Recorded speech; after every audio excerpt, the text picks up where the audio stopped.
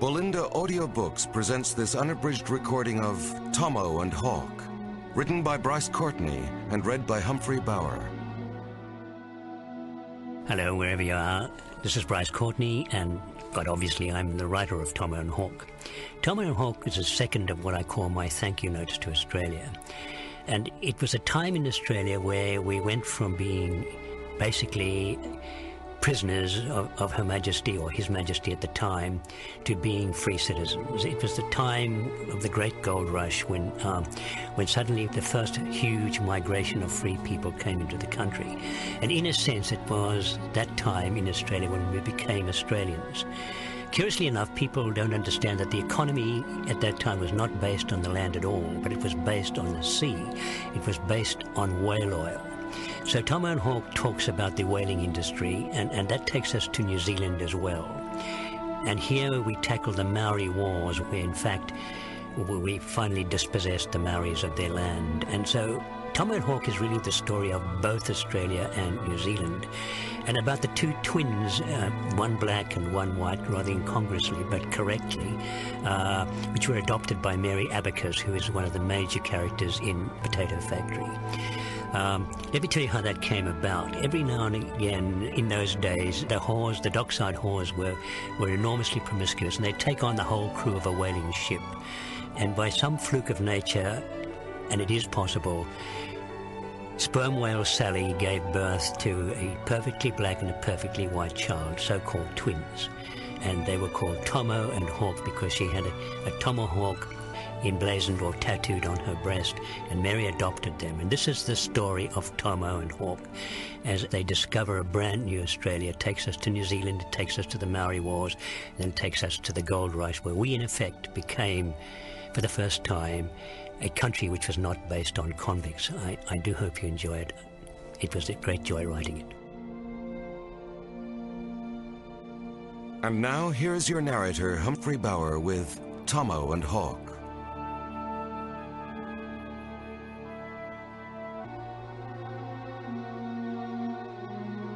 For Alex and Belinda Hamill. Acknowledgements. To Benita, my wife, who is first to read my work, and who endured mostly with good humour the painful process involved in a partner writing a work of fiction. Owen Denmead, who helped in 1,000 ways with small and large chores. Margaret G., who constantly combed my manuscript for errors of form and function and always improved upon it. Bruce G., who undertook the task of major researcher and never failed to find both the important facts and wonderful tidbits that give a novel both veracity and colour. Christine G., my indefatigable publicist. Adrian Collette, Adam Courtenay, Tony Crosby, Alex Hamill, Alan Jacobs, Sylvia Manning, Lisa Mills, Essie Moses, Phyllis Pike, Roger Rigby, Sardine, Dr. John Tooth and Dr. Brent Waters. Professor Terry Sturm at the University of Auckland, who read those sections dealing with the Maori Wars. The Tasmanian Museum and Art Gallery, the State Library of Tasmania, the Sydney Maritime Museum, and the inestimable State Library of New South Wales, and in particular the staff of the Mitchell and Dixon Libraries, for their unstinting and generous help. My abiding gratitude to the hundreds of past writers of books, newspapers, magazines and pamphlets, from whom I have learnt both narrative form and fact, and whose prior work made mine possible. To my publishers, Bob Sessions and Julie Gibbs at Penguin Books Australia, who never flagged in their efforts to help me meet my deadline. Finally, my editor, Claire Forster, who together with editor Laurie Critchley, worked long and hard to take my words and make them sing. What a joy it has been to work with you all.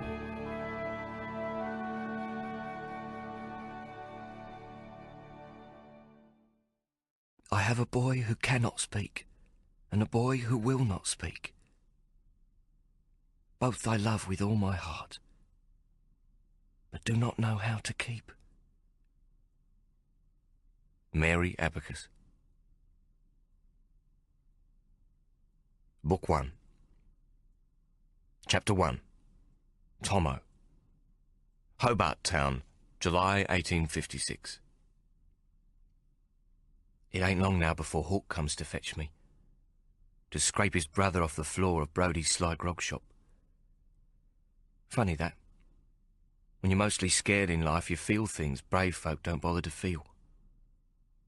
I know he's coming. I can hear his big footsteps coming down the hill 2 miles away. When you've been listening to fear as long as me, you can't never be fooled.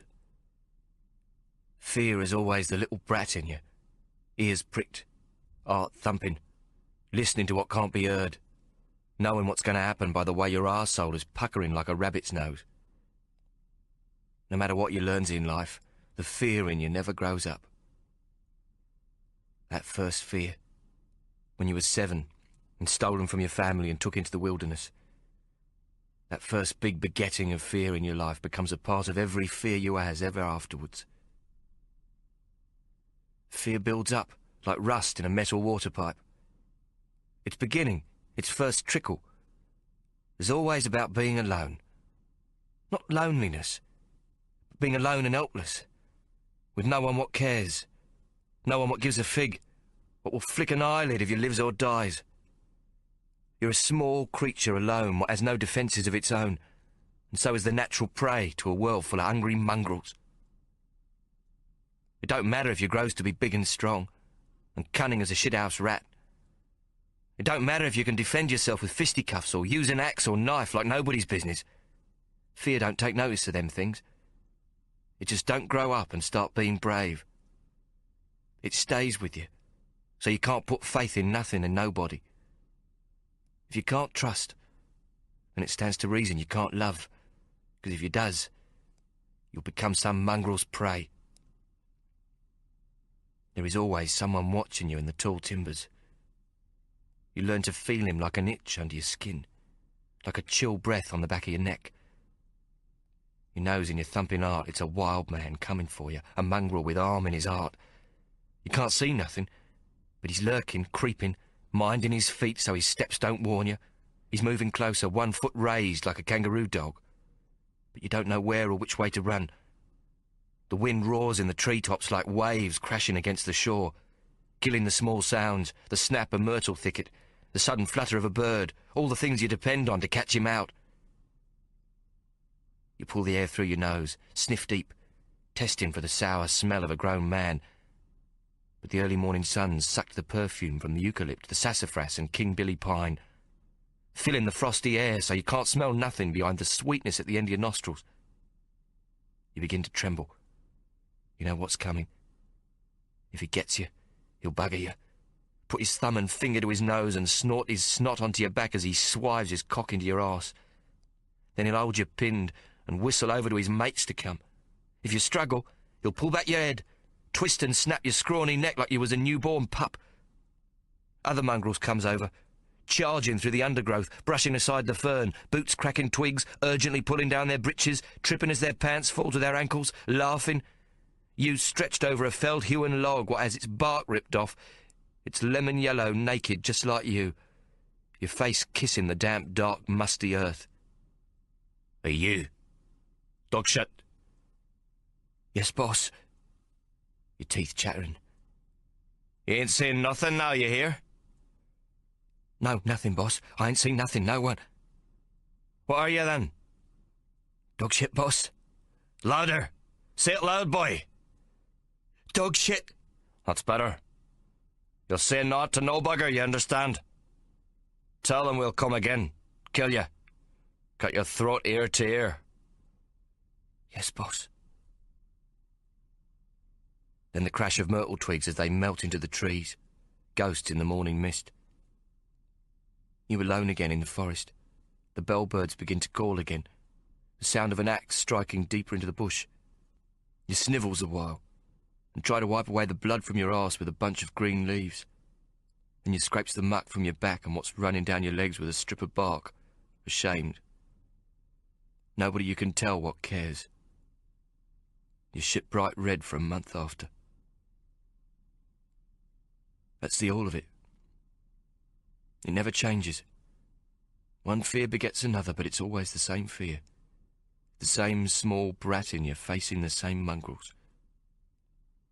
Once fear gets a hold of you, you can't trust no one no more, not even yourself. 'Cause you know they be right. All you be is dog shit. and all they wants to do is bugger you so you never forgets what you is. I've got to drink down fast, get a few into me. Brother Hawk don't countenance me staying on no matter how much I plead at him to let me be. I'm not afraid of Hawk, just of Hawk coming. I'm afraid of Mary, of Sunday dinner, of myself. Mr. Brodie, sir! Another snort of Aquadine! I held up me last shilling, won yesterday at Euchre. Got to find a game today, but it ain't so easy on the Sabbath. Here! I twist the silver coin to catch the lamplight. I've got the money, now quick, Mr. Brodie, if you please. Brodie shuffles over, sniffing, stepping over bodies, spilling some of me precious tot. He grins toothless and puts the little glass down. There you go, Tommo. He grabs up me shilling in dirty woolen mittens what's got no fingers. Then he holds up sixpence change he has ready in his other hand. Shall I fetch t'other half, then? He twinkles the sixpence. Why not? I've got to go soon. Bring it right off, will you? I nod. Brodie smiles, a smarmy smile on his ugly gob like he don't believe me, and he makes a fuss of fumbling at the front of his waistcoat, pushing the sixpence back into a greasy pocket, his dirty fingers dancing like spiders' legs over his pot belly. The Aquadine doesn't hit as hard as it should.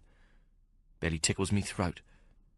Bastards watered it down, doused the fire in it to make it last longer, though it's better than the Cape of Good Hope brandy he serves to most of his Sunday drunks. More like Cape of No Bloody Hope. All the good hope in it watered down to make a gallon of misery out of half a pint of Trooper's Joy. Don't suppose I blames him, human nature being what it is. Fair enough, I reckon. The pubs are closed Sunday, so we're in his hands, ain't we? He's got us drunks all to himself.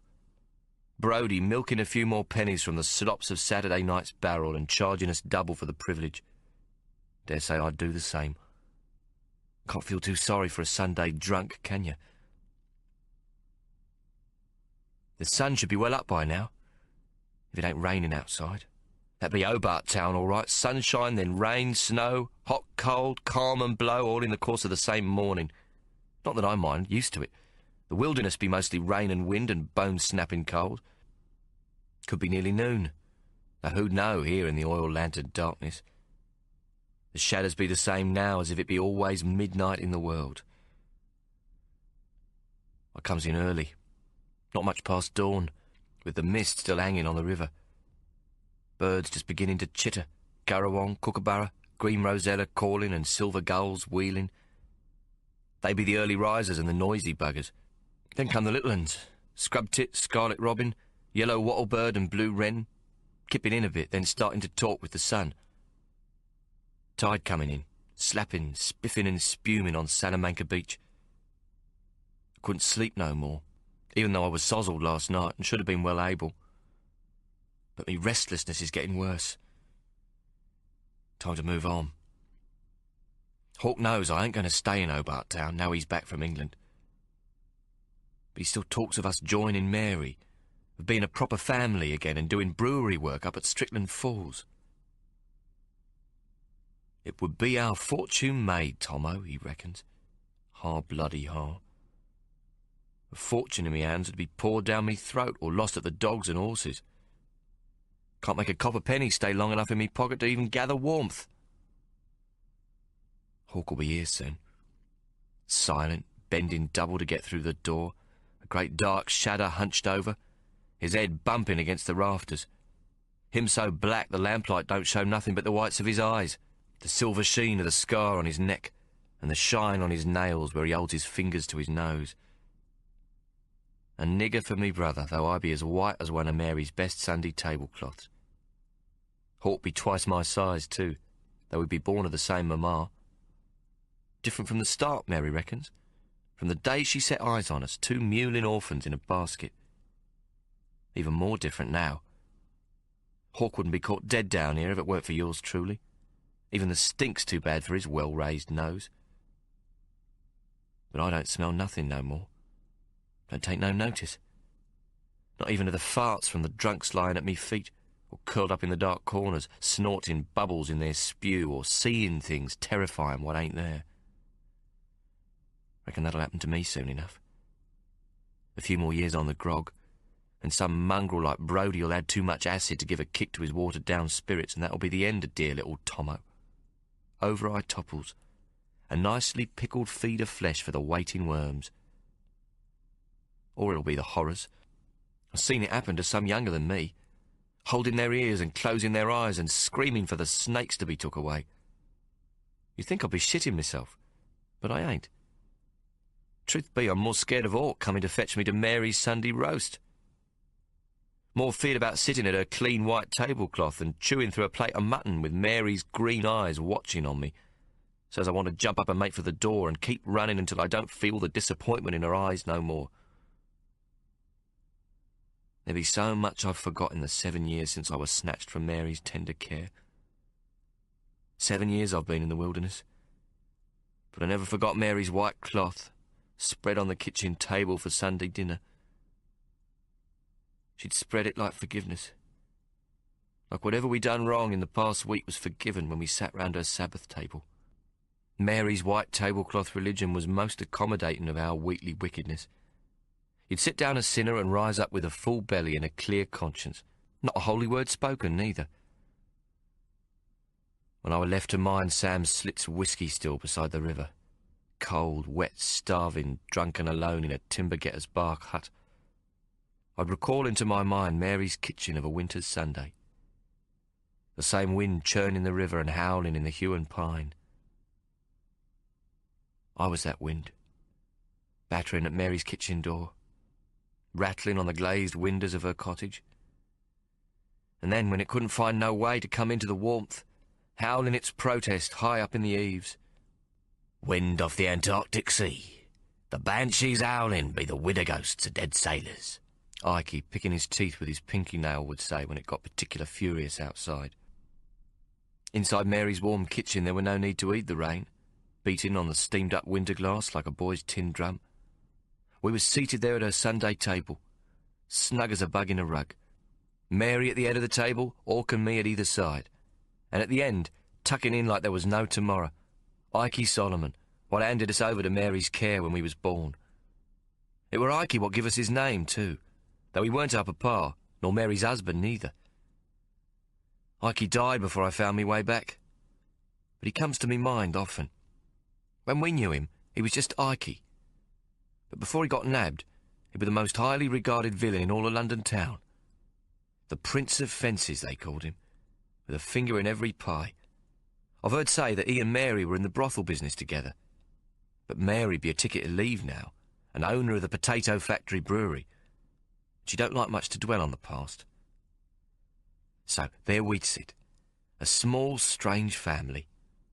In front of us, on a big white oval plate with a picture of blue willow trees and two Chinamen on a little bridge, were a huge leg of hot-roasted mutton, the very best butcher's hogget, with Mary standing over it, big fork in one hand, knife in t'other, carving onto each tin plate, then pouring on a rich steaming river of gravy.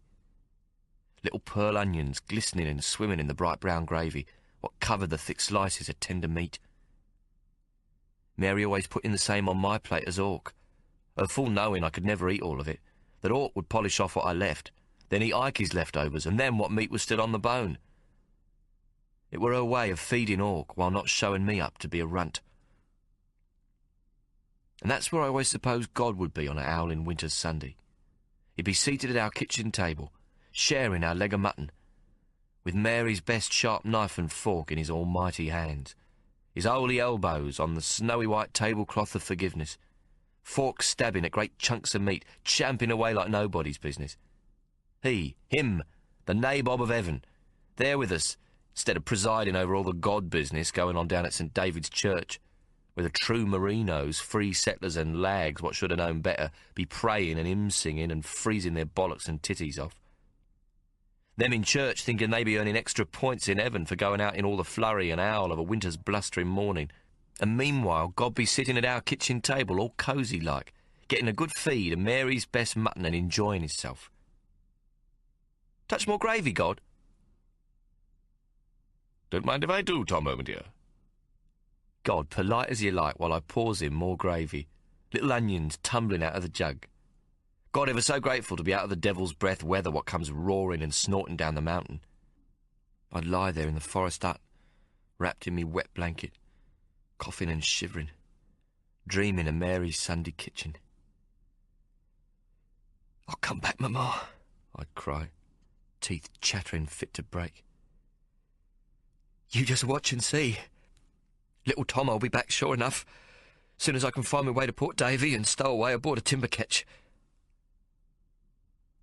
But now since I come back, me appetite's quite gone. Nothing tastes good no more. Sundays were always me best days in them old days. Now they's bloody purgatory with me afraid to look into Mary's sad face. Me here drinking Brodie's sly grog, scared shitless because Hawk's going to make me sit down to Sunday dinner with our own Mama. How can I face Mary when I've forgot how to deal with kindness in me life? Hawk with his hands moving, 13 to the dozen, trying to make cheerful conversation, and me with me eyes on me plate, not wanting none of it except to get up and run for me life. Though Hawk can't talk no more with his voice, I can still hear him in me head. When he speaks with his hands, I can hear him, clear as a bell. All them years away, and I never lost the sound of him. I promised myself when I were miserable that I were going back to my Mama's Sunday dinner and to my brother's deep, sweet voice. Now it's gone. His voice, what was always a comfort to me when I was away, always steady, unafraid. Hawk's beautiful blacky boomer voice is gone, rubbed away by the wild man's horse rope. Even then, in the wilderness, I had most strange feelings, like something were trying to choke out Hawk's voice. But I tried to put it out of me head, for remembering was all I could hang on to. Mary's told me what happened to Hawk when we was both kidnapped on the mountain and later became separated. A wild man took Hawk and starved him, and led him behind his horse by a hide rope around his neck until his voice was rasped away. All he's got now is his necklace of scars. I've asked Hawk about this time, but he says with his hand language he can't remember anything, except that we was took on the mountain by 4 men, and afterwards nothing. I can't remember the early part either. I can remember how it were with Sam's slit, but I don't want to talk about it. Maybe one day we will.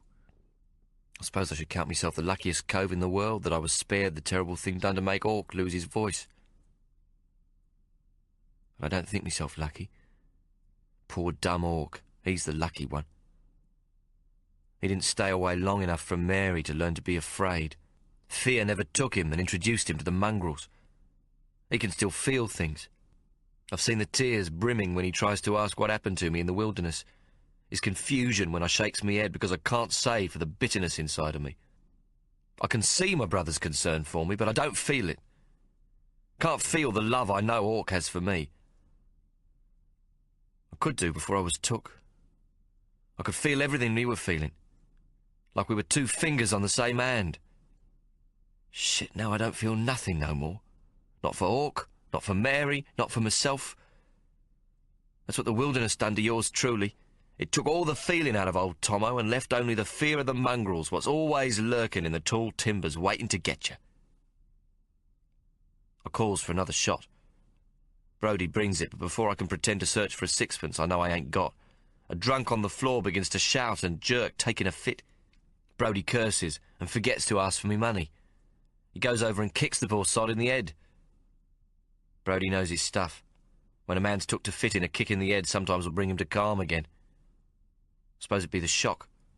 I can feel Hawk is close. Better drink up quick, Tommo. Hawk says we got a purpose, him and me. Me, quick and nimble with a mouthful of cheek. Him, strong and thoughtful and silent. It's a right rare combination what could work together, he says.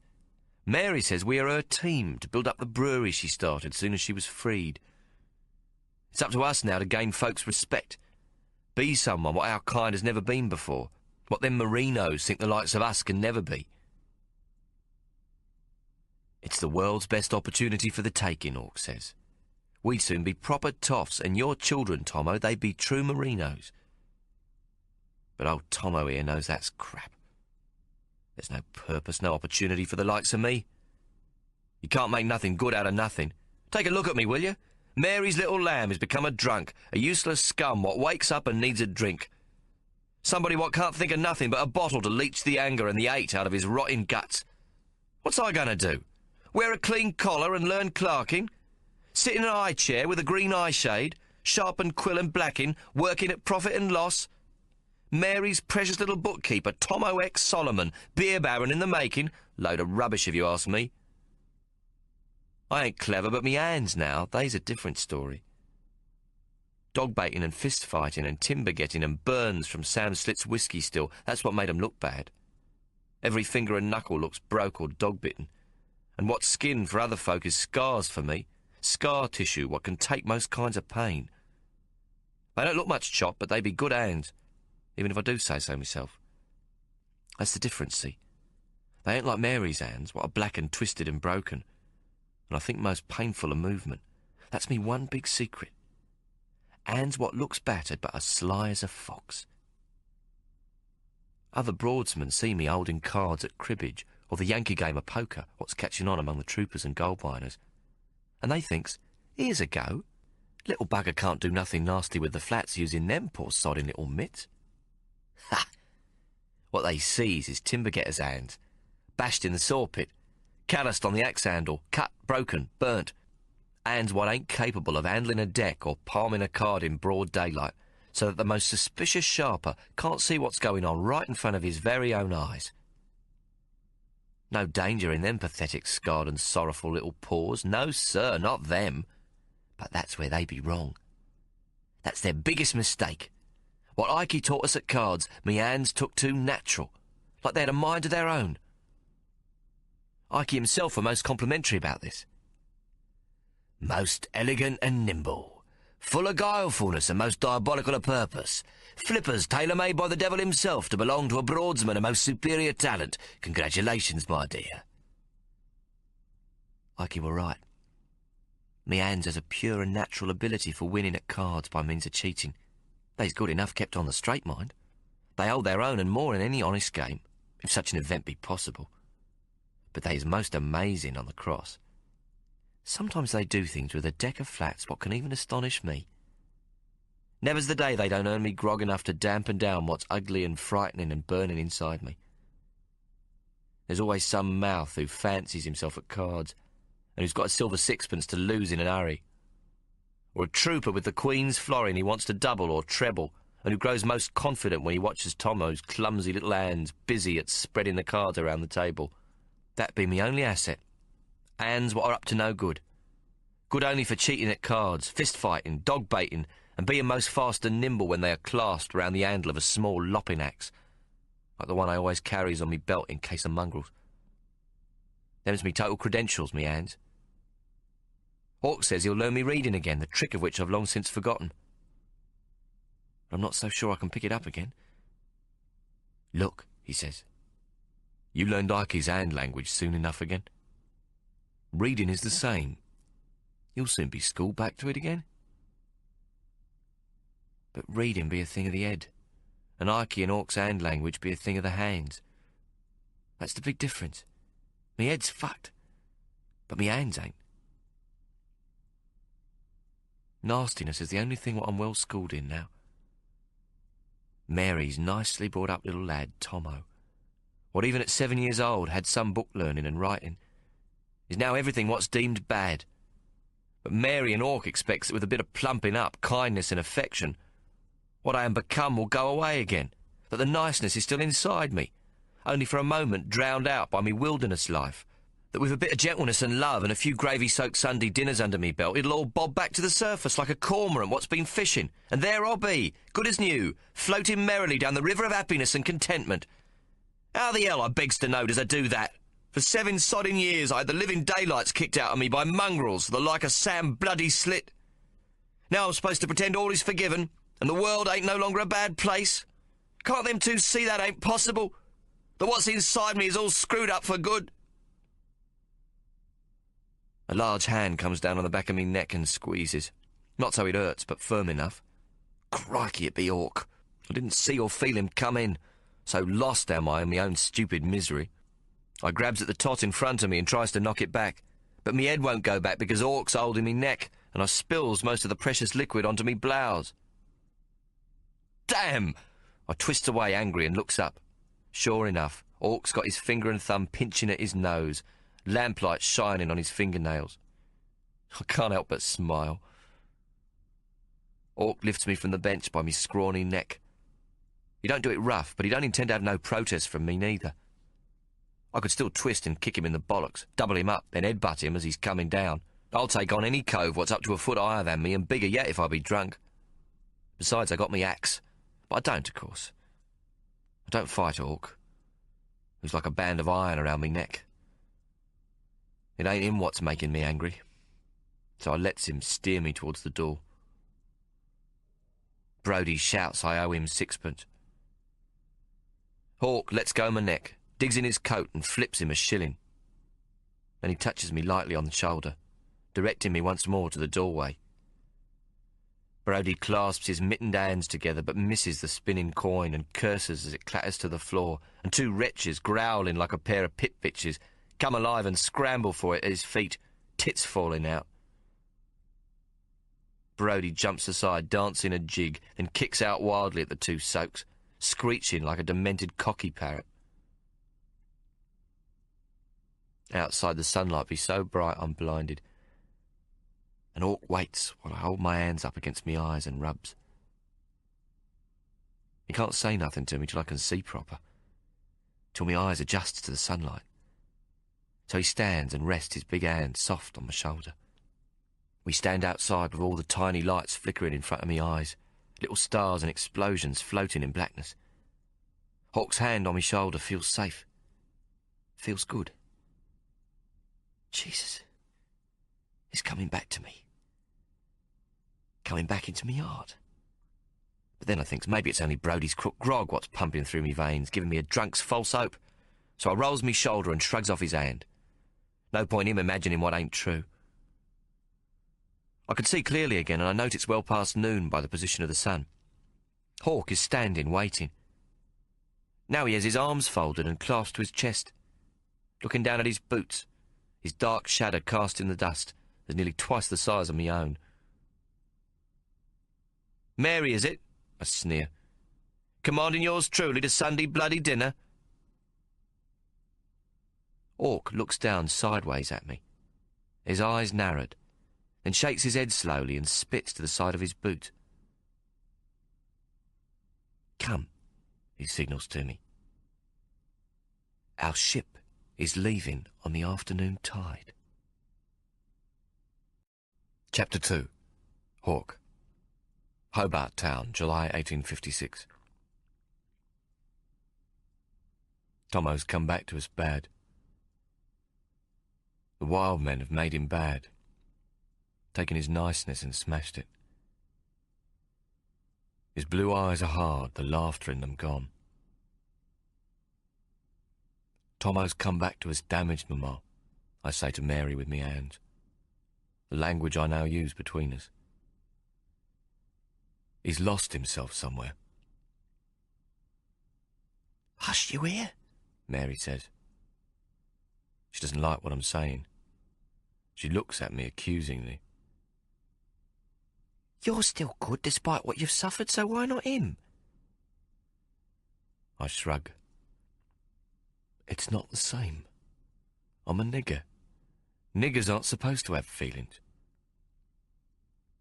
She leans forward across the table.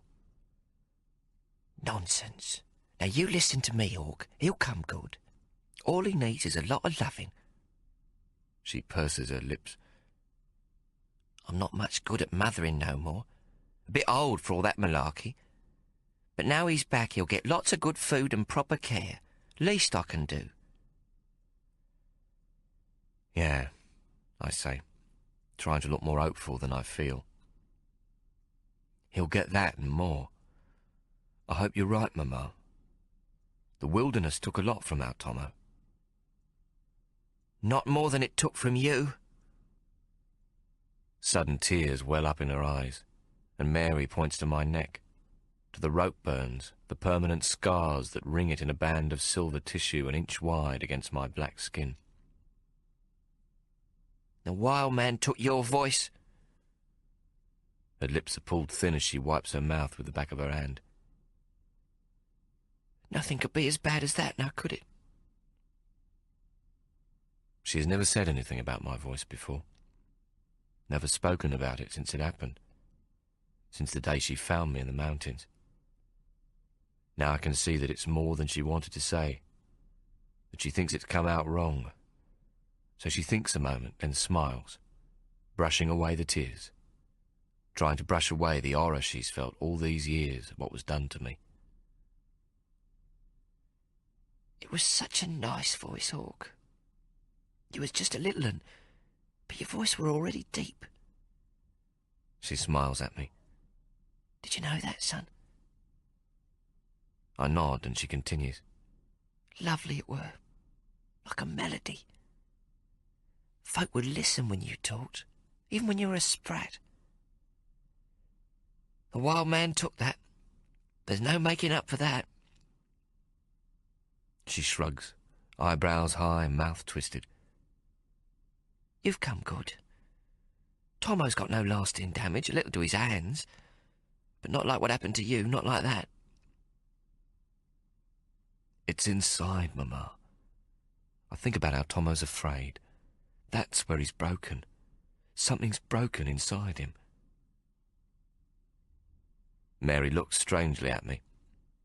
She doesn't tolerate folks who feel sorry for themselves. When she speaks, her voice is sharp again. Whatever it were what happened to Tommo, it were no worse than most of us gets in life. This poxy island be full of past suffering. Sadness be a part of this place. Suffering beyond the wildest imaginings of them what's not like us. Tommo's still young, only just growed up, plenty of time for him to settle down. Work'll fix what ails him. She says all this quickly as if she'd thought it all out.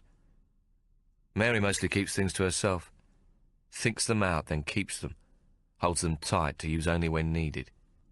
Now I sense she's worried about my brother too. When you've lost your speech and must talk in hand language, you learn to watch people more carefully.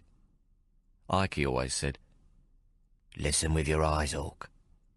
It be your eyes what's your best ears. And he was right. I don't want to say it, but I must.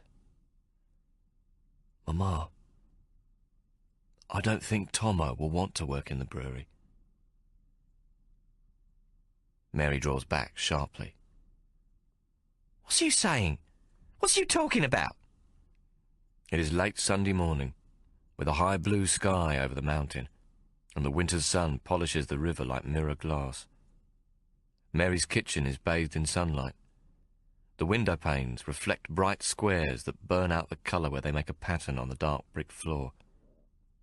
Specks of dust turn to gold, dance in the shafts of light. Tommo has gone down to Wapping to drink at Brodie's Sly Grog shop. Since he's been back, he does a lot of walking on his own, learning Hobart Town that's grown and changed so much since we were kidnapped. He walks, then stops off to play euchre or poker in a pub or grog shop, coming home late and drunk, sad drunk. A 15-year-old who finds no cheer in the drinking he does. Mary and I are sitting at the kitchen table, which is covered with a white cloth. On Sunday, Mary always spreads a white cloth on the kitchen table. Damask, she calls it. It's like her Sunday altar. We don't go to church. Mary doesn't believe in it. And Ike, the closest thing we had to a father, was a Jew. So was our real mother, or so he said. He used to tell Tommo and me that we were too. Mary says she doesn't know anything about that. All she knows is that our mother was Sperm Whale Sally, a whaleman's whore. She says Ike made up a lot of things to suit, like the X he put in both our names. Ike added it on the spur of the moment when the government man said it wasn't Christian to have only one name and demanded a second be given. So Ike scratches his noggin and thinks a moment and then says, Israel and Moses. And the man says they aren't Christian either, and he isn't going to write anything down until Ike comes up with good Christian names for second. Tell you what, says Ike, I'll put X, and then they can both choose a second name to their own liking when they've grown a bit. The government clerk thinks for a moment, scratching his head. Fair enough, all right then, exit B. He can't immediately think of a reason why X is not Christian, it being a sort of cross and all, and he doesn't really care. So now it's Hawk X Solomon and Tommo X Solomon forever after. Can't trust the silly old bugger to get nothing right, Mary said when she first told us she wasn't our real mother, nor Ike our father, even though he gave us his name with the X added. Probably gave you his name, then got nervous that maybe it weren't quite kosher, so he cancelled it by adding the X. Nothing would surprise me with him. Mary snorts each time the story comes up, but she's got a smile on her face too as she thinks of him. Ike always did have a bet each way. Mary also told us that Tommo and I are twins, the same but different, the same mother but different fathers.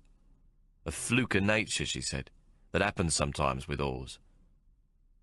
Tommo came out with white skin and blue eyes, small as a tadpole, an eye as black as the ace of spades and big as a bullfrog. It's very confusing to other folk, but not to Tommo and me. We're twins in the heart and in the head. Whether Jew or Mohammedan, twins of their own religion. Anyway, Mary isn't much concerned with religion. Tell 'em you're Church of England, she says when we're asked. Don't suppose it matters, do it? God ain't got no religion now, does he? As far as worshipping goes, it's best not to take sides. She decided for all of us when she pointed to the mountain towering above us. Best off worshipping that. She was not jesting either, for she loves the mountain. God lives in that mountain, right above the organ pipes, she told us once. The organ pipes are the shafts of rock that form a steep cliff to one side of the top of Mount Wellington. When we were little, Tommo and I always skirted well clear of those pipes when we climbed the mountain, just in case Mary was right and we should bump into God. What would you say to God if we should meet him up there? I once asked Tommo. Tommo thinks for a moment, then says right off, I'd invite him to Sunday dinner. Why? I asked. 'Cause that's the most holy place we got, silly. He was right, too. Once when Mary spread her damask cloth, we asked her why, and she said, It be our way of giving thanks to him what keeps our bellies full. It be our altar cloth. We belongs to the white tablecloth religion, Tommo once told the curate at St. David's, who stopped us in the street and asked why we didn't come to Sunday school. As for not going to church, Mary always says, If folk don't like it, well, that's just too bad now, ain't it? Knowing right from wrong is all what matters. And I've yet to meet the preacher on this God-forsaken island what does. There is little doubt Sunday is important to her, though, and a special occasion. Almost every time she spreads the cloth, she says, One day I'm going to buy us some silver, some Sunday silver. But I don't think she ever will. Such a gesture would be much too flash for Mary. And we're still eating off the same tin plates and using the most ordinary cutlery you can buy. Since I've come back from England with Ike's stolen fortune, Mary could have a crystal chandelier in the kitchen if she wanted, and bone china and silver cutlery heavy enough to sprain your wrist. But Mary doesn't want people to think she's a free settler or a toff, or that she believes herself better than the rest of the lags. She isn't ashamed of who she is, a convict who has earned her ticket to leave and had her freedom granted after serving her sentence. It's who you is when folk knocks at the door of your heart what counts, she always said when we were young. Hide the past and it gives them what's jealous of you the power to bring you undone. I remember her telling us always, Never give no one the power to shame you. Keep everything clear and in the open. Hiding from the past be the main business of this cursed island. People trying to pretend they's better than other people, when they's dirt, the scrapings of the barrel, just like what we is. Hannah Solomon be the prime example, putting on airs and graces, talking like a toff and trying to be a free settler, when she ain't and never can be. Hannah was Ike's lawful wife, but all she did was try to do him harm. Now she and Ike's children live with a cove named George Madden in New Norfolk. Mamma once taught 3 of Ike and Hannah's brats, David, Anne and Sarah, when Hannah was a prisoner seamstress in the cotton factory. They was bright too, those young'uns, Mary told me. Mary doesn't care much for the free settlers here. Who'd come to this miserable place even if it were free? Unless they was third-rate to begin, is what she says. But she is not being altogether truthful about her feelings. She'd not return to Blighty even if the governor granted her free passage. Mary loves this island. It is where she found the chance she was always looking for.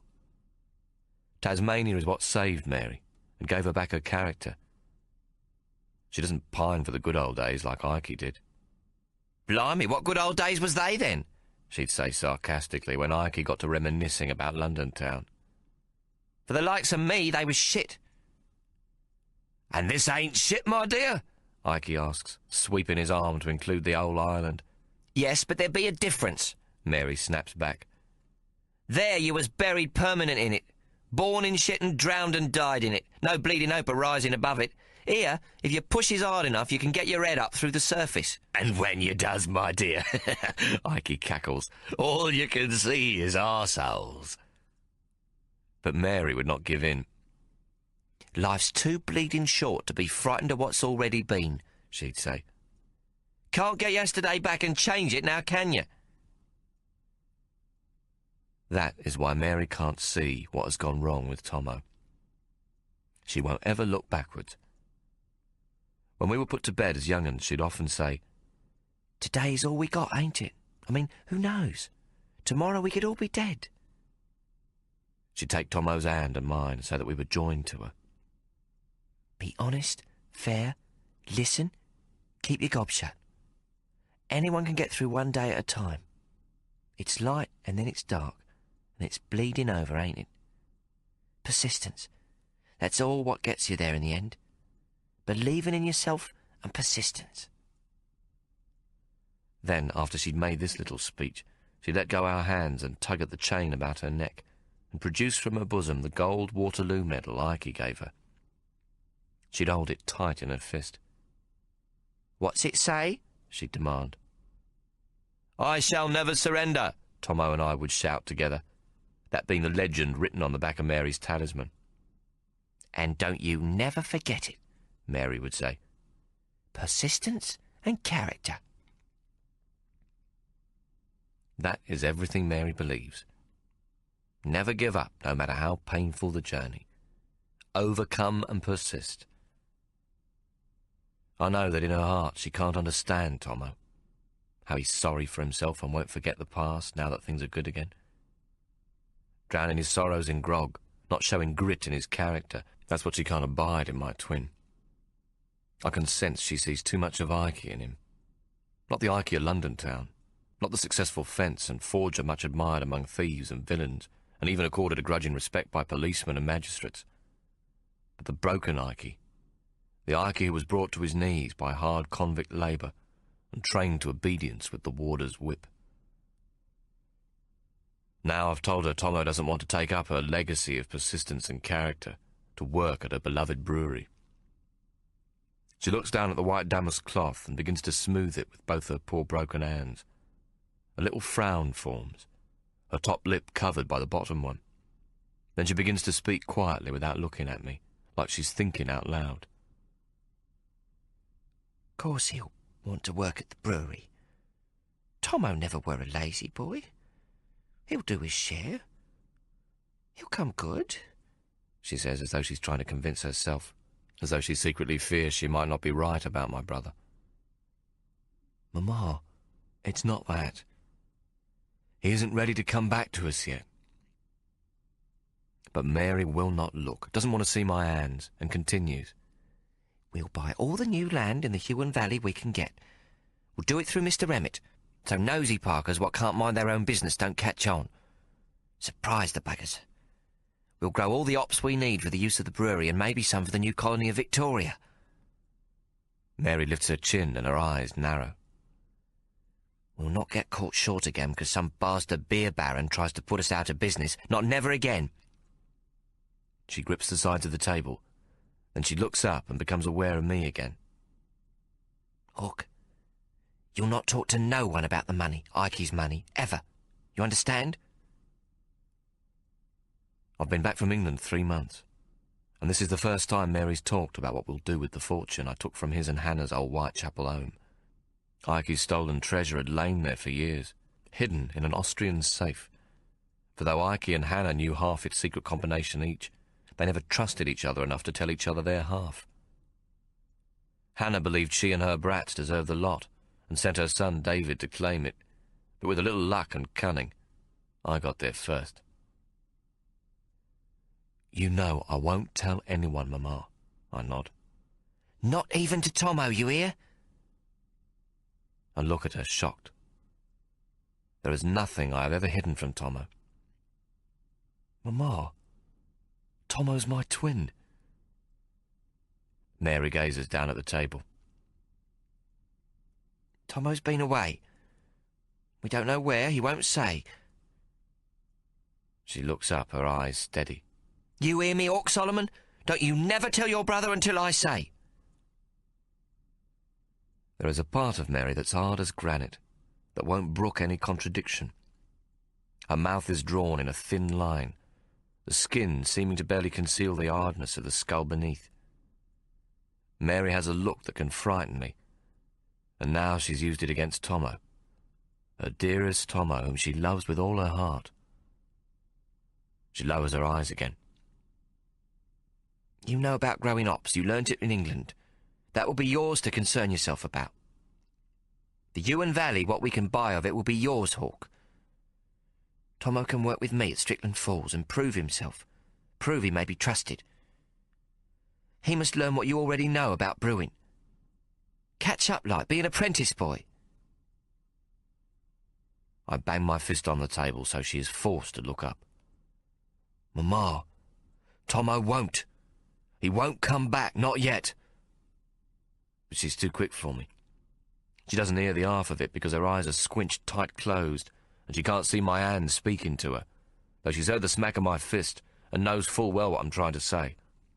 The potato factory, Mary says fiercely, her eyes still closed, like it's a holy catechism, comes first. She opens her eyes and spreads her crippled hands against the white of the cloth, fingers splayed as wide as they'll go. Then it comes to her what she's just said, and she adds, That be after you and Tommo, of course. Mamma, we've got Ike's stolen fortune. You don't ever need to work again if you don't wish. Mary is silent a moment, then she says, That be the old problem. He has to make what's been stolen honest again. She can see that I don't understand her. She shrugs. All Ike's money's been gained on the cross. Not one penny comes from honest toil. It all comes from fencing, forging, laundering money, brothel keeping, and having his brats at the Academy of Light Fingers pickpocket for him.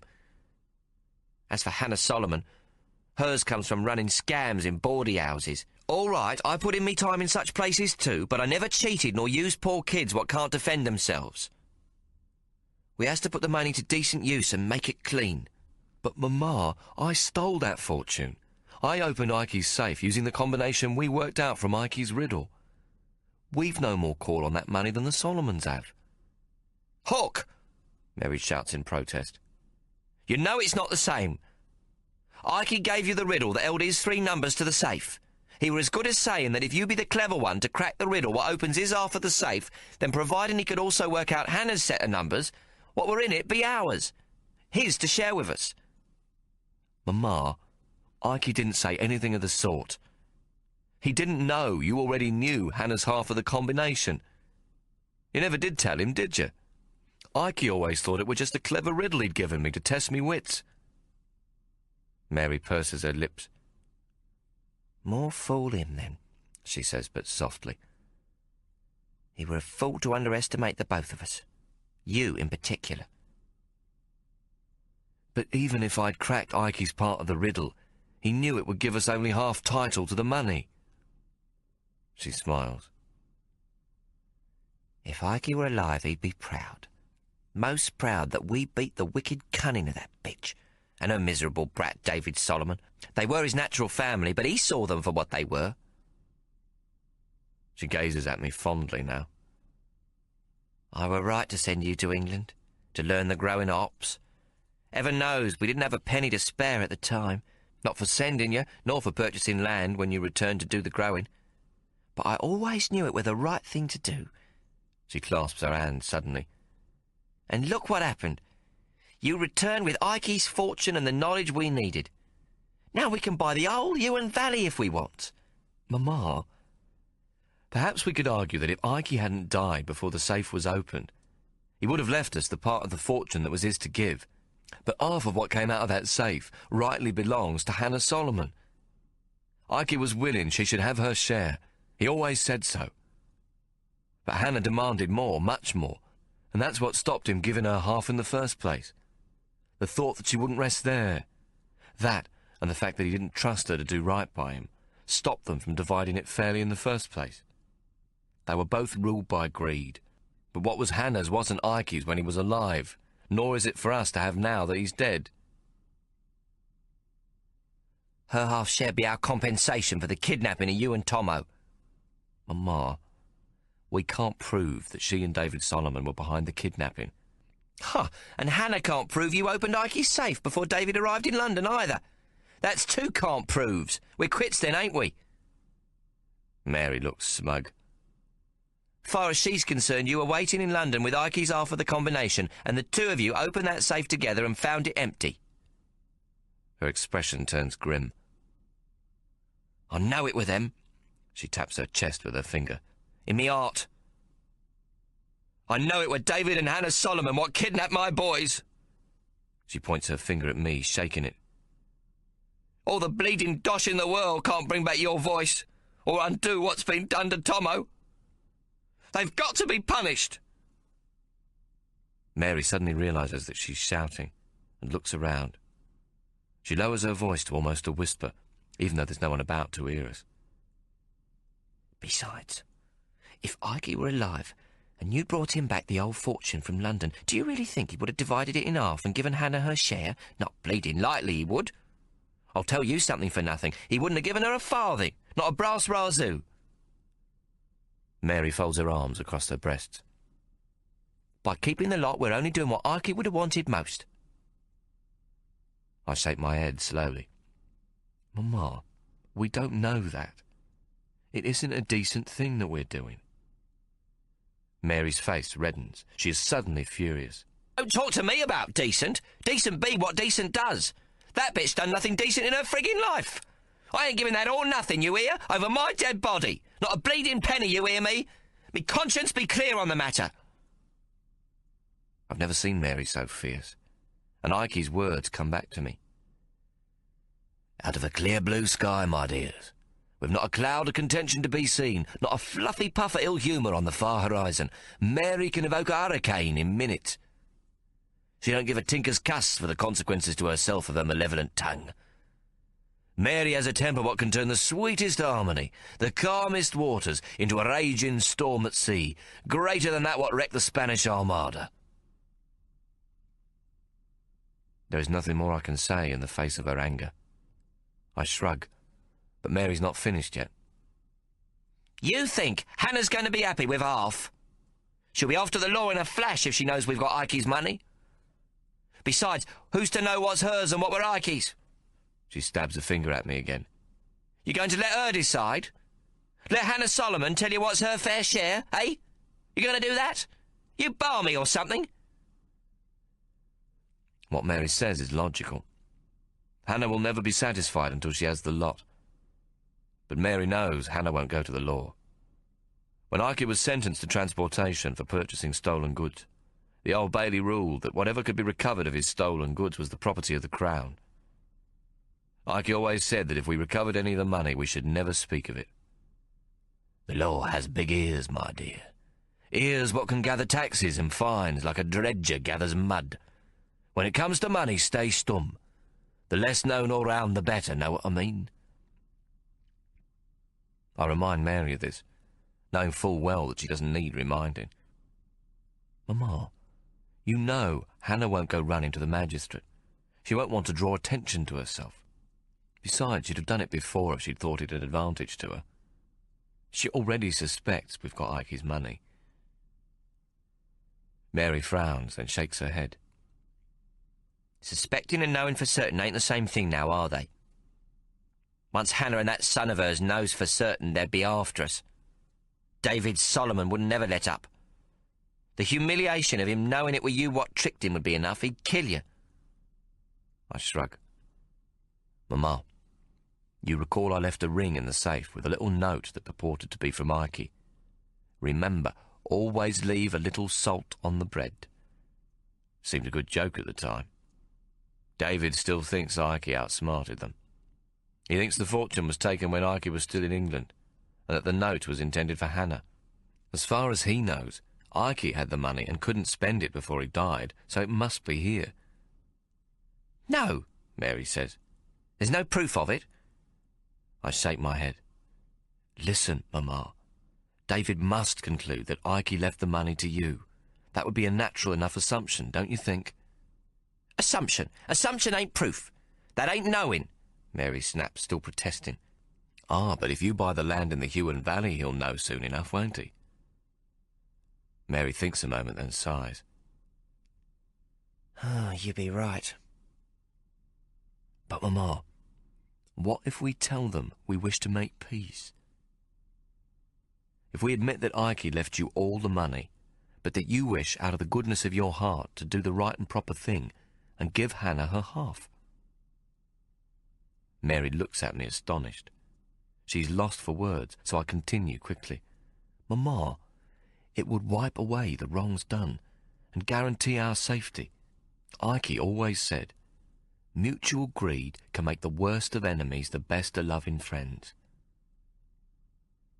Mary sighs and looks at me despairingly. Hawk, you is always trying to fix what can't be fixed between folk. This ain't a peace what can be bought. Them lot is filth. They won't abide by no goodwill, no conditions. But don't you see, Mama? We'll make it so they must. We'll leave a sealed envelope with Mr. Emmett.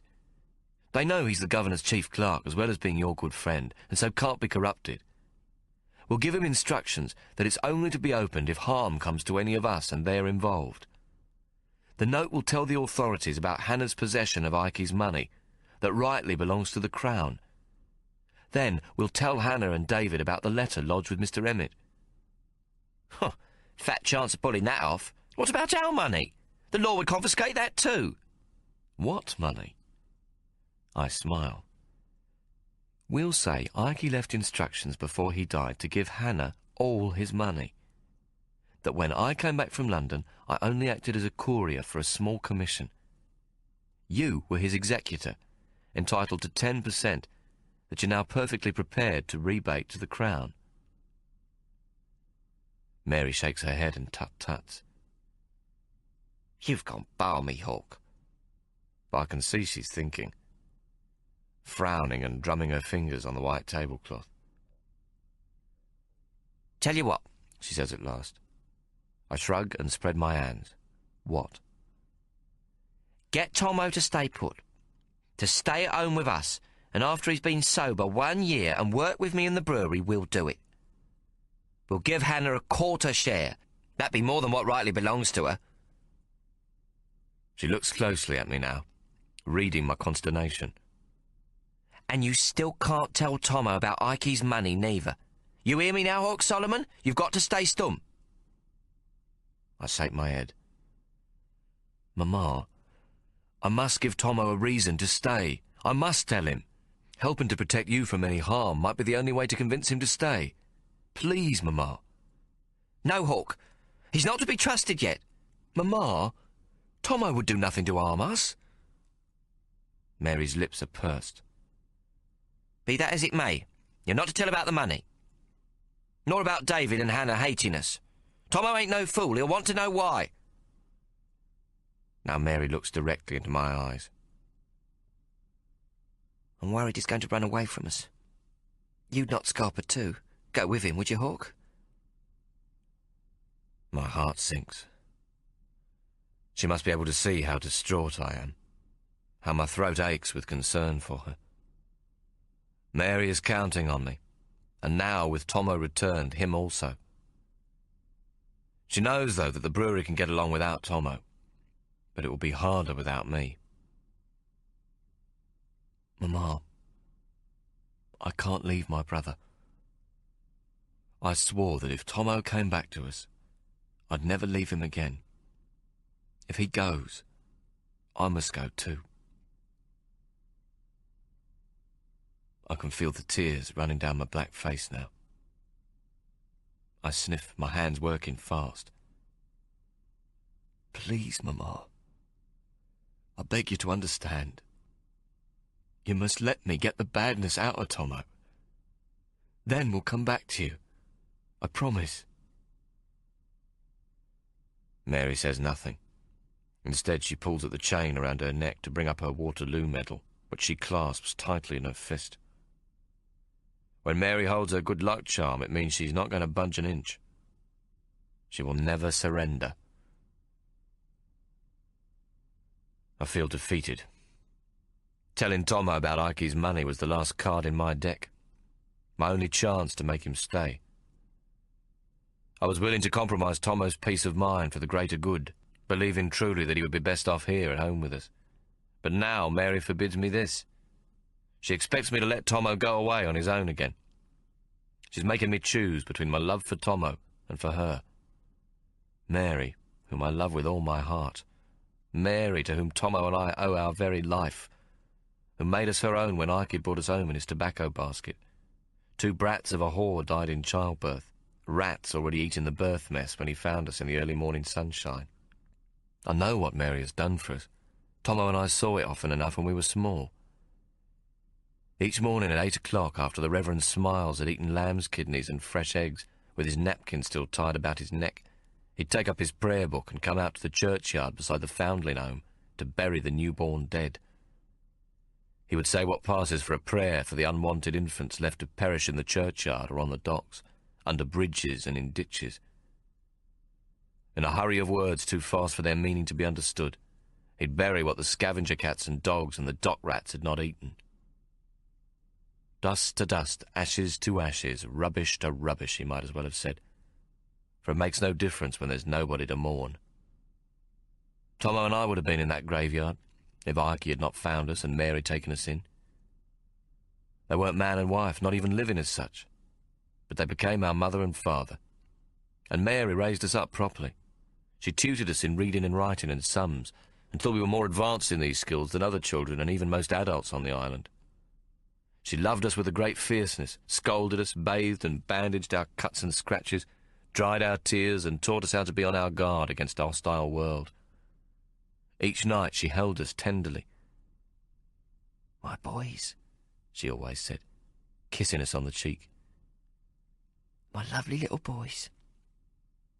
It was the last thing we heard every night.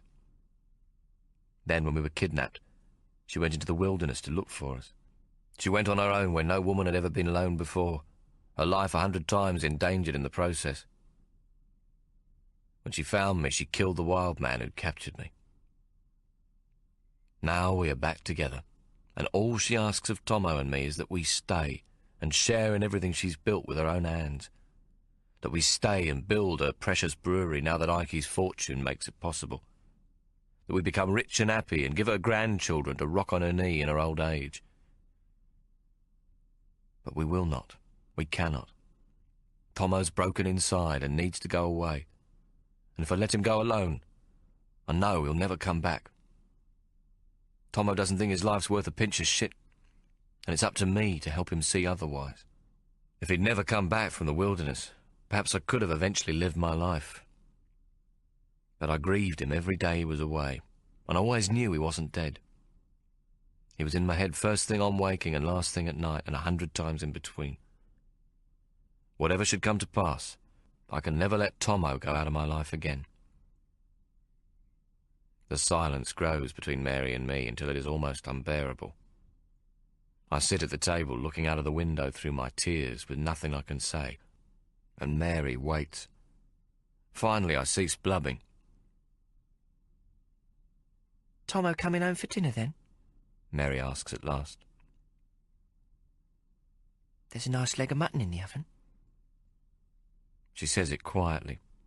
Then, when I don't answer, she asks, "Whopping, is he?" I nod, grateful that she's left the topic of our conversation, but dreading she'll return to it. Drunk again, I suppose. She looks up to see my hands reply, but I keep them in my lap and say nothing. Me old man were a drunkard, she says quietly.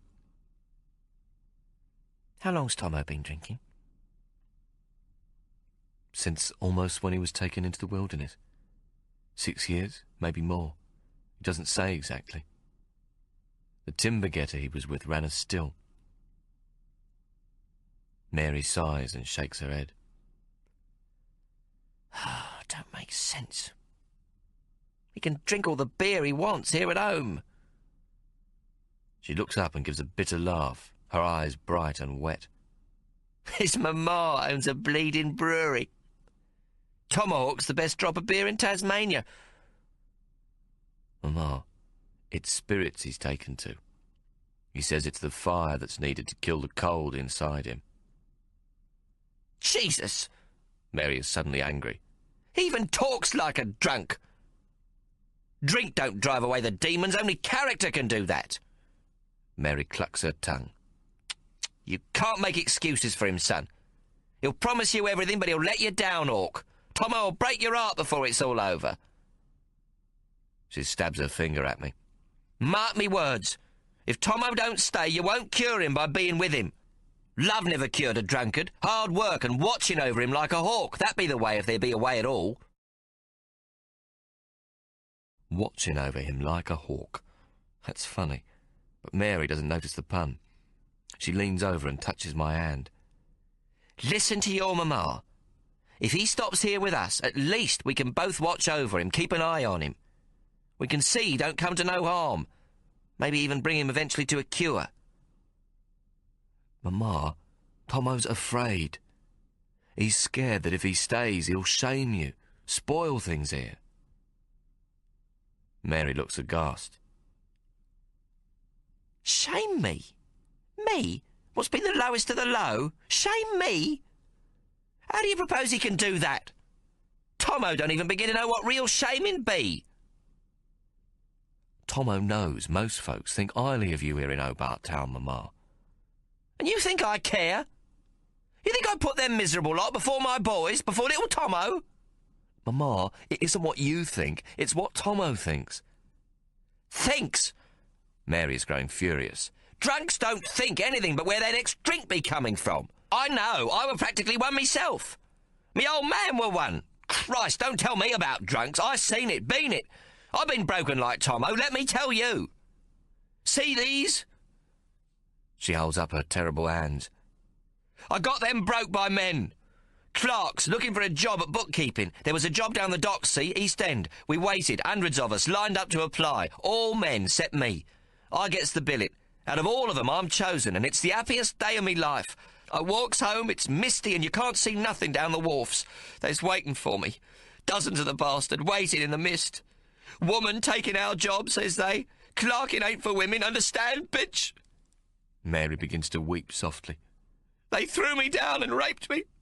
Then they held me and stamped on me hands till every finger was smashed and every bone were broken raw. She places her hands into her lap below the table. That's how I become a tart. It were all I could do, me hands being useless and all. Then I were in a brothel and had a fight and run away, and they sent the acid man after me, the slasher. She turns her head slightly, showing the scar which disfigures her pretty face. I know how the bottle tempts you. Numbs your pain when you're hurting. For a long time that were all I had, no hope of the future, nothing. Then I hears on the grapevine that Ikey Solomon the fence be looking for a bookkeeper what'll keep their gob shut. I goes to Ikey, and he gives me a job clerking, then later running a bawdy house. Ikey were the one what first gave me a chance to come good when nobody else would. Mary sniffs and jerks her chin upwards, knuckling the wet from her eyes. And that's what we'll give Tommo. A chance to come good. To make something of himself and forget what they done to him. To stop feeling so bleeding sorry for himself and get on with it. Begin a new life, just like I done. Believe me, there's not too many gets that chance given. But Tommo is not strong like you were, Mamma. He's not the same cheeky boy we loved, full of fight and vim. Mary's eyes soften at the memory of how Tommo was, then grow sad. He don't hardly say boo to a goose. He's been home 9 months and he ain't laughed proper once. Just answers me polite like, yes, mamma, no, mamma. He don't never meet me eyes. The anger has now gone from her voice, and she speaks barely above a whisper. She looks up, appealing to me. What's wrong with him? What's I done wrong to Tommo? Nothing, Mamma. I've told you. Tommo loves you, but he's shamed. Scared he's not good enough for us. He loves you, but it can't come out. It's stuck inside. He's forgotten how to bring it out. Mary's face grows hopeful now. Then we'll teach him. Me and you, Hawk. We'll show him how we both loves him. Show him there ain't nothing in the bottom of a bottle what can help him. She jumps up and waves me away with the back of her hands. Go fetch him. She's laughing. Go on, Scarper, be gone with you. She moves over to the hearth, wiping her hands on her pinny.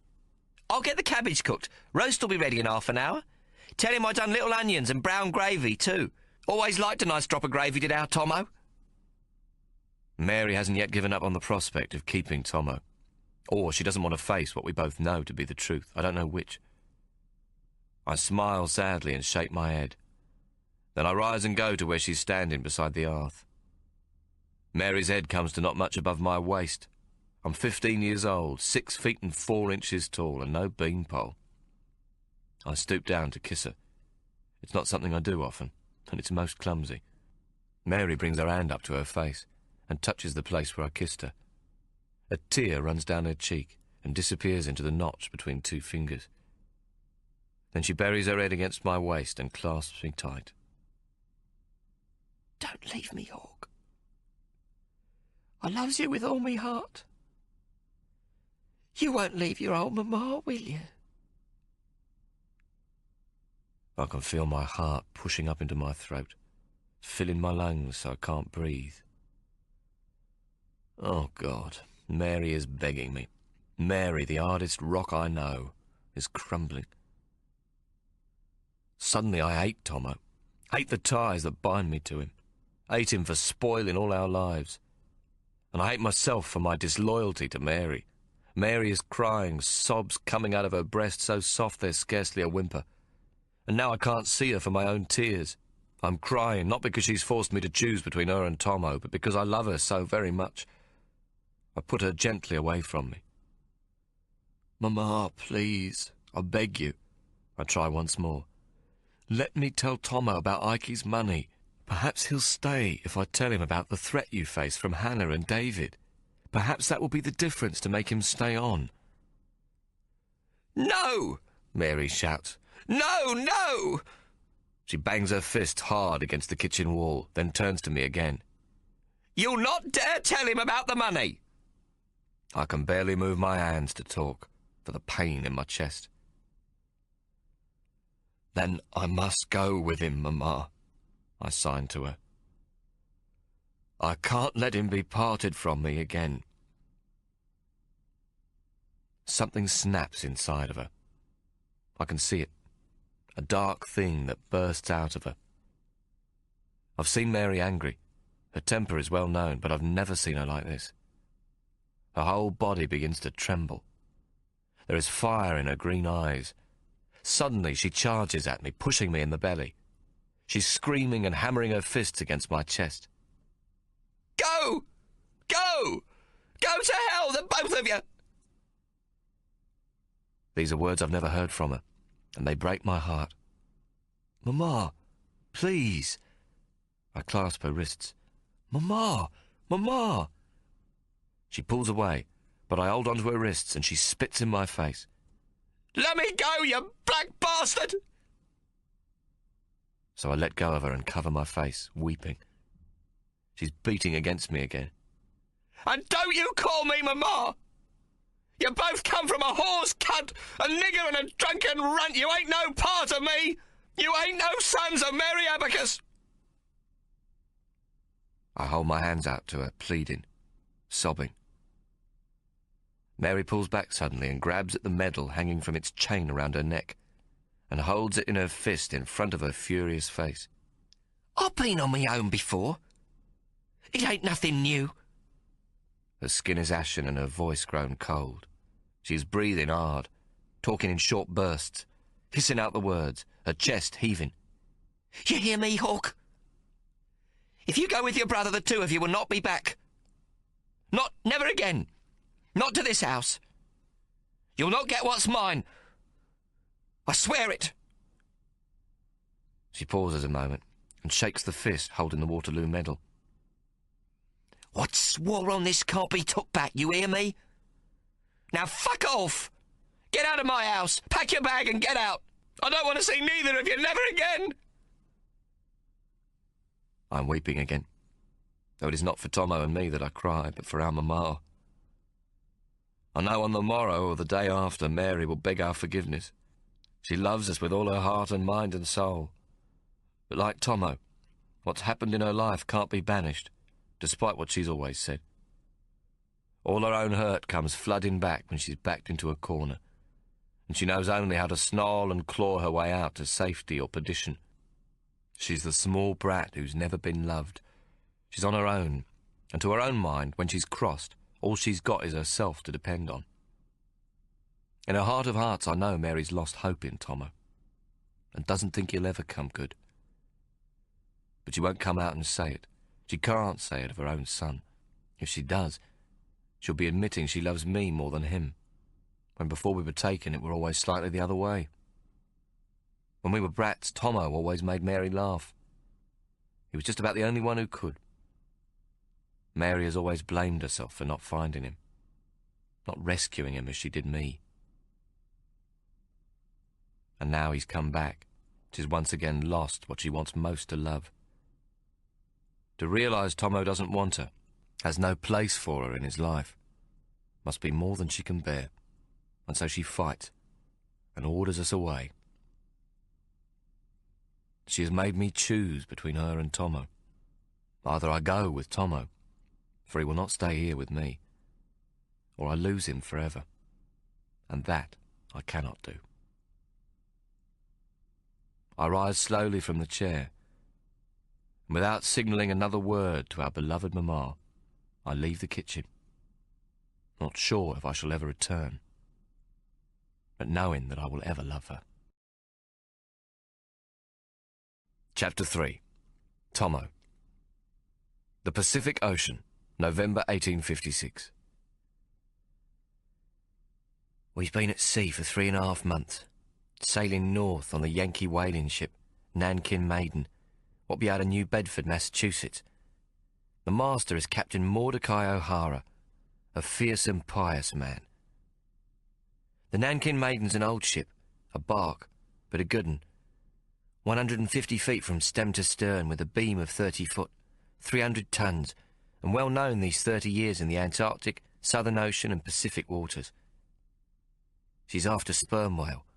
We was quickly told the Yankee sperm whalers are the toughest there be on the 7 seas. From the looks of it, there ain't many Yankees aboard, except for the 3 mates, the ship's carpenter, the cook, blacksmith, cooper, sailmaker, and of course the master himself. That's only 9 out of 42 men. The rest is all volunteers like Hawk and myself. Rough men of every colour and shape, from seaports in the Indies and the Caribbean, Cape of Good Hope and the islands of the Pacific Ocean. There is also a few Limeys, Irish and Dutchies, mostly picked up in Rio. Though Hawk were brung up better than me, here he's treated as a nigger. There is 4 others, but they be true niggers, 2 from the Indies and 2 from the Cape. Hawk's bigger than all on board, except for one of the Maori, and I'm glad to have him about. There be another black what's not counted a nigger, an aborigine from the Stony Creek tribe named of Billy Lanny. Hawk says he must be one of the few Tasmanian natives what's not been shot as vermin, or what died when they was took to be settled on Bruny Island.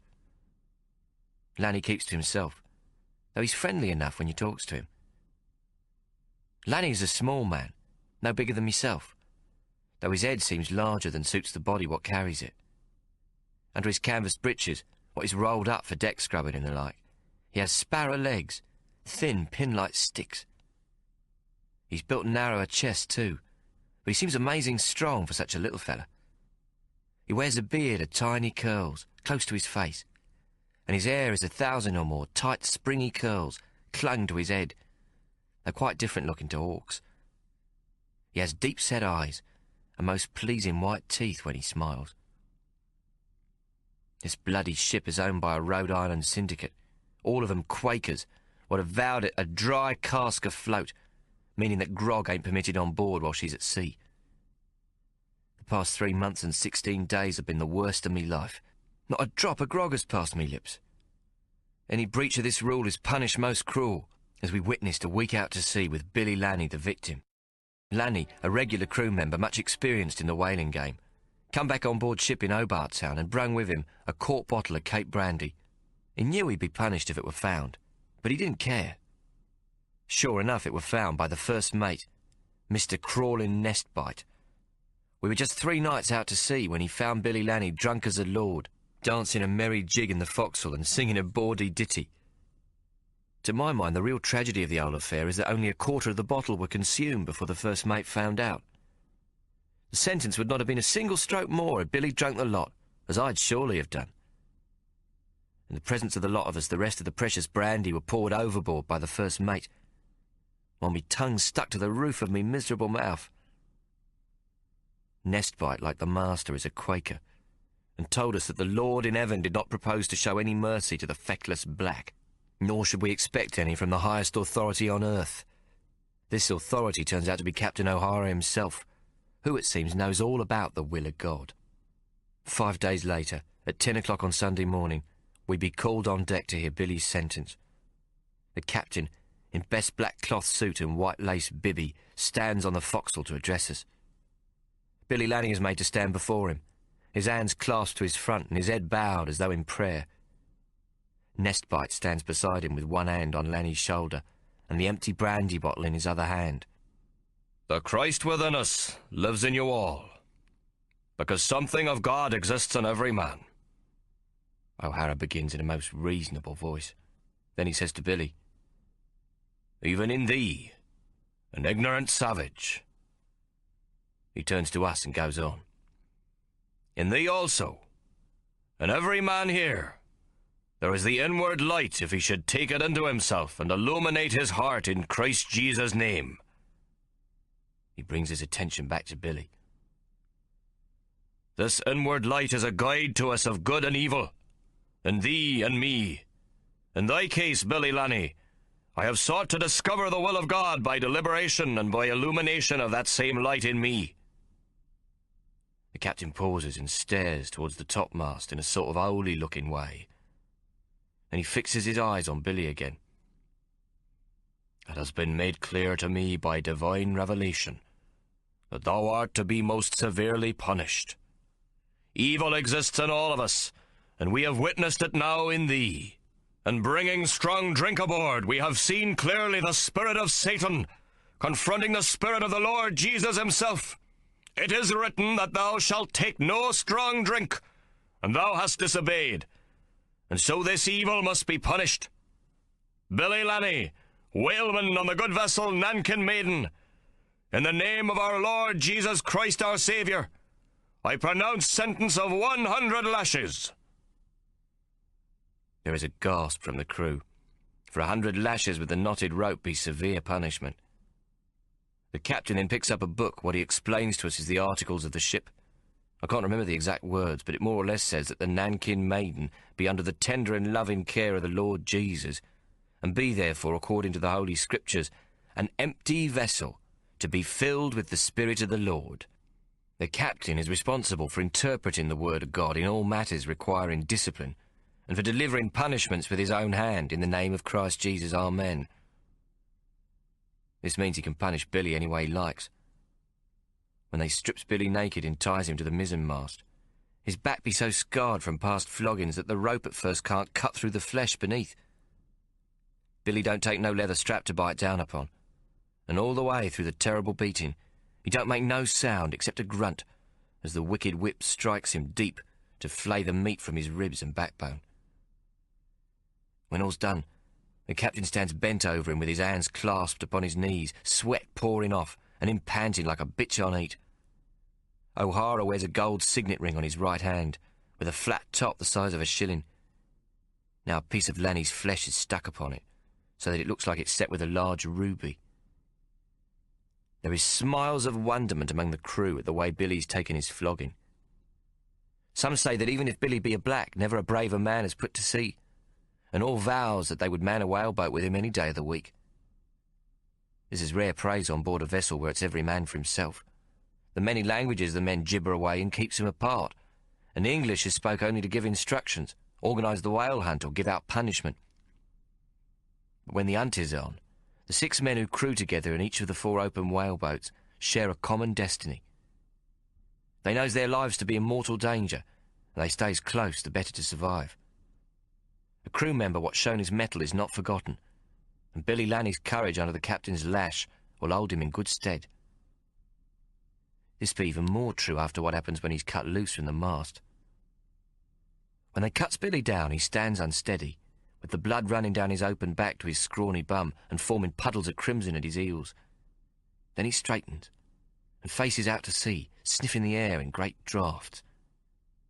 We watch his silent, thinking that perhaps he's about to jump, when from deep within him comes the howl of the wild Tasman tiger dog, a long, mournful sound that I've heard 1,000 times at night in the wilderness. 2 Irishmen immediately crosses themselves, and others is astonished, not knowing what to make of the strange noise so foreign to the human voice.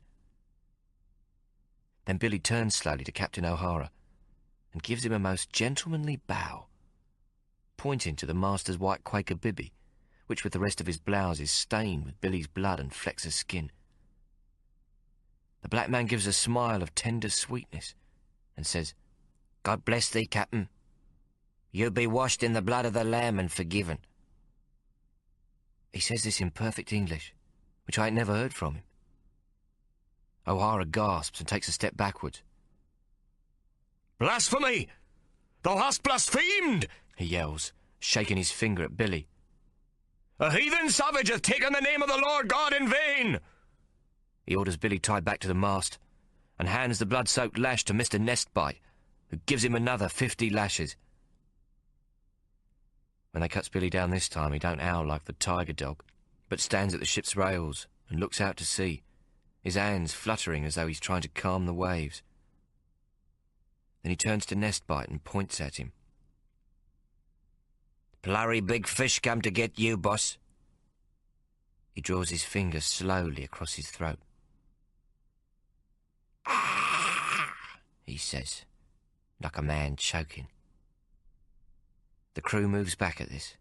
Whalemen be superstitious by nature, but they knows this to be beyond mere fancy. Billy Lanny has put a curse on Nestbite, right enough. Nestbite turns away with a sick sort of smile on his gob. "Pagan nonsense," he spits. "God will punish you." Mary be right about religion. Them what's given themselves over to it, and what pronounce upon the rest of us in Christ's name, is more cruel than any other. This is the first time since the age of 8 years, when I was first made to tend Sam Slit's whiskey still in the wilderness, that I've been without me daily drink. It's only today, 14 weeks after I was took by Hawk from Brodie's sly grog shop, that I'll be feeling the least bit better. The terrible sweats what come down upon me a day or two after I stopped drinking went away in 2 weeks, and about the same time me gut settled down and me shit stiffened to normal.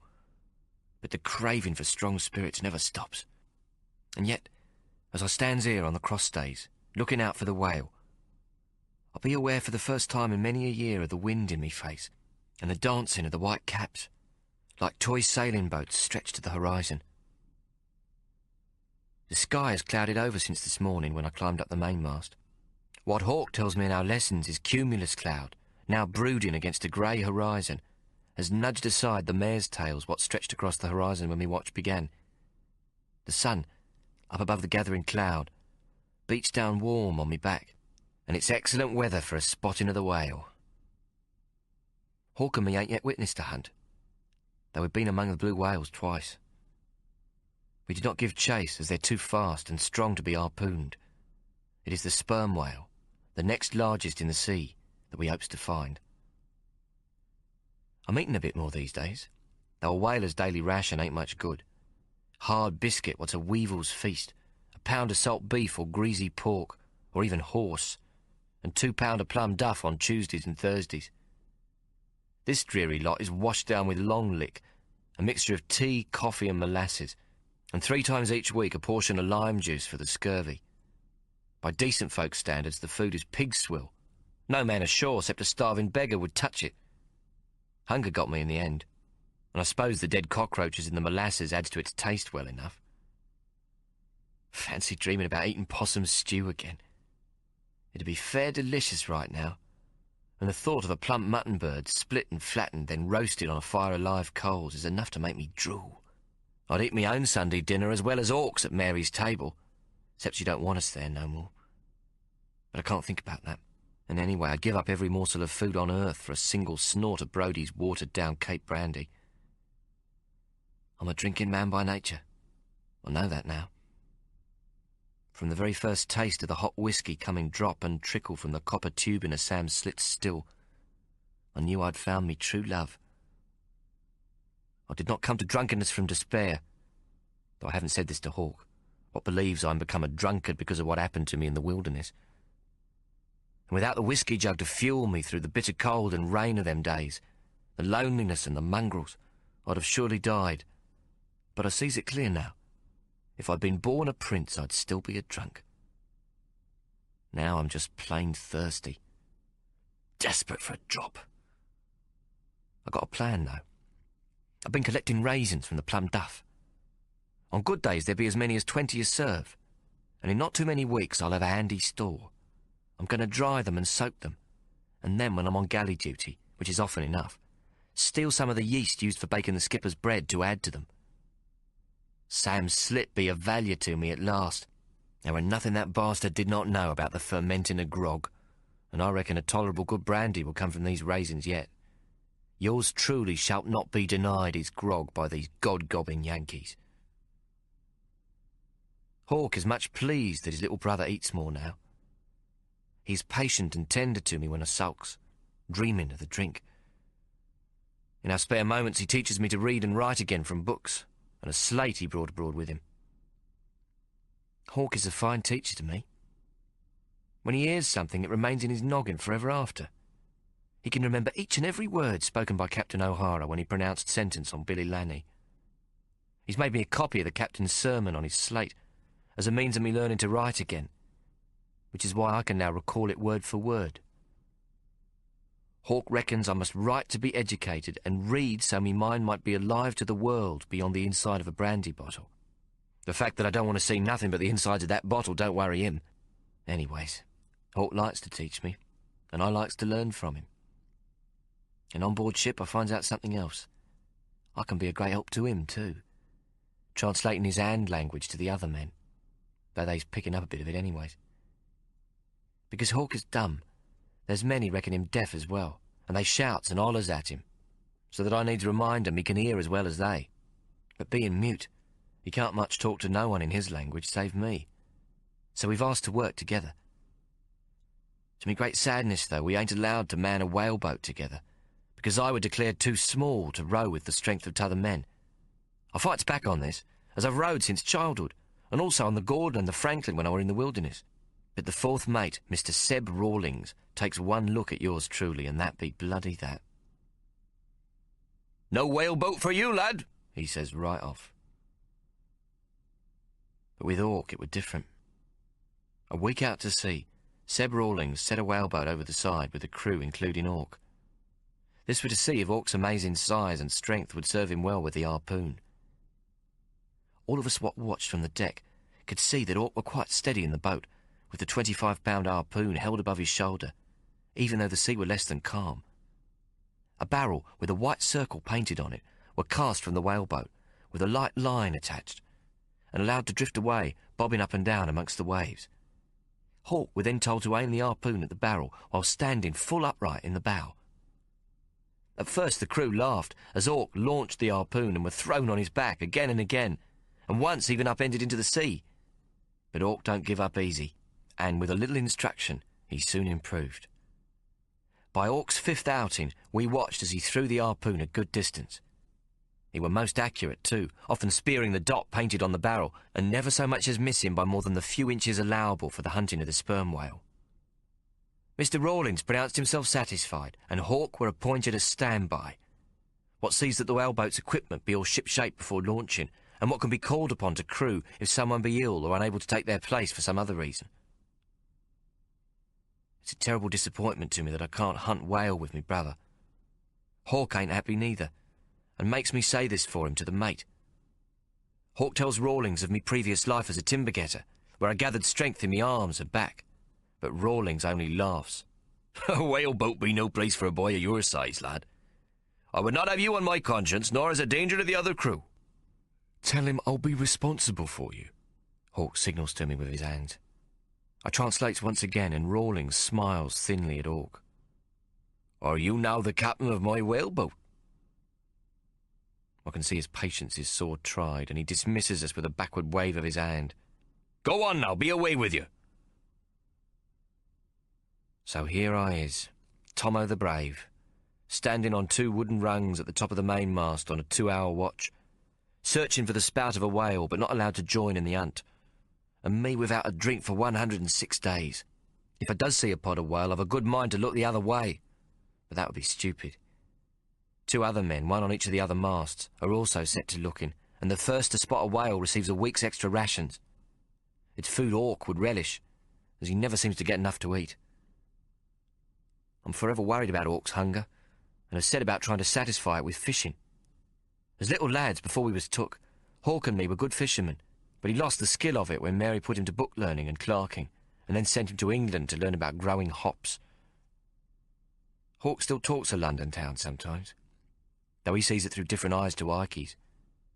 He were in Kent, studying the art of agriculture with little money. He'd pen letters for the farm workers, many of them Irish, Tipperary men and the like, wanting to send word to their colleens or dear parents at home.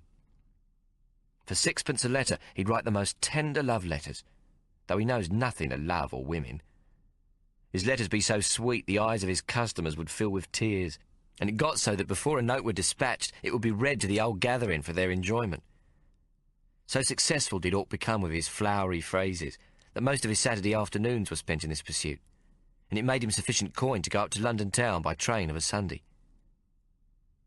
With 6pence for a cup of tea and a sticky bun, and another for a pint of ale, Hawk would take the omnibus to the East End and Whitechapel, visiting all the places Ikey told us of.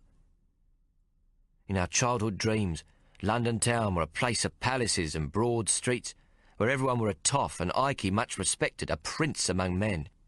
Alas, Hawk found the palaces and grand houses, but these was outnumbered 1,000 to 1 by the hovels of the poor and unfortunate, what crawled like ants in every dark corner.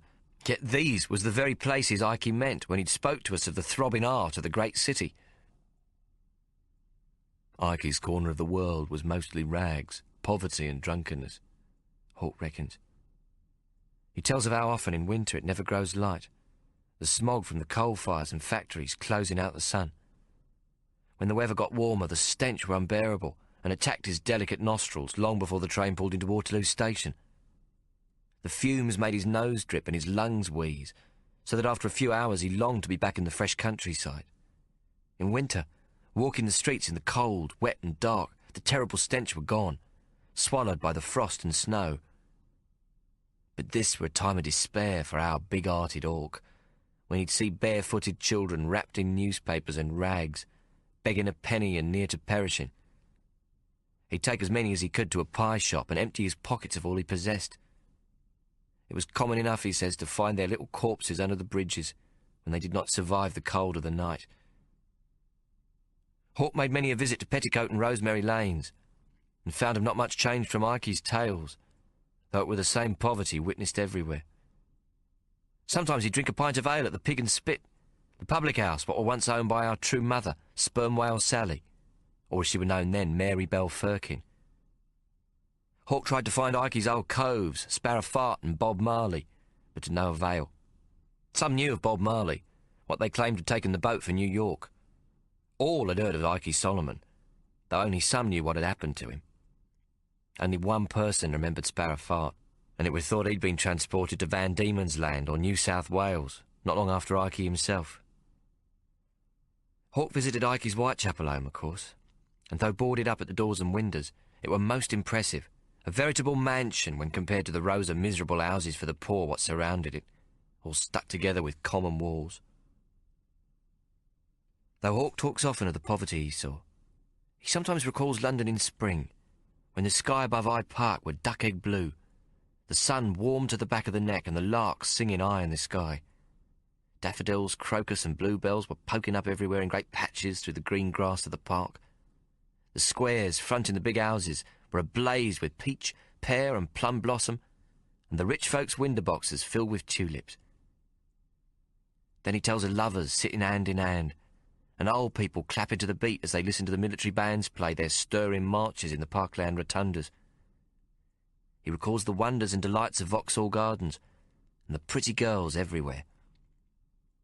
But always his conversation turns back to the never-ending traffic, full of carriages, hacks and conveyances of every conceivable kind, where the tooting and whistling and whirring of rattles continues 24 hours, day and night, like a great living machine, driven by some unknown hand.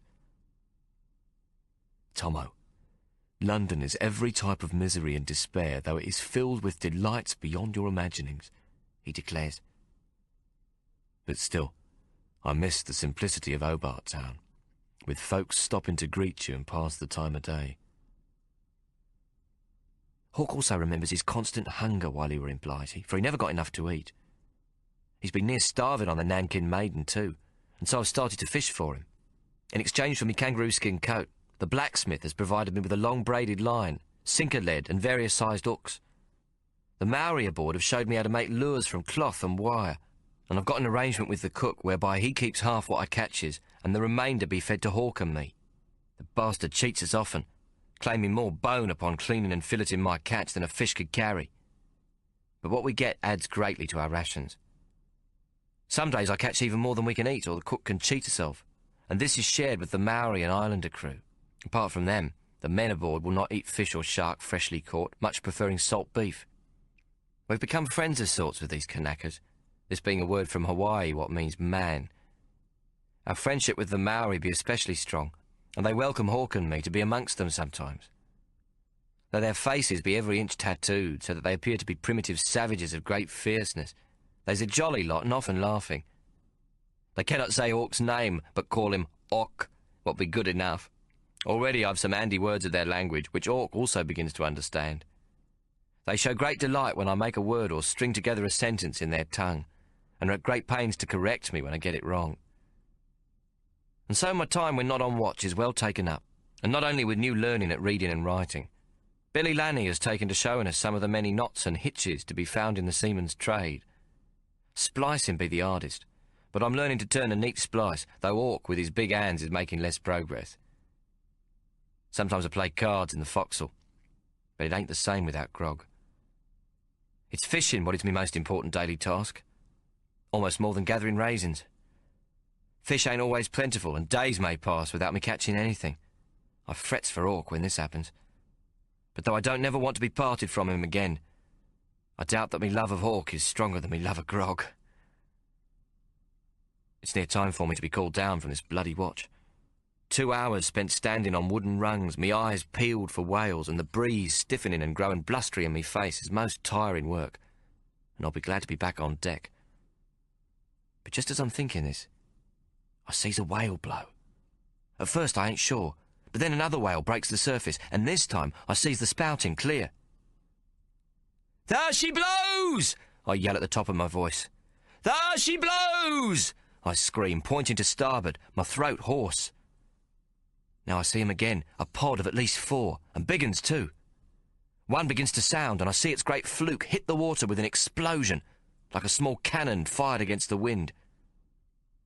What I've seen I takes to be sperm whale, although of course I'm no expert. But then the 2 men on the other mast see the pod as well. "Sperm!" one shouts. "4 of them to starboard!" shouts the other. But the call is mine. The first sighting belongs to yours truly, Tommo X. Solomon. I'm too excited to go down the mast straight away. Me heart is thumping in me chest and ears. I'm needed below, for it's every hand to the task when a pod be sighted. But me knees are gone to jelly and shaking beyond me control. Below me on deck there is a frenzy of activity, men running everywhere in great confusion. Our ship turns slowly to starboard, men adjusting the sails so that we might close the distance between the pod and ourselves. The mates are shouting and waving their arms. The crew prepare to lower the whaleboats by means of the falls, a block and tackle arrangement which sets the boat to swaying in the breeze as they fall loose from their davits. Captain O'Hara on the bridge shouts, "Where away?" for these be the words spoken when a hunt is on. From where I stand all is bedlam. I looks for Hawk, but now the ship has turned I cannot see the whaleboat on the starboard quarter which be his. A whaleman has climbed into each of the 3 other whaleboats on the port side, making the harpoon and rope barrel ready and checking that the oars and all else be ship-shape and in their rightful place. The ship is making good progress in the stiff breeze, sailing towards our prey, which seem not to notice us. Then the falls drop the whaleboat some 2 feet below the level of the main deck, and the remainder of the crews jump in. They takes their places at the thwarts with the oars and the steering oar shipped ready.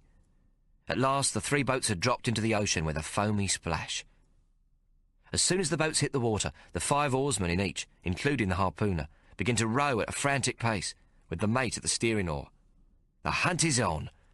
The stiff breeze makes my eyes water as I scan the waves, trying to see the 4th whaleboat and if Hawk be in it.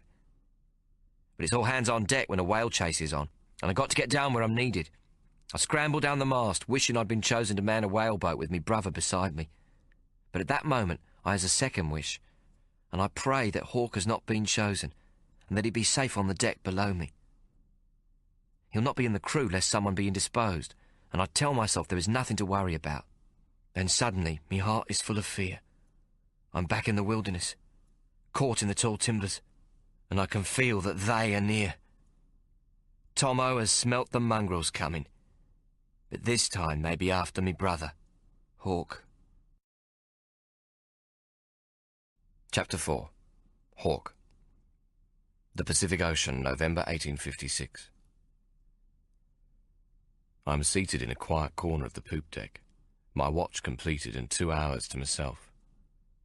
I'm here because I can't bear being in the forecastle, a hellhole where those who are not on watch congregate for smoking, conversation and sleep. It's worse than Brodie's sly grog shop, a cabin about 16 feet wide and as many again from the bulkhead to the foredeck, and so low that a person of my stature must bend almost double to walk. Around the forecastle ladder are sea chests, greasy pans, pieces of rancid meat and soap kegs belonging to the crew. Along the walls a dozen small berths are piled high with evil-smelling bed linen, consisting of old foul weather clothes. The one small consolation is that few fleas, lice and bedbugs are to be found. This is not because of the lack of dirt and human ordure, but because of the prevalence of cockroaches. The cockroach is a hunter of these vermin and eats them with relish, being particularly partial to the flea, which it will chase with an insane ferocity. As you lie awake at night in the forecastle with not a stitch of cover except a lather of perspiration, you can hear the cockroaches at work, their wings clicking away busily. All too often an army of them will climb up your arms and legs and scurry across your stomach in pursuit of some flea or congregate to lick the sweat from your body. Though rats are more numerous on a whale ship than on any other vessel at sea, and it is common enough to see them gnawing at the calloused soles of some sleeping Kanaka's feet, they are but a nuisance compared to these vermin. The cockroaches are described in jest as being as big as rats, and the rats as big as cats. If this is an exaggeration, it is not by so very much. There is a shanty I've heard the men sing, and the rats, oh the rats, be as big as dockside cats, and the roaches in the forecastle as big as Sally's flats. Row, row, whalemen, pull now at your oars. We're sailing off to hunt our prey wherever there be whaling, from round the Cape to Boston Bay and down to the Azores. Row, row, whalemen, pull now on your oars. The skipper's docked your pay away with provisions from his stores, with provisions from his stores. In this weather the forecastle is insufferably close. It is seldom cleaned, and the dirt and stench are overpowering. But the men seem to prefer it to the clean breeze and sunshine on deck, and there is always a game of cards going. the players' pipe smoke fugging the atmosphere so that the cards can scarcely be seen in the dim light cast by a whale oil lamp. It is a place of much joshing and cursing, and every hour of the day it seems a fight is about to start. The knives come out at the slightest provocation. Yet it is the nearest a whaleman has to a home, and the men seldom come to blows. It is mid-morning, and a stiffening nor'easterly brings some relief from the heat. Tommo is on whale watch up the mainmast, a task which suits him well as there is still much of the solitary in him. He spoke once of how in the wilderness he would sometimes escape from his drunken master, Sam Slit, by climbing high up into the branches of a river gum. Slit, violent and angry, would fire a musket charged with birdshot to try to bring him down. Tommo laughs at this memory. "Them trees be too high for most of the shot to reach me, and I be too well protected by the mighty branches."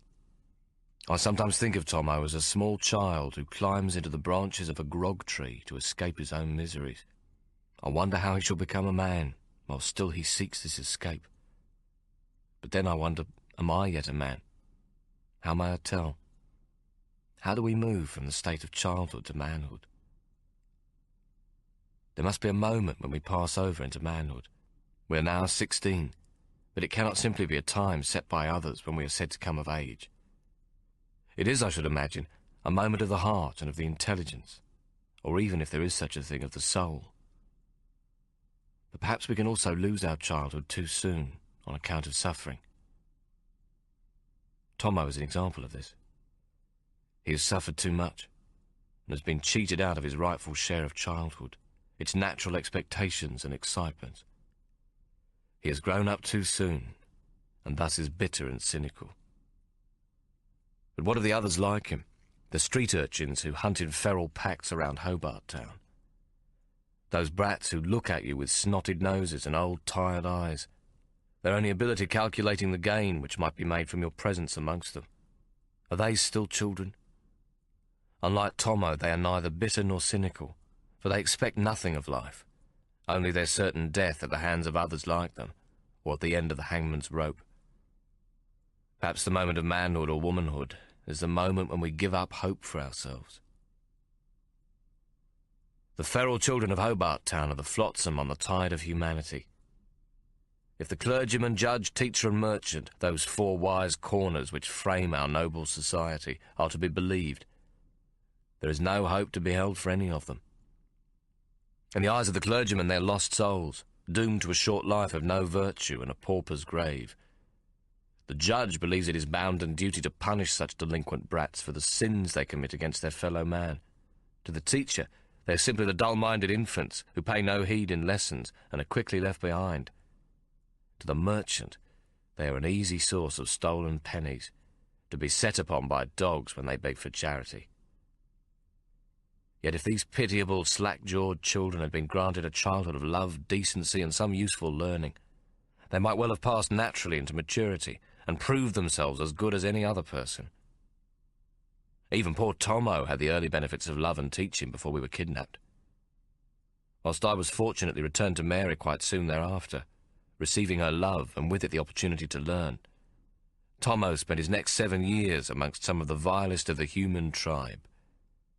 He has retained his intelligence, which was early formed, and is now only backward in its application. What he has lost is the ability to love and trust. I fret for those lost children of Hobart Town, and every other town, and I fret for my brother. I feel saddened and somehow responsible that I was saved, while my twin suffered. It's perhaps one reason why I'm with him now, forsaking Mary. It is to care for Tommo and teach him what I know, so that together we might turn back the clock and restore the love and trust he has lost. At times, though, I wonder whether I'm rescuing Tommo or he's rescuing me. Have I run away from Mary? Since rescuing me from the wild man, she wishes to know my whereabouts at every moment and seeks to direct my efforts at every turn. Mary loves me with all her heart, but thinks me disadvantaged in 2 ways. I am only a black man, and I have no voice to speak for myself. She sees herself as my protector and as my voice, and it would be ever thus had I remained with her in Hobart Town. How then should I test myself? How then should I come to know my own character, whether I am good or bad, strong or weak? Do my dreams for the future exist only because I am a privileged creature and have no knowledge of the true nature of men? All these questions I think of on our voyage. In the end, I confess that I have longed for an adventure such as this. When I heard that the Nankin Maiden was in port, I was already well aware of Tommo's discontent. I believed that if only Tommo and I were on an American whaling ship which did not permit grog, then he would be safe, and we would both be embarked upon a grand adventure. When Mary bade us gone, I acted on this notion. Perhaps whaling is in our blood? This is a question I also hope to answer. Our fathers were whalemen. Tommo's a giant red Indian by the name of Tomahawk, and mine an even bigger black man by the name of Black Boss Cape Town. Ike has told us how we were conceived, as a result of that legendary night when the two harpooners wrestled for the singular favours of the giant whore, sperm whale Sally. Our mother was said to be imbued with the spirit of the whale, and those who coupled with her won good fortune for their vessel on the hunt. Yet only 2 men had succeeded in bedding her, and sailing under the true blue flag which bestowed her blessing. These men were Tommo's father and mine. When the whaling season brought both their ships into port at the same time, each man was determined to claim her for his own. But in the end, neither man alone was strong enough for Sally, and to heal the rivalry between them, she gave herself to both. It is from this loving that twins were born, one white and the other black, one tiny and one huge, one Tommo and the other me. When we were born and Ike adopted us, he wrote to the Royal Society in London, hoping to gain some fame from this remarkable birth. They replied that while the fertilizing of the one female egg by seed from 2 different males is most unusual, it was not unknown to happen among whores, where numerous and near simultaneous couplings took place, and that it was not a matter of sufficient interest for their record books. Ike always said that if our mother had been a duchess instead of a whore, they'd have taken more notice and we'd be famous. Knowing our birthright, it was only natural that I should choose a whaling ship for Tommo and me to sail on. All on board the Nankin Maiden have heard the legend of Sperm Whale Sally, and some old salts claim they know the 2 giant whalemen, though none has heard of or seen either for several years, and none knows we are their sons. I'm lost in these recollections when there is a shout from high above me. It is Tommo, high-pitched and much excited, shouting that he has seen a spout. "There she blows! There she blows!" he bellows down at the top of his voice. Then the other 2 lookouts start shouting as they too see the whales. For a few moments nothing appears to happen. Then the whole ship springs to life, like a dozing animal suddenly surprised. My recent thoughts tumble into oblivion as I jump to my feet to play my part in the whale chase to come. Seb Rawlings, the 4th mate, has not yet included me in the crew of the whaleboat he captains. Instead, he has selected William Lanny to serve as the 5th crewman, along with 4 Maori whalemen, led by Hammerhead Jack, an impressive giant of a man. I am the standby, and must ensure that all the equipment needed in the boat for a whale hunt is kept in good working order and made ready. Now I climb in while it is still attached to the davits to make one last inspection before the crew is lowered into the sea. I check everything thoroughly, though there is scarcely time. The fast launching of the whaleboat is of great concern to Captain O'Hara. Quickly, I scan the 2/3 inch manila rope in the aft barrel. Only yesterday I examined every inch of this line for fraying before folding it back myself, so I know all 200 fathoms to be in good order. My secret mark is still upon it, which means it has not been tampered with. Below me on deck, I hear Hammerhead Jack lead his men in some sort of savage war cry, a ritual of theirs. I check the splices to the 2 harpoons, which will be attached to the line by means of short warps, and then look over the harpoons themselves. They are of the new double-barbed temple iron, which rotates 90 degrees within the flesh of the whale to form a T-shape which will not pull out. I examine the 3 lances and the 5 pulling oars, the steering oar and the paddles. I check that they are sound and that the rowlocks are well fixed. I make sure that the boat piggin is not holed, that 3 gallons of drinking water in a canvas bag are on board for the men, and that the 2 boat knives which are attached to marline line are stowed. Finally, I see that the small lug sail is in place, with a spare roll of canvas. All is ship-shape. There are over 40 articles in a whaleboat, and I cannot inspect them all now, though I have done so as part of my watch on the previous day. I'm climbing down from the davits in haste, when I hear Billy Lanny beseeching Hammerhead Jack.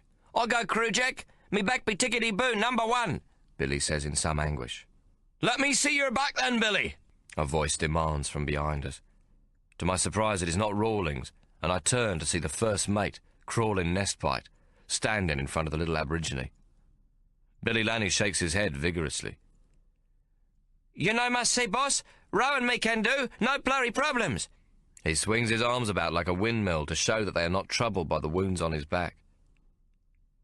As I drop onto the deck where the whaleboat crew are gathered, Hammerhead Jack grabs me by the shoulders and pushes me forward, smiling at Crawling Nestbite. Hawk, good. He be crew, boss." Nestbite hesitates. Hammerhead Jack releases me, and after removing Billy's hat, which he drops to the deck, he grabs Billy's canvas blouse. He jerks it roughly over Billy's head, and then lifts Billy bodily, spinning him around in the air and planting him down again so that his naked back is facing the first mate. At the sight of Billy's back, Nestbite grins broadly. "A spine well worthy of God's wrath," he says happily, leaning forward to make a closer examination. "I am not mocked, saith the Lord," he pronounces proudly, and steps back well satisfied. My horror at what I see must show clearly upon my face. Billy's back is a great yellow and purple suppuration with maggots among the deep furrows of his infected wounds. Hammerhead Jack shakes his head in commiseration, jerking his thumb in Billy's direction. Billy, brave man."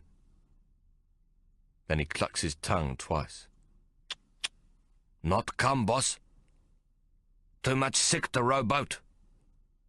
He says this firmly, stabbing a large finger at Crawling Nestbite's chest and pointing to me. "Hawk, come." Nestbite does not much like Hammerhead Jack's demand, and anger clouds his expression. His fists bunch at his side. But then he seems to think better of it, and his hands unclench. Though the first mate is by most standards a big man, the Maori is more than a head taller than he. Besides, there is not much time, and the other boats to portside have already been launched. "Watch thy tongue, Kanaka bastard," that's all he says to Hammerhead Jack. Then he turns to me. Well, if it isn't Mr. Rawlings' fine nigger pupil. High time to see if thou art a good nigger or a gutless one, eh? Mr. Rawlings hath the tropical fever, and Captain O'Hara is himself indisposed. It'll be my privilege to break thee in. Or break thee. Which shall it be, I wonder? I smile, though I have a great desire to smash Nestbite's teeth into the back of his throat. It is just my luck that both Rawlings and O'Hara are indisposed. Good. Hawk, good nigger, Hammerhead Jack says, and laughs happily, not in the least concerned by the first mate's admonishment. He slaps me again on the back. Hammerhead Jack is truly a huge man. He is taller by 4 inches or more than I, and is also wider of girth and in the barrel of his chest. He has a long face and square jaw, which are offset by the height and flat surface of his protruding brow. This already extraordinary visage is framed by 2 great sweeps of hair, which rise upwards and then hook down at the back. They are separated by an inch-wide scar, which runs like a roadway from the front to the back of his skull, giving his hair the appearance of the claws of a carpenter's hammer, which is where Hammerhead Jack's name comes from. At our first meeting, Hammerhead Jack was much taken by the scar around my neck, pointing to his own scar and then running a finger around my neck, carefully tracing the silver ribbon of tissue. Then he shook my hand vigorously to indicate that we had in common a mutilation which it was plain to see he regarded as most handsome in appearance. Our whaleboat is being lowered, and we scramble overboard and into its bows as it passes the level of the top deck. Hammerhead Jack and myself are the last in, following the first mate. The men working the falls lower us into the water with a great splash. Without thinking, I take my place on the thwart, on the far side of the boat, immediately behind Hammerhead Jack at the bow. He turns and gives me a great grin, pleased as punch. "Good Hawk," he says. The other 3 Maori laugh. "Good Hawk," they shout, welcoming me to the crew and ignoring the scowling first mate who has taken up the sweep oar to steer us. I would have felt more honoured if it had been Seb Rawlings who had chosen me. Mr. Rawlings is no angel, a hard man, but he is fair in most things and respected by the men. Nestbite, on the other hand, is a proper bastard, a bully boy who is much disliked for his harsh punishment of the smallest offences. It is said he is an expert with the blade, and he carries an American Bowie knife on his belt. If someone should so much as challenge him, he will pull it out and fight them. "I'll take the bastard with me axe any day he wants," Tommo boasts. But I've never seen my twin fighting with his axe, and it is my earnest hope I never shall. Sometimes the first mate is referred to as creepy crawling, as he will frequently creep around the decks at night with a whale oil lamp, hoping to find men at sodomy. When he catches 2 men at it, he has the permission of Captain O'Hara for a most heinous punishment. First, the offenders are held down and a spoonful of ground Chinese chili peppers is inserted up their arses.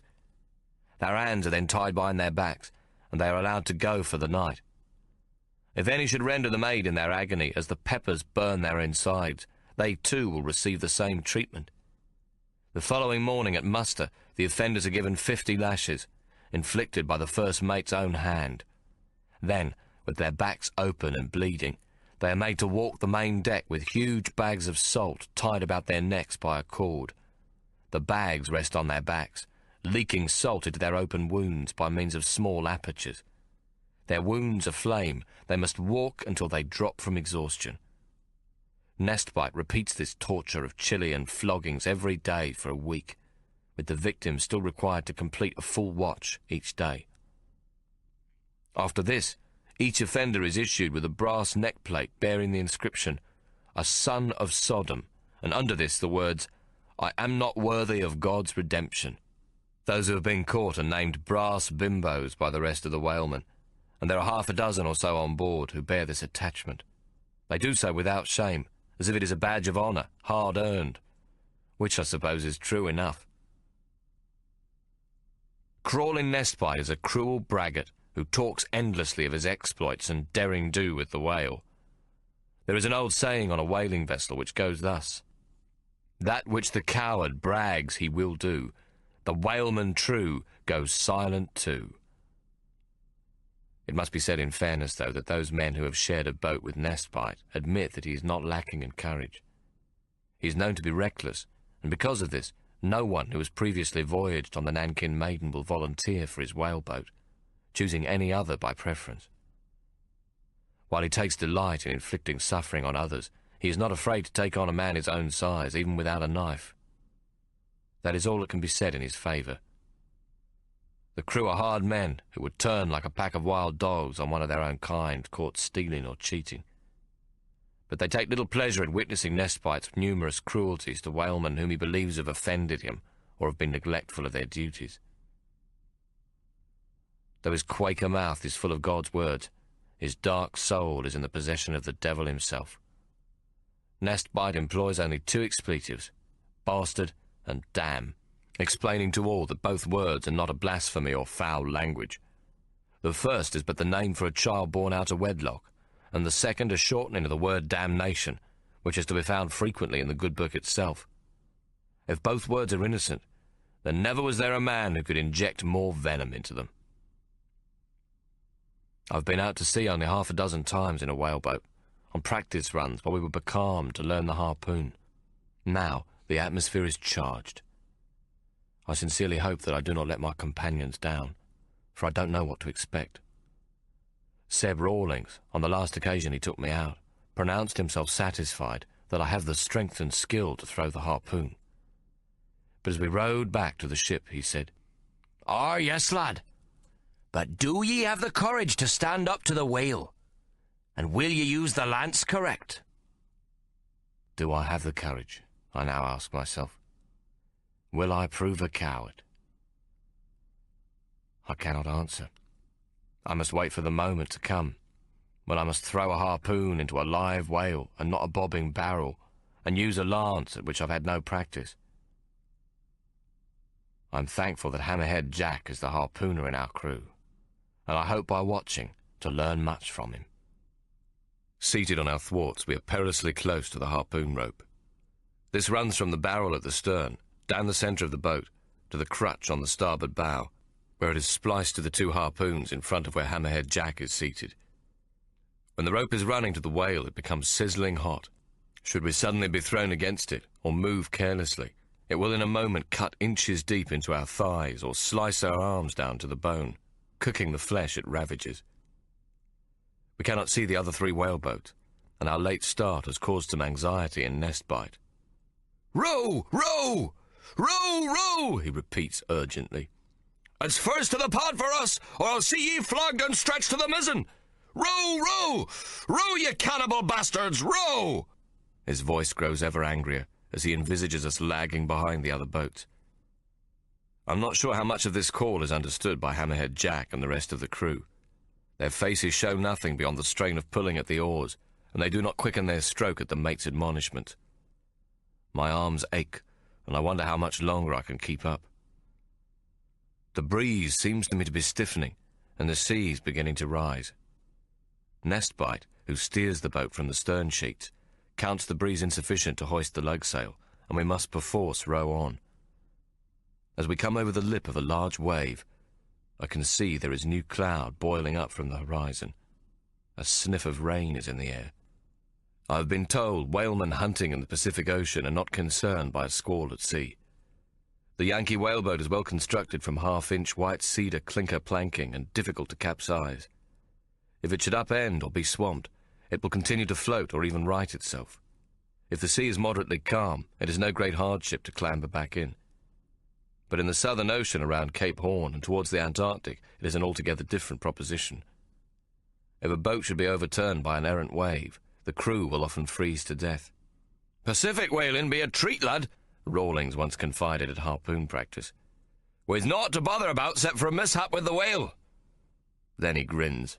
"Mind," he says, "should the great fishy tail smash down upon you and you be thrown into the sea and not killed outright, with your boat smashed to smithereens, then naught awakes except drowning or being taken by the sharks, who gather at the smell of harpoon blood and tear at anything that moves." Nestbite hoists the lug sail, and I'm much relieved that we can ship our oars and turn to see where we might be going. The whaleboat takes smoothly to the waves, and we are soon making good progress. It is pleasant not to hear the first mate's harsh voice urging us on. Hammerhead Jack calls for water. We are all streaming with sweat, and the sun overhead is as hot as Hades. "A mouthful each! No more, hear ye!" Nestbite orders. The canvas bag is passed to Hammerhead Jack, who hoists it to his lips and takes a long drink. "Enough! No more!" Nestbite yells. "If the hunt is long, you'll beg me for it later." The big Maori hands the bag to me, and I take a mouthful, then pass it back. "That's enough, that's enough," Nestbite keeps saying before we've brought the mouthpiece to our lips. The wind changes direction, and the lug sail begins to flap. "Man the oars!" Nestbite shouts, though we have seen the change and already set to, rowing. "Backs! Put your backs into it, you Kanaka bastards!" I begin to wonder if Nestbite's constant yapping will ever stop. Then we rise over another wave, and I damn near die of fright. Not 40 feet to port, a sperm whale surfaces. The sea around us boils, and our boat begins to rise and rise until we are 15 feet above the highest waves. Nestbite yells to ship our oars. With a thunderous roar of falling water, the giant fish surfaces from the depths. It is a bull, a monster, a creature 100 times bigger than anything I have ever seen before. Its malevolent eye, which appears to gaze straight at me, is bigger than a pudding plate. Suddenly we are drenched, as the spray from its spout pours down like a waterfall upon us. We are too close, and I prepare myself to die in the moments left to me. Terrified, I glance at Hammerhead Jack to see what is to be done. Hammerhead Jack is seated calm as you like, his hands gripping the edges of the thwart so that he might steady himself. He has his back to me, but he must sense I seek him, for he turns his head and there is a grin upon his much-tattooed face. His head and shoulders stream with the spray from the whale's spouting. His lips appear to move, but there is too much noise to hear what he's saying, I think it must be good Hawk. We are suddenly plunged back to sea level as the wave caused by the whale's breaching rolls away and subsides beneath us. The boat begins to spin like a cork in the foaming water, and Nestbite works with frantic energy to steady it by means of the sweep. Then, the very moment the boat is more or less on an even keel, he yells at us to grab our paddles and to row towards the great creature. Row towards? He must be mad. We are practically embracing the monster. Hammerhead Jack ships his paddle, and the boat rocks as he goes to stand at the bow. I look up to see him take up one of the harpoons. He stands, darkly silhouetted against the sky. It is him against the whale, St. George and the dragon, Neptune and the sea monster. For a short moment I gain courage at his immense calm and resolve as we row towards our certain death. We are no more than 15 feet from the great fish, and I can see a multitude of barnacles, scratches and scars upon its black carcass, deeply wrinkled aft of its flippers. Then Hammerhead Jack, with a shout, delivers the harpoon into its side. The harpoon's head is buried a full 3 feet into the whale's flesh. He has aimed for the heart, just forward of the small dorsal hump not far from the whale's great head, which looks to me entirely composed of a nose with a whitish whorl at its end. At first the harpoon seems to penetrate cleanly, in the manner of a neat dart, but a moment later a huge gush of blood spurts from the side of the whale, as though a pipe had burst. Then, just as quickly, the blood stops to a trickle. Nestbite screams to Hammerhead Jack, "Another! Quick, the second! Damn thee, man, thou hast missed the vital part!" But it is almost as though the whale itself has heard the first mate's shouts. Before the giant Maori can lift the second harpoon above his shoulder, the great beast raises its flukes and crashes them down against the surface of the sea. Rolling away from us, the whale sounds, diving down into the depths beneath us. There is another rush of water, and then all hell breaks loose in front of my very eyes. "Aft! Come aft!" Nestbite yells. He has already wound the manila rope around the Samson post, pulling a drag on the line which immediately begins to pay out and is soon screaming through the bow chocks. We are now being taken for a ride, towed by the mighty fish at breakneck speed, faster even than any good four-in-hand upon the macadam road to New Norfolk. Our whaleboat skims the waves, and Nestbite is still yelling at us, "Come aft! In the name of Christ Jesus, aft, you bastards!" We rise from our thwarts and stumble over each other as we crowd to the rear of the boat, careful to avoid the zinging rope. We crouch in the stern so that our bow may rise high and stay clear of the waves, for should it follow the downward direction of the whale, we will all be dragged under. The eldest of the Maori crew has taken up the piggin and is dousing the whale rope with seawater to keep it from bursting into flame. But the moment he goes to take another scoop of water, the line starts to smoke again as it whirls about the Samson post. We now come across the other boats and wave to them desperately for help. But all 3 boats are attached to a smaller cow, which sounds at that moment, and they are too occupied to see us. "Damn!" Nestbite cries. "We are alone with the monster! This old bull will prove too much for us!" He cups his hands to his mouth again and yells for one of the other boats to cut loose from the cow and come to our aid, but they are by now too distant to hear. I'm shaking like a wet dog in a cold wind, though whether from fear or excitement I cannot tell. The rope is paying out at a great rate from the barrel, and despite its turn about the Samson post, which is intended to slow the whale by adding our weight to its drag, we are tearing across the water at a great rate of knots. I cannot believe the speed at which we move. It is as though the whale is a clipper fully rigged, caught in a sudden gale, and we the float on a boy's fishing line suspended from its stern, a mere bobbing cork dragged helplessly through the angry seas. How can any creature in nature be possessed of such enormous power as is the whale? The manila line within the barrel is not attached, and should the whale take it all up in its dive, it will be free of us. Nearly the full 200 fathoms of line have gone, and we begin to think we must soon lose our prey. My silent hope is that we do.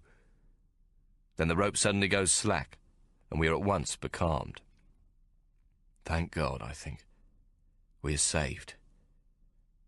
But it seems this is the very moment we've been waiting for. "Pull in! All hands to the rope!" Nestbite calls. We begin, hand over fist, to gather the rope back into the barrel.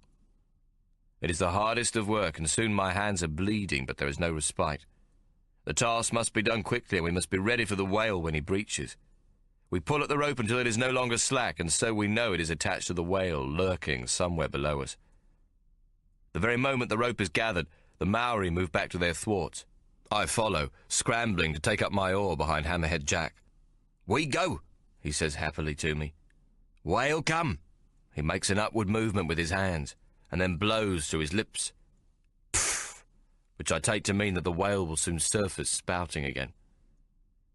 We've been occupied with the whale for 2 hours since the first harpoon, and the sun is fierce upon our backs. I've heard how such fights may last 6 or more hours, until with the coming of the dark the line must be cut and all is to no avail. I cannot imagine how we will sustain ourselves at our present pace if this old bull fights through the long afternoon. Within 15 minutes, the giant whale surfaces about 100 yards away, and we must follow the rope now towards him. At almost the same moment we run into a squall, the rain belting down so fiercely we can only see a few feet ahead. The raindrops hit like birdshot, but they are welcome enough, for we have become heated pulling in the line. With the sheeting rain, I'm once again afraid of our proximity to the giant fish, which we can no longer see. Then, with the rain coming down and the sea misty, we come quite suddenly upon the whale. It is like coming upon a galleon through the fog, its huge shape looming unexpectedly in front of us. It would seem we have arrived midships, as both the head and flukes of the Leviathan are lost to us in the pelting downpour. We take up the paddles again, so as not to cause unnecessary noise. Nestbite looks for our line so that he can determine the whale's head from its tail. For when the old bull sounds again, its flukes could destroy us if we are too close to the tail end. I can hear my heart beating in my chest as we paddle quietly towards the whale's head and heart, so that Hammerhead Jack may make a good shot. Then we see our line, and a moment later, our harpoon sticking out neat as a needle in a ball of tapestry wool. The old bull seems strangely oblivious of our presence. Hammerhead Jack takes careful aim, as much as that is possible in the torrent splashing off the whale's back and cascading into the boat. He gives a shout and makes a mighty throw not 5 feet from the whale. Nestbite wraps the line around the Samson post and screams, "Row! Row! Row! Row!" We're scarcely 30 feet away when the bull begins to roll to windward of us. There is a sound like thunder as the whale's flukes smash down onto the waves, lifting the whaleboat clear into the air. I have no time to think of death as I grip the thwart, expecting to be thrown from the boat at any moment. But by some miracle the whaleboat remains upright and comes down again with a mighty splash into a cauldron of roiling water. As the bull dives, its huge tail towers above us in the air, and then with a great rushing of spray and sea, it sounds, and we spin madly in its foamy wash. We have barely time to make it aft as the whale dives only a few fathoms down before levelling out and surfacing 100 yards away. Then we are off again, hanging on for dear life, with the whaleboat bumping across the waves and the rain like sharp pellets peppering our faces as the whale tows us through the briny. The wet rope seems to pay out even more quickly this time, and the whine of it through the bow chocks pitches high above the wind from the squall about us. Despite the rain, we must still douse the rope as it smokes. We are 100 fathoms through the rope when the rain stops. All that may be heard is the bumping of the bows against the glassy waves and the high whining of the line. Then the rope goes slack. The whale has been lost to sight in the rain, and now Nestbite scans the sea to find him. "Good shot," Nestbite says, plainly excited. "We begin to have him." Again we begin pulling in the rope, and the blisters which have formed on my hands are soon broken and bleeding. Whalemen who crew the boats constantly soak their hands in brine and piss to harden them, but mine have undergone no such preparation, and the coarse manila rope has torn the flesh from my palms in bloody scraps of meat. I recall now why Nestbite is so well pleased that only half the line has been spent on our second ride across the waves. It means that the whale has been struck well and is bleeding copiously from its spout. The blood will coagulate and prevent the whale from easily breathing. At the same time, the beast is weakened and will soon be forced to the surface to try to draw breath. But this does not mean the fight is done. A wounded whale can still move furiously fast upon the waves and can tow a boat beyond the reach of help. With the line gathered a full 60 fathoms or so, Nestbite turns us to the southeast. "Haul in the rope!" he screams. "Put your backs into it, bastards!" Hammerhead Jack sighs deeply, and I look around to see him shaking his head woefully. Then, to my surprise, he says something in his native tongue, and all but myself rest their oars. "What means this?" Nestbite asks in anger. I'm forced to ship my own oar as the giant Maori turns towards the first mate. He makes a tumbling motion in the air with his hands and points in the direction Nestbite would have us row. I follow his direction, but I can see nothing out of the ordinary. Ignoring him, Nestbite shouts, "Take up the slack, ye bastards! Damn thee, Jack Kanaka! Pull!" I sense that his hot voice is not simply fueled by anger at being challenged, but also defiance, as though there is something else afoot which is beyond my ken. I wonder what it could be between the two men. "Haul in the rope, bastard! Or it is the mizzenmast for thee!" Nestbite threatens again. Hammerhead Jack shakes his head adamantly. I search among the many whaling incidents I have heard of for an explanation. Ike knew much of whaling, from his nightly sojourns to the Whalers' Arms Hotel, and would often regale Tommo and me with stories when we were young. And then I realised that Nestbite has chosen to row us into the weather. No whaleman will take a boat to the weather side of a big bull if it can be helped, for it is as close a thing to suicide as might be done in hunting a wounded whale.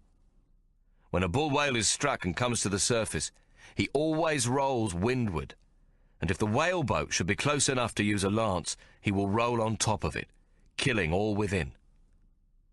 Even if the boat is further away, the wash from the bull's roll will almost certainly capsize it, spilling all into the sea. A mate must always approach a wounded whale from the leeward side. But Nestbite, who must know this well, will have none of it, and insists we row weatherward. "You'll all be flogged, you Kanaka bastards! I swear it in the name of Jesus!"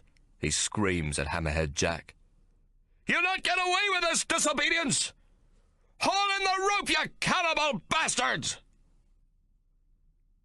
Hammerhead Jack shrugs his shoulders and spits over the side, then says something to the Maori crew. Reluctantly, they begin to take up the slack of the rope, as Nestbite, his face contorted with anger, steers us directly into the wind. The rope has begun to play out again, though not so rapidly. The whale, wherever he is moving sluggishly. Nestbite's calculation has proved accurate again, for we see the whale breach 300 yards from us about half an hour later. We sail towards the bull, and as we close in on him, we see that he is spouting, a spray of rosy water rising high into the sky from his great square nose. "We have his chimney almost afire!" Nestbite yells joyously, pointing to the bloody spray.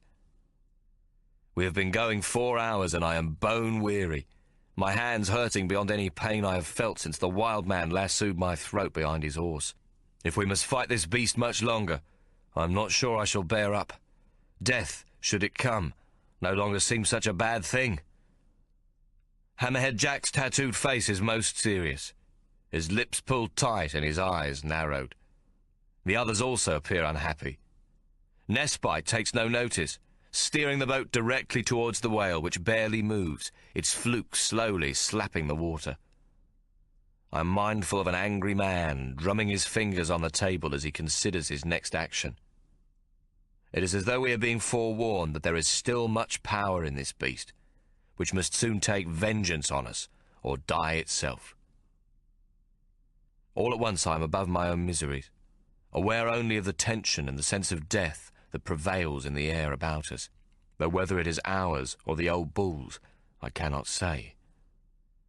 Judging from the expression on Hammerhead Jack's face, I know that we are in mortal danger from this monarch of the deep. The sun, now out again, is warm enough, yet suddenly I am cold, and a shiver passes down my spine. We approach the bull from its windward side, and from behind, keeping as quiet as possible so as not to alarm him. He seems unaware of our presence, his head facing away from our boat. He moves along slowly, spouting the rosy water we have seen at a distance. Under sail, we are well able to keep up with him, moving ever closer to the point where we might fasten. We are 50 yards away when Nestbite pulls down the sail and instructs us to take up the paddles for a silent approach. We have only the 3 lances to make our kill. Then we must ride it out or cut loose. Now the whale turns on his side as though he is waiting for us, and all the while our boat draws closer and closer. Its left side is facing us, the side much favoured by the harpooner, as it gives him a better chance to reach the aorta valve within the heart. The first mate turns the line in readiness about the Samson post. Right up. We probe. Hammerhead Jack, who has taken up a lance, shakes his head vigorously. More blood. We wait some. I take him to mean that the whale must lose more blood, that it is too soon to fasten. What have we here? A coward? Nestbite says. I do not know how much of this Hammerhead Jack comprehends, but he is plainly furious. We stop paddling, and Nestbite screams, Paddle, you bastards! We must go close, you damn cowards! For a moment it seems as if Hammerhead Jack will fight Nestbite, for he has taken up the razor-sharp lance and they stand glaring. Each has his eyes locked to the other's in rage. Nestbite with one hand on the bowie knife at the side of his belt. Coward! Nestbite taunts and spits over the side. It is this single word which seems to defeat Hammerhead Jack, and with a shrug he turns away. By now we are but 30 yards away. I cannot believe what is unfolding before my eyes. Nestbite has chosen to take us right up to the whale, so that Hammerhead Jack might use the lance as a deep probing blade. The lance is not a natural spear, but a razor-sharp two-sided blade, more like a surgeon's scalpel, spliced to a long wooden handle. It is best used once the whale is substantially weakened through loss of blood. Only then will a whaleboat fasten to the whale. The harpooner's task is to insert the lance and probe for a vital spot, seeking the heart or lungs or major artery to start the final massive hemorrhage. Not only are we on the windward side, but rowing right up to a whale that, far from giving up the fight, is more dangerous now than ever before. It can only be concluded that Nestbite has gone stark mad, for he is taking us right into the jaws of death. Ship paddles on the whale side! Nestbite commands.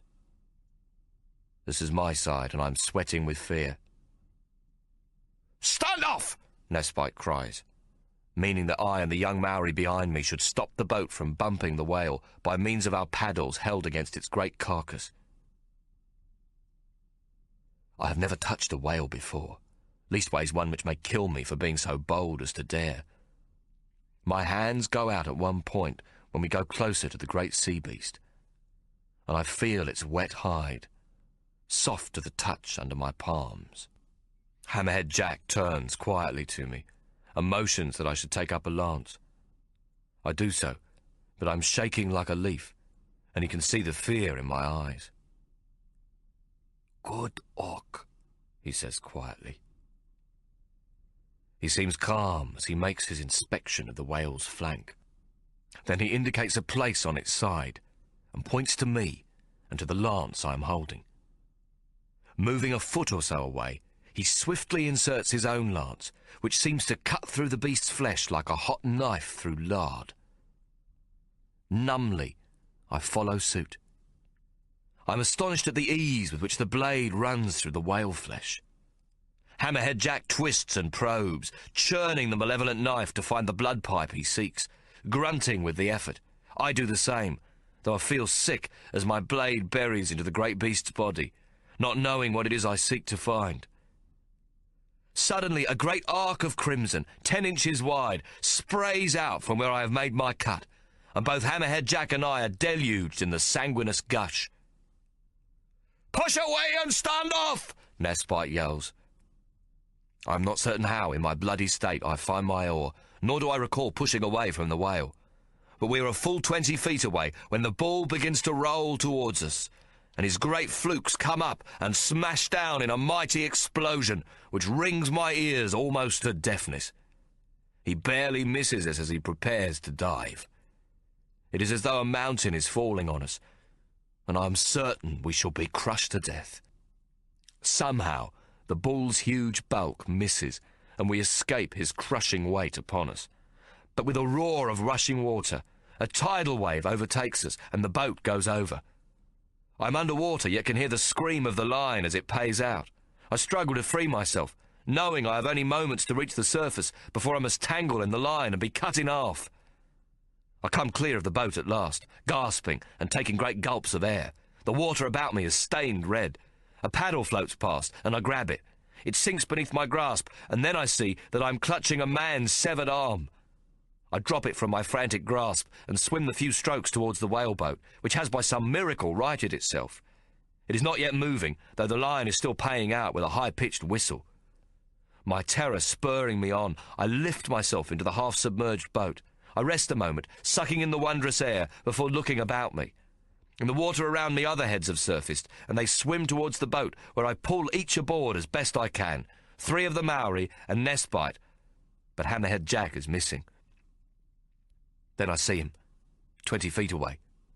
He is threshing the water with one arm, his head coming up and going down again in a foam of scarlet. A moment more, and I'm sure my courage would have failed, but I'm in the water before I know it and stroking out towards the wounded man. "Leave him! Damn thee, nigger! Leave the bastard!" I hear Nestbite gasp from the boat, but I continue to swim. Tommo and I have been strong swimmers since childhood, and in a few strokes I am upon Hammerhead Jack. I grab him about the chest, and he has the good sense not to struggle, or perhaps he has passed out, and I am able to pull him towards the boat. As I reach the side, which is half submerged in the water, a strong hand encircles my wrist, and I grab back to make a better purchase. But at that very moment the line zings and stiffens, and the boat begins to move away. The whale, which has dived straight down, is now levelling off and pulling away again. "Cut the rope! Cut the rope!" I am shouting, though only in my head, of course. "Leave him, nigger!" Nestbite screams at me. "Let go the damn cannibal!" Then he brings his boot up, and aiming it at Hammerhead Jack's head, kicks viciously downwards to separate him from me, or both of us from the boat, in order to chase his whale. "Damn thee! The lance has perfect set! The whale is ours!" he screams. I have my hand about the wrist of one of the Maori whalemen on board, and my arm hooked through Hammerhead Jack's good arm and about his chest, my chin clasped to his neck. I will not let go, nor will the young Maori who's holding on to me. Blood drips onto my shoulder where Nestbite has crushed Jack's right eye and nose with the heel of his boot. The water around us is stained crimson with the whale's blood, as well as that from the harpooner's severed arm socket. I'm hanging on for dear life as the whaleboat gains speed. Then I see the flash of a blade as Nestbite brings his bowie knife down into the back of my hand. At the very same moment, the whale finds a surge of strength, and the boat's bow is pulled down, and we jerk forward. The first mate, already off balance from his downward strike at me, loses his footing, and with a cry of alarm is pitched over my head and into the churning sea. He is at once gone from sight. How I am able to maintain my grip about the Maori's wrist and still hold on to Hammerhead Jack while the boat is moving, I cannot say, for my palms are minced from hauling in the line, but somehow I do, and with the boat beginning to skim the waves, the two of us have finally pulled aboard. I reach for the boat knife so that I might cut the whale rope and save Nestbite. Before I can grab it, my arms are held by a Maori on either side of me, and I have not the strength remaining to resist. The whaleboat is flying along, and there is no turning back. Nestbite will be drowned long before we can cut the line and return to search for him. Anyway, without oars, we have no way of rowing back to where he fell into the turbulent seas. Nor do we have time to think about the whale. From a large artery at the junction of Hammerhead Jack's shoulder, blood is spouting to the beat of his heart. I pull off my blouse, stained scarlet from the bull's blood now mixed with Jack's. What little I know of binding such a wound I have learnt only from a brief description in a book I once read about the Peninsular Wars. The wounds from a cannon shot cannot be much different to this one, and though I am panicked, I try to recall the exact procedures advised. I cut and then tear some canvas into narrow strips, and taking twine from my pocket, cut a length and tie the pumping artery along with the smaller ones which are still bleeding. Hammerhead Jack's arm has been torn clean out of his shoulder socket. This is fortunate, as it means the socket hole is clean and the arteries protrude so the ties are easily made, even though my trembling fingers are sticky with blood. Using the remainder of my blouse, I make a pad to swab the socket hole and tie it as best I can to the unconscious man's shoulder by wrapping a strip around his chest. I rinse my hand in the bloody water in the bottom of the boat, and I see that my hand is bleeding from Nestbite's knife wound. I look about me and see the weapon lying on the bottom of the boat where it must have fallen when Nestbite did his fatal tumble. It is a handsome bowie knife, long-bladed with a fine ivory handle, the first mate's initials, CWN, inlaid in copper. I put it in the stern, safe above the water. I check the wrist of the Maori who hauled Jack and me into the boat, anxious to see if Nestbite's blade penetrated through my own hand and injured him. But he shrugs and indicates a cut where the point of the bowie knife entered, which has long since ceased to bleed. "Good hawk," he says. It becomes clear to me what has befallen Hammerhead Jack. When the whaleboat overturned and we were caught under it, the whale line kinked and took Hammerhead Jack's arm with it, tearing it from its socket as the whale sounded. It can only be supposed that the giant Maori, in the split second left to him, kept his nerve and hooked his good arm about the thwart. By holding on, he knowingly sacrificed his captured arm, else he would have travelled downwards with the whale to be drowned. Still unconscious, Hammerhead Jack is now held by the eldest of the Maori, his head resting on the man's lap. The older man sits in the stern, his legs and most of Hammerhead Jack's torso submerged in the water-filled boat. He weeps as he tenderly protects Hammerhead Jack's damaged eye with his cupped hand. His tears spill down his purple-patterned face, splashing onto the unconscious giant's chin. All the while he moans and wails in a strange manner, which I take to be the savage way of sorrowing. The two other Maori, both younger men, have begun bailing water out of the boat with the pig in. Thankfully, this is always attached to the whaleboat by means of a marlin line, and so was not lost when we overturned. They too are sniffing and moaning, but remain busy at their task. They work hard, and our risk of sinking diminishes as this wild sea ride with the whale continues unabated. It is then that I see what has become of Hammerhead Jack's right eye. It is a terrible mash of jellied orb, held by a tangle of bloody veins and sinew, now resting on the lower part of his tattooed cheek. I have no time to think, or the task will be beyond me. Using Nestbite's bowie knife, I cut the tangle of sinew high up, so the iron socket entrails fall into his blood-soaked lap. Then with my thumb, I push what's left back into the empty cavity. There is now little blood as I pull the bruised and swollen eyelid over the mess. Hammerhead Jack looks to me to be more dead than alive, so I hope not to have done him much more harm than he has already endured. I bend down and carefully scoop the eye from his lap, and am about to throw it into the sea when the old man grabs my wrist and then cups his hands to receive the tangled mess. He calls his companions from their bailing, and they stand beside him as he begins to chant in a wild, high-pitched voice, the two young Maori punctuating the oration with great belly grunts, deep as a big military drum. Then, when the chanting is finally done, the old man leans over the side and submerges his hands to just below the water, so that Hammerhead Jack's eye floats away into the waves as the three of them sing a strange but beautiful melody, filled with harmonies and a sense of great tenderness. The whale has been forced by its bleeding to surface quickly, and now is some distance ahead of us, pulling the boat at a steady rate of knots. The mast has been snapped off by the whale rope when we overturned, and the lug sail lost along with the oars and paddles.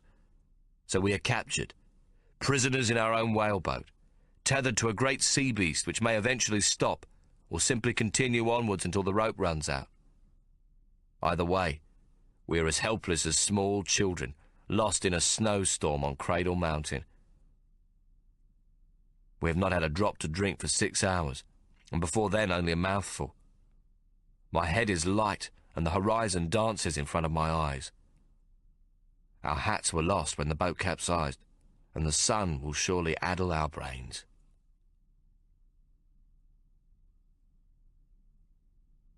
After what seems like more than an hour, the rope slackens.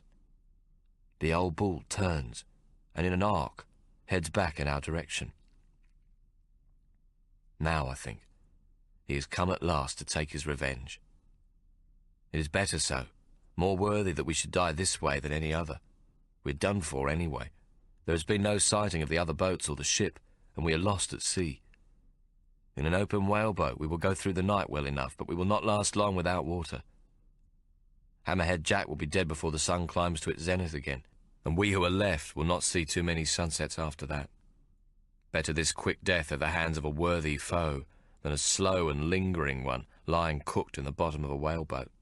I think of my death, not in terms of my own demise, which is now certain. No, what worries me is the question of who will take care of Tommo. My thoughts go to him at this moment. Dear Tommo, who I think is slowly mending his ways. Though he is winning too often at cards, and the men are becoming suspicious. He has collected nearly 20 Yankee dollars and various rings, knives and scrimshaw as his winnings, and he will even play for the raisins from their next ration of plum duff. I can only suppose he craves the sweetness, for it is a most curious prize to win at cards. I've told him his gambling must stop soon. If they catch you at cheating, they will kill you, Tommo, I plead. But I don't need to cheat with these duffers, he protests most indignantly. I swears it, Hawk. It's all done above board and on the square. I'm unconvinced. But then again, it would be just like Tommo's luck to be killed at not cheating. What would our poor mamma think? No day has passed on our voyage that I do not think of Mary. What will become of her on her own? I ache to talk to mamma, and I have written many pages of letters telling her of our adventures. But now she shall never receive them, unless Tommo thinks to send them to her when he reaches port, and who knows what state he'll be in then.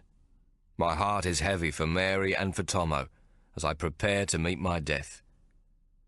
Not 50 yards from us, the great monster slows his approach, and I see that his chimney is spouting thick black blood. We wait, terrified. A dying whale is most dangerous until the final moment when he rolls over. The sperm whale has the largest brain of any creature in the universe, and this old bull has no reason to spare us. As 90 feet and over 70 tons of malevolence bear down upon us, I can see from the sombre expressions on the Maoris' faces that they too are aware of our approaching doom. However, as we draw ever nearer, the creature seems unaware of our presence. We are now no more than 30 yards apart, with no means of controlling our path. The whale's giant mouth opens, blood falling like scarlet ribbons from his upper jaw, missing the great rows of teeth contained in the long, narrow lower jaw. This monster, should we come much closer, will crush our boat to tinder beneath those scrimshaw molars. Miraculously, the wind shifts direction a fraction, and we drift a little further away again. More than an hour passes in this way, as we drift in close proximity to death. The whale moves more and more slowly, his chimney frequently spouting blood and gore in a great scarlet spray. His flukes have grown lethargic, and they slap the surface, making no more sound than that of the wind snapping at bedsheets on a backyard wash line.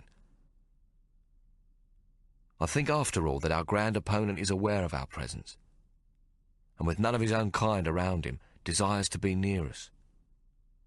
This prince of fish does not wish to die alone. Ho, great fish, we will meet again at Neptune's tavern, for we will not be long behind you. The sea about us is crimson, bubbling and seething for 200 yards in the bull's wake. The blood pours from him like mud running down a mountainside after a storm. Sharks circle, snapping at the floating, bubbling gore, their fins cutting through the surface in ever-increasing numbers. Then, as the setting sun turns the western sky into a fiery blaze, and the sea grows so burnished the waves' reflections turn us into glowing red men, with a great roaring and sucking of water, the tormented beast rolls over, fin out. there is a sudden silence. The Prince of the Deep Waters is dead. We are too tired for joy, and must now pull the line in, a task which seems altogether too much for us. But we cannot risk drifting away in the dark and losing our line, for we count it safer to be tethered to the dead bull all night than drift helplessly at sea. If the Nankin Maiden comes a-looking in the morning, a dead whale will be easier to spot from the mainmast than a lone whaleboat lost at sea. Though hope springs eternal, our rescue seems an unlikely event. With 3 other boats having fastened onto the sperm cow, she was a certain capture. Captain O'Hara must tether her to the starboard of the ship, strip her of her blubber and boil it down for oil without delay. There is little chance that he will risk losing this valuable prize to come looking for us. The supposition that an old bull sperm whale would prove too much for one boat to handle, and the natural assumption following it that we have perished under its flukes, is a most reasonable one. Our only hope is that we may be downwind from the ship, so that sailing in search of us would not be an arduous task. It is to be hoped that the master places a great value on his first mate, crawl-in nest bite, for he would not search even to the bottom of a bucket of sea-water for 4 kanakas and a nigger. All the while the sharks have been gathering. They are now in their many hundreds, bumping their snouts against the belly of the whale and tearing upwards at his hide, so that the old bull looks to be still alive but for the great fins sticking up into the air and the white patch now turned red on his underbelly. These jackals of the sea have the only true victory. It is ended, and for what it is worth, we have won this bloody contest, even though the triumph of it will be short-lived before we die. I sit upon a thwart, my hands dripping with fresh blood from hauling in the line, but I no longer care or feel the pain. It is almost dark, with only a sliver of the sun's brassy coin still showing above the horizon. I am weary beyond all endurance, yet there is something pestering at the back of my mind. Scratch around, look in the dark corners, clear the cobwebs, unlock the doors and open the windows, my dear. I hear Ike's voice say clearly to me. He would say this when I had lost track of an idea he had previously explained. If it is something you have thought or known before, then it will still be there, stored in the old noggin box, to be retrieved when you should need it most. But when you look, my dear, do so in an orderly manner, and all will be yours soon enough.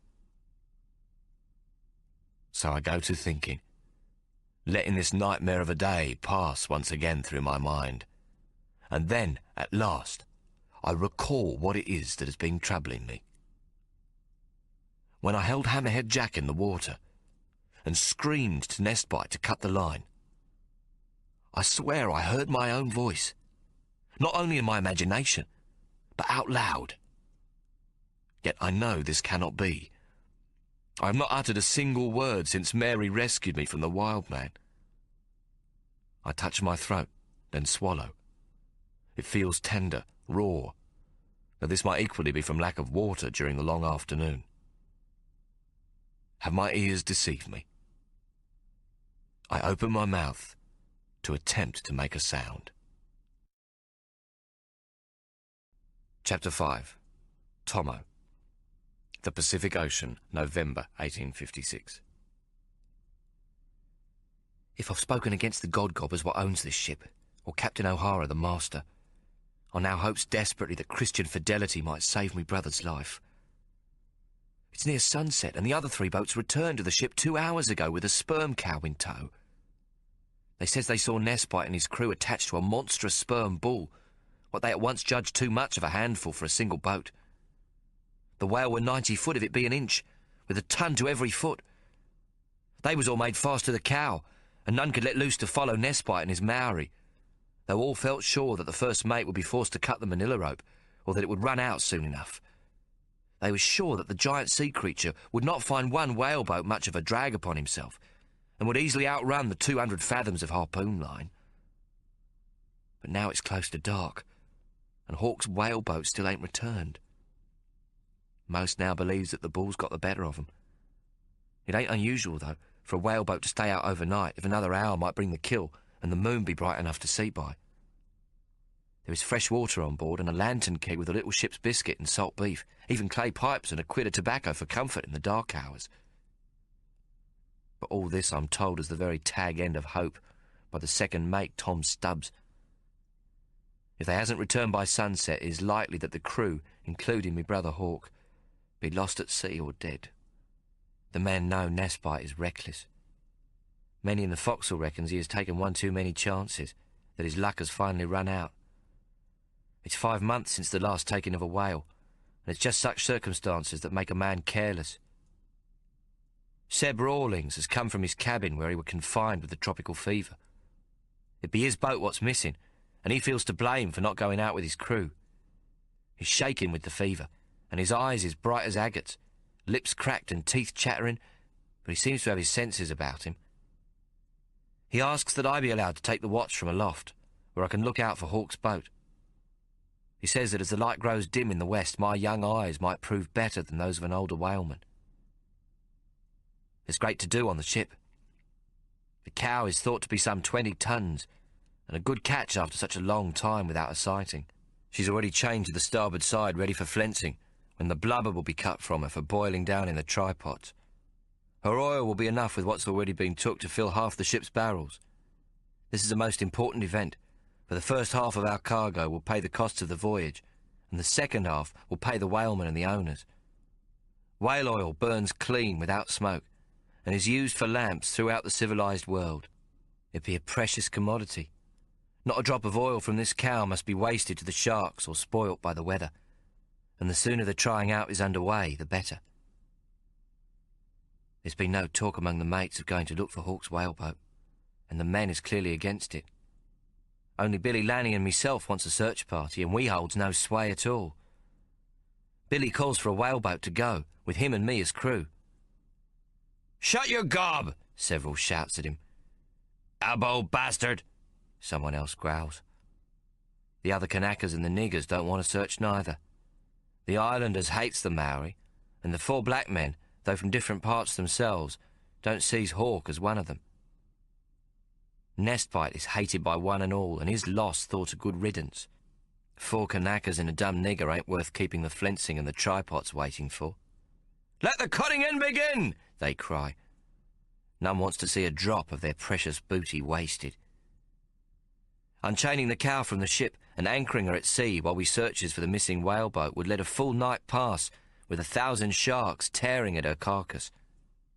Meanwhile, getting all ready for the flensing to be done by dawn's light tomorrow would save much of her bulk from being destroyed. Already the water around the boat is full of these mongrels of the sea. If a man fell overboard, he wouldn't last 10 seconds before his flesh-picked bones would sink to the ocean floor. Whale blubber spoils fast in the tropics. After less than a day and a half in the sun, it turns rancid and its oil loses value. There'd be little loyalty on a whaling vessel greater than the promise of coin at the voyage end, and still less if the lost crew be niggers and Kanakas, even if it does include me brother. Me old feelings of love for Hawk are starting to return, like blood coming back into a limb what's been deprived. And with him lost, I'm at me wit's end. It's Captain O'Hara what must make the decision to search, and my only hope is that he be a true Quaker. What's a religion of conscience, so it's said. Nestbite's also a Quaker, and the brother of O'Hara's wife. Perhaps this family tie, if nothing else, will make the master order a search. But in me heart I knows that feelings of family ain't as strong as feelings of greed.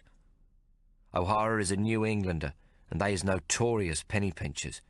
It's conscience against greed, and I ain't yet seen care for one's fellow man hold out against rapacity.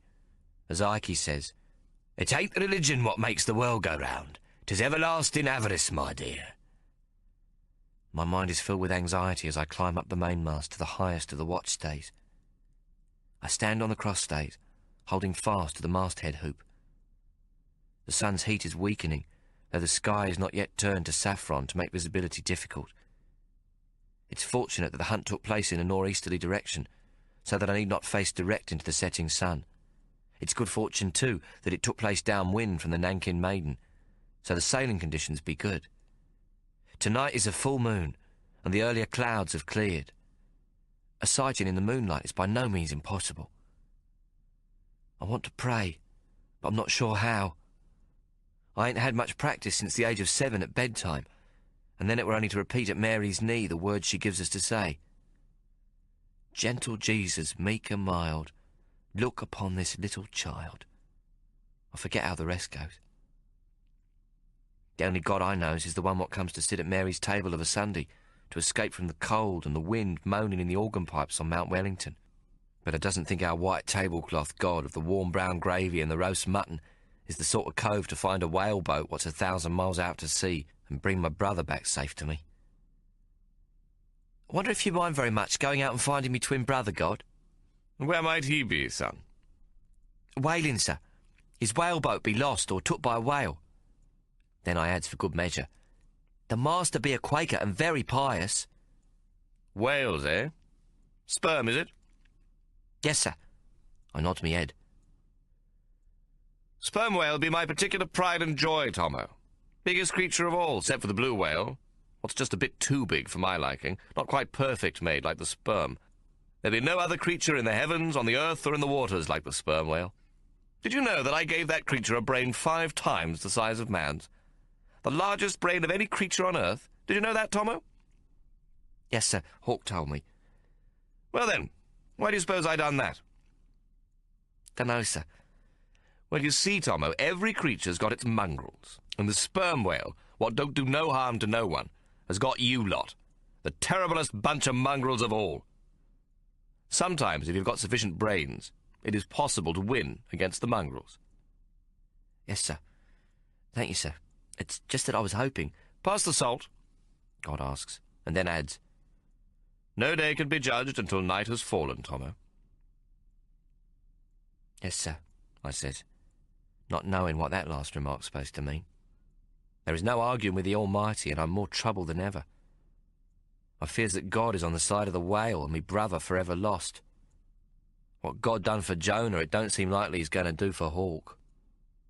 There is nothing to be seen out there except an albatross what's been following us for 2 days, and the endless waves stretching to the horizon.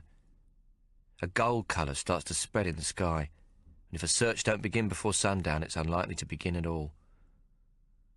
Old Tommo's on his own again, just like when I were beginning to feel like a twin, knowing there be somebody else what's connected invisible like to me. First I thinks Hawk a fool for wanting me back, wasting his life over yours truly. Then he become a nuisance, watching me, fetching me back home when I were drunk, looking sad-faced at me. Then, when he brung me aboard this ship, I think it better than staying with Mary, who made me feel so bad, like a naughty child. Later, I planned to jump ship as soon as we were in some port, piss off and leave Hawk to go home where he'd be needed by our mamma. Yours truly would be alone again with his cards and a bottle, what suits me just fine. But now, Hawk feels a part of me again, creeping back into me heart and mind, like when we was brats. Mind, I don't know how I'll feel when I gets me hands on a bottle again. When I came down on deck this morning to find Hawk gone as crew in Seb Rawlins' whaleboat, with crawling nestbite in command, I was full of fear. The feeling of the mongrels being near, what I had when I were aloft, come back so strong it took all me courage to stay on deck and not climb back up the mainmast, to hide up there, like the mast were river gum, and I back in the wilderness again. All day I felt Hawk to be in danger, and that's how I know our twinship is returning. It's like it were myself what's suffering. All day me hands hurt awful, and I thinks at first they're becoming like Mary's. They's rough and battered from the years in the wilderness, but I know it's more than that. It's something bad to do with Hawk. If by nightfall Hawk ain't returned, I'm going to jump to me death from where I now stand. I ain't staying another day on this bloody ship without Hawk. If he dies, I won't even have the black bottle to comfort me. Alone on this ship at sea, I'll be in a wilderness not much better than the last. Sooner or later I'll get in a row over the cards, or a brass bimbo will come for me in the dark and I'll use me axe on him, and that'll be the end of yours truly too.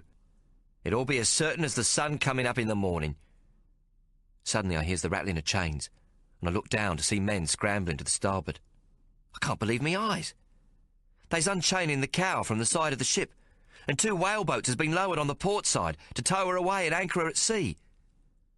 My heart thumps as I watch the men climb the rigging to unfurl the sails, and the Nankin Maiden turns to catch the wind. The sun is setting in a blaze of glory, and the sky is afire as the search gets under way. We sail for an hour and a half, and the moon is now well up. The sea is cast in bright moonlight, and if I had with me one of Hawk's books, I could read it as if it were daylight. It is then that I see the whale, a dark shape looming in the waters a starboard. "Whale-o! Whale-o! To starboard!" I shouts. Me heart is beating so fast it must burst from me chest any moment and drop to the deck below. Then I see the whaleboat moored not 50 feet from the dead monster, but I can't see nobody in it. "Oh, God, please, God, sir, let me brother be safe." I looks upwards through the topmast to heaven. "I promise I shall return to Mary if he's saved." Then I think, oh shit, me and my big mouth. I should have waited till we got a bit closer. In the pouring silver of the night, I see a head raise up above the gunwale of the boat, and then it stands up, and I know it's me lovely twin brother, and I begin to weep like a stupid little brat. We lifts the whaleboat back on board and sets to, towing the monster whale behind the ship. It's the biggest bloody whale killed in the history of the Nankin Maiden, and Tom Stubbs reckons it be the biggest whale ever took by a single whaleboat. There is much cheering on deck, the whalemen having forgot that they was against the search. They's counting only their share of the oil, what now means profit for us all. But I am only concerned to see me brother again. Hawk is the first to climb from the boat, and the Maori follow, carrying between them the limp weight of Hammerhead Jack. It's clear they's been through a terrible ordeal. The boat is now empty, and we sees that Nestbite is not among them. Captain O'Hara ain't a happy man when he realises the first mate be missing. He's tall and frightening to behold, his eyes glowering from beneath midnight eyebrows, what meet across the bridge of his nose. As soon as they has lain Hammerhead Jack on the deck, he calls the 4 survivors to his cabin for an explanation. But of course none is possible. The 4 Maori got no English, and without Hammerhead Jack to talk for 'em, they is staying stum. Hawk, being dumb, can't say nothing without me. Finally, O'Hara says he'll deal with the matter after we gets the cow, and gives orders to sail back to where she's waiting. This is most lucky, for it gives me the chance to find out what happened. As we sails back, Hawk tells me the story of their hunt, and I becomes afeard again. "They won't believe you, Hawk," I says after he explains how Nestbite lost his balance and fell into the briny. "Why?" Hawk says, moving his fingers slowly because of the pain. "It is nothing but the truth, Tommo." "It's a truth what will get you all hanged from the yardarm!" I cry. Hawk is wrung out. His hands is swollen to twice their size and is all red raw flesh. I've had me hands hurt from the pit dogs and the crosscut saw, and blistered once when Sam Slit's whiskey still exploded, but never like this. Never as terrible as this. He is nearly asleep as he speaks to me, his eyelids closing. Yet his great concern is not to tell me what happened, nor that his hands be looked after, but that the skipper should give him medicine to care for Hammerhead Jack. "He will die, Tommo," he signals wearily to me. "Then it will be my fault." "You will die," I says. "They will say you pushed Nestbite if you tells how it was. They won't believe you, Hawk." Hawk shakes his head. "I'm too weary to lie, Tommo. The truth will stand us in good stead." He can't touch a finger to his palms without wincing with the pain, and soon he gives up, too weary to use his hands or lift his arms to talk any longer. I thinks to let him sleep a while. I will hear him out again later, and talk a plan into him, once we is anchored alongside the cow. It is nearly 8 bells when we gets back to where we left her. In the bright moonlight there is so many sharks feeding on her that it'd be almost like watching a school of mackerel in the shallows of Salamanca Beach. But the whaleman is much less worried now about losing bits of her bulk. The bull is good compensation, 3.5 times bigger in blubber than the cow. It's as though he has caught 4 whales. We barely arrives when Captain O'Hara calls for Hawk and the 3 Maori. Seb Rawlings is also called from his sickbed, it being reckoned that they be his crew, and perhaps he may get some sense from them. The 4th mate sends straight for me, where I'm working in the try-house to get ready for the flensing of the whales at first light. That I should be called upon be me deepest hope. With me translating for Hawk, I reckon we has a chance to beat the mongrels. "Evening, Captain, sir," I says, removing me cap as I stands at the door of his cabin waiting permission to enter. O'Hara grunts. Come in, boy, he barks. Hawk and the three Maori are standing in the small cabin, and the captain is seated behind a table with Tom Stubbs beside him. Seb Rawlings is also seated, being too weak, I suppose, to be on his feet. With all of us in the cabin, there's scarce an inch to move, and I find myself squashed against the oldest of the Maori. The captain turns to Stubbs. Thou mayest go, Mr. Stubbs. There is much to be done. Mr. Rawlings will remain as witness. We push aside to let Tom Stubbs pass. O'Hara points to me without looking up from the ship's log, which lies open before him. Thou wilt speak to thy brother, and he will tell thee what happened, and thou us. Sir, my brother has already told me the whole of it. It will be much the shorter if I speaks, and then you ask questions, what I shall put to him. Captain O'Hara looks up sharply, thinking me to be too forward, but it keeps me head down and me hands clasped, humble-like. The sign language will be most tedious slow, sir. This will be the quicker. Is this the lad who saw the pod this morning? O'Hara asks Rawlings. He's the one, Captain, Rawlings says. He's reliable enough and not too stupid. He points to Hawk. They claims to be twins, though how this be I cannot imagine. Most curious, the captain says, but there is no curiosity in his voice. And I reckon he don't care if Hawk and me be twins or the first two of the three blind mice. Speak, boy, he commands. I tell her the placing of the two harpoons, and how Nestbite passed the other boats and shouted for help, and then how after being towed by the bull, they approached the whale from the weather side. I says nothing of the fight between him and Hammerhead Jack.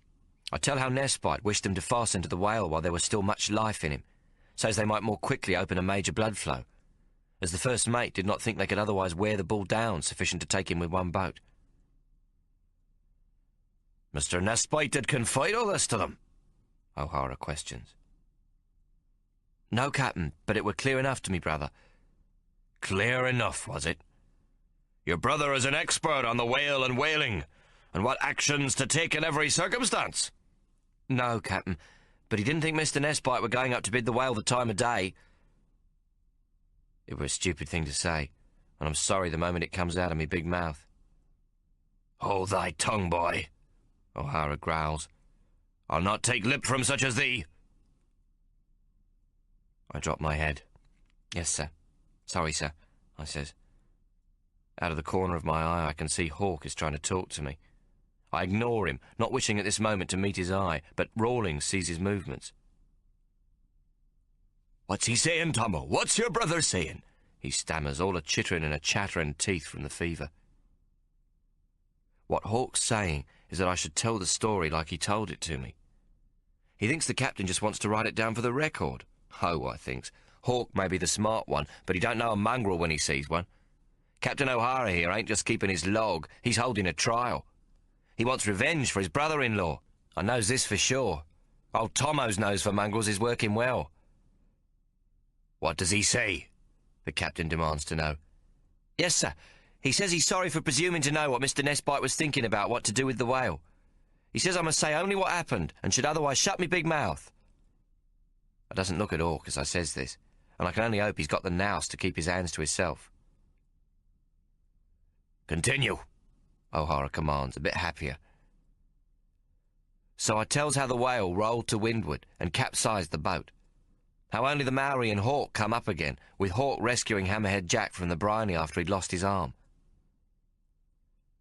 Did Mr. Nestbite do anything when the whale rolled to windward? Captain O'Hara asks. It's not a question I can answer.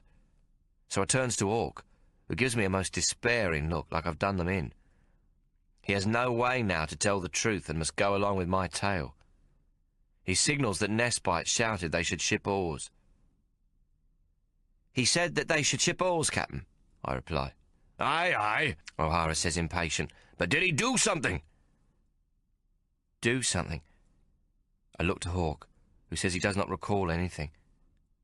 Meanwhile, the other's eyes are near closed as they tries to sleep standing up. Me brother don't recall, sir. Do something with this! O'Hara shouts, taking up a bowie knife from under the table and thrusting it blade forward at Hawk. The three Maori jolt awake in surprise and pull back, falling over each other. I am pushed against the cabin door where I bump my shoulder. "Ha! I have thee!" the captain exclaims. "This is Mr. Nesbite's knife, and there is blood on it! Human blood!" He stands up and with the tip of his forefinger indicates a dark stain on the blade and points to Hawk.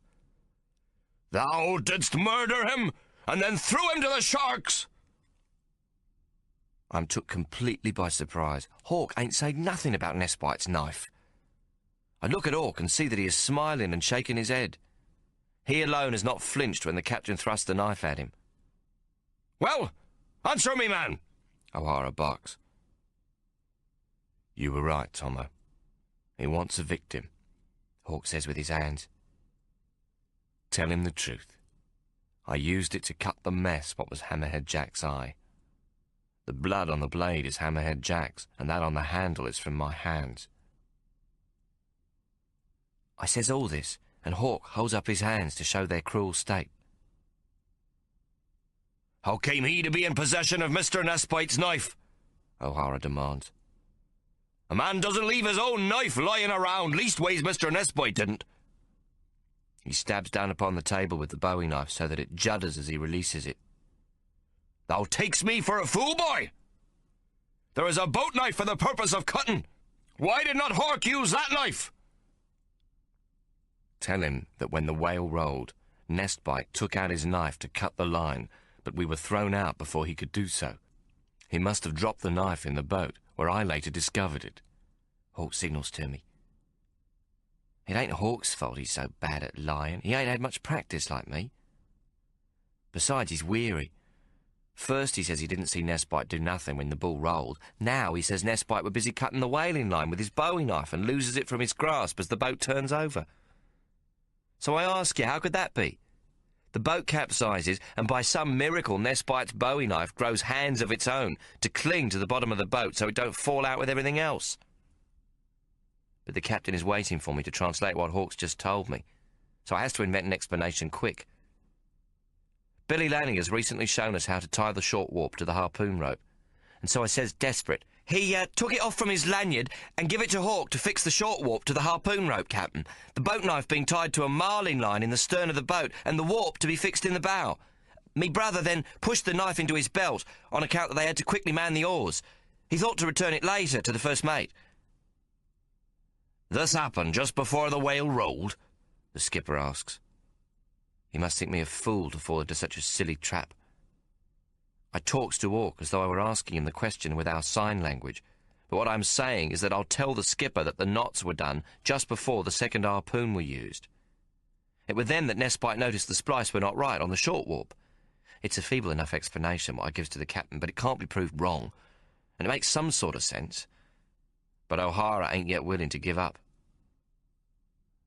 "Then why, I ask thee, did the Kanakas grow most alarmed when I showed the bowie knife?" he demands, his eyes narrowed. I cannot say, Captain. They be savages, and I doesn't speak their lingo. Then I ask, perhaps they thought you was going to do them in on the spot like? Why, sir, I rubs me shoulder, I myself jumped when you thrust the knife at me brother. Despite his fever and the sweat glistening on his brow, Seb Rawlins half smiles at my reply, and I sees he has no love for the skipper. Captain O'Hara pulls the knife from the table and lays it down, then takes up the quill again and dips it in the inkwell. All is quiet as he writes in the ship's log, and we can plainly hear his quill scratching upon the paper. At last he looks up, scowling. He points the quill accusingly at Hawk. "I feel there is more to this business than thou hast admitted, Solomon. I warn thee, nigger, I will sniff out dishonesty. I shall pray to the Lord for guidance, and then we shall see what we shall see. Thou mayest go, and thy damned cannibals with thee." Then he turns to me. "As for thee, boy, thou mayst be sure I shall find something to cool thy ardour and quell thy impudent tongue." We turns to go, the Maori shuffling out first, when Hawk signals frantically to me. Captain, sir, I pipes up from the door of the cabin. Me brother pleads that he be allowed medicines for the injuries the harpooner got whilst most bravely killing the whale. A nigger who cares about a Kanaka. Miracles will never cease. The captain turns to Seb Rawlings. We have a nigger here who cleverly turns Mr. Nestbite's whale kill to the credit of that damned savage and turns himself just as neatly into a ship's surgeon. What think thou of that, Mr. Rawlings? He does not wait for the fourth mate to reply before looking at Hawk. But of course I forget. Thou hast already proved thyself most handy with a bowie knife. He indicates Seb Rawlings with a flick of his head. Thou mayst issue a chit for medicine, though I think it much better for all if the savage should perish. O'Hara seems a little calmer, having rid himself of his spleen. He is well pleased with his crack about Hawk being a surgeon, and with his last jibe about Hawk's supposed use of the bowie knife to kill Nestbite. He twirls the quill in his fingers and muses aloud. The Lord's ways are indeed mysterious. I have the greatest need of a first mate on this ship, and he hath taken my dear brother from me, and allowed the devil to replace him with a cannibal savage, a useless kedger with one arm and one eye, who will draw from ship's rations and return me no profitable labour. He looks up at Seb Rawlings, his right eyebrow raised. Thou wilt charge the cost of the medicines to the Kanaka's share of the lay, and he will be placed on half rations until he perishes, or otherwise proves to be of some further worth to us. The captain is as good as his word, and has found me special punishment.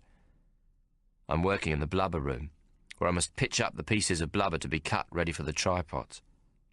These pieces is 4 foot long and weighs nearly as much as me. Working them is usually a task for the biggest of the men. 2 blubber room workers in bare feet cuts the blubber with dangerous sharp spades, and as a consequence of the deck pitching and rolling, one has had 3 toes sliced off and the other 4, this being the badge of their trade. They's fierce men, and don't like seeing the blubber they cut stack up. Get moving, they snarls each time I forks another slab of blubber. We ain't got all bloody day. I'm soon knackered, but there is no let-up. The deck is slippery with oil and whale blood, and sometimes I near collapses under the weight of me blubber fork. Go on, move your arse, be the constant cry from the cutters. Not one comes to me aid, and some push me over when they see me loaded up so that I crash to the floor, falling on me face. Yours truly is a cause of great merriment to all in the try-works, as I staggers to me feet covered in oil and blood. But it ain't the worst what's happened to me, and I will not give in. No poxy bunch of whalemen gets the better of Tommo ex-Solomon. There be 2 hours to go, and every forkful of whale blubber is stained with blood from me bleeding nose. I feels a hand on me shoulder, and I stops, expecting another shove. But it's Hawk, come to find me. I've been asleep and did not know of this, he signals with his hands. They still be swollen to twice their size, yet he takes up me fork and begins to spear and lift the slabs of blubber. Though the pain in his hands must be awful, it is as though he is shovelling straw into a hayrick, such is his strength. One of the whalemen, what has been amusing himself at my expense, now scoffs at me. Without turning, Hawk strikes him with the back of his huge hand so that he flies across the try-deck and lands skidding in the whale oil. It's the first time I've seen Hawk strike a man, and it was like he were brushing away a fly.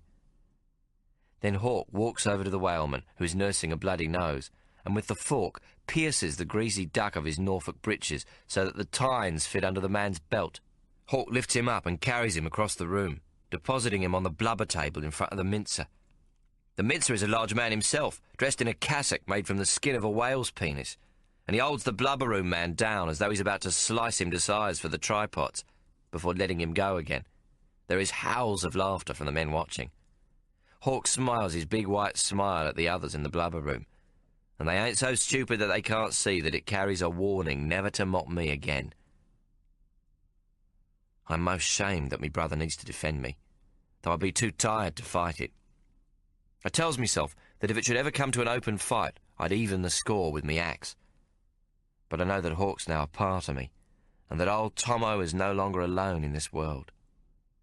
And so I finishes me first watch in the blubber room. The men is working round the clock to get the blubber into the tripods, so that it may be made into good oil, a most difficult task. The whale's tied by chains from its tail and head to the starboard side of the ship, and the cutting platforms, hung from the ship's topside, is lowered to meet it. The cutting tackle is secured to the mainmast and also lowered so that the mates can begin the cutting in. With Crawling Nespite dead and Seb Rawlins ill, two of the older, more experienced whalemen handles the cutting spades, along with Tom Stubbs and Timbin Hollowtree, the third mate. The men attaches the cutting tackle to the whale using the blubber hook at its end. They cuts a long scarfing line about 9 inches in width on either side of the blubber hook. Then the hook is pulled upwards by the block and tackle, and the mates frantically cuts the blubber to loosen it from the whale flesh. It's as though they is peeling a giant Spanish orange, though the blubber, if you can imagine it as orange skin, be about 15 inches thick. The power for the block and tackle is supplied by men working a windlass on deck, where it's connected to ropes run down to it from the main top. The blubber peels off in a long, intact spiral, what stretches from the whale right up to the topmast, pulling the whale's great carcass hard against the ship. The weight makes the vessel heel, so that when the blanket of blubber is freed, the ship lurches violently back on her beam ends, as though buffeted by a stormy sea.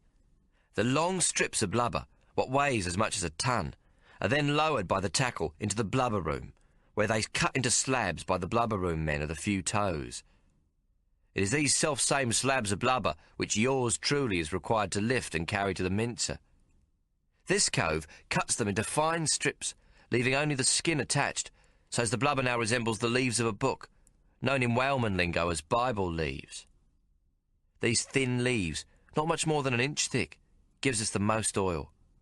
The Bible leaves is placed into the bubbling try-pots and turned into oil, before being ladled into copper cooling tanks and put into the cooper's casks.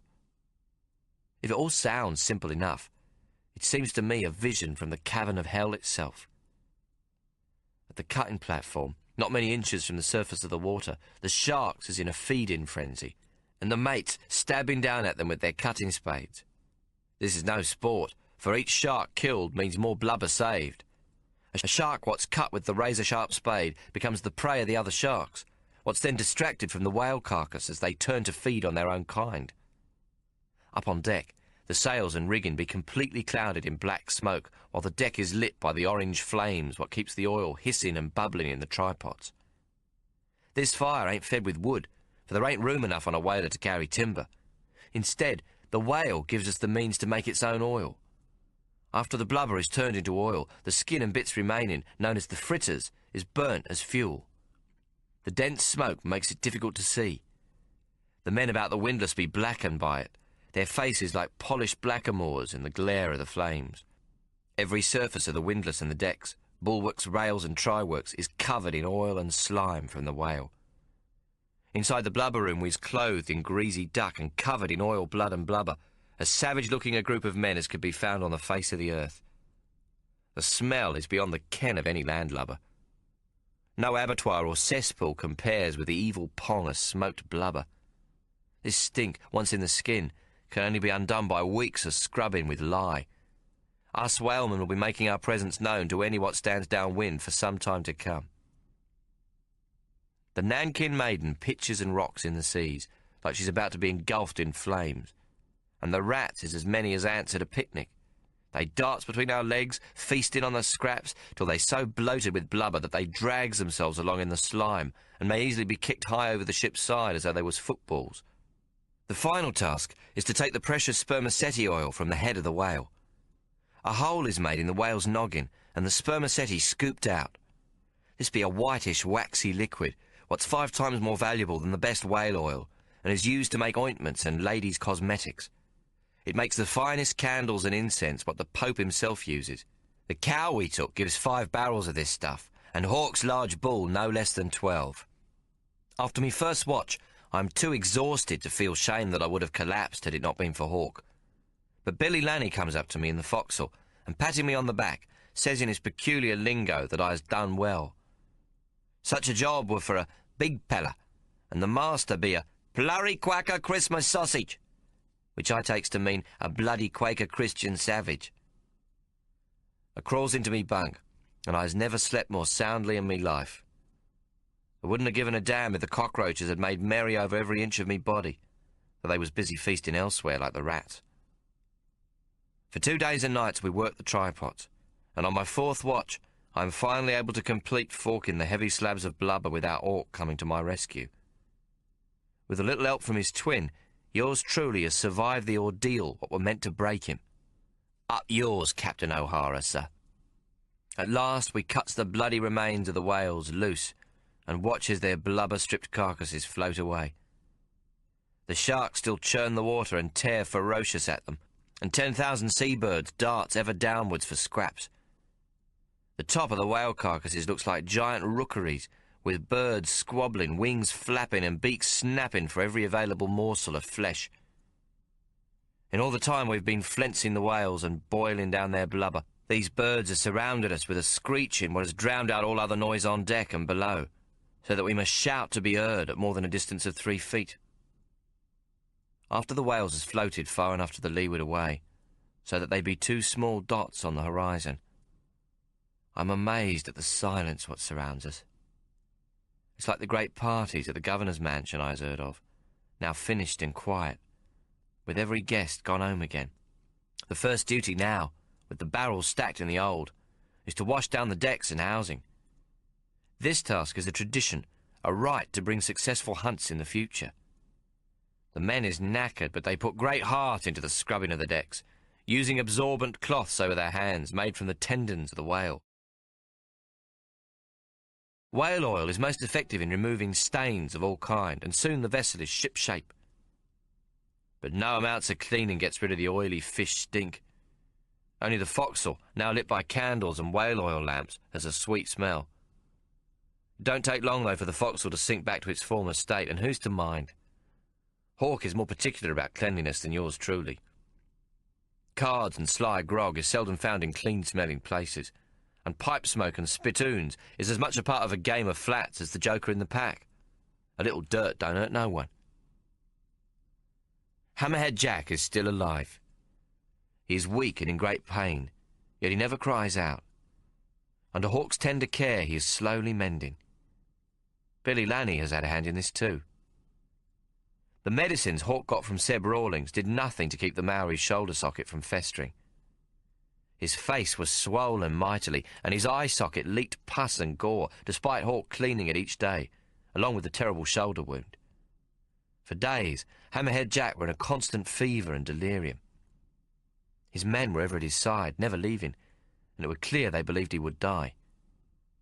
It was Billy Lanny, ever the curious one, what comes over one morning to take a look, shaking his woolly head and clicking his tongue. 2 days later he'd be back, carrying a small tin filled with live maggots. These worms does not come from his own back, what is now well scabbed, but were procured most cleverly. After Billy sees Hammerhead Jack, he asks me to catch a fish and give it to him. That afternoon when I comes off watch, I catch a nice-sized tuna about 6 pounds. This I gives to him, and he gets the cook to lay it on top of a salt pork barrel in his galley overnight. By morning, all the maggots in the pork has crawled out to find the fresh fish, and Billy scoops them up and brings them to Hammerhead Jack, who is still fevered and unconscious. Billy carefully makes 2 poultices of live maggots and puts one on Hammerhead Jack's shoulder and the other on his eye socket. He binds the shoulder loosely, so as the maggot stays inside and covers the eye socket from the light. By the following morning the pus has gone, and the wounds be quite clean. Hammerhead Jack is now making a slow recovery with no fevers to plague him. Billy's maggots does the task better than the captain's medicines, what was bought at great cost. It is 2 days after the cleaning and scrubbing of the ship, and we has changed our course. It is said we be headed for New Zealand waters, the talk on board being that O'Hara hopes to pick up another ship's officer there to replace Nestbite. No doubt he plans to make more trouble for Hawk once we reach his port. The crew be resting up from the trying out and cleaning of the ship. The hold is well over 2/3 full with barrels, and there's a feeling of calm. On Hawk's warning, I has lost several card games in the forecastle, and am telling the story of the killing of the sperm bull to as many as I can.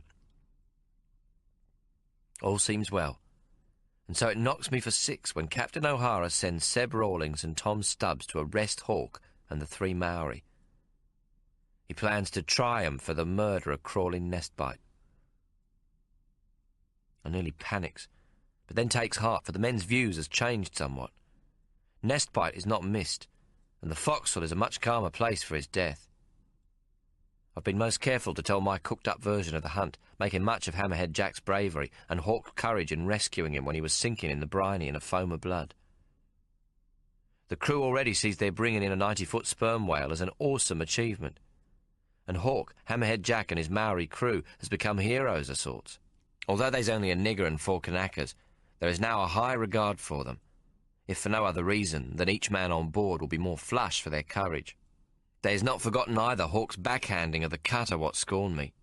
The man's name be Bob Jenkins, and he's known to be a good fighter with a knife and unafraid with his fists.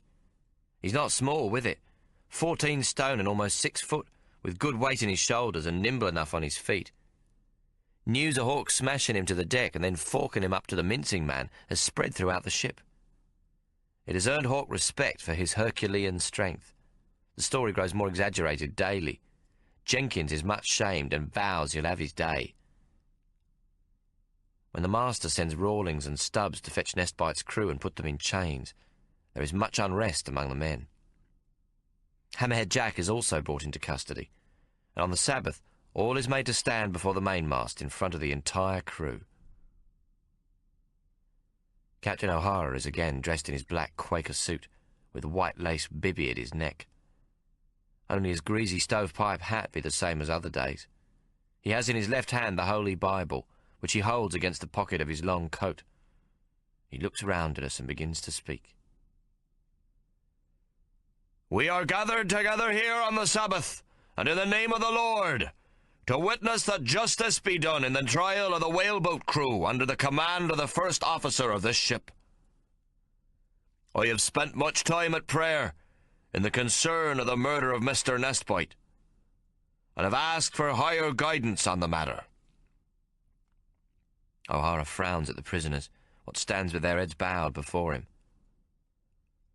I am not mocked, saith the Lord. There is a groan from the crowd, for we have witnessed the Lord's word translated through the prayers of O'Hara before, and of course through those of the recently deceased Nestbite too. The Lord's instruction seldom turns out merciful to a whaleman. The crew be generally agreed that if Christ Jesus were the skipper of a whaling vessel, there'd be none on board what would sign on with him, even though he could walk across the water to harpoon a whale. I have asked Mr. Rawlins to speak on behalf of the prisoners, Captain O'Hara now says, there being no one in their midst who can do so. Me brother Hawk can, Captain, sir, I shouts, if I may translate for him. The crew shouts their agreement. O'Hara has seen that the crew is of a contrary mood, and knows he's got to make his authority felt. We has heard sufficient of thy translations, boy, he snaps. Thou and the nigger have not the sagacity to make a case for the defence. Sir, I speaks only that me brother might speak. He is not without wit, and is well learned at books. Has he not the right to defend himself? May he be allowed to decide if Mr. Rawlins be his defence, or if he would speak for himself and the Maori? I trembles at me boldness, but I must speak for Hawk or die in the attempt. Oh, yes. Thy brother we know already to be an expert at judging the whale after 3 months at sea, and he is a ship's surgeon too. Perhaps he is to be the judge and jury as well, O'Hara says sarcastic. Captain, sir, it be one of the rules of the sea that a seaman may speak in his own defence if he be accused. I braves the mongrel once more, not knowing if what I say be true, but it becomes clear from the men's cheers that it is. O'Hara's face grows red as I speaks, and he begins to shake. Silence! He roars. I am the captain of this ship, and the law is mine to make while we are at sea, and make it I shall. He draws breath. There is none amongst the Kanakas who can speak English. Thy brother could accuse any of the crime, and they could not defend themselves. Mr. Rawlins will speak for all. He turns and points to me. As for thee, boy, I will tolerate no damn sea lawyers on my ship. Another word from thee, and it will see thee stretched to the mizzenmast. Thou art naught but a troublemaker. The men is silent after this outburst. What shall become of Hawk? I despairs to myself. Then suddenly a weak voice is heard. Hawk speak, Hammerhead Jack croaks. He is being supported by the two younger Maori, for he is too weak to stand on his own feet. Him speak me. He slowly raises his good arm and touches the two men on either side of him, then points to the old man. Hawk speak Maori all. O'Hara turns angrily to Seb Rawlings. What's he say? What's the savage say, Mr. Rawlings? He wants Hawk Solomon to speak on their behalf, Captain. Seb Rawlings answers quietly, plainly gobsmacked. Perhaps, sir, it be best so done. O'Hara slaps the Bible to his knee. In the name of the Lord Jesus Christ, have I not made it abundantly clear how we shall proceed? Thou shalt defend them, and I prosecute. He holds the Bible above his shoulder, so that all may see it. The Lord God Almighty will be the judge. There is much murmuring and shuffling of feet amongst the crew, but nothing further can be said. It is clear to all that Hawk and the four Maori is doomed. My stomach grows cold. The mongrels is winning. I shall read from the book of Jonah, Captain O'Hara thunders, opening the Bible. And God created great whales, and every creature that moveth, which the water brought forth abundantly. God hath himself given us this abundance. The sperm whale is God's gift to us, if we should observe his ways and be true to his faith. This we see to be near his first pronouncement in the book of Genesis, chapter 1, verse 21. Captain O'Hara raises his head to look over us, for he stands on a small platform surrounding the mainmast, what makes him taller than any man standing, except for Hammerhead Jack and Hawk, what's at eye level with him. It is here we see that Jesus Christ our Lord created a special dispensation for those who hunt the whale. The great fish is his gift to mankind, from the abundance he hath brought forth from the waters. He gave not permission to the fisherman to hunt the skipjack or the mackerel, nor to the hunter to hunt the deer or the mountain lion. But to the whaleman he gave the greatest creature upon the face of the earth, for hath he not made man in his image? O'Hara pauses and looks about, holding the Bible aloft. If you need proof of this, I shall give it you. He has the Bible marked with a bookmark made of whalebone, and he flaps it open and begins to read. And the Lord spake unto the fish, and it vomited up Jonah unto dry land. The master looks up and says with deliberate quiet, The book of Jonah in the Old Testament, chapter 10, verse 2. I thought the Quakers didn't sermonize, but said their prayers silent amongst themselves, but O'Hara is just like a preacher in his pulpit. Thus spake the Lord God, he continues, proving that he places God-fear in man above the whale, that he hath given them dominion over the whale, causing the whale to vomit up upon dry land that which hath been taken against the will of God, the creator of heaven and earth. Captain Mordecai O'Hara glares at us for some moments. It's as though he wants one of us to challenge his Bible learning. Would any amongst thee dispute the word of God? He asks. Only Hawk among us would be able to do so, for he read the Bible twice over on his voyage to England, it being the only book on board other than the apothecary for a ship's surgeon, what he read 5 times. But he has his back to me, so I cannot translate for him. Now comes the case for the prosecution, O'Hara announces. He looks up to the topgallant as though for inspiration from on high. It is plain for all to see that God favors his Christian children in the contest between whale and man. Or why else would he command the whale to vomit the prophet Jonah back onto dry land? I have been the captain of a whale ship a full 20 years, and in that time have lost many a whaleman to the sperm, but only this once a Christian man. At all other times they have been heathens." He points to Hammerhead Jack. "Like this Kanaka, niggers, cannibals and savages, or papists from the godless South American ports, or the Portuguese, or men from Dublin. If not them, then heathen from the East Indies and godless limeys." O'Hara points again to Hammerhead Jack. "The Lord hath clearly shown his direction in this, when he took the arm and the eye of this hapless savage, intending him to drown. The arm which is used to throw the harpoon, and the eye to aim it. God's message is abundantly clear. He took this heathen as the whale's sacrifice, knowing well that there is a Christian gentleman aboard." The master pauses. Well warmed up to his mad notions, he looks about him, then points to Hawk. "Thou rescued from the sea this heathen Kanaka, and so did clearly transgress the will of God Almighty, who had consigned him to his watery grave by removing his arm so that he could not swim."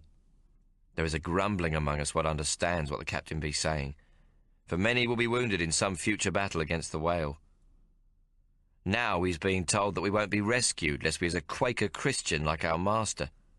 O'Hara takes no heed of this muttering and mumbling from the men, and continues to thunder at Hawk, shaking his finger at him. "And then, when it behoved God's servant, Mr. Crawl in Nespite, to point out thy disobedience against the will of God, thou didst kill him with his own knife, and throw him to the sharks." O'Hara speaks as though he himself has witnessed every part of what took place. He snaps shut the Bible, and with his free hand takes Nespite's bowie knife from his coat pocket, holding it high.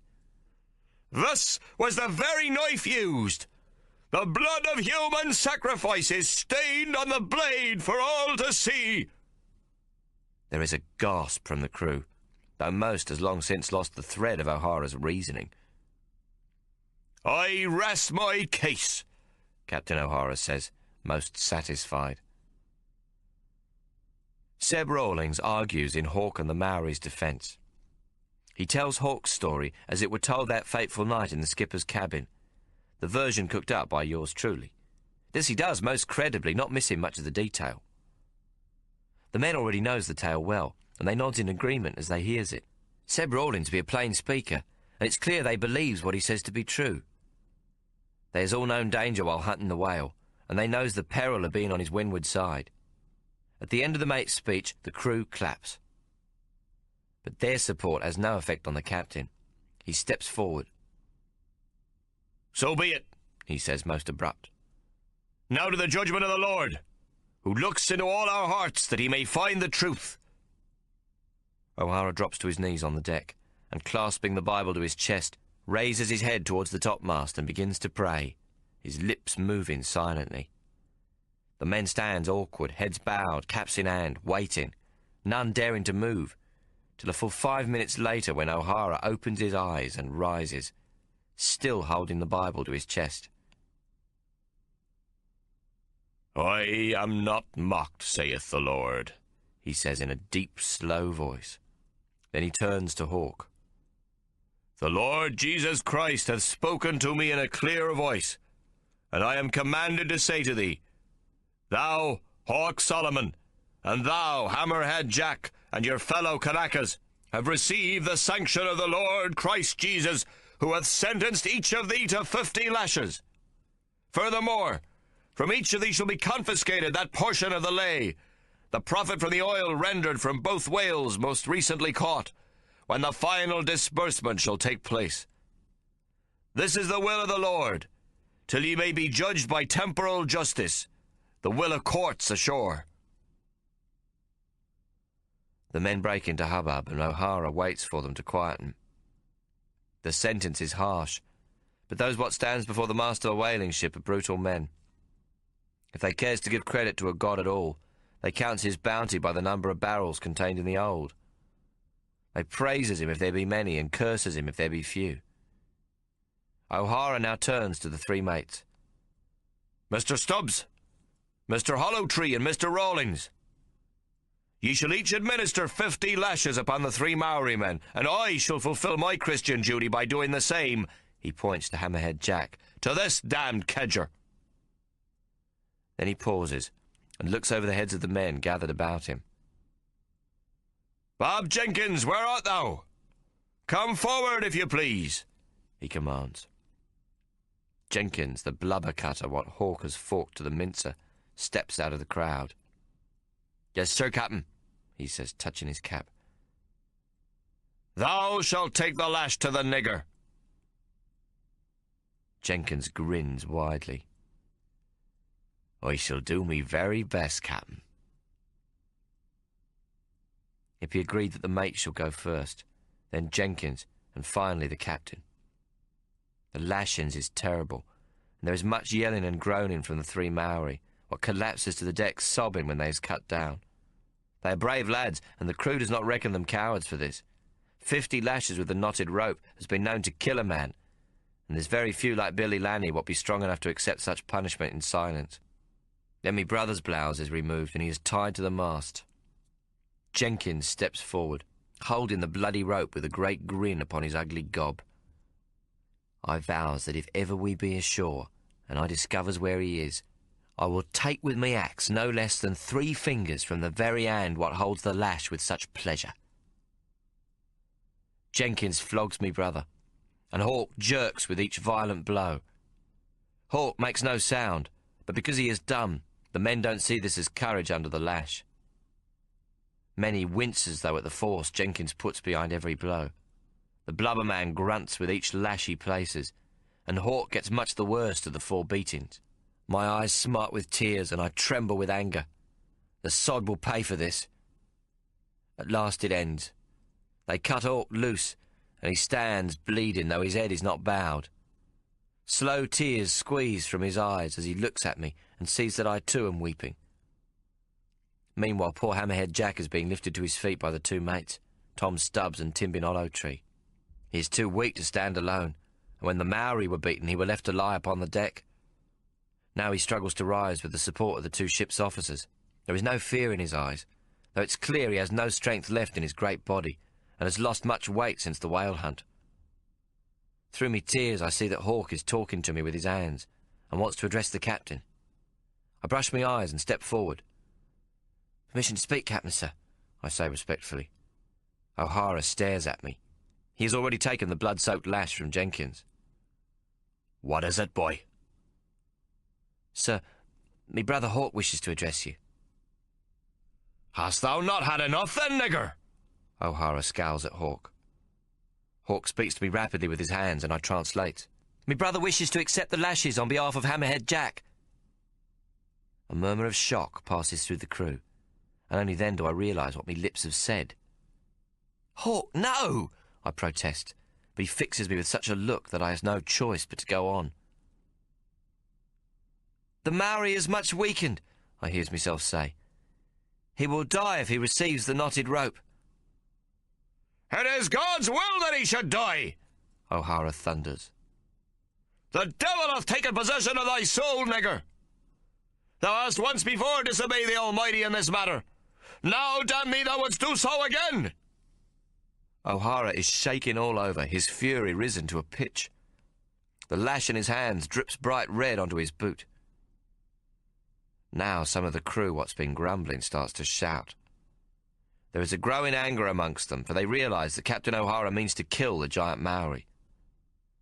Hammerhead Jack be only a savage, but our good captain has gone beyond what even these port rats will stand. The islanders have also realised what is afoot, and they too is growling, their fists held taut to their sides. Me heart begins to pound. The pack is turning on its master. It is then that Seb Rawlings steps up to stand beside O'Hara. He has the captain's Bible, and he raises it up. "Silence!" he shouts. "Be silent!" The men quietens down a bit. "Silence there!" Rawlins shouts again, pointing to a small group of Irishmen what still mutters angrily at the back of the pack. "Silence, you lot, or you'll have me to reckon with!" Finally all is quiet, and he begins to speak. "Captain O'Hara has already shown much of God's infinite mercy in dealing with this matter. Rawlins says. I know him well enough to say that he will again put this matter to prayer, so that God's will may be done. O'Hara jerks back in surprise at the fourth mate's words, but he holds his tongue, allowing Rawlins to continue. The fourth mate points to Hammerhead Jack. If God should intend this Kanaka to die, he would have done so by means of natural causes abundantly available to him in the past few days. So, if the Lord God be our judge, as the captain has told us clear, and I be the defence, then I must ask Captain O'Hara to allow the judge of heaven to make a decision on this new request. I must most humbly ask, does God the judge wish the Kanaka to die at the hands of the prosecution? Or will he accept the plea for mercy from the defence? If he is the merciful judge, then I ask that he make the same judgment he hath made for the prophet Abraham, that Hawk Solomon, like the ram caught in a thicket near Abraham's sacrifice of his son, be allowed as a substitute to the taking of a poor man's life. I'm astonished at Seb Rawlings' learning. His knowledge of the Bible is even more amazing, for he does not seem religious, and is the only one among the mates what ain't a Quaker. Captain O'Hara suddenly shakes himself, as though Rawlings has called him from some sort of pious trance. So be it, he growls. He hands the lash to Rawlings in return for the Bible, and once more goes to his knees on the deck. We all hold our breath as we wait for the result of his silent prayer. Finally, after 3 or 4 minutes has passed, he rises and turns slowly to Hawk. There is something of God in all of us, even in thee and the savage whom thou dost wish to spare the lash. The Lord hath spoken to me, and thou shalt take unto thyself the Kanaka's punishment. Hawk's back already bleeds freely from Jenkins's flogging, and the top of his canvas breeches is soaked full to his knees with blood. But he is calm as they ties him again to the mainmast. The captain takes up the lash and begins lashing me brother. I can't do nothing but watch as Hawk silently takes the savage blows. The mongrel's his back and beating me twin. You bastard, I sobs to myself. I'll get you too, whatever the cost. You, O'Hara, and you, Jenkins, both shall taste the edge of my axe. I swear it or I die. O'Hara pants with the effort as he completes his gruesome task, Timbin Hollow Tree counting each lash. Hawk's once smooth ebony back is ripped to raw and broken flesh, the runnels of one lash running into the others. The captain's bibby is completely blood-stained, his dark coat wet to the front, and he has small scraps of red flesh caught up in his black beard. He strikes again, and Hawk gives a soft moan. At first I doesn't realise what I've heard, but another groan follows, and yet a third, this time louder. I cannot believe my ears. Sobs catch in my throat. It is the first sound I've heard from Hawk's mouth since the day we was kidnapped. Chapter 6. Hawk. The Pacific Ocean, January 1857. Tommo has spent all his gambling winnings on medicines for my back and for the Maori. This is mostly sulphur ointment and cheap enough ashore, though Tommo has been made to pay almost as much money as a whaleman would receive in wages after a successful 2-year voyage. It is beyond all reckoning for the cost of medicines. Captain O'Hara has extorted this payment as further punishment, and I have begged Tommo not to purchase the ointment, thinking we will heal as fast without it, but he will not hear of it. If I spends all I has, it's in the best cause, he replies, and then grins. The lashes came hard, the winnings was easy. Our ship is sailing towards New Zealand waters from our position south of the Cook Islands. Captain O'Hara seeks a new first mate, or if not a first, then a new mate with experience, who has led a whaleboat crew. There has been a robust migration of free settlers to the New Zealand shores, though not too many decent folk are among them. Even the missionaries are more concerned with buying up the land than preaching God's word. The Europeans are largely from New South Wales, including escaped convicts and a great many ex-convict deserters from ships. It is estimated that there are 3,000 of the latter scattered throughout the islands of the Pacific Ocean, and 500 again in New Zealand. It's said that they have heard the wail of the wahine, and their bastard half-caste children may be seen on every island where there is a native tribe. This new generation is strong, too, for they seem to be immune from the white man's diseases, which now play havoc among the Kanakas. These new settlers have brought with them the European diseases of influenza, measles, smallpox, venereal pox, and consumption, as well as other maladies. Measles has killed tens of thousands of islanders, and as many again of the Maori. For every half-caste and white child born in New Zealand, 10 Maori children have perished. This much I've learnt from my reading. It is amongst this motley crew that O'Hara hopes to find the man he needs. And so we sail to the whaling settlement of Kororareka in the Bay of Islands, a town long known as a centre of infamy and drunkenness, where at least 300 whalemen reside. The men are much excited about leave ashore, for they hope to encounter the dark, restless-eyed woman, as the Maori wahine is known amongst sailors. I cannot say that such a prospect does not excite me also, for I am a man, and so by nature weak of flesh. I have not yet taken a woman to my bed. I can only hope that the lighter, brown-skinned Maori will not see me as a nigger and despise me for the colour of my skin. 6 months have passed since we left Hobart Town, and it will be good to feel land under our feet again.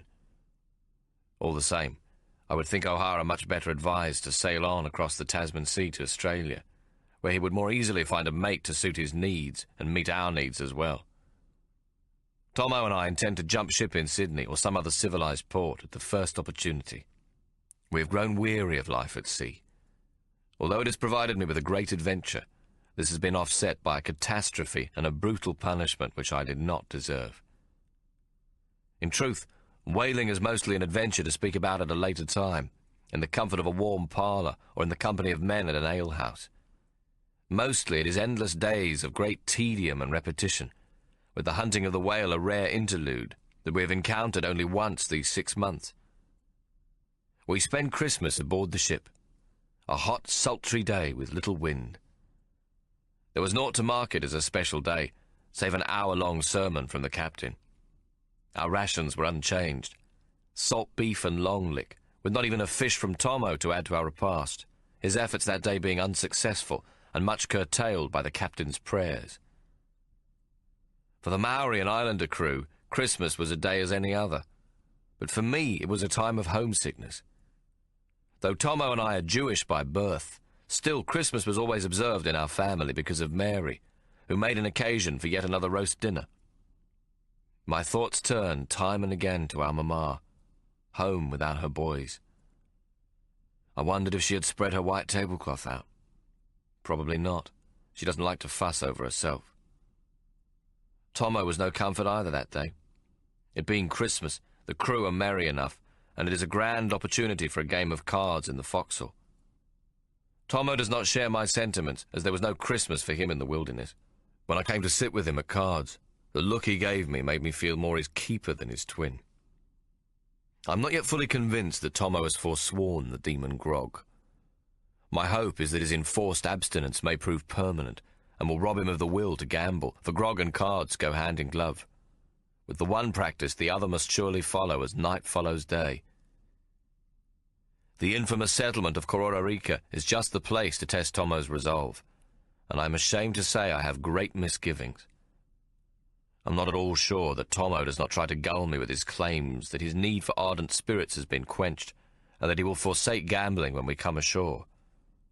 He plays cards at every opportunity, now saying it is money for the medicine we need to cure our backs. He still wins too often for my comfort, and each day I fear the men will flush him out in his use of relocation, but when I warn him, he merely laughs. I ain't going to relocate with these partners. They all be ploughboys and dockside scum before they comes to whaling, half-wits and duffers.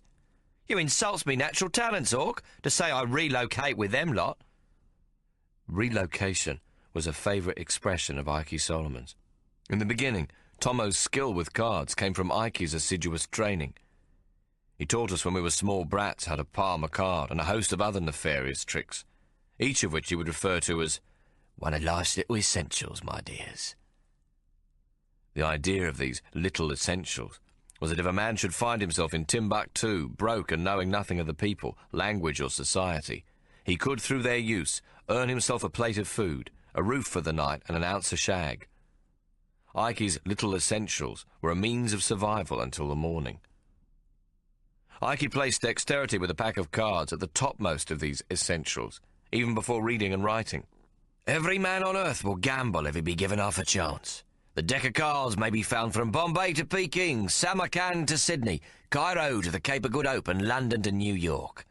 Like the roach, the flea, and the bedbug, they are universally to be found wherever men congregate. The flats be a universal language, my dears, known to every level of society and transcending every tongue that man doth babble. There are rules to be learnt by observation, and once mastered to be broken. In any game of chance, as much of the chance as possible must be removed, and success in any card game may be assured by placing a card where no card is thought to be. Relocation, my dears. That is it in a nutshell. And the most important requirement for relocation be dexterity, nerve, courage, and a nimble mind. Relocation? You mean cheating? I once ventured when he talked of this. Cheating? Did I hear you say cheating, my dear? I nodded. Cheating be something what's done by them what's stupid and quickly found out. Cheating is in the dark. It looks over its shoulder. It pads on tender feet. It is a sneak, a dark thing. Cheating is not for the likes of you two, my precious little gentleman. Relocation is the word of princes and kings. Cheating is for beggars and vagabonds. But is it not another name for cheating, then? I asked again. Most certainly and decidedly not, Ikey replied. Nimble minds, nimble fingers that never tremble, and a look what betrays not the slightest beating of the heart go into relocation. All the skills of relocation depend on it taking place in the open, in the broadest daylight, completely kosher, cards seen by all who play with you. Ikey grabbed a pack of cards and shuffled it in a blur, spreading it with a great flourish across the table, with every card in its right place and right colour. 1 to 9, 10 Jack, Queen, King, Ace of hearts, spades, diamonds, clubs, and jokers at the very end. Now that ain't possible, he crowed. If a man should shuffle a deck 1,000,000 times, and then 1,000,000 more, it ain't possible for the cards to come out in the right colour, correct sequence and nomination. It ain't possible, but you've just seen it done, my dears. Right in front of your very eyes, shuffled and spread, fair and square. That be the noble art of relocation. He pushed the cards together again, and in a flash shuffled and spread them into a fan shape once more. What's missing, gentlemen? The 10 of all suits, Tommo shouted gleefully. Very good, Ikey said, pushing the deck together again. He shuffled and spread, and there were all the 10s, sitting back in their rightful place. Now you see it, now you don't. But you don't know you don't see it, until it turns up in a flush or a straight when it's least expected. Ikey scooped the cards into a deck, and without looking he said, A jack, is it? Snap. Down went a jack. Fancy a 9 of hearts and diamonds to make a much-needed pair. Snip, snap. Or an ace to make the trump. Snap. Tommo and I stared, open-mouthed, as he lay down one card after the other, not even looking at the deck in his hand. What a lovely coincidence, don't you think, my dears? Then Ikey pointed a long finger at us, his eyes rolling. Never an extravagance, you understand. A royal flush or 4 of a kind be a most dangerous postification. They must come naturally, by means of chance and skill, but never, you understand, by relocation. Winning at the flats must not be come out with a drum roll, but with the timpani of fingernails on a velvet pad. Modesty of purpose, my dears, that be the golden rule. The card you need when you need it, and sometimes, if the pot be a small one, a restraint even with the restraint already shown. The great knack of winning, he continued, is to look as if at any moment you might lose. Touch the forehead with the fingertips, rub a little, sniff, click your tongue, but not too much. Nothing bolsters the courage of a punter more, or deadens the brain more effectively, than a little acted clumsiness and a downcast expression. guards, my precious little gentleman. We'll buy you food and shelter, a good cigar and a little companionship wherever you be on this mortal coil. Learn the flats well, and they will be your friends forever." Again he rolled his eyes and spread his long fingers. "But one more caution. Never practice relocation when it ain't necessary. Relocation is a compliment to be paid only to those who be your equals in the game you play." From that moment on, Tommo took to the flats like they were an extension of his fingers. Even as a brat, he always carried a deck. He'd constantly finger the cards in his pockets, calling for me to name one and then producing it blind as though by some sort of magic. His skill astounded me, for my hands were clumsy and my mind elsewhere in books. When we were kidnapped on the mountain, Tommo had in his pockets a deck of new cards that Ike had given him for helping at the races. He later told me that without them, he could not have survived, for Ike was right. The gambler is to be found in every man, whether nabob or woodcutter. Even the damage done to his hands didn't stop him. Ike had been most pleased with Tommo's talents as a little lad.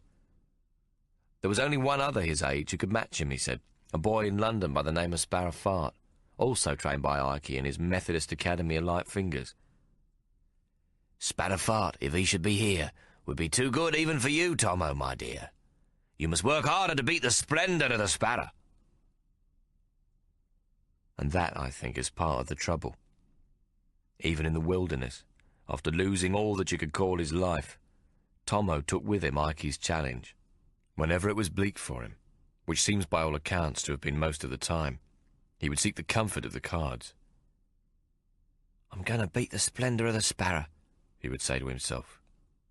This he has done, but his astonishing skill has brought with it a life that will destroy him. Since Captain O'Hara's flogging, we have grown even closer to the Maori crew. Tommo, who is more clever than he knows, has begun to speak their language, and I to understand it. Hammerhead Jack confounds us all with the speed of his recovery, and with Tommo feeding him fresh fish, he grows stronger every day. Tommo has been catching much tuna lately, and Jack eats it raw, taken with a little salt and molasses which we save for him from our rations.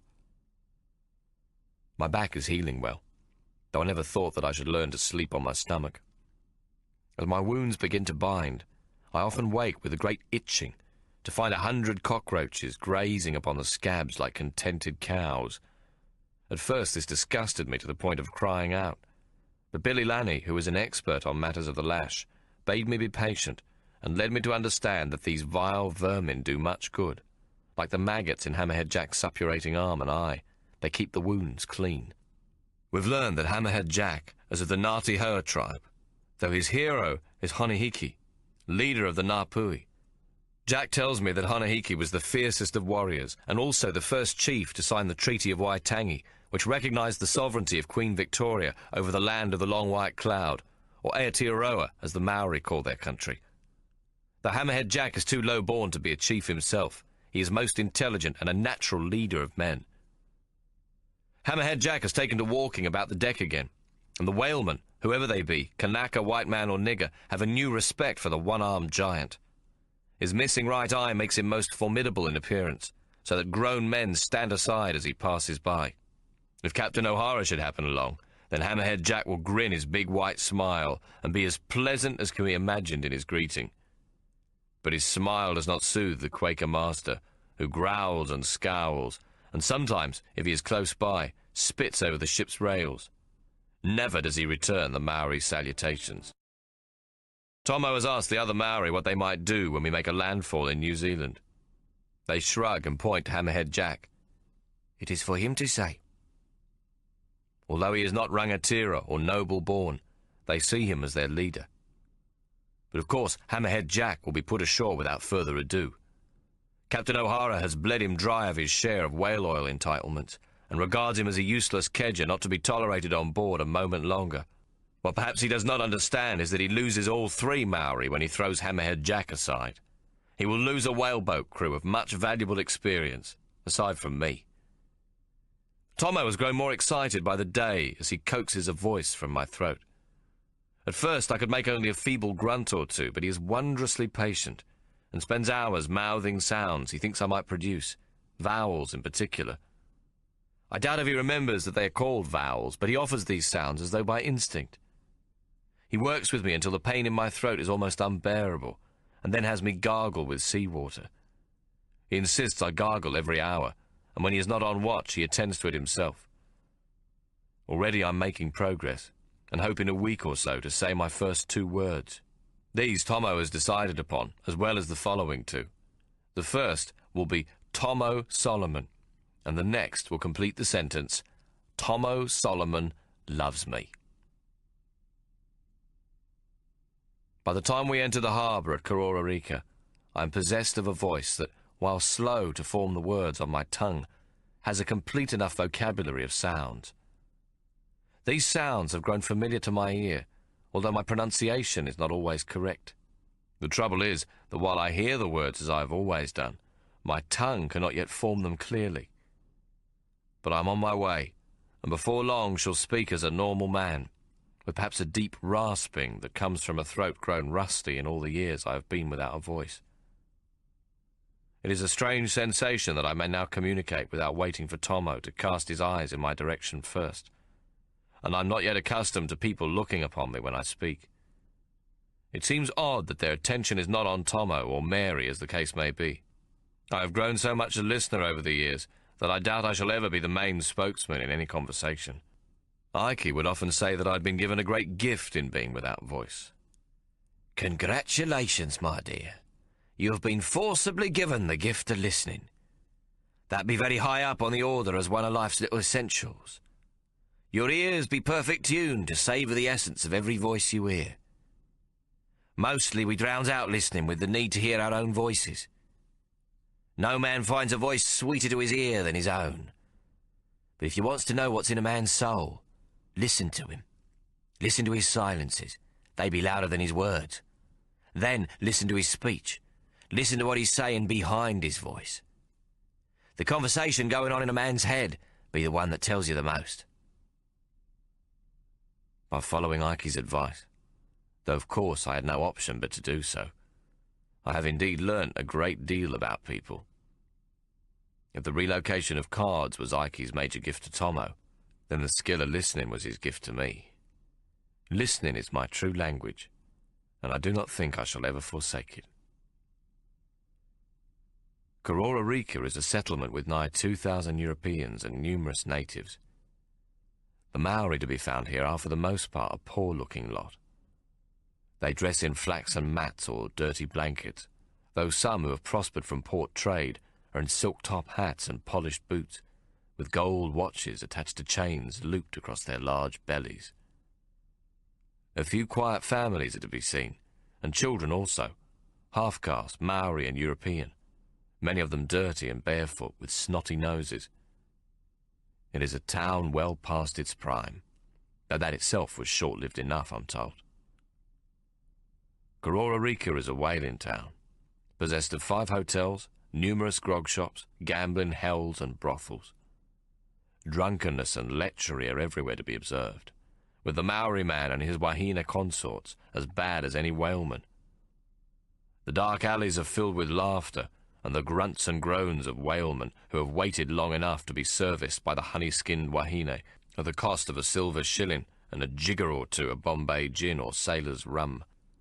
It is in this very town that Hammerhead Jack's hero, Honahiki, confronted the British some 12 years ago.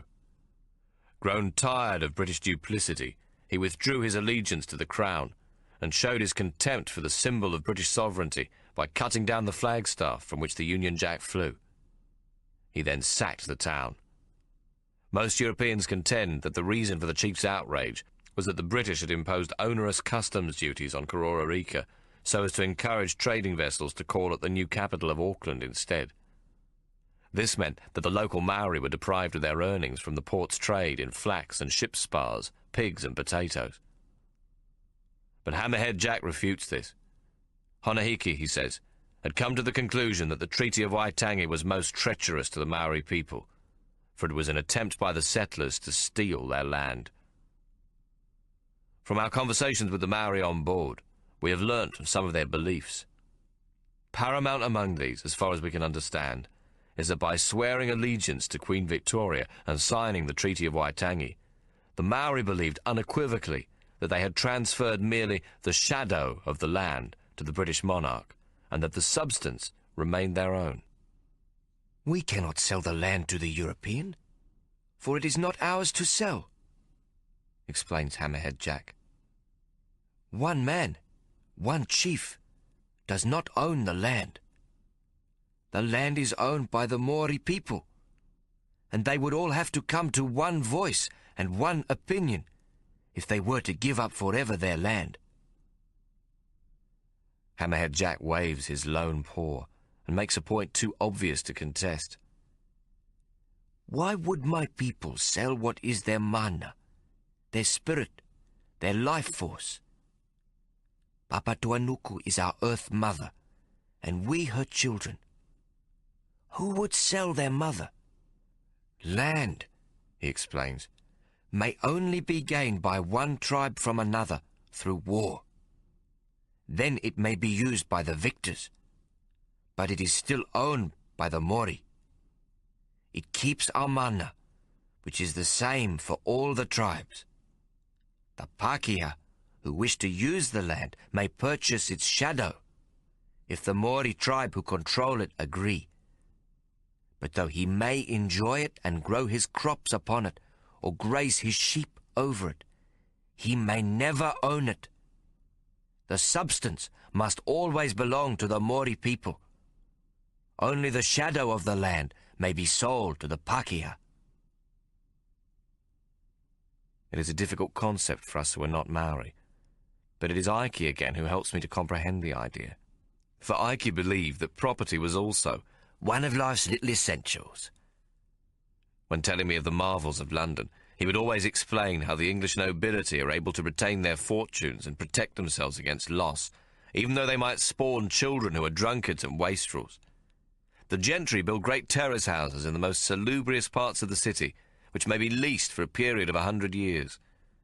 If the purchaser of the lease wishes to vacate after only a few years, he may resell what remains of the 100-year period to another lessee, who may do the same again until the 100 years are up. Then the property reverts to the descendants of the nobleman who built it.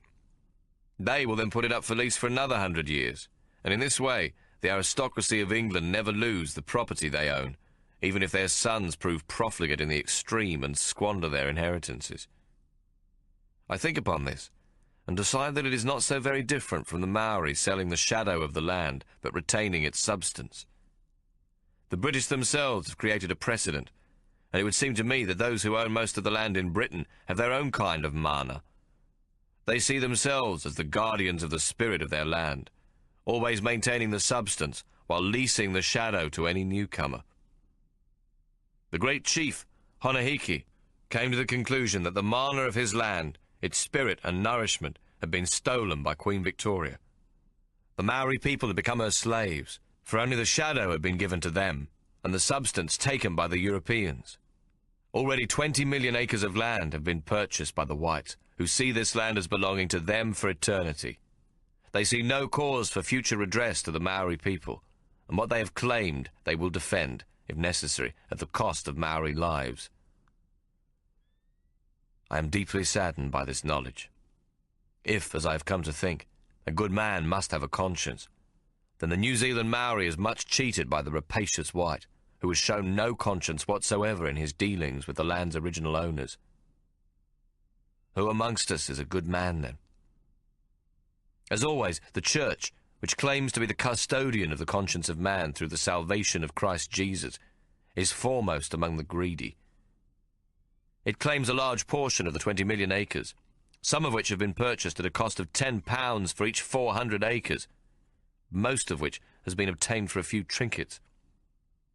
From the beginning, when in 1814 the Reverend Samuel Marsden, notorious chaplain of New South Wales, was instructed to establish the first missionary settlement in the Bay of Islands, Christ has become the major property owner in New Zealand.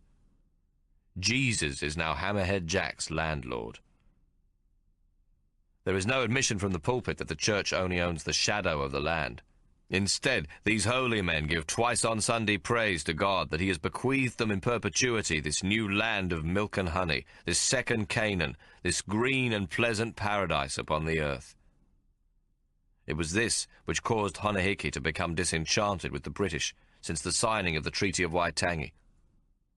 Queen Victoria, in return for dominion over Honahiki's people, promised so much, but instead her rule has brought the Maori guns with which to kill each other in ever-increasing numbers, disease, drunkenness, and a dependence on the white man amounting to virtual slavery. This is the real substance of her promises, so that the Maori are but a shadow of the mighty people they once were. This is the New Zealand to which Hammerhead Jack returns, without one arm and one eye. A young whaleman who has been thus used by the white man is coming home for more of the same. Since Honahiki's vengeance destroyed the town, Kororareka has grown back in a most higgledy-piggledy manner and shows no promise of improving. The buildings, but for a very few, are rickety tin and timber affairs with no sense of permanence about them. We are not anchored in the bay more than 12 hours before we learn that there is much foment among the Maori people. The great chiefs are once again on the warpath. Our friendship with Hammerhead Jack is cut short when Captain O'Hara dismisses him from his service. It is a sad moment for Tommo and me. We have both grown most fond of the giant Maori, whose arm stump is not yet completely healed, but which he assures me will soon enough be cured with the good medicine of his tribe. Our friend will take with him only his few belongings, and a paper given him by O'Hara which shows how his lay has been fully and legally used up with the provision of goods from the ship. Of course, there is no mention that these goods were in every case medicine to which he was freely entitled. The Maori is made to place his mark upon a duplicate, and this is witnessed by Tom Stubbs. He will be rowed ashore on the morning tide. I carefully explained to Hammerhead Jack in his own language that what has been done to him is unlawful, and that he should complain to the colonial authorities, who may impound the ship while his case is heard. But he scorns this. I am of the Ngāti Hoa. We do not go snivelling to the British. Their laws have robbed us of our mana and turned my people into drunkards. He gives a bitter laugh. Look at me, Hawk. Why should they take the word of a one-armed, half-blind Maori against the white captain of a whaling ship who professes himself a Christian like Queen Victoria? I've long since known that Hammerhead Jack is not an ignorant savage, and that he understands much more of the English language than he would admit to. I have also come to respect his understanding of the Maori situation with the Pākehā intruder. He has often been surprisingly even-handed, admitting that much of what has happened to the Maori since the white man came is due to the wars they have waged amongst themselves, albeit with the use of the white man's gun. Our people must stand together against the white man, or we are lost, he has said often enough. But I cannot convince him to pursue his case against O'Hara. If I complain against this madman O'Hara, then I am again a member of the British tribe. Hammerhead Jack turns aside and spits his disgust. Accepting their justice and their ways in the past have not been good for my people. Why should I trust them to give me justice now? I search for words in my disbelief. You mean you will simply let this man go free, having beaten you and then robbed and cheated you? Hammerhead Jack throws back his head and laughs. With your new voice, will you complain for me, Hawk? Yes. Yes, I will go with you, I insist. For a moment I feel almost confident that the law will prevail against the Yankee whaling captain. Don't be such a bloody stupid bastard, Hawk, Tommo interrupts. It's bad enough a Maori complaining. What hope has a nigger got? I'm at first hurt by my twin's outburst, but then I see the point and smile. You could do it, Tommo, I reply, feeling brave. I will prepare an affidavit and tell you what to say. there would be no problems with the colour of your eyes and skin. Me? Tommo says, shocked. I trust them buggers less than Hammerhead Jack does. You can stuff your affidavit up your bum. Then, to my surprise, Hammerhead Jack, who gives no sign that he is listening, speaks to us in English. We do Mori way, Hawk, he says quietly. The following morning, with the 6 o'clock tide, Hammerhead Jack is lowered into a whaleboat, carrying only a small canvas bag with his belongings. He waves his single arm at me as I stand much saddened by his departure. Hawk, good, he shouts, then throws his head back and laughs. His laughter carries across the water, and I am forced to laugh too. He be a good man, Tommo says softly beside me. I hope we meets again. We are permitted to go ashore that afternoon. The whole crew has been granted shore leave, with the exception of the 3 remaining Maori, who are placed on watch by Captain O'Hara under the supervision of Seb Rawlings. The skipper has refused them leave to go with Hammerhead Jack, though it is plain they wish to follow him. He says they must see out the voyage and guards them closely. O'Hara and the 2 other mates are also to go ashore, and a whaleboat will be beached for any who wish to return on board 15 minutes before the midnight hour. From the first of the morning light, Tommo has been anxious to go ashore. My heart is filled with trepidation that he will not be able to resist the first grog shop we come upon. There is nothing to do in this whaling town but drink and fornicate, and we have been told by the Maori that the pox is rampant among the wahine who frequent the grog dens, gin shops and brothels. You must not take these women, Hammerhead Jack warns us. I am much afeard that Tommo will not be able to resist the temptation of hard liquor, and so I conceal from him that I have money, hoping meanwhile that he has spent what coin he has won on medicine for our backs. But of course I'm deluding myself. The lack of money never vexes Tommo. He is a prime example of the value of Ike's little essentials. With a deck of cards and a space at the table, Tommo can have cash in his hands in a matter of moments. Even if no card game is to be found, he will win the drink he needs by demonstrating his sleight of hand to the wonderment of all who watch. He can pluck a card from behind a whaleman's ear. He can make him shake the sleeve of his coat to watch the ace of spades he has nominated just a moment before fall from beyond the cuffs. He can even pluck one from the bosom of a doxy. But Tommo surprises me when we come ashore. We visit many a grog shop and all 5 hotels, and even a brothel, where we pass the time until the madam sees we are not customers and throws us out. Tommo asks me to buy 2 packs of cards, as he says his old ones are too well worn to be used on board, and the others think he cheats by knowing every crease upon them. He picks 2 packs, one red and the other blue, both made by Delarue and Sons, and asks me to hold them for him until we return to ship.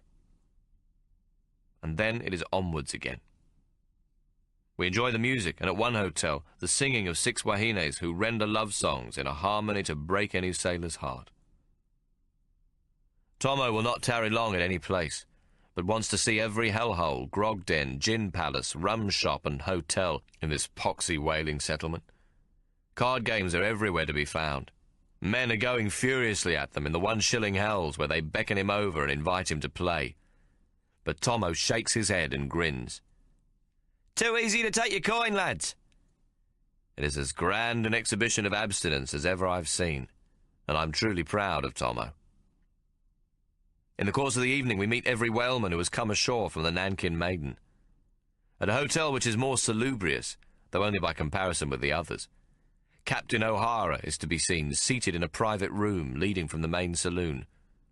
He is interviewing seamen to find a replacement for the late and unlamented Crawlin Nestbite.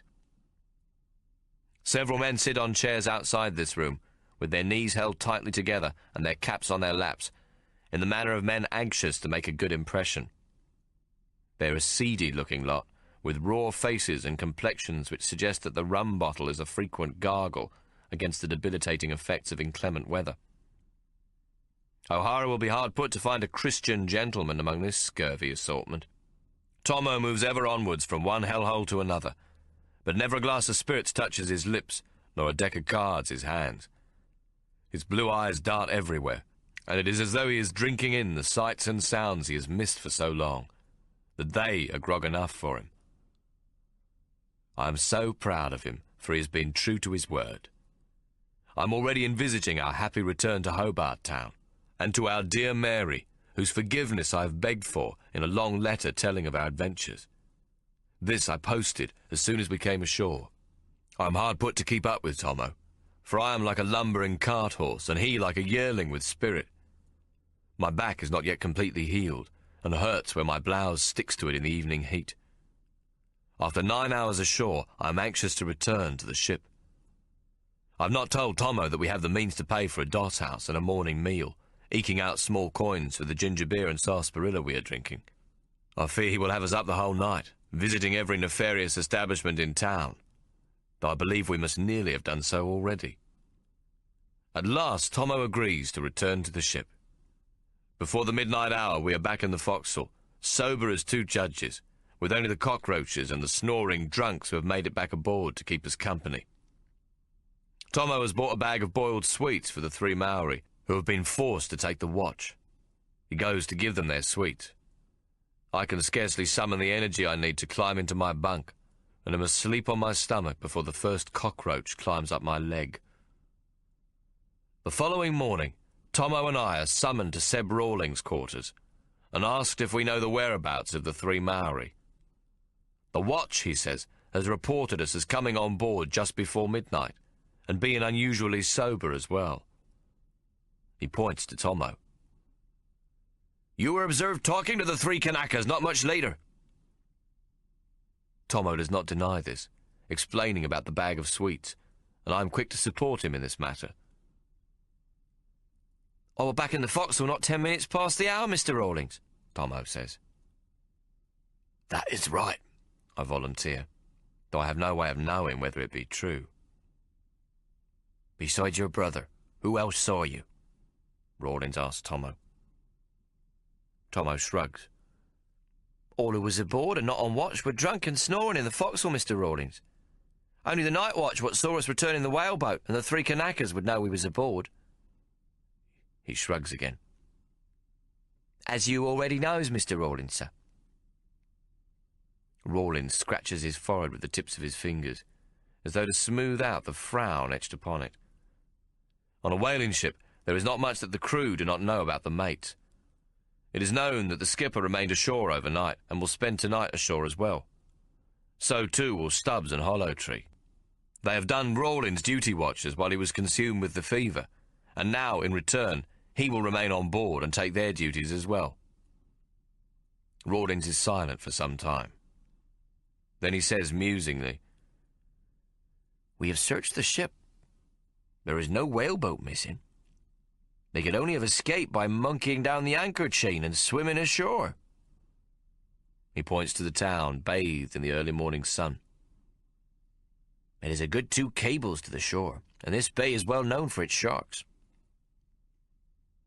It is not clear whether he says this in admiration, or whether he thinks the Maori have likely been drowned or eaten for their trouble.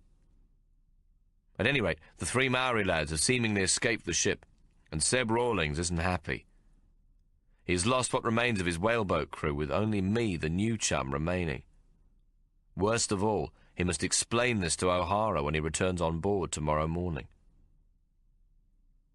You 2 will be on watch today, and tonight you will be manacled to your bunks, he barks.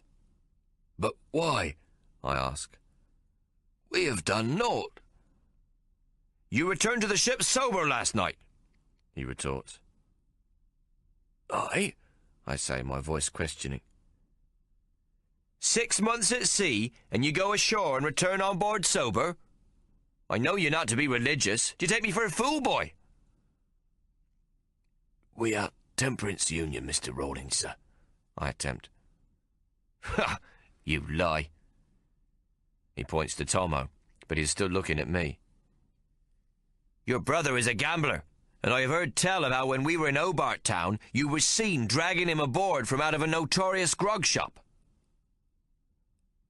We were seen on shore last night by most of the crew, sir. They will vouch for us, Tommo says. Christ Jesus! Rawlings exclaims. No whaleman who ever lived returns from shore leave with a dry throat after 6 months at sea. They come back with sore heads and empty pockets to a man. He paces the tiny cabin and then turns abruptly. I shall know what you two have been up to, or I shall ask Captain O'Hara to strap you to the mizzen stays. Tommo, meanwhile, has his head bowed, but now he looks up slowly to meet the mate's angry eyes. We thought you was your own man, Mr. Rawlings, but now we see you as no different from the others. Shut your gob, boy! Rawlings shouts. You two were friends of the Kanakas. I'll vouch you're all in this together. But Tommo, to my surprise, will not be quiet, and now baits Rawlings still further. Oh, I see. Guilty again, is we? What will the Lord Jesus decide our punishment be this time, Mr. Rawlings, sir? Seb Rawlings' face is close to apoplectic, and he struggles to speak. Right.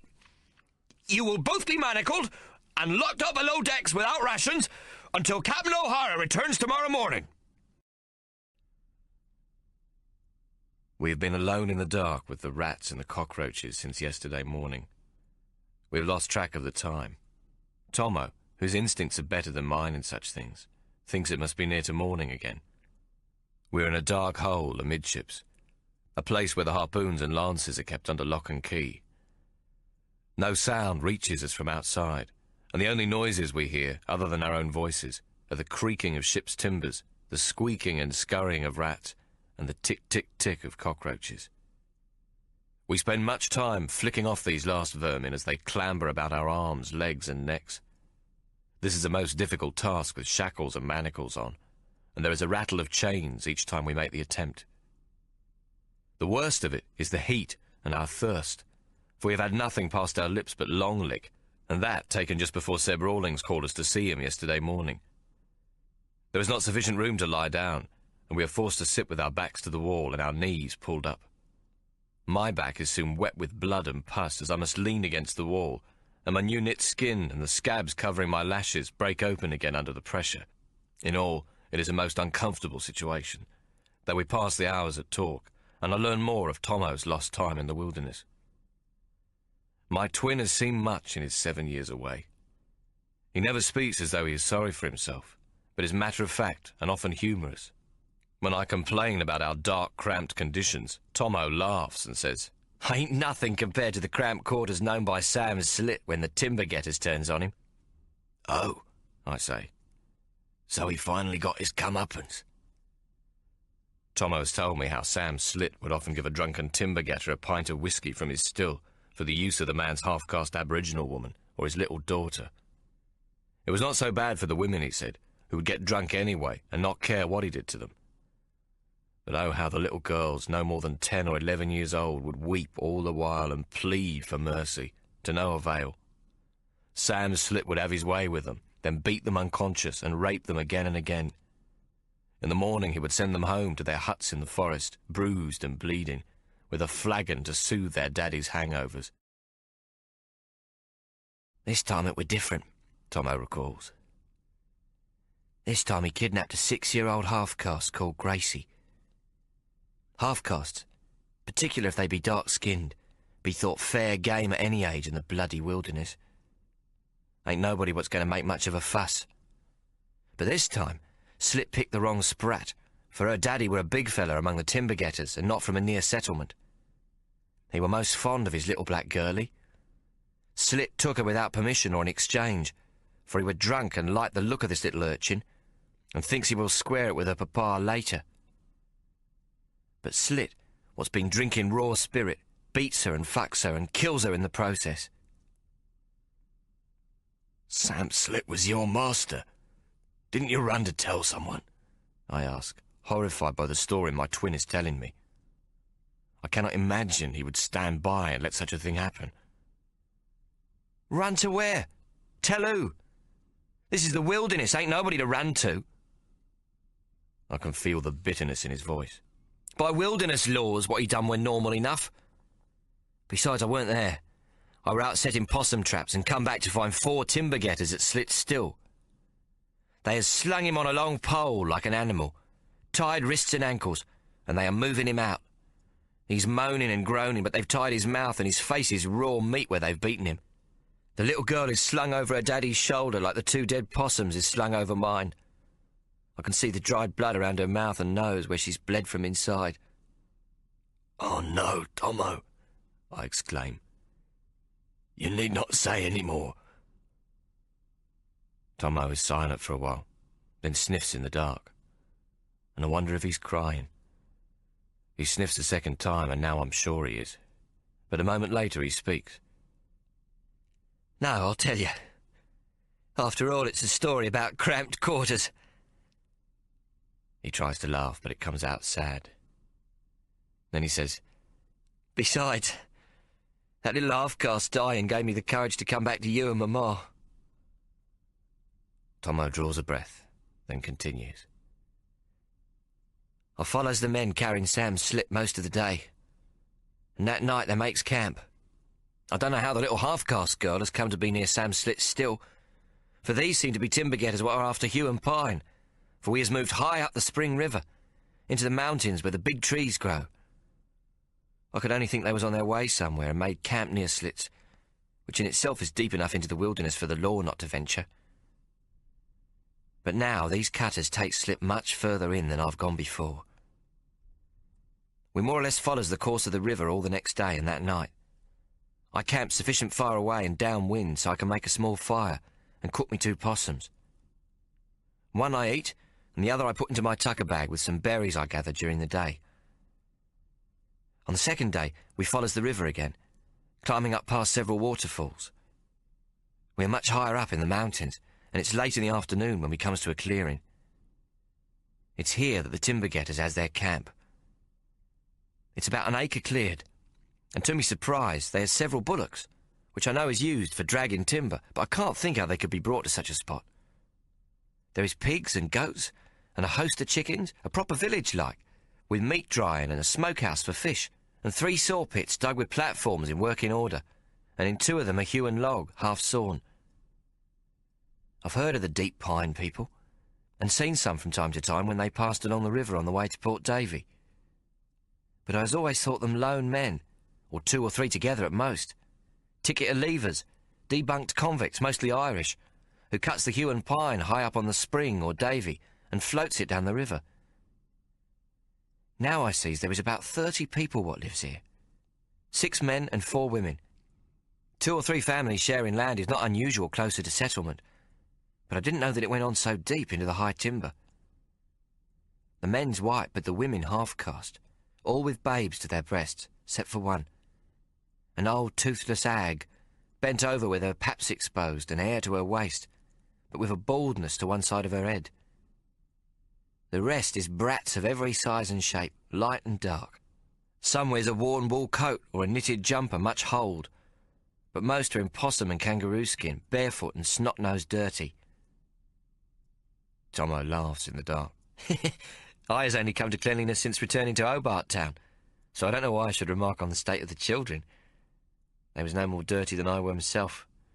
Anyhow, I finds a sassafras tree what looks directly into the clearing, and I climbs high into its branches, where I was well hid. As soon as the men comes into the clearing, the brats and women run towards them, laughing and smiling. But their expressions change when they see Gracie's body. The children fall silent. The women begin to keen. One what I takes to be her mamma, a scrawny half-caste woman, falls to her knees, tearing at her hair. The women reach out, lifting her up, and taking the dead little girl from her papa's arms, they all goes inside a hut. Sam's slit is still alive, God knows how after such a journey. I'd have thought they'd make him walk and save themselves the trouble, but they has carried him trussed all the way, and I thinks him dead, but he's alive all right, and with his gag removed he's screaming and cussing and begging.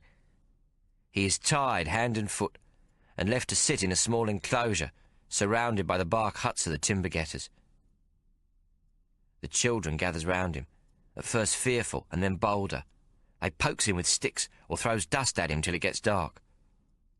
The night is cold, and I climbs down when the camp grows silent and makes a small burrow to sleep in, eating some of the possum. I wakes at dawn and climbs back into the tree, where I'm well tucked away by the time the sun comes into the glade. Sam's slit is still lying in the enclosure. The pigs grunt about him, and the chickens scratch and squawk and dash away, wings flapping, with each of Sam's outbursts. He seems to have gained strength, and he's back to his caterwauling, yet I ain't seen him get food or water. I thinks how small and pathetic he looks, though in truth he were a big man with a huge belly and hands like soup plates. Hands that more than once near killed me. But now he's just a piece of dog shit in the dirt, like he called me, and I wonders how he could have held me afraid to run away so long. I break into Tommo's story. I too have wondered this, I confess. You were familiar with the wilderness, and grown quite independent, and certainly big enough to leave. Yet you remained with this terrible creature. Why, Tommo? I cannot see Tommo's face in the dark, but I can hear him breathing. He sniffs, but remains silent for some time, so that I think I've upset him. Then he says simply, "Grog. I couldn't leave the grog. I'd leave, but be back in 2 days. The craving were too much for me to bear." I'm glad I cannot see Tommo's face, for I can hear in his voice that he is ashamed of this weakness. I know that but for the darkness around us, he could never have said this. Tell me more of Sam's slit, I prompt. Well, another full day passes, when the children taunts him and pokes him with sticks, and some of the older ones spits or kicks at him. As for the men and women, well, it'd be as though nobody knows he's there. They pass him all day without looking, even when he screams and begs them for water. I've eaten all of the 2 possums, and think that I must scavenge about if I am to stay put. So next morning at first light, I find a nearby stream with the mist rising upon the water. It's a good hour for yabbies, which be plentiful, and I catch a freshwater crayfish as well. But I ain't going to cook these and risk the smell of smoke. Pine has wake early and is ever alert for the smell of a fire if it does not come from their own cooking fires. It's not long past dawn when I finds a new tree. Now I'm hidden again, high up in a tall gum, where I has a better view into the clearing. Then I realise something's happening. It's still early morning, but other folk has come into the clearing, small groups of 2s or 3s with their children. They has the same rough look, and most are men, though some be women, white and half-caste. By midday there's 50 or 60 counting the children, and folks keep coming till early afternoon. I ain't taken any water with me when I climb me tree at dawn, and I've eaten the yabbies raw, what's made me thirsty. But at about 10 o'clock it rains for half an hour, when I'm able to get a drop. Sam slit has his mouth open to the rain, and is covered in mud as if he were an old sow. His eyes are now great blue bulges where the bruises have formed from his beating, and he be altogether a sight for sore eyes, so to speak. After the rain, a large amount of timber is brought. Great logs what will burn for many hours, as well as kindling and smaller wedges to set them alight. A big fire is laid. Then 2 sets of poles, crossed at the centre about 6 feet from the ground, is planted on either side of the fire pit, which be about 12 foot long and 5 foot wide. About noon, the fire is lit, and soon after I hears the bellow of a bullock and much shouting from the children. Though I can't see what's happening further out in the paddock, it ain't too hard to guess. They's slaughtering the bullock and will have a feast tonight. The 2 cross stays will support the pole on which the bullock carcass will be hung. Now I sees that 4 men are took to work in one of the saw pits. It be as if they is at some game, for each pair competes with the other at sawing, and there is much laughter and close examination of the cut. Then, when the log is cut through, I see that they has sawn a perfect plank, not more than 1 inch thick, 15 or so inches wide, and 12 or 15 foot in length. Tommo pauses. I know something of sawing in the saw pit, and what they's done with the 2-handed pit saw be masterful. The beautiful pine, what looks the colour of churned butter, is perfect cut to an even thickness. It bounces springy on the shoulders of the 2 men what carries it, catching the afternoon light as though it was some bright blade itself. About 2 o'clock of the afternoon, the bullock, fully dressed, is carried to the fire. It's fixed on a pole what goes through its centre and extends through the neck and out its arse. It is carried by 10 men, 5 on each end. The bullock is placed carefully between the cross stakes, so that it's suspended above the glowing embers, now burning red and free of flame. To either end of the poles are attached 2 handles, so that the beast may be turned to the needs of its roasting. An hour later, the air rising up to me is filled with the delicious smell of the roasting bullock, and my stomach growls at the thought of the feast to come. Night comes quickly in the wilderness, and by 4 o'clock the shadows is long. The fire is spluttering and sends up puffs of smoke when the fat, rich juices of the bullock drips upon it. The beast is beginning to get nice and brown, having been turned from time to time by 2 men on either side of the spit pole. Sam's slit is still sitting in the dirt, no doubt made as hungry as me by the smell of roasting meat. His clothes is now caked with drying mud, and his face is swollen with the bites of insects. The children has grown weary of taunting him, and he is silent and alone. He's too weak or weary to wail, and has rolled on his side in the dirt, perhaps asleep. The pigs, goats and chooks has taken to snuffling and scratching about him as though he were part of the scenery. With the parakeets quiet at last, and the currawong took to call in the evening into coming, 2 men walks to a clearing directly under the tree where I'm hid. They carry long-handled spades, and they beat away the bracken and the fern before they begin to dig a grave, what I presumes to be the last resting place of the soon-to-be-departed Sam Slit. But after they've been digging a while, I see that the hole be much too small, and I realise it's for the little girl, who, I admit, I has quite forgot.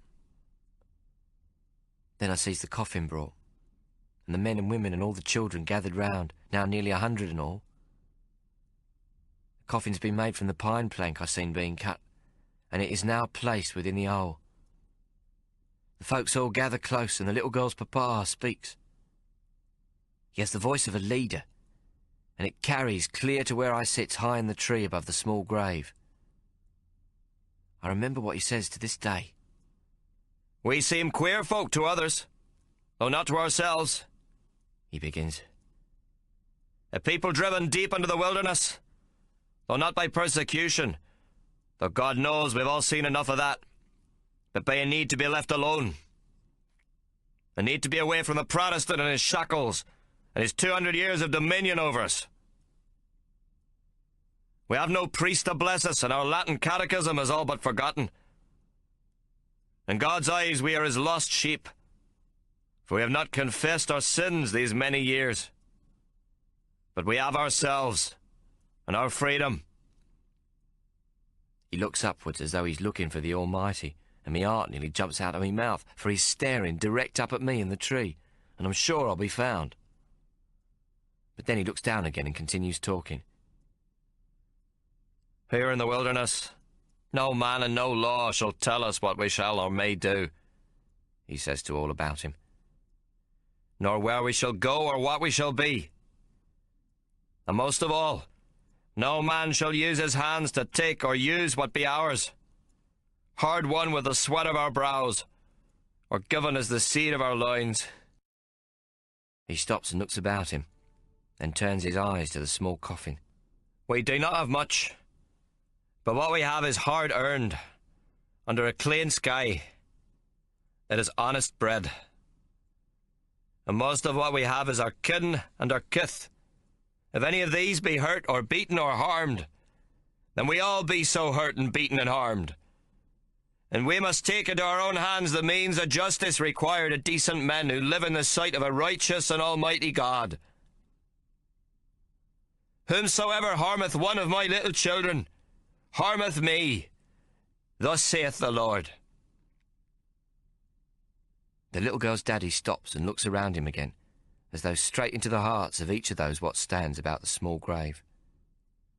All is hushed, though the little girl's mamma is heaving great silent sobs. "Gracie were but 6 years old, and she were harmed, she were broken, she were killed." He points to the area near the fire, and his voice thunders. "Damaged and broken and killed by yonder beast. He used her as meat for his fornication. He has the mark of the beast upon him, and he must be returned to the beast. He will be sent to the devil, to Satan himself, to the very fires of hell, where he will burn forever." There is a long silence, and then he says softly, "Amen." Throughout this sermon, the only other sound heard be the cry of a baby once, and the night call of the mopoke. But now a fiddle plays the hymn, "Abide with me." The grave is quickly filled with the soft, solid thud of earth clods hitting the timber.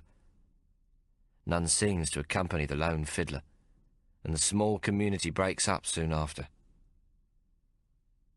But they return to the fire where 4 of the women tend to the roasting of the bullock. What follows is a great feast. They're not drunken, as such affairs is known to be when wilderness folk comes together. There is now some hymn singing and later songs of Ireland, to which the fiddler plays a most melancholic strain. High up above in the tree, I is starving hungry. I even envies the dogs what stands at the edge of the firelight, snarling and yapping over each bone tossed to them. Soon even the dogs have eaten their fill. It's getting late, and the smaller children has fallen asleep on their mother's laps. What remains of the bullock is taken away, and I thinks that I may soon be able to climb down from my tree, as all takes their contented bellies off to sleep. But I am mistaken. As soon as it's quiet, the men what have seen to the remains of the bullock return. They carries a fresh pole, on which the head of the bullock, still attached to the bloody hide, has been arranged. It is trussed in the same way as Sam's slit were trussed when he was took away from the still, hanging downwards and tied to the pole by its hoofs and forelegs. They places the bullock hide beside the fire, though not so close that it catches the light. All the men now stand in a semicircle around it. The night is very still, and several men light beeswax candles, cupping the flame in their hands, so that with the moonlight and the blazing fire I can see every detail. Then, from the darkness beyond the perimeter of the fire and candlelight, I hears Sam Slit screaming. He's brought into the lighted circle, carried by 3 men. His ankles and wrists is bound as before, and his legs has been tied about his knees with strips of green hide, so that they remain straight and he can't kick. They places him beside the bullock skin, holding him to the ground. Suddenly, I sees the old hag with the half-balded head and bare titties to her waist. She breaks through the semicircle of men and steps to where Sam Slit is whimpering and gasping. She has a basket over her arm, as though she'd be out shopping, and she places it beside Sam and removes a knife. She stoops over Slit, who is bug-eyed with bruising, and as he begs for mercy, she cuts away his clothing until he lies naked upon his own dirty swaddling. I'm looking directly down on him and can see his great airy belly heaving in terror, with his fat worm lying slack against the inside of his thigh. The old woman cuts a length of twine and ties it tight at the base of Sam Slit's cock as he screams and pleads. Then she takes up a clay pot from her basket and dips her hand in it. Her fingers is coated in white stuff, what I takes to be animal fat. She greases Sam all over. When this is finally done, she begins to work the fat between his legs. To my astonishment, I see Slit grow until his great purple knob stands hard against his belly button, while he howls like a dog against the pain of the cord, what cuts deep into the flesh of his erect prick. The only sound from the men what forms the circle is a clearing of a throat or someone turning to spit at his own feet. Then, as though knowing the exact moment, the old hag grabs up her knife and slices off Slit's stiff cock.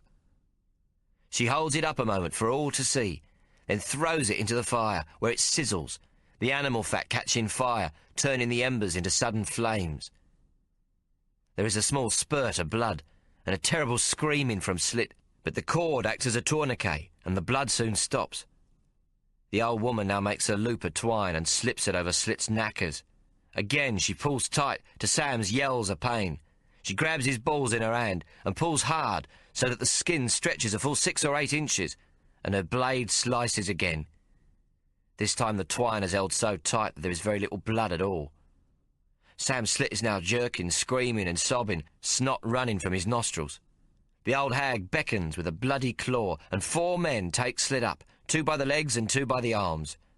As they raises him from the bloody bundle of clothes, I see that he has shit himself. 6 men, 3 on each side of the bullock hide, pull open the bloody skin. Then Sam's slit is lifted over their heads and placed within the hide. The wet rawhide closes round him as he jerks and struggles, but it is a snug enough fit. Cramped quarters, you might say. With his arms and legs bound, he can't do nothing but beg for mercy. The old hag takes a stick and lifts Sam's dirty clothes and drops them into the fire, where they smoulders a while before being devoured. With her bare paps hanging to the surface of the bullock skin and the ends of her stringy white hair tipped with Sam Slit's blood, the old hag begins sewing up the belly of the beast with an awl and twine. She's busy as a pox doctor, barely aware of the men standing round her, as though it be a job not in the least unusual. When she finishes sewing, she takes up the knife again and cuts the rawhide around Slit's face so that he can see and breathe but make no other movement. The old biddy now puts down the blade and takes up Sam's knackers. Forcing open his mouth with the handle of the knife, she pushes them into his mouth so that both his cheeks is blown out with the 2 horrible gobstoppers. The bullock skin, filled with a different beast, is now lifted on its pole and placed across the roasting coals, each end fitted into the cross stays. I watches from me tree as the well-basted Sam's Slit is steamed and then roasted inside the bullock. His full gob prevents him from crying out, so that he bakes in the silent flames of hell. The moon is at the centre of the sky when I climbs down from my tree. All is asleep among the dogs at the fire or gone off to their bark huts. I'm stiff from sitting up there for so many hours, but now as me feet touch the ground I want to run and jump, whoop and do cartwheels through the moonlit bracken. It's as though a great burden's been lifted from me soul. 7 years of fear and hatred are gone. When Sam Slit first took me I were no bigger than Gracie, and could not fight back but only scream and sob as he used me. Then, when I grew older, he got me on the grog, so I were too weak a character and spirit to run away. But now, with the beast devoured in the flames of its own belly, I was free at last. I'll be no longer too ashamed to come home to you and Mary. For the first time I got some hope that the mongrels upon the earth can be defeated by decent men. Tommo is silent for a spell. Then he says softly, But always I'm reminded that the small and the innocent is the ones what get sacrificed. Even me freedom from Slit comes at a price. A child named Gracie died for it. I vowed in her name that as long as I live, I ain't going to let the mongrels win against the small and the weak, against those what cannot fight back. I sit, stunned in the dark. The pain of my back has been forgotten as Tommo talks, and now we are both silent. Then Tommo speaks again, quoting the words of Gracie's papa. We do not have much, but what we have is hard-earned under a clean sky. It is honest bread, and most of what we have is our kin and our kith. If any of these be hurt or beaten or harmed, then we all be also hurt and beaten and harmed.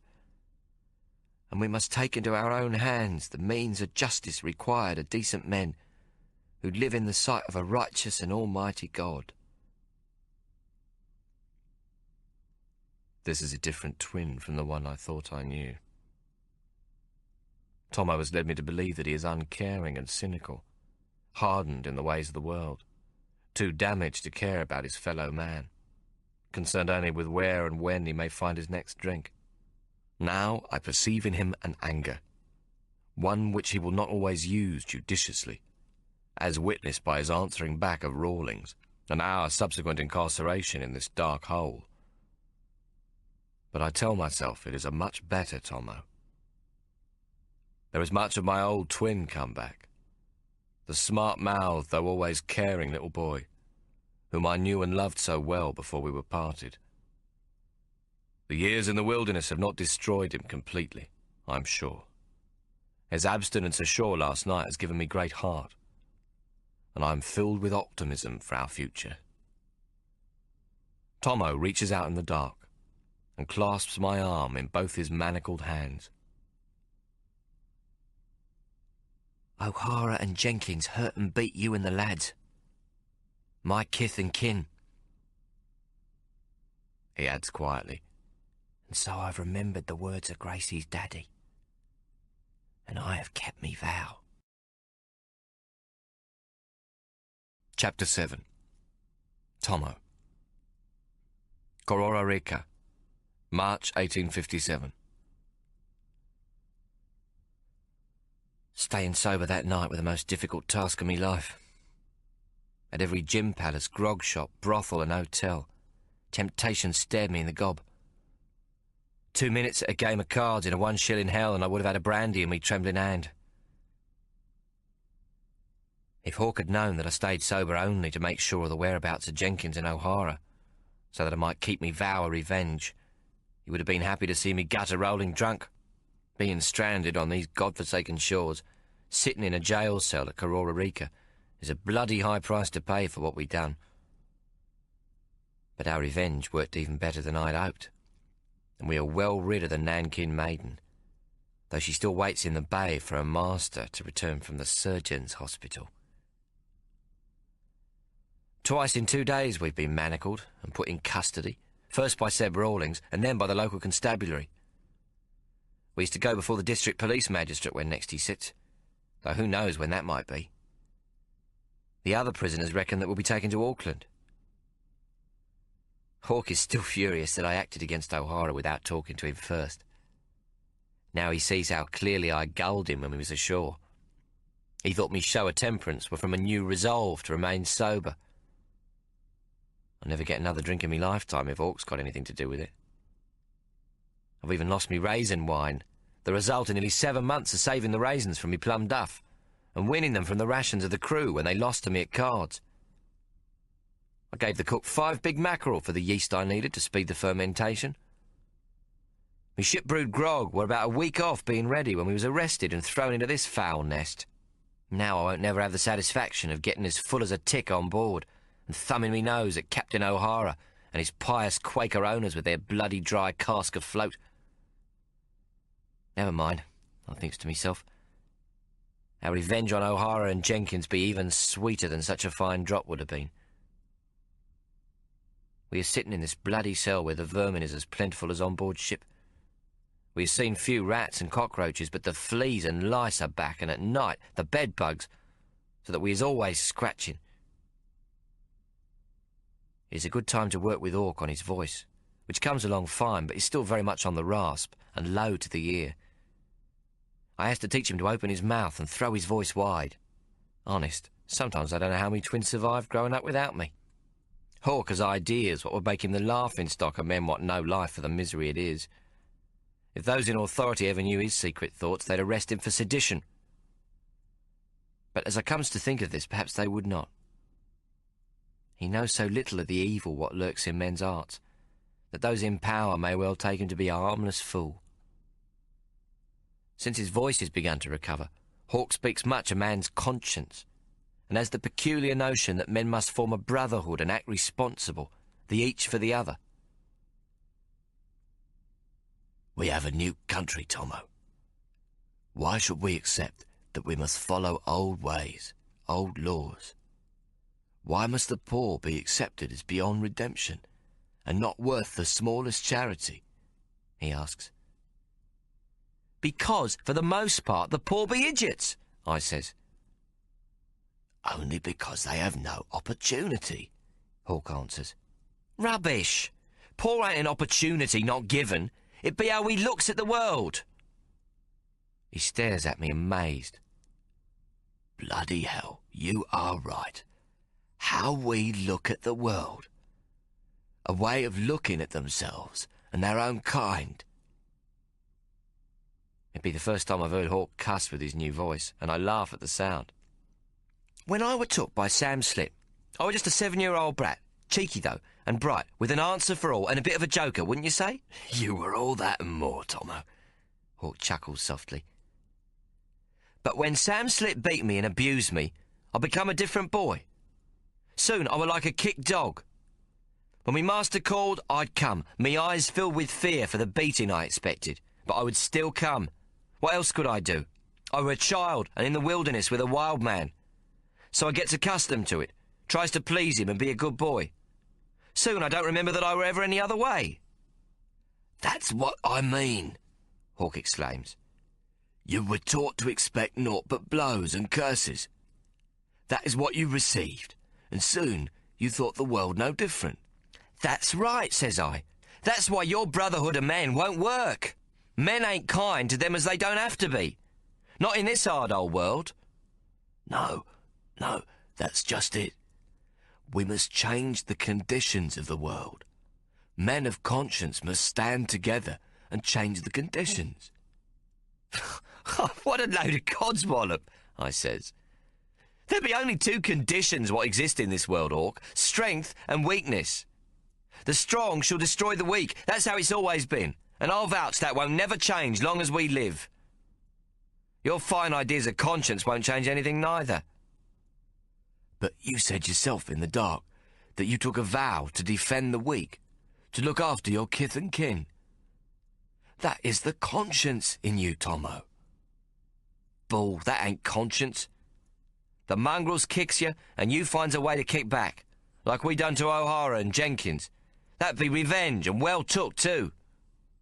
Tommo, you went too far. You and the Maori, what you did that night was not right. I look at Hawk and shakes me head. What we did were no worse than what they did to Hammerhead Jack, and what O'Hara and Jenkins did to you and the other Maori.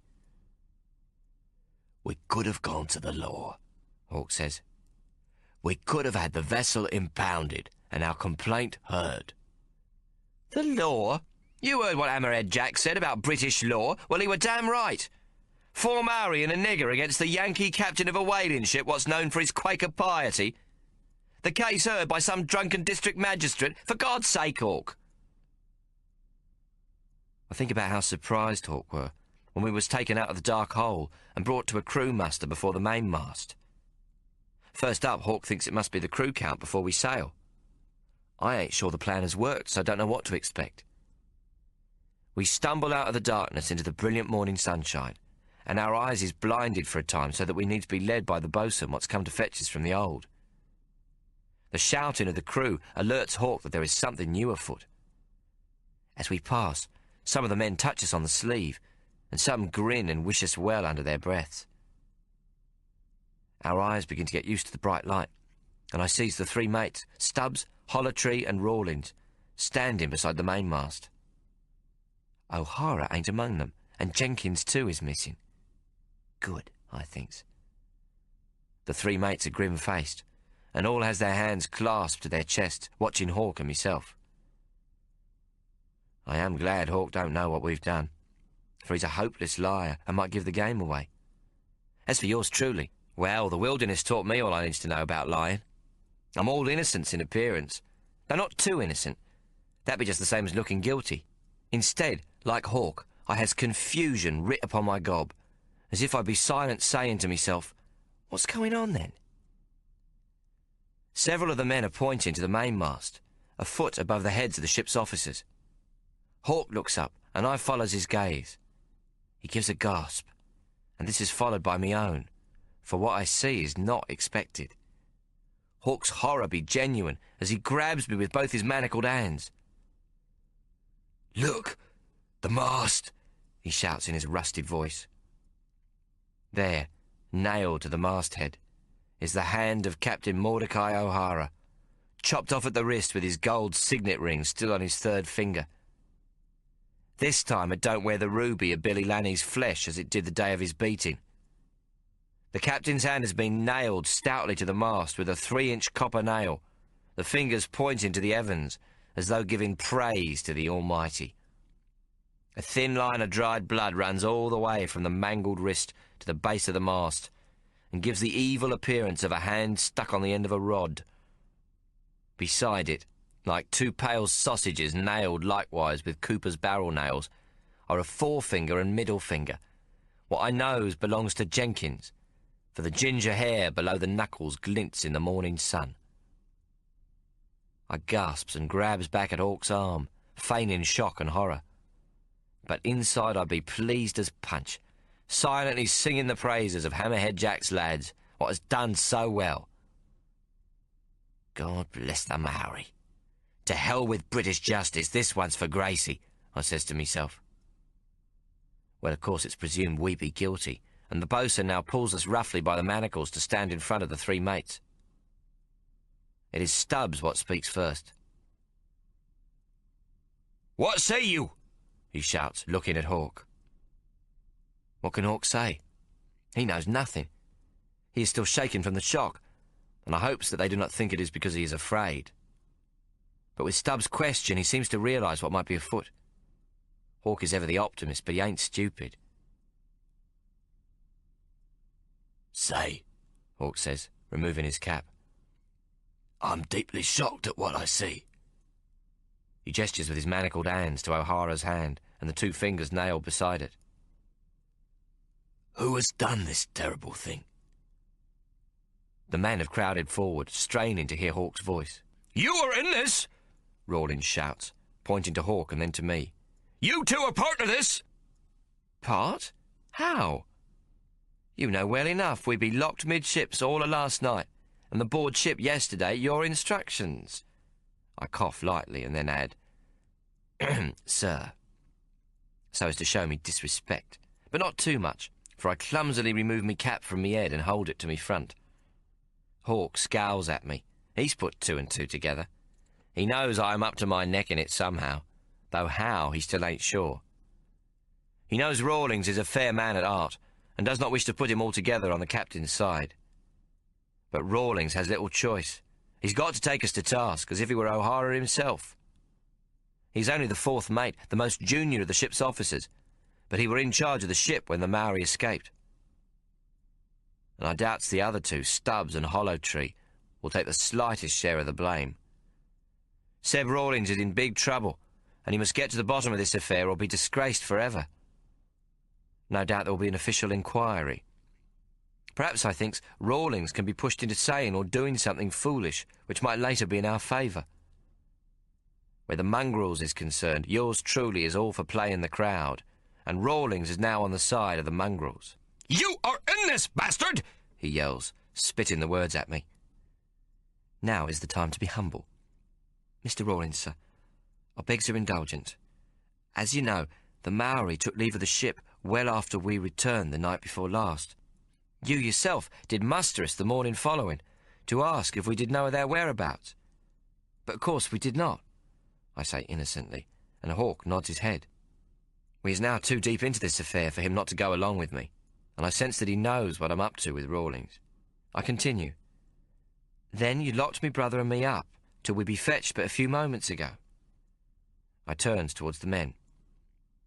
"It'd be easy enough to ask the men if they seen Hawk and myself all the night ashore, and also if ever they did see us together with the Maori." There is a rumbling among the crew, and some nods their heads. "Aye, they be with us," several call. "Quiet!" calls Hollowtree, who ain't said a word until this moment. "As a matter of fact, sir, along with several of the men here, we was at the Whalers Hotel at a late hour where we seen Captain O'Hara talking with some of the locals there. I assures you, Mr. Rawlins, sir, he were hale and hearty at the time we left to return to the ship." "Aye," several of the men shout at once. "That be God's truth, we'll swear to that." "Well then, what be this?" Stubbs shouts, holding aloft me kindling axe. Hawk gazes at me in shock. It's a surprise to me too, but I quickly explains. "Joshua Stokes, who were the watch, will be my witness that not 10 minutes after me and Hawk come aboard from shore, I reported me axe stolen, sir. It were took from the forecastle where I has me things, and it were gone when we returned." Stokes steps forward. "Aye, sir, that be right. The lad did address me on this matter." Stubbs steps 2 paces towards the mast, and lifts the small axe and fits it to a deep cut within the wooden mast, some 4 inches below Captain O'Hara's hand. The axe head sinks a full inch into the stout timber and fits snugly so that Stubbs may leave it there. "It were discovered here this morning at daybreak," he says accusingly. "Find who put it there, and you has the man what stole it, sir," I shrugged. Now Hawk speaks beside me. "I should be most grateful to have it returned to my brother, Mr. Stubbs, sir," he says in his gravelly voice. "This is a ship full of villains, as may be clearly seen." He points to O'Hara's severed hand. "I fear for Tommo's safety unless he may defend himself." The men falls to laughing uproariously, so that the solemnity of the occasion is destroyed. There ain't a man on board what's sorry for the captain, nor for the blubber-room bully Jenkins. "Shut thy trap!" Stubbs shouts at Hawk, and pulls me axe out from the mast. "Thou and thy brother be in this up to your necks!" "Which will soon enough feel the hangman's rope about them," Rawlins adds. "There is blood on the blade. Human blood." He points at it and looks darkly at Hawk. "This is the second time human blood has been found on a blade of your doing. Last time it was Nestbite's knife. Now," he brandishes the axe above his head, "this." The men grow silent. I should learn to shut me big gob, but Rawlins is after me brother, and it comes out without me thinking. "I am not mocked, saith the Lord," I say for all to hear. Well, Hawk and me is taken back to the dark hole, though it be plain to see the men ain't happy that this should happen. But this is a whaling ship, and they ain't likely to mutiny over a spot of injustice, leastways for a sprat of a lad and a nigger. Most has been on board a full 2 years, and the ship's hold is nearly full with oil. Besides, with O'Hara's hand lopped off, they probably think they will return to Massachusetts. There ain't a man among them what would sacrifice his share of the lay, even if our lives be in certain danger. As soon as we is back in the dark, Hawk ticks me off. He's fit to be tied, and I'm glad I cannot see his face, and that his voice is not strong, so that he must often rest as he shouts. But he grabs me arm with his manacled hands and shakes me till I think he will rip me shoulder out. My lip is bleeding from biting back the pain. "Tommo, you're a damn fool! We are done for!" "No, they got nothing on us. We was locked in, snug as a bug in a bloody rug, here in this dark hole," I protest. "Your axe! They will say you gave it to the Maori! Don't you see? We are implicated!" Hawk yells again, his throat raw and hoarse. For a moment I wish he never got his voice back. What he says is true enough, though.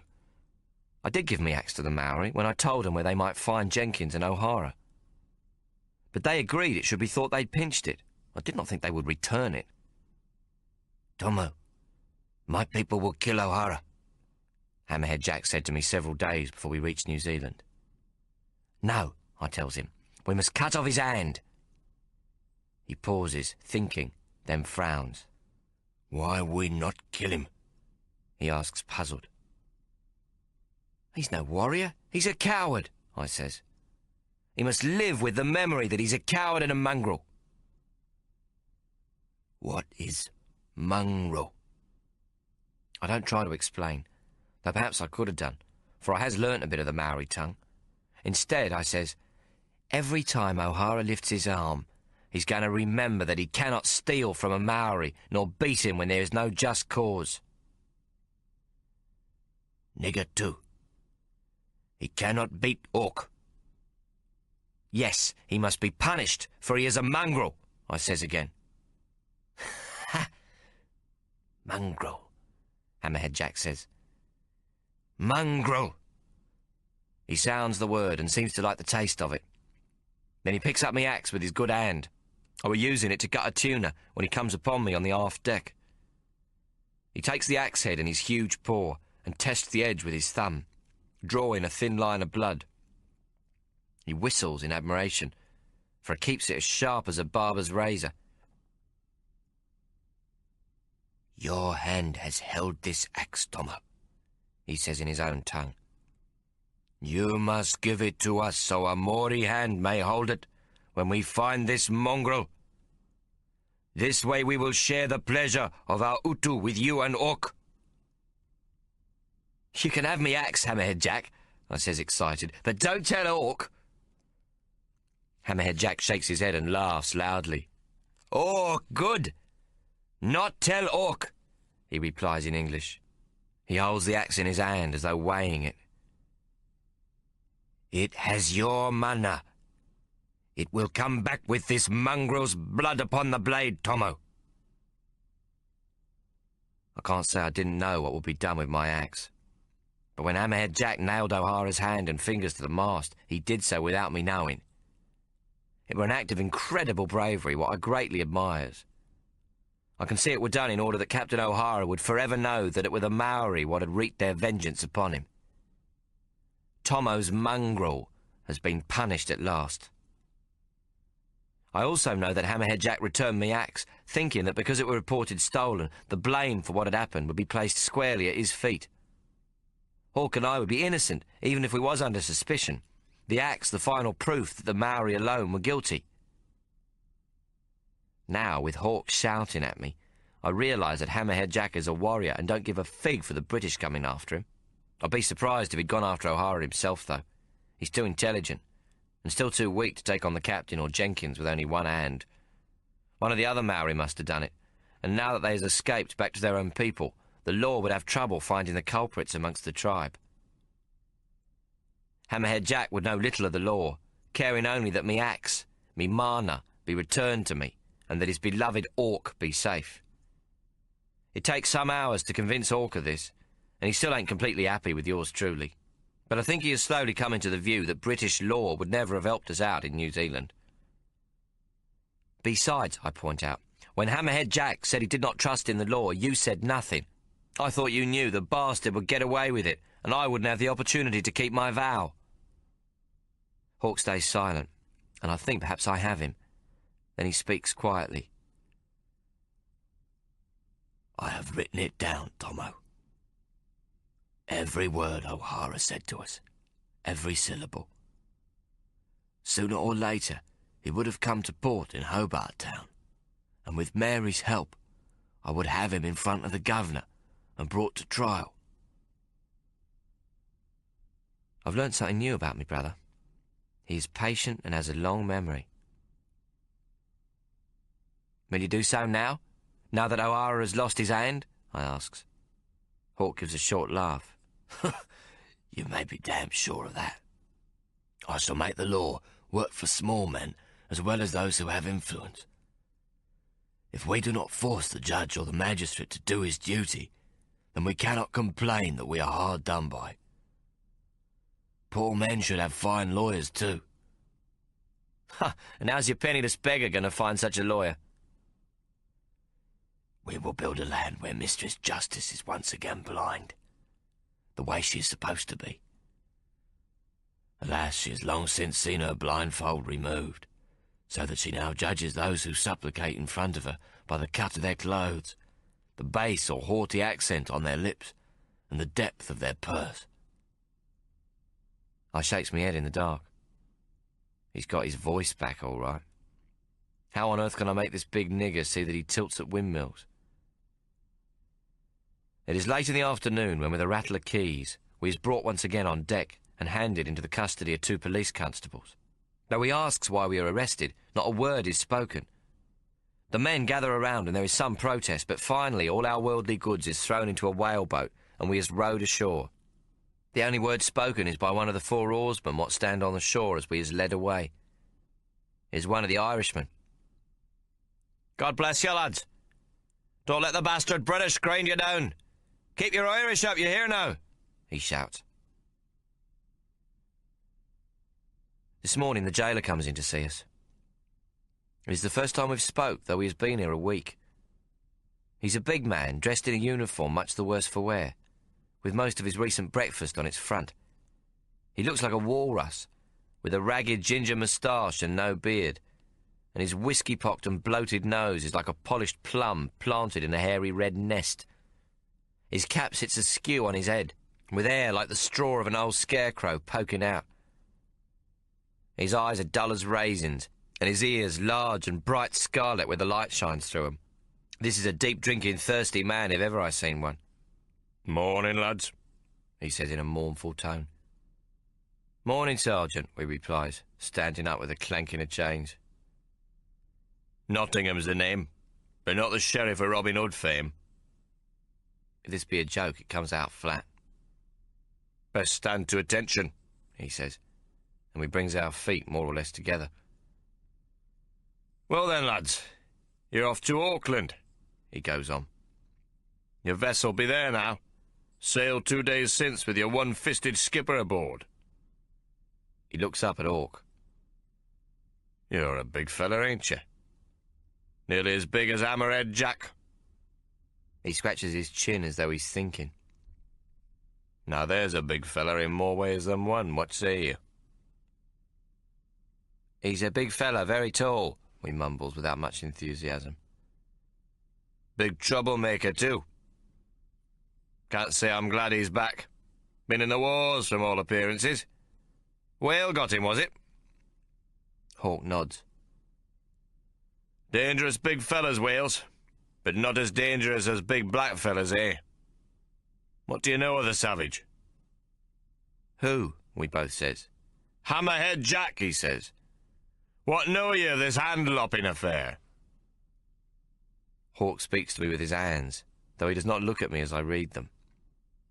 Watch him carefully. I nods me head as though I am listening to Nottingham, and then reply in sign language. "Drinking man." "What says ye then of this affair?" the sheriff of Nottingham asks again. "Nothing. We knows nothing, sir," I answers quickly. He points a stubby finger at me. "You the one with the axe?" "Axe, sir?" "You know. The weapon what did the dastardly deed." "I'm sure I don't know what you mean, sir. Does he mean, did I own the axe?" "Aye, and use it." "Use it? No. It was stole from me and used elsewhere by persons unknown." Our jailer spins around, amazingly quick for such a stout cove, and sticks his same podgy finger into Hawk's chest. "And you be the one who murdered the first mate, ain't you?" "Oh," I says, quick and cheeky. "All settled then, is it? We be guilty, is that it?" "Would be if I had me way. Take you out the back, string you up the nearest tree together with the big Maori and call it a damned good day's work. One of each kind of villain, black, white and brindle. Couldn't be fairer than that now, could it? Shame you can't just do it these days." "Well, I'm thankful for that." Hawk sighs softly. "Now it's down to Auckland, magistrates on the bench growing hemorrhoids, juries sitting on their arses twiddling their thumbs, and when all's said and done, probably the same verdict, hanged by the neck until you dies. Going to Auckland be just a waste of time and taxpayers' money." "And Captain O'Hara? What about him, Sergeant Nottingham? As you thought that he might be the real villain?" I points to Hawk. "Ask me brother to show you his back." Nottingham dismisses this with a toss of his hand. Could be, quite possible. But it ain't, see? Because it wouldn't be right. Wouldn't be the decent thing." "What do you mean by that?" Hawk asks. "It's all about sides, ain't it? Sides and ingredients. Yankee whaling ship skipper, Christian Quaker gentleman, that be one side. Ingredients on that side be a lopped off hand." He stops and looks at us hard. 4 Maori, a nigger, and a white man what carries a razor-sharp axe about his person. Ingredients here be the bloody axe what done the deed. That be t'other side." "What about British justice in all of this?" Hawk asks. "Justice don't come into trials. White jury, Christian folk, or profess to be. Yankee whaling ships what come regular into port be good for business, and ain't to be discouraged under any circumstances. And like I said, Quaker Christian captain with a ship what's a dry cask afloat, so the crew drink the port dry at top prices when they comes to land. That's more commerce. This be the case for the plaintiff." Nottingham sniffs and grabs his nose with his forefinger and thumb, wiggling it vigorously. "Maori and niggers known to be heathen savages what can't see reason, Don't have no discipline, lest both be brought about by means of a good flogging before the mast. That be the case for the defence. What say you then, gentlemen of the jury? Guilty or not guilty?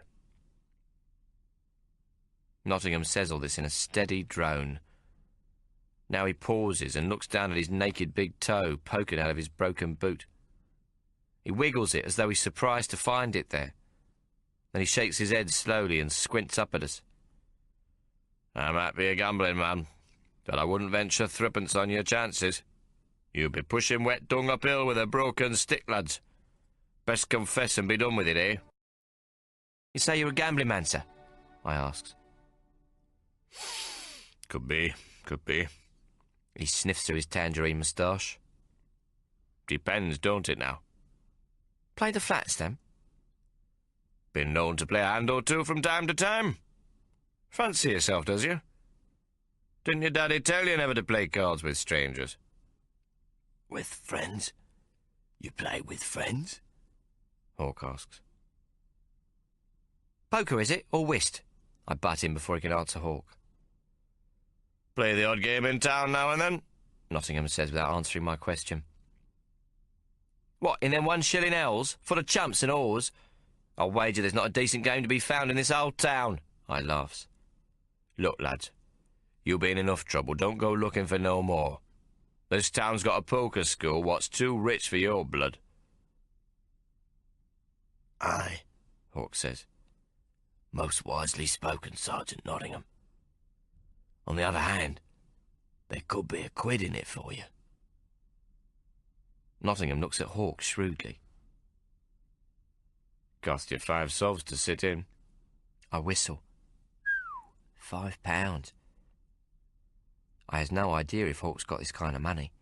I look at him showing me surprise, but he signals she'll be right. That'd be a big game, I says to the Sheriff of Nottingham. Too big for me, and I suggest it's too big for the likes of you mangy lot. If you can get my brother into the game, we'll go 50-50, what say you? Hawk challenges. A greedy look comes into the jailer's eyes. You've got £5 to wager? Could be. Depends, don't it now? Hawk mimics him cleverly. 50-50. Hawk nods. And if you lose? No onus, Hawk replies. If we loses, you gets our confession, signed, sealed and delivered, feather in your cap and all, I says. I can hear Hawk's sharp intake of breath at this offer. A feather in me cap, eh? A written confession. Nottingham removes his cap to show a bald, shiny red pate, spotted with bright brown freckles like stars in the night sky. Then he punches the inside of the dirty, misshapen cap with his fist. The crown flaps loose, and 3 dirty fingers wiggle through the gap. Even with a feather, it ain't never going to be much of a cap. He grins, showing gappy yellow teeth. There's no more promotion for Sergeant Nottingham. This be my final patch, my last station of duty. You mean you'd rather have the money? Asks Hawk, coming straight out. What do you think? Nottingham grins. Well, says Hawk, what I think is that you think my brother and I will be condemned whether we are guilty or not. Would that be correct?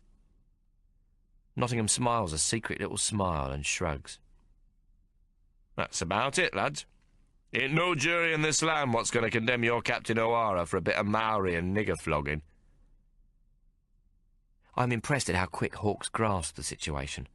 Nottingham be a man what's condemned by his own habits, a drinker and a gambler, and a failure at both. Shit, I think suddenly. That's what Hawk sees for me. He sees Nottingham. He sees his desperation, his despair, in me future. That's the difference between Hawk and me. I sees a mongrel, clear as daylight. Not a very important mongrel, mind, but one what can cause us harm and what's got power over us. Hawk sees a man what's on the bones of his arse, what's closer to prisoner than to policeman, trapped by what he is and where he be. A man what's dying, same as the town around him, sinking into nothing. Hawk is a fair man, fair in his heart and mind. He don't understand that fair be not understood by such as Nottingham, or even, matter of fact, by such as me. Fair don't come into the reckoning of poor folk. Hawk sees someone to be pitied, and yours truly sees danger. Hawk be about to mess things up proper by trying to get Nottingham to let us escape for £5. Hawk don't understand how a gambler's mind works. This game of poker. We're in, then? I takes up the question again. 50-50. 50-50, solemn oath, I shoots back. Remind me what happens if you lose. I shrug. You ain't no worse off, and we still be Auckland bound. But if we wins, what then? I asks. This is the moment of truth. I sense that even Hawk knows this. I try to keep the smile on me gob, hoping that I haven't struck too early, that me smile means it don't seem too important to know the answer if I've read him wrong. Nottingham don't know for sure if we've got the 5 sols, but he's got to figure we must have, or there's no point. Thank God Hawk ain't shown it to him. Then I thinks, Christ Jesus, what if Hawk don't have it and he's bluffing? Nah, Hawk don't have the gall. He's got the money all right. Nottingham has to figure he has too. So what's his options? He can take it by force. There'd be 3 constables as well as himself, and we be in chains and manacles. £5 be a lot of money. Or he can gamble there's more to come if I can win at poker. It's time for all Ikey's lessons to pay off. Sergeant Nottingham, sir. If you be so good as to remove me manacles for 5 minutes, perhaps you'd care to witness the skill what's been brought to our side. Nottingham looks me up and down, and I guess he figures there ain't all that much to me, and that even he might make a show of capturing me should I try to scarp her. Besides, the cell is locked behind him. We wait, and he don't say nothing. If he says no, we're done like a dinner. Righto, he says, and taking the keys from his belt, opens me manacles. Well, it's all sporting stuff. Ace where no ace should be. Ace, king, queen, jack dealt straight off after Nottingham has himself shuffled the pack. Take a card, please, Sergeant. Any card. I offers the pack wrong side up, and he selects a card blind. Turn it over and put it down. I points to the 4 picture cards already spread face up. He turns his card and puts down the joker. Amazement writ all over his rough gob. Then he smiles, and I know he's won. Greed be the most dependable of all human characteristics. Righto, you can count me in, he growls. Just a moment, Sergeant. What about our winnings? Hawk asks. 50-50, he says indignant. Ah, not what you win, what we win. Nottingham looks puzzled. If we are Auckland bound, Hawk continues, and if, as you say, the verdict is already decided. There is a long silence as Nottingham stands thinking, looking down at his broken boot. Then he slowly raises his head and looks squint-eyed at Hawk. You means what price freedom? Hawk stays stum. The jailer seems to be thinking again. Then he says quietly, £50. £50? Fuck, I'm took completely by surprise. 50 quid I'll wager be nearly 6 months' salary for a police sergeant. But Hawk don't even flick an eyelid. How big is the game? He asks, cool as you like. 5, 6 with him. Nottingham points to me. Can't do it, Hawk says firmly. £5 stake for each player. That's only £35. If each isn't prepared to lose more than his buy-in, we can't make the 50. Even if Tommo cleans them all out, which isn't likely. Let's say £20, which will be hard enough. Shit, Hawk's got £20 on him, I thinks. If Nottingham accepts, he'll offer him the money right off, so that we can scarp her, never mind the poker game. There's some what will be willing to lose more than their stake, the jailer says. They don't muck around. He pauses. You scared, is it? Sorry, lads, but I ain't sticking my neck out for less than 500. Hawk shakes his head. Sergeant Nottingham, it isn't reasonable. Nottingham laughs, his fat stomach wobbling like a jelly. It ain't a reasonable world, son. It ain't reasonable that the jury should hang you in Auckland, but take my word, they will. £50, that'll be my first and last offer. You're on, I says suddenly. With £20 I can build a proper scam. But Hawk's right. To take £50 from a single £5 in game is damn nigh impossible if they's good players. Even if it does a whole heap of relocation, I'll need 2 games to set it up. But it's got to be 2 nights, 2 games. Over 2 games, we've maybe got a chance, I says to the jailer. Nottingham looks doubtful. 2 games? I don't know if these gentlemen will like that. Tell you what they won't like. They won't like playing with a stranger for 1 game only. Nottingham accepts this. He said himself he don't play cards with a stranger. 50-50 if you should not make the £50 for your freedom, Nottingham says again. We both nod. It is sheer bastardry, but what can we do? £50 in your hand and you let us scarper, right? I want it from his lips once more. He clears his throat like he's even nervous to think of it. Yes, but I'll have to come after you, mind. Do me duty. Hawk smiles. By going in the wrong direction, I sincerely hope. Aye, I'll do that by and by, Nottingham says, still shifty. 2 games, right? I persist, bringing them 2 back to the business at hand. £5 on the table to buy into each game. The second 5 held at the end of the first night as surety for the next, right? I points to Hawk. Me brother to hold the second game buy-in in trust overnight. Oh, I adds, and 2 new packs of cards. De La Rue and Sons, no other. 1 blue, 1 red. We breaks the seals at the table. Hawk looks at me and I shrugs. In for a penny, in for a pound. Worst what can happen is we're transported to Auckland and strung up. I'm making a book on Nottingham's greed. He's a gambler himself. He'll be itching to sit in on the second game, and I hopes to make it possible. Nottingham's a mongrel, and mongrels has to pay. Right, 2 games, The jailer agrees. I think I can arrange that all right, but... He points at Hawk. I don't think they're going to let a known murderer hold the stakes overnight.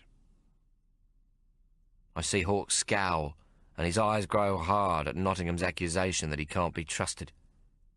Safer than a bank, I pipes up quickly. We ain't going nowhere, is we now? Nottingham laughs, relieving the tension. Righto. The nigger holds the buy-in, and the wee lad gets new cards, De La Rue and Sons. By the by, what's the ante? Let's say 5 shillings. 5 shillings? Nottingham thinks for a moment, then nods. Fair enough, lad. With the right to raise it before each hand? The jailer hesitates, then says, Well, let the others decide. Though I can't see they'll object. We leave it at that, and Nottingham returns the Queen's bracelets to me wrists. As soon as he's gone, Hawk asks me in strong lingo what exactly I think I'm doing.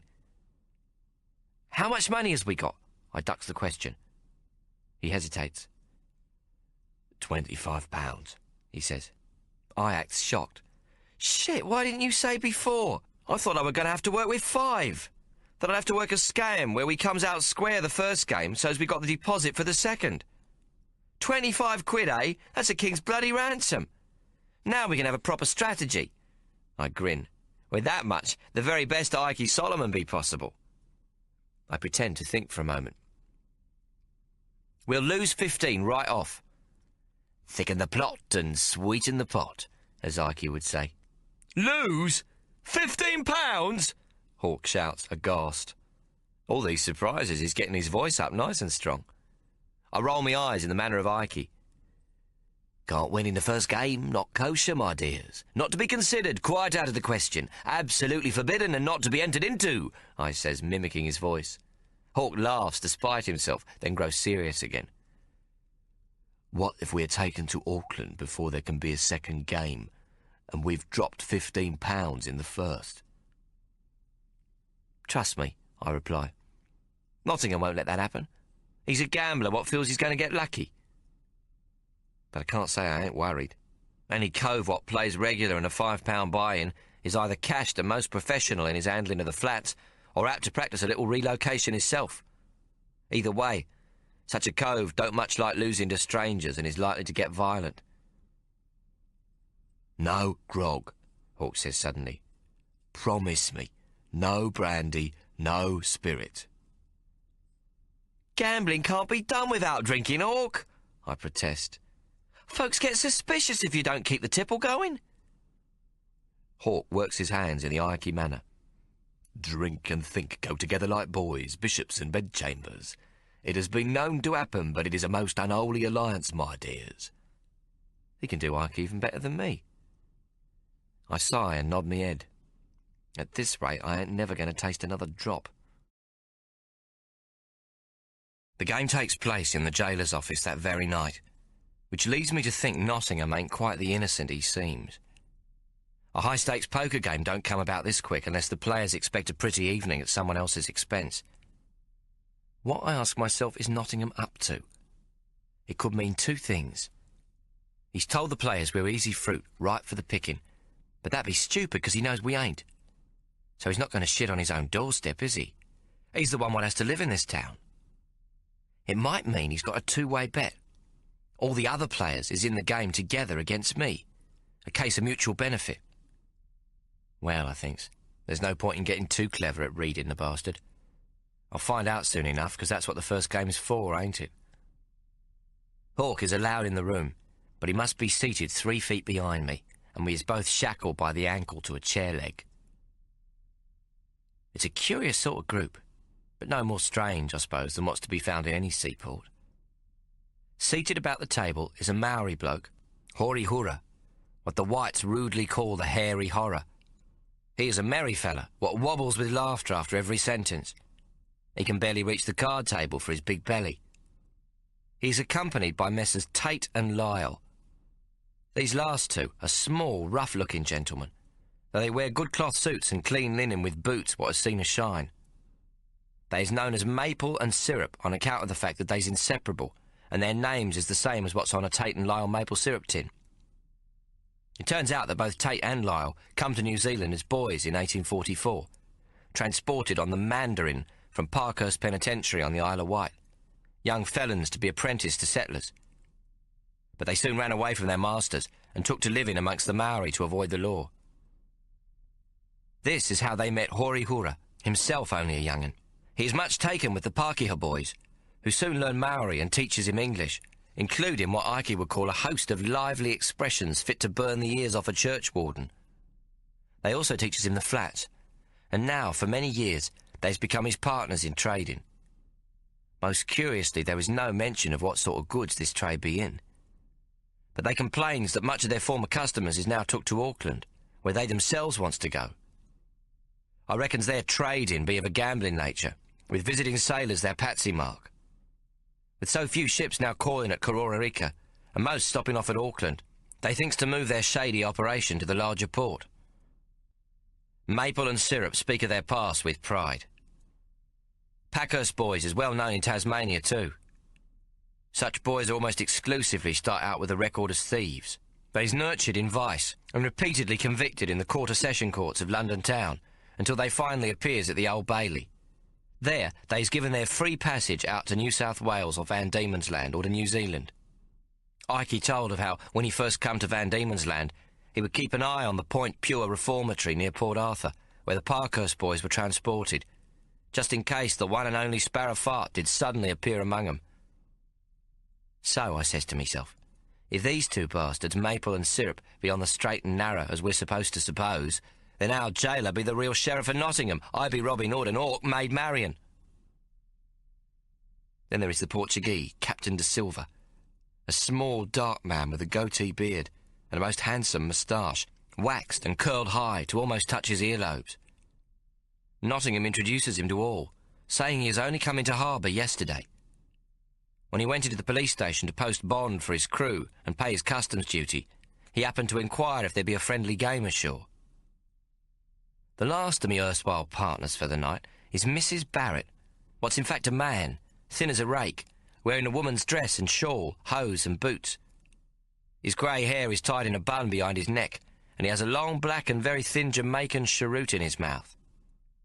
His nose and cheeks is tattooed, most unusual. An English rose on each cheek, one full blown, the other in bud, with the leaves and stems joined across his nose and his brow. It is a more friendly-looking tattoo than that of Hoary Hura, who, like Hammerhead Jack and the other Maori aboard the Nankin Maiden, is covered in black squiggles and circles over every inch of his ugly gob. Each player has brought along his preferred tipple. Hoary Hura has rum, Maple and Syrup has Cape Brandy, Captain De Silva drinks a Porto wine, and Mrs. Barrett has Bombay gin. Me gut is howling like a dog at the moon with all these elixirs of heavenly transport placed before it. In their shining bottles they be so near to me, yet so far from me reach. I has to concentrate all the harder for not drinking than if I was swilling it down, on me road back to drunkenness as Hawk fears. To rub salt into the wound, Nottingham explains to all assembled that because I be a prisoner of Her Majesty, I cannot consume ardent spirits. This be a ploy suggested by Hawk, so me abstinence ain't thought strange. So here I am, dealing the cards for stud poker with a mug of stream water, which I'm obliged to sip, to the constant chaffing and the pretended commiseration of all what sits comfortable and comforted with their favourite tipple at their elbows. Now the flats be a game of two characters, Ikey would say. It is popular thought that if you know the man, you know the game he'll play, but that, my dears, be purest codswallop. Cards bring out the best and worst in a person, and often the opposite to what's expected. Timothy Timid can play like a lion, and Terrible Tim like a lamb. The flats be the other person in each of us. Find this second person, and you've got your patsy mark. It's soon apparent that Hoary Hura and Maple and Syrup be skilled enough, but lack true intelligence. The other two, Captain De Silva, the Portuguese captain, is a careful player, highly skilled, but one who ain't prepared to venture too much. Mrs. Barrett appears to be the one to watch. Cunning as a rat, he strikes like a cobra. A very pretty player of the flats indeed, but a mite too hot-headed, and I think he is working a scam, which I will soon enough locate. I loses slowly but steadily to each of them, dealing them good hands each time it is my turn. I'm losing less than I had hoped to Hoary Hura and his Parkhurst boys, who are towards the end of the evening a little too drunk, and do not take all the opportunities my generosity affords them. Each ends the evening with their buy-in still intact and a bit more besides. Captain De Silva wins £3. Mrs. Barrett is the winner for the night with £7. 3 taken from the captain in the final hand, when only the 2 are left in the game, and De Silva is forced to see Mrs. Barrett by matching his last bet or dropping out. I'll be surprised when he chooses to drop out, as I know he holds a better hand than Mrs. Barrett. This brings me to the whole point of the night. While I has managed to lose nigh upon £15, I has also been able to substitute both packs with me own, which I have previously marked. I have took in with me the brand new red and blue packs Hawk bought me on the night we went ashore from the Nankin Maiden. These has been marked in Ikey's secret manner, so it be almost impossible to discover. By the end of the night I has both decks substituted, and I know every card on the table. This is why I know that if the Portuguese captain had asked to see Mrs. Barrett, he would have taken the pot. He's most cautious, and this worries me some, for I also sees in him a hungry predator. In all, we are down £14 and 16 shillings when the game finally comes to an end. With Mrs. Barrett the big winner, local pride is intact, and I has established that this fine lady man is not in league with the other 3 locals, nor is he near as good as De Silva. I cannot be sure that he ain't in cahoots with Nottingham, but my final reading of him is that he cannot be relied on to win consistently. Nottingham would know this too. As for the other 3, they are clearly a syndicate, and Nottingham would, I reckon, be most reluctant to make a deal with them. Besides, he is all scowls at me loss, and most hard put to show a brave face. I got to conclude that our jailer has took us in good faith as a partner. But I still reckon there is something I has missed, something I has failed to speculate upon. Scratch around, look in the dark corners, I hear Ikey saying to me. It will be there, stored in the old noggin box. Anyway, it'd be a neat enough evening's work, and all are willing to put down their £5 stake for the following night. It is decided, at Nottingham's suggestion, that we will play 5-card draw tomorrow. Stud poker, the game we've been playing, is a great game for cheating if you knows what you're about. You only has to make sure you have the whole card you want, and a good dealer can deliver the right card to make up a winning hand whenever he wishes to place it. Poker is a game where cold decking is easily possible. That is, substituting a marked deck, as I has done during the course of the game. It is a trickier business with 5-card draw, though, and there is more chance to be discovered. I believe myself a good enough player with an unmarked deck, and am confident I can hold my own with the silver. If, in an emergency, I must substitute my own deck, I'm a good enough mechanic to do it. Hawk now asks Nottingham to put the 2 decks we have used tonight in the jailhouse safe. I has already removed my own marked cards and replaced the originals, and so I am delighted when our jailer refuses. "We'll play with new cards tomorrow," he says grandly. "Captain De Silva has agreed that I should have the money from his winnings to purchase them." For my part, I am all brave smiles at my losses, just what might be expected from a good amateur, what finds himself out of his depth, but has too much pride and not enough sense to give it away. "Better luck next time, eh, lad?" they all says, patting me on the shoulder, pleased as punch at the way things has gone. Nottingham then collects the pot and makes Hawk give him £5, so all can see we has the stakes for the next game. Hawk looks suitably long-faced when he hands over our 5 sovs, and Nottingham is most unhappy that we have lost so badly, but is trying not to show his anger to the other players. Nottingham gives the £30 to Hawk to keep, and we is unchained from our chairs. "See you tomorrow night, lad.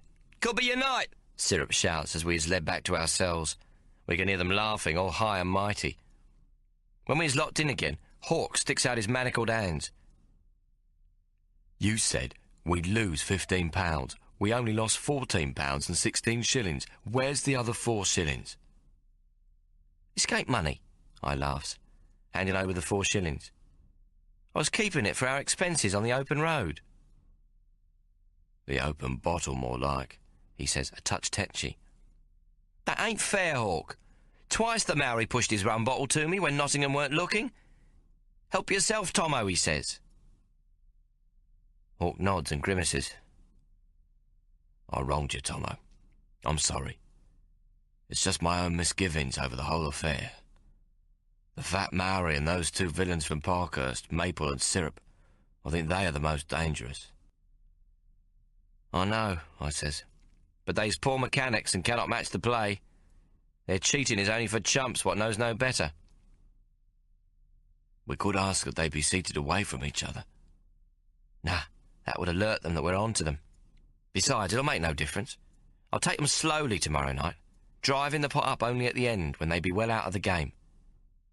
And what did you think of Captain De Silva and Mrs. Barrett? De Silva is kosher, I think, and I only caught Mrs. Barrett relocating once. He's done it 7 times. He's got an apron pocket behind his shawl, I laughs. He's quite good, but not too quick on the draw. 7 times, eh? Hawk exclaims. Not much help then, am I? Course you is. Poker games can turn nasty at any moment, and having you behind me be of great comfort in a room full of villains. They'll think twice about coming at us. Hawk laughs. Big and clumsy. That's me. I don't know how I'd go at fisticuffs. Never tried it.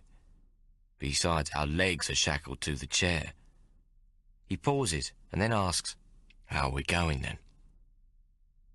I know they're second natures now, I reply. The Portuguese captain worries me. I left him out of my favours tonight. He's an outsider like us. There ain't no need to gull him, so I lets him play his natural game to gauge his skill. I didn't observe him to be relocating even the once. And it'd be astonishing that he managed to come out ahead in a game where I gives the others so much help. I turns to Hawk suddenly. Watch him tomorrow night. Forget the others. Watch if De Silva does anything different when he asks to see someone's hand. Watch him when he folds. Anything, you hear? Clears his throat, touches his nose or earlobe, crosses his legs, wiggles his foot, sniffs, bites his nail, touches his eyebrow, runs his tongue over his lips, the smallest thing. Fingers his moustache, twirls it, taps his knee or the table. if he does anything before he makes his play. It just could be we've got a wild card in our midst. What if he doesn't do anything? Don't worry, he will. He can't help but show his excitement, though he fights with all his might not to show it. Look for his gesture. I promise it will be there. It always is. Remember what Ikey said? The flats be the other person in each of us. Outside, De Silva be the calm one. Inside, he's got Mexican jumping beans in his stomach. Now listen well, Hawk.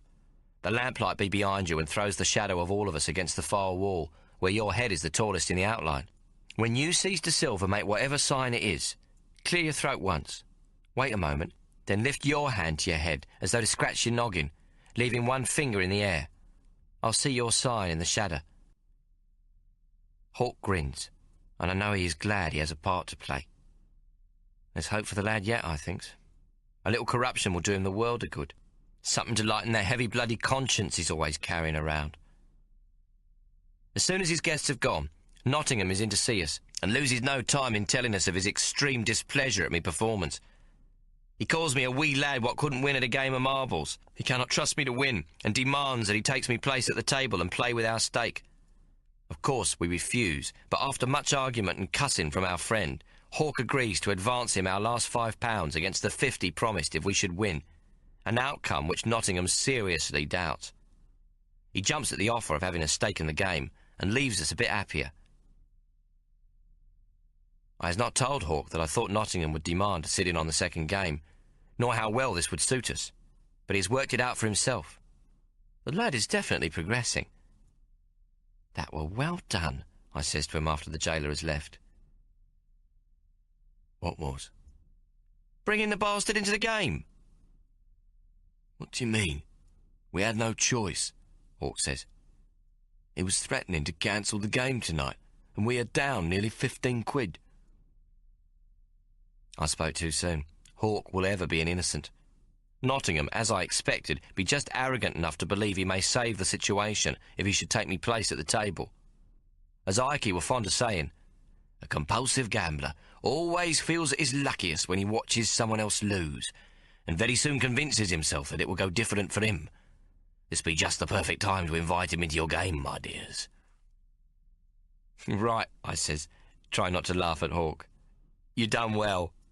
Hawk knows he's got the wrong end of the stick, but not why. He shakes his head. What is it, Tommo? You don't know, do you? I laughs. Letting Nottingham into the game were a stroke of genius. It was? How so? He's even more confused. Before the night be out, I'll vouch we will halve our debt to him, says I. I lies awake the rest of the night, trying to work out what is going on. Finally, I reckons there is only one way that everything fits.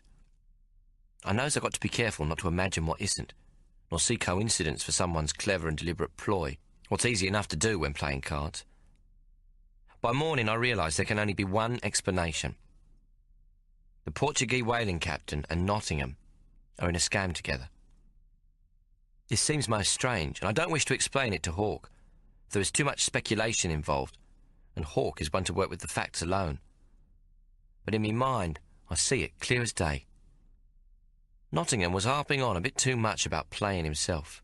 At first, I'd thought his whinging about me abilities with the cards because he'd be a compulsive gambler who thinks he can do better. Nottingham wants me to think this, but his real purpose is in fact to lose, so that he cannot be seen to be in league with De Silva.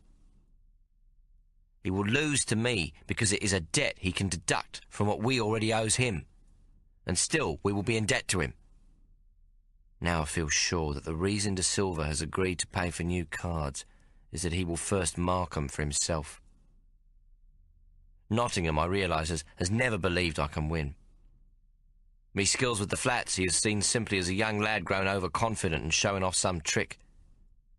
The jailer just can't bring himself to believe that a wee lad can take on the great De Silva and win. Tricks I may have, but 5-card draw, he knows, is much more than sleight of hand. How Nottingham knows of De Silva's skill, I don't know. But I swears the other 4, what are also locals, ain't in the know. for they treats him too obviously as a stranger. I remember how very careful Nottingham were when making the introductions to say he were newly acquainted with the whaling captain, what he claimed had sailed into Corora Rica only the previous day. If De Silva cleans up, Nottingham will say he thought the captain were just another patsy mark off a whaling ship, and at the same time point out that he too has been a victim of this cunning poker pirate. Captain De Silva is certainly the best poker player of the five, and I expect also a master at relocation if it be necessary, though I have not observed him at this. Last night he lay low and watched the other players, so as to take greater advantage of them tonight. This is the sign of a very good poker player and a professional gambler.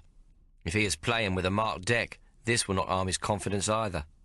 By losing last night, I've shown Nottingham that he were right about me, that I does not possess the skill to win the 50 sols required for our freedom. He thinks of me as the fool in the school, but still with a stake of £5 to lose in the second game, and also what Hawk has loaned to him. Mrs. Barrett, he knows, is the hasty type, what will think he is going through a lucky streak, and so bring last night's winnings back to the table. Hoary Hora, Maple and Syrup will argue to themselves that if they can win when they is not entirely sober, there will be easy pickings to be had when their heads be clearer. Nottingham, I feel sure, thinks that before the evening is out, the Portuguese captain will take all Hawk's money and Mrs. Barrett's, the Hairy Horrors and the Parkhurst boys as well. A clean sweep. I'd wager that the plan is to let Mrs. Barrett lose all he made last night except for his original stake, and perhaps a trifle more. Then, before taking this also, De Silva will allow him to be the last to fold from the game. A local player will have had a series of good wins, so proving the game straight, despite the visiting captain surprising us all with his amazing skill. I takes me hat off to Nottingham. It is well thought out. He has made only one mistake in all this. He knows that in the first game, De Silva has played to hide his skill, but he don't know that the same is true of me.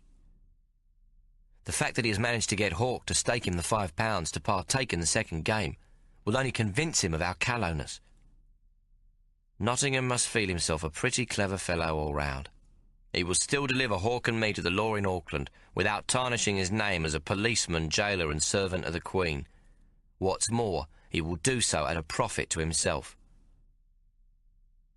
My only concern, therefore, regards De Silva. Will he buy Nottingham's theory that I be just a brash lad? Or does he see me as his equal and therefore dangerous? If this be the case, he will be most wary and on his guard tonight. I decided to continue acting the amateur and showed too much excitement when I chanced to win. There was one last thing. If the new cards supplied by Nottingham be marked, it will confirm that Nottingham and De Silva be in this together. Well, the first thing I gets right is that I has picked Nottingham for a compulsive gambler. In our game tonight, he loses his £5 stake in the time it takes me to win £10.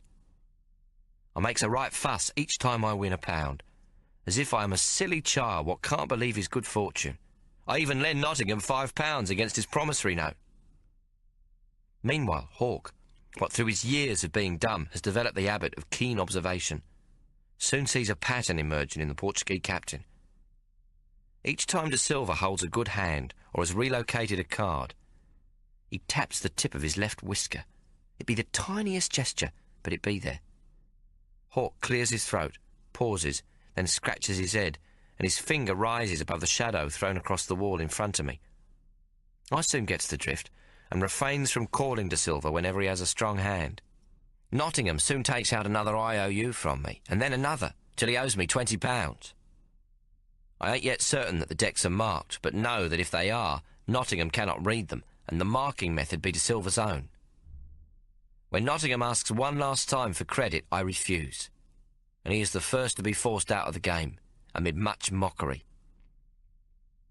I sense his fury, though I am still playing the lucky clown, with me tongue sticking out of the corner of me mouth like some country yokel.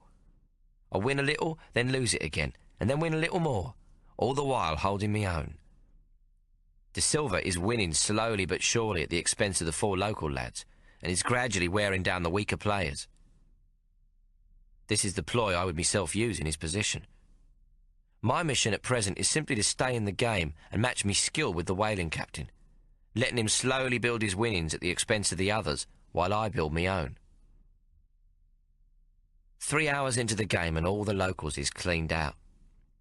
But the process of taking their money has been played with much skill by De Silva, and if I may say so, yours truly. We raise 'em in small amounts to suck 'em in, and so keep 'em in the game right to the end of their money.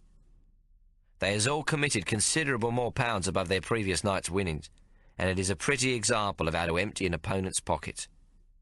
I exclaims at each De Silva win, so that the attention is taken away from me when I too win a hand. It is joyous, clever poker, for each of the locals is made to believe that at any moment their luck will change for the better, while they is being drained of every penny they possess. I admires De Silva's patience and skill, and he now has a large amount of gelt in front of him. Although I has been winning and losing steadily, I am still only £15 ahead, so the remainder of the winnings sit in an untidy pile in front of the captain. By my reckoning, nearly £50. It is now only him and me as we continues to play. I am long since convinced the deck is on the straight, and has not been shaved or marked. I'm playing against a very clever fella, a master at the game of 5-card draw. De Silva will challenge all me wit, but I am confident that me talents are sufficient to match his, and perhaps a little more. I make sure that I seems no different in appearance and skill to the others, just fortunate to have lasted in the game as long as I have. I doesn't have the funds I will need to take him on if he should want to raise the stakes, but he plays me the same as them, raising me only small amounts. Gradually, though, I starts to work up the stakes, while sustaining some narrow losses to him, so that those what watches us groans and exclaims at me bad luck and grows excited as I win. I don't know if they see that I lose with a small bet and win with a larger one, for they's took to drown in their sorrows at their own losses. I reckon that if you asked them, they would say that it only be a matter of time before the whaling captain has me cooked as a plump bird, ready to be carved up and eaten for his dinner. But I am playing well, and have clawed back half of De Silva's winnings, though he is still much the favourite and has not yet lost his confidence. He is touching his whisker more frequently, and Hawk is practically took to having a fit of coughing. Any observer of his fingers would think the lice in his hair be biting most vicious tonight. De Silva is just beginning to be of two minds about me. He's far from a fool, and I know he will soon see that he is against a superior player, or at the very least a player to match his every skill. Then he will panic and try to end the game. At last we reaches the stage where I feel that if De Silva gets one truly big hand, he will grow impatient and risk everything. I can see that he has finally worked out what is happening. He is angry at me for winning or losing each time by only a very small difference in cards, and so encouraging his ignorance of me true ability. He thinks he deserves to win, so soon he will make his big move when he holds an unbeatable hand. It is now that I must cold deck him. The moment has come, there will never be a better one, to substitute the deck concealed on me person for the one on the table. The deck be already stacked and awaiting its chance. Up to this point, Hawk's signals have kept me out of trouble, and I has proved the better player, but now I needs extra luck. A deck stacked for me, and not for the captain. It's my turn to deal, and using the stacked deck, I deal De Silva a truly high hand, a medium running flush. I can almost hear his inward sigh of relief. God himself has dealt him a hand he knows cannot be beaten.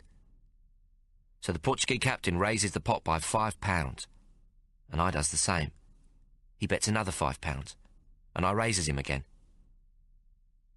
He would teach me a lesson and puts down another 5. I does the same. Now he can do nothing but fold or keep raising me. His temper is rising. He cannot believe his hand can be beaten, and he must punish me. He raises again. Soon I have but £5 left on the table in front of me, and De Silva 10. De Silva's eyes are shining. He has lost his reason and now thinks only of the kill. He wants the lot, and with it, my humiliation. He raises me £5. I has no option but to fold or see him, and I slowly pushes me last fiver across to join the heap of money in the centre. The moment me money touches the pile, De Silva is unable to restrain himself. With a huge smile what shows off his 6 gold teeth, and some fast babble in what I takes for Portuguese, he puts down his medium running flush. His hands shake with the thrill, because he thinks he has won the night. I stays calm, though I admit me heart is pounding. I lay down a running flush as well. Mine is only one number higher than his, but it is enough. One tiny little number different, and the pot is mine. The game is over. Yours truly has taken the loot. Every bloody penny. De Silva groans, and the other 5 players cannot believe what they has just seen. I look at him and point to the £5 in front of him. What says you, Captain? Another hand? De Silva shakes his head and slumps in his chair. He can scarce believe what has happened. He's been made to wager everything on one card and lost. The emotion I know to be always contained within him now bursts to the surface like a dam wall breached by floodwater. His face crumples, and he buries his head in his hands and starts to weep, his shoulders heaving. It is Ike what comes to my mind again. When you wager everything and lose, show nothing. When you wager everything and win, show even less. Cards played well be a game as cold as ice, my dears. I reaches over and scoops the pile of money to me side of the table, close to £80. I picks up his hand from the table, and then me own, and calmly shuffles the deck. With a little relocation, I replace it with the original, so that my own marked deck is returned to me. If Nottingham and De Silva has marked the deck and should examine it later, they will see that it remains what they bought. Hawk and me are away, clean as a whistle. I hands the deck to our jailer, who has gone purple from rage. Alas, poor Sheriff of Nottingham, Robin Hood has slipped through your fingers once again. I smile at the other players and thank them most cordially for the 2 games. Then I nods towards Hawk, but says nothing.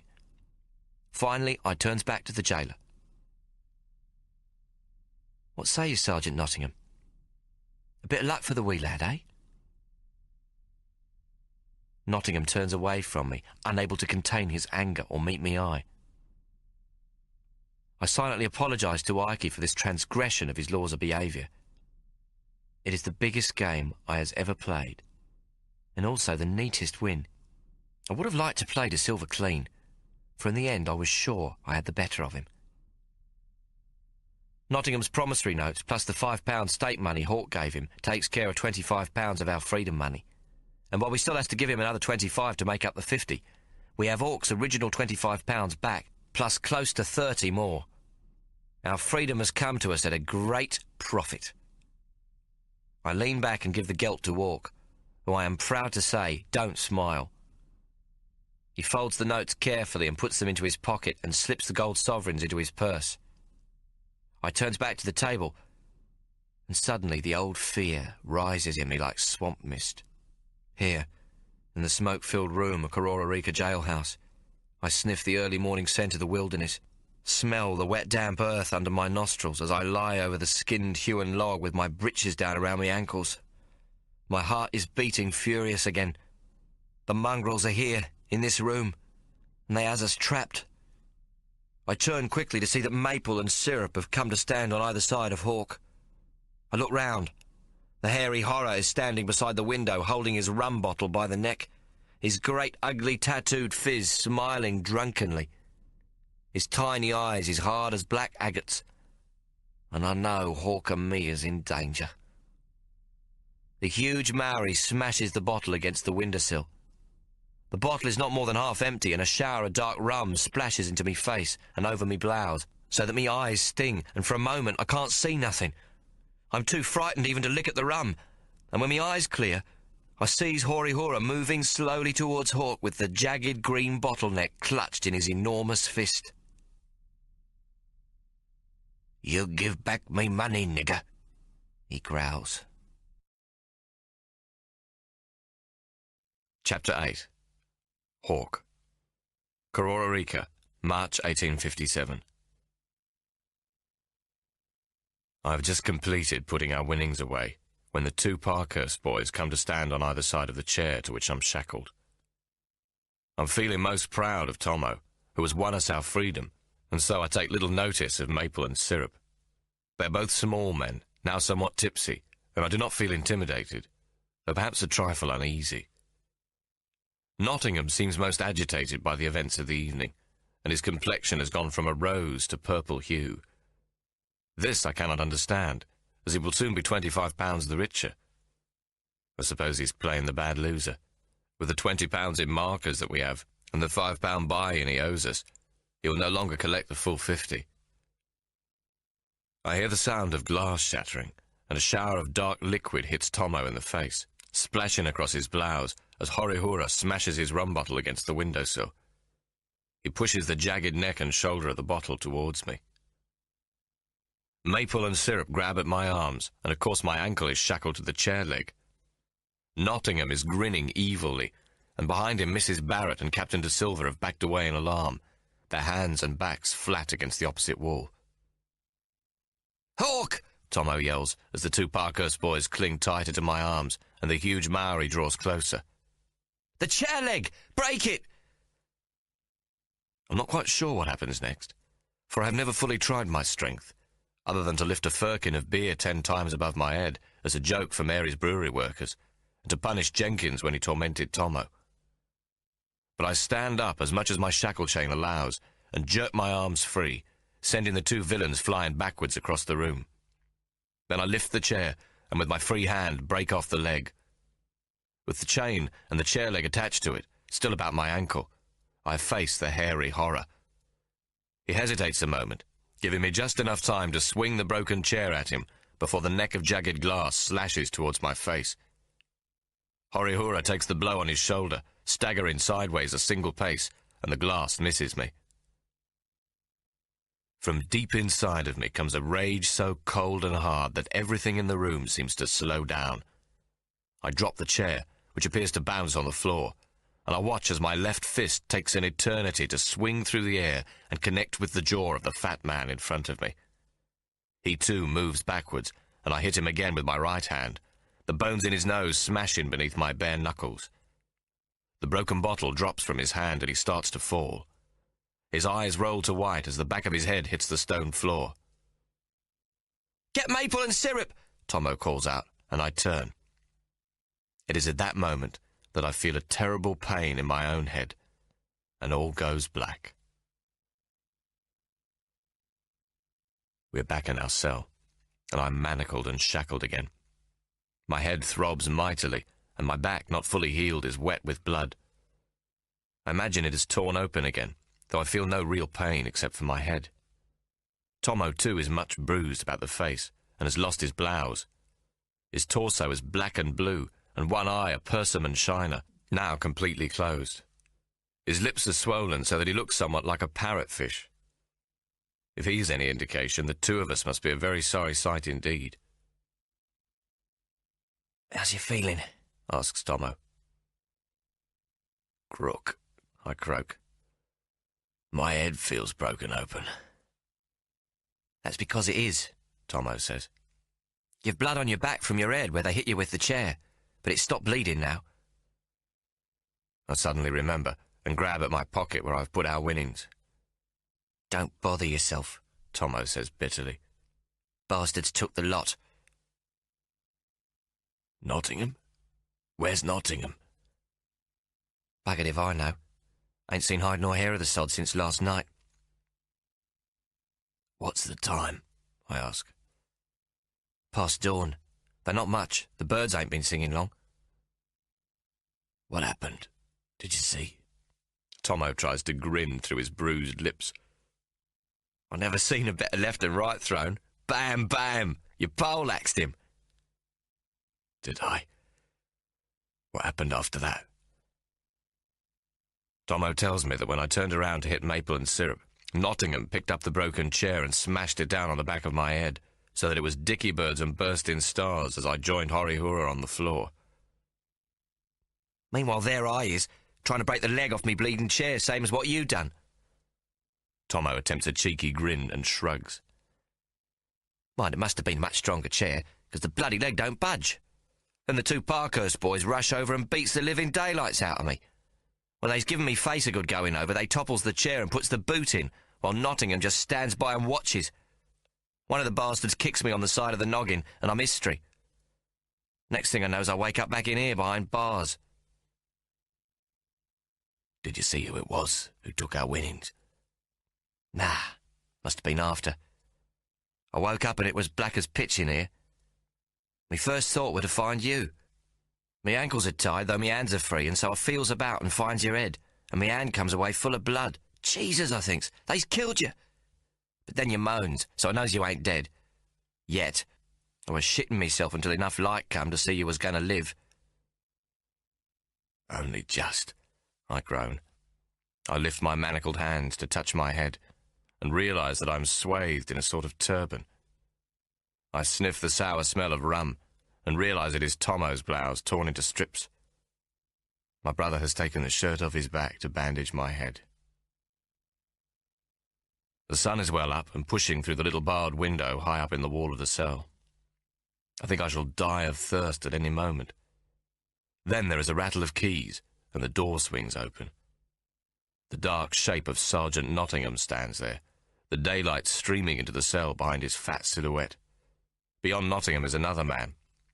As our eyes adjust, I see that he is a constable, who carries 2 tin mugs and half a loaf of bread before him on a small wooden tray. He puts this down at Nottingham's feet and withdraws. Tommo pulls himself over to the mugs using his arms. They've used handcuffs to manacle his ankles. He reaches out for the water, but Nottingham's broken boot comes down on his hand.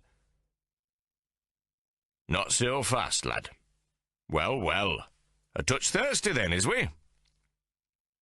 Tommo does not look up. Yes, He sniffs. "Yes, Sergeant Nottingham, sir."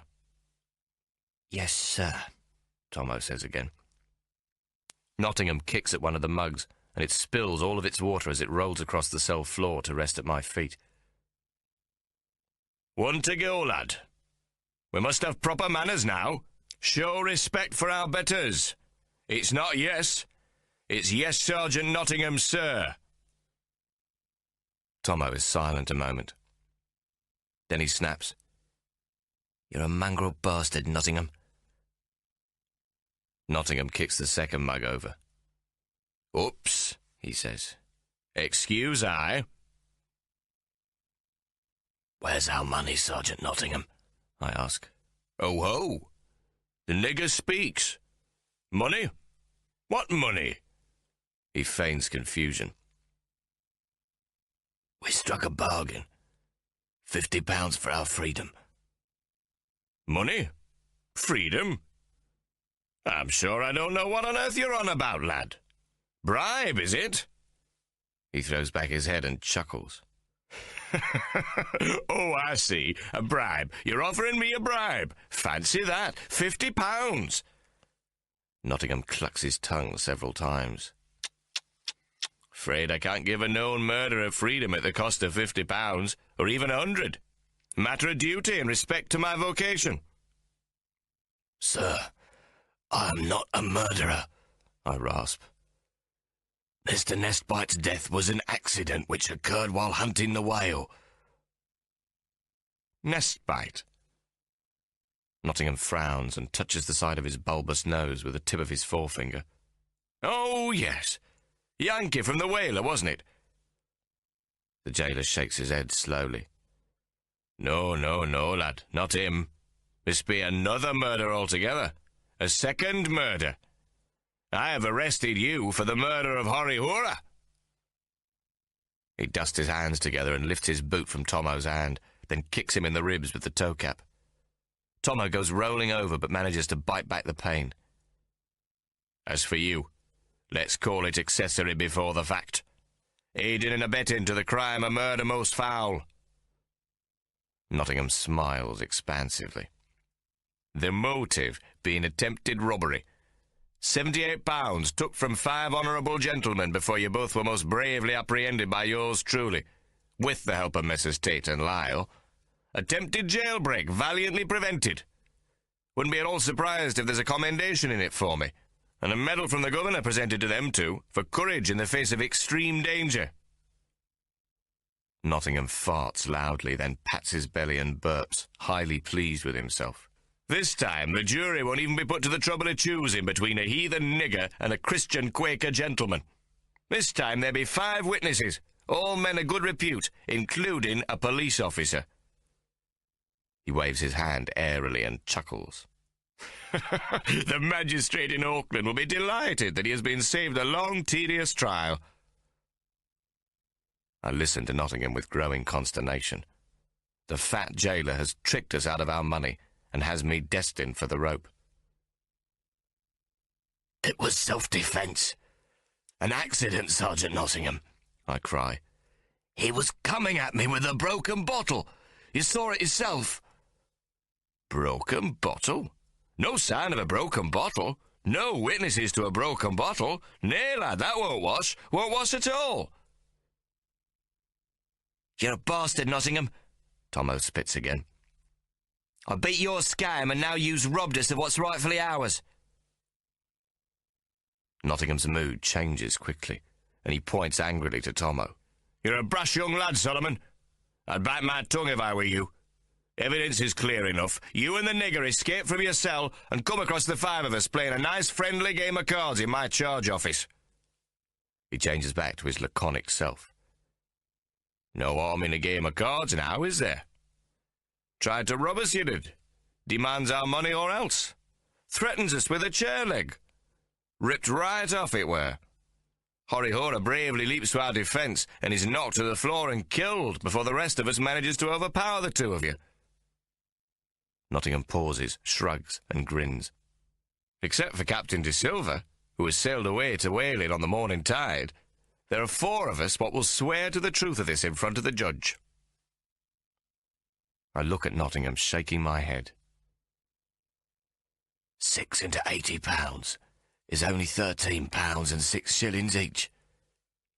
If you'd taken our side, you would have earned yourself almost twice, £25, even after you redeemed your promissory note. It makes no sense." "Don't you tell me what makes sense, nigger. What don't make sense is that the likes of you should escape Jack Ketch. I shall take pleasure in watching you dangle from the beam." "You never did intend to let us escape, did you?" I say. "You tried to work a double scam," Tommo shouts. "a double cross. It was the Portuguese captain what was meant to take the night with a running flush." Nottingham doesn't deny this, but sends a gob of spittle to the floor. "You'll be going to Auckland tomorrow. Took by a boat, full of manacles and shackles," he says. Then he stoops and picks up the half loaf of bread. "Maybe you'll have better manners when you be a little more hungry and thirsty, eh, lads?" With this he clangs the heavy door shut, taking the bread with him. We look at each other, waiting until the rattle of keys dies away, and we can hear Nottingham's footsteps departing. "What on earth are we going to do?" groans Tommo. "We must try to get a message to Mary. Have her call upon the governor so that he might intervene. Talk to Governor Gore Brown over here." "It'll take too long for her to get here. We'll be dead by then." "You will not die, Tommo. Only I, perhaps," I hasten to comfort him. Tommo swallows. "I wouldn't want to go on without you, Hawk." "Of course you would." I try to remain cheerful. "You could get drunk every day with nobody to nag you." Tommo falls silent for a while, and then begins to talk. "More than once in the wilderness, I wanted to give it away, toss it in, just walk out into the river and keep walking. But you were always there with me. I didn't know what had become of you. Maybe the same as me, but I knew you was not dead, felt it in me bones. As long as I felt that, I could hang on." He grins. "I admits I done it with the help of Slit's whiskey still. Without that," He shrugs. "I don't know." Then he says slowly, "That were drinking with hope. The hope that one day we'd be together again. If the mongrels gets you now, strings you up, and leaves me here, that be drinking without hope. I'd sooner be dead, you and me together on the gallows, Tommo and Hawk together to the last breath." "Come here, Tommo," I say. Tommo crawls over to me. I can't hug you because I'm shackled, but you can hug me, little brother, I say to him. Tommo grabs my arm in both his hands and, putting his head against my shoulder, begins to weep softly. Oh, God, I loves you, Hawk, he sobs. I can feel that he weeps not because of our predicament, but for all the years in the wilderness, all the loneliness. He cries for all the love in him that has dried up and shouldn't have. I love you too, Tommo, I say. More than ever I can say. And there we are, both of us bawling our eyes out. It is Tommo who finally clears his throat to speak. You know what gives me the screaming shits most of all? What? I sniff. The fucking mongrels has won. Only when the trapdoor opens under our feet. We aren't dead yet, I say. But there is not a great deal of conviction in my voice. Looks as though this time the Sheriff of bloody Nottingham did get Robin Hood. What a turn-up for the books. Tommo sighs. I try to lighten the subject. Know what gives me the, shits? What? He asks. I never had a chance to know Mate Marion. You still a virgin, then? Well, I never. Tommo laughs. I nod my head and grin, imitating Ike. Absolutely and with certainty and not to be doubted, my dears. The wiles of the fairer sex be most mystifying, and bedding one what's not a whore is a most tricky set of peregrinations, and not always a journey of the art worth the sweat of one's brow. Tommo laughs again. It were the only nice part of the wilderness. Women wanting a taste of liquor for a favour granted. I think to myself that I wouldn't wish it that way. Once, perhaps, just to know what it feels like. But then I'd want something different. Not that I know anything about loving a woman. But I've seen how Mary looks at Mr. Emmett, and he at her. I don't think anything is going on between them. Their different stations in life don't allow it. But the softness you can feel between those two, that's what I'd like to have. Tommo interrupts my thoughts. You ain't missed a lot. Swiving's a bit disappointing, really. Well, the sort of stuff I has done anyway. He laughs. Knee tremblers, sort of. Breeches still on. I try to imagine what he's talking about. I think of these knee tremblers and my size, and I can see in my mind it isn't possible. Besides, I'm a nigger. I don't suppose any woman would have me unless I paid for it. Tommo, have you, been in love? You know, like in the library books? I ask. I don't like to admit to him that I've read everything in Mrs. Dean's Hobart Town lending library, including the romances. Nah, he says. I reckon love only happens in them stories. I hope not, I says. I must have sounded wistful, because Tommo shakes his head. Christ Jesus, Hawk. What's wrong with you? First you want men to have a bloody conscience. Now you want a woman what loves you. And you want to love her back. You got about as much chance of finding a woman to love as you got of giving mongrels like Nottingham a conscience. Better keep on pulling your pud. That way you'll meet a better class of woman than what would think to mix with the likes of us. I laugh. Tommo, as always, is the practical man. I can well imagine the dainty little lass that I'd like for my own, but I can't imagine anyone like her agreeing to marry me. Anyway, it's all pointless, isn't it? Nothing but divine intervention will save our lives now. I think of our beloved Mamma and her life's motto, I shall never surrender. I cheer up a bit at this thought. Perhaps I can delay the trial. I have read a little of the law. Mary always being anxious to know her rights, and the other brewers in Hobart Town ever threatening to force her out of business by means of the law. In their opinion, a woman has no right to be in brewing, and moreover to be successful at it. Subpoenas, it seems, are a way of life with the pure merino brewers. Beer and barristers go together like a horse and cart. What's that noise? Tommo asks abruptly. His ears are all the sharper for his time in the wilderness. It's people, he answers himself. coming our way. We fall silent, both listening. A mob, marching, Tommo says. coming closer. Here, maybe.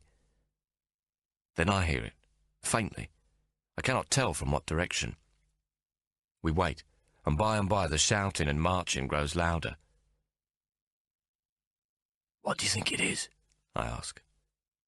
Tommo shrugs. Buggered if I knows.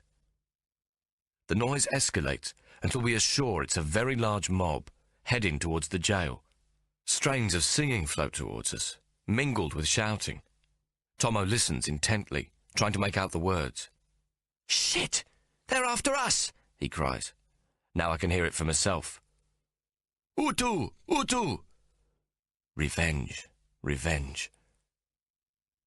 Maori, Tommo says quietly. oh no. They's after you for killing the hairy horror. We listen as someone shouts for silence, and there's a hush as someone addresses the crowd. It's Nottingham, but his voice is quickly drowned out by a great roar of protest as the thunder of stones rain down on the corrugated iron roof. Utu! Utu! Utu! The chanting takes up again, though some of it is lost under the rain of rocks. We hear cheering and the sound of running and more rocks being thrown. Then we smell smoke. Fire! They's burning us down, Tommo cries again. The bastards is burning us out! Suddenly, there is a rattle of keys and the cell door is flung open. 4 Maori push through the door with others crowding behind them. Beyond them, I can see nothing but smoke. There is no one to save us. They drag me out of the cell, cursing and shouting. I struggle as much as I can, but the manacles and shackles restrain me. 2 of them, both big men, have me by the legs and 2 about the shoulders, and then others rush in to join them until a dozen hands are attached to me. I hear Tommo yelling behind me, but there is no way I can turn round. Tommo! Get out! Don't fight! I scream, and then begin to cough from the smoke. I am carried out to the front of the jail, and there is a terrible baying from the crowd, which surges forward, shouting, Utu! Utu! The crowd is now all around me. My abductors lift me high above their heads, while others push and strike at the howling mob, beating them back as frantic hands try to claw at me. If my captors let me go, I will be kicked and torn apart by the angry mob. The posse abducting me force their way through the roaring crowd, shouting threats and using their fists, until we reach a horse-drawn cart. I'm thrown into it, while several of the Maori leap aboard, sitting upon my body, and at the same time shouting and kicking at the crowd, who now surround the cart, holding on to it. Soon we are clear of the main mob, though others continue to run after us, and some to hurl stones. A shower of rocks hits the cart, and also one of the Maori who sits upon my chest. He gives a gasp and is knocked senseless, slumping forward. I am sure my end is near, but my most immediate concern is for Tommo. If the crowd gets hold of him, they will tear him to pieces. I begin to sob for my twin, whom I shall never see again. By now we are pulling away from the town of Kororareka. As we travel up a small hill, I can see a great billow of black smoke coming from the jailhouse. The road is deep-rutted, and the cart bounces badly, so that my blouse, stiffened with the dried blood of the previous night, grates against my back, which is soon again soaked. Tommo's turban bandage is also leaking blood, which I can feel running down my neck. I have not drunk water since the previous night, and know without it I will soon faint from exhaustion in the day's heat. Kahore away! Homehe we moku! I croak. Have you any water? Please give me some water, I beg in Maori, though I must repeat myself several times to be heard above the rattle of the cart. A bottle of water is held to my mouth, and I drink greedily as it rattles against my teeth, but it is too soon removed. I feel much recovered, though sick at heart when I think of Tommo at the hands of the mob. For over a week I am transported on the back of that cart, with no word of explanation from my captors. They give me food and water, but they do not engage in conversation with me. Fatigue and injury have dulled my mind, and I am a passive enough prisoner. We have long since left the road and taken paths that lead through forest glades or cut through the tutu grass that often towers high above the cart. For 7 days we pass no human settlement, but as the shadows begin to fall on our 8th day, we come to a village beside a small mountain stream. The others climb down from the cart, and I am left to lie alone. Soon children with big brown eyes and serious expressions come to look at me. They are for the most part naked. Each time I move in my chains, they scatter like startled chickens, but they soon enough return to stare silently at me again. I dare say they have not seen a nigger before, and I am to them as curious a sight as an unknown species of wild beast. It is not long since the Maori have forsaken cannibalism, and there is often talk that it is still practiced in remote regions where the Pakeha are afraid to go. Perhaps this will be my unhappy end, to be eaten at a great feast. I'm almost resigned. The law will not find me here, and even if it should, the courts would treat me no better than the Maori.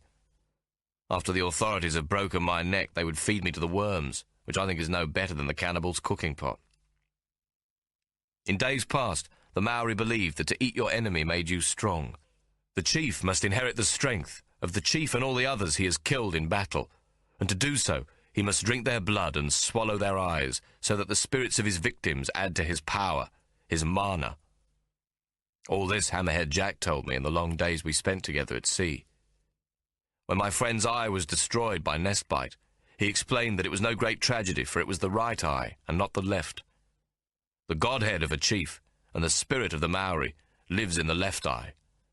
Had his left eye been destroyed, he would not have wished to survive, for he would have lost his mana. From what I have observed of the white settlers and their soldiers and policemen, the Maori people will need all their strength if they are not to be reduced to the status of beggars and drunkards in their own country.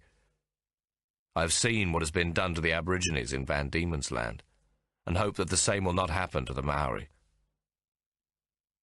Perhaps it is better after all that I be eaten in an ancient ceremony than die in ignominy. I would much prefer a warrior's sharp teeth to slow consumption by maggots. Despite my misery, I smile to myself. After all, what Tommo calls Mary's white tablecloth religion is based on a good Sunday roast.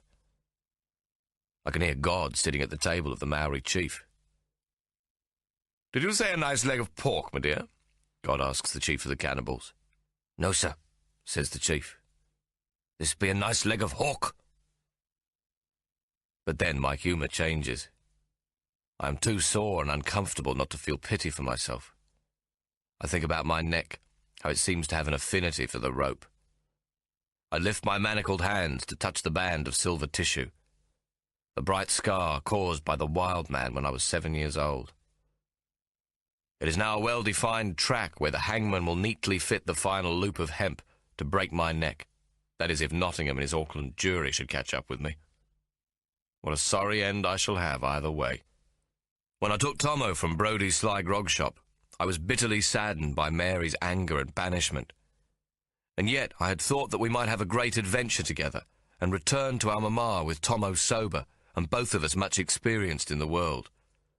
Now, in the late afternoon, with the shadows falling in a strange village, I think of how little luck poor Tommo has had, how his mongrels have followed us, and how, through no wrongdoing of our own, our young lives will soon end, him burned to death in the prison or torn to pieces by a mob of angry savages, and me eaten by same.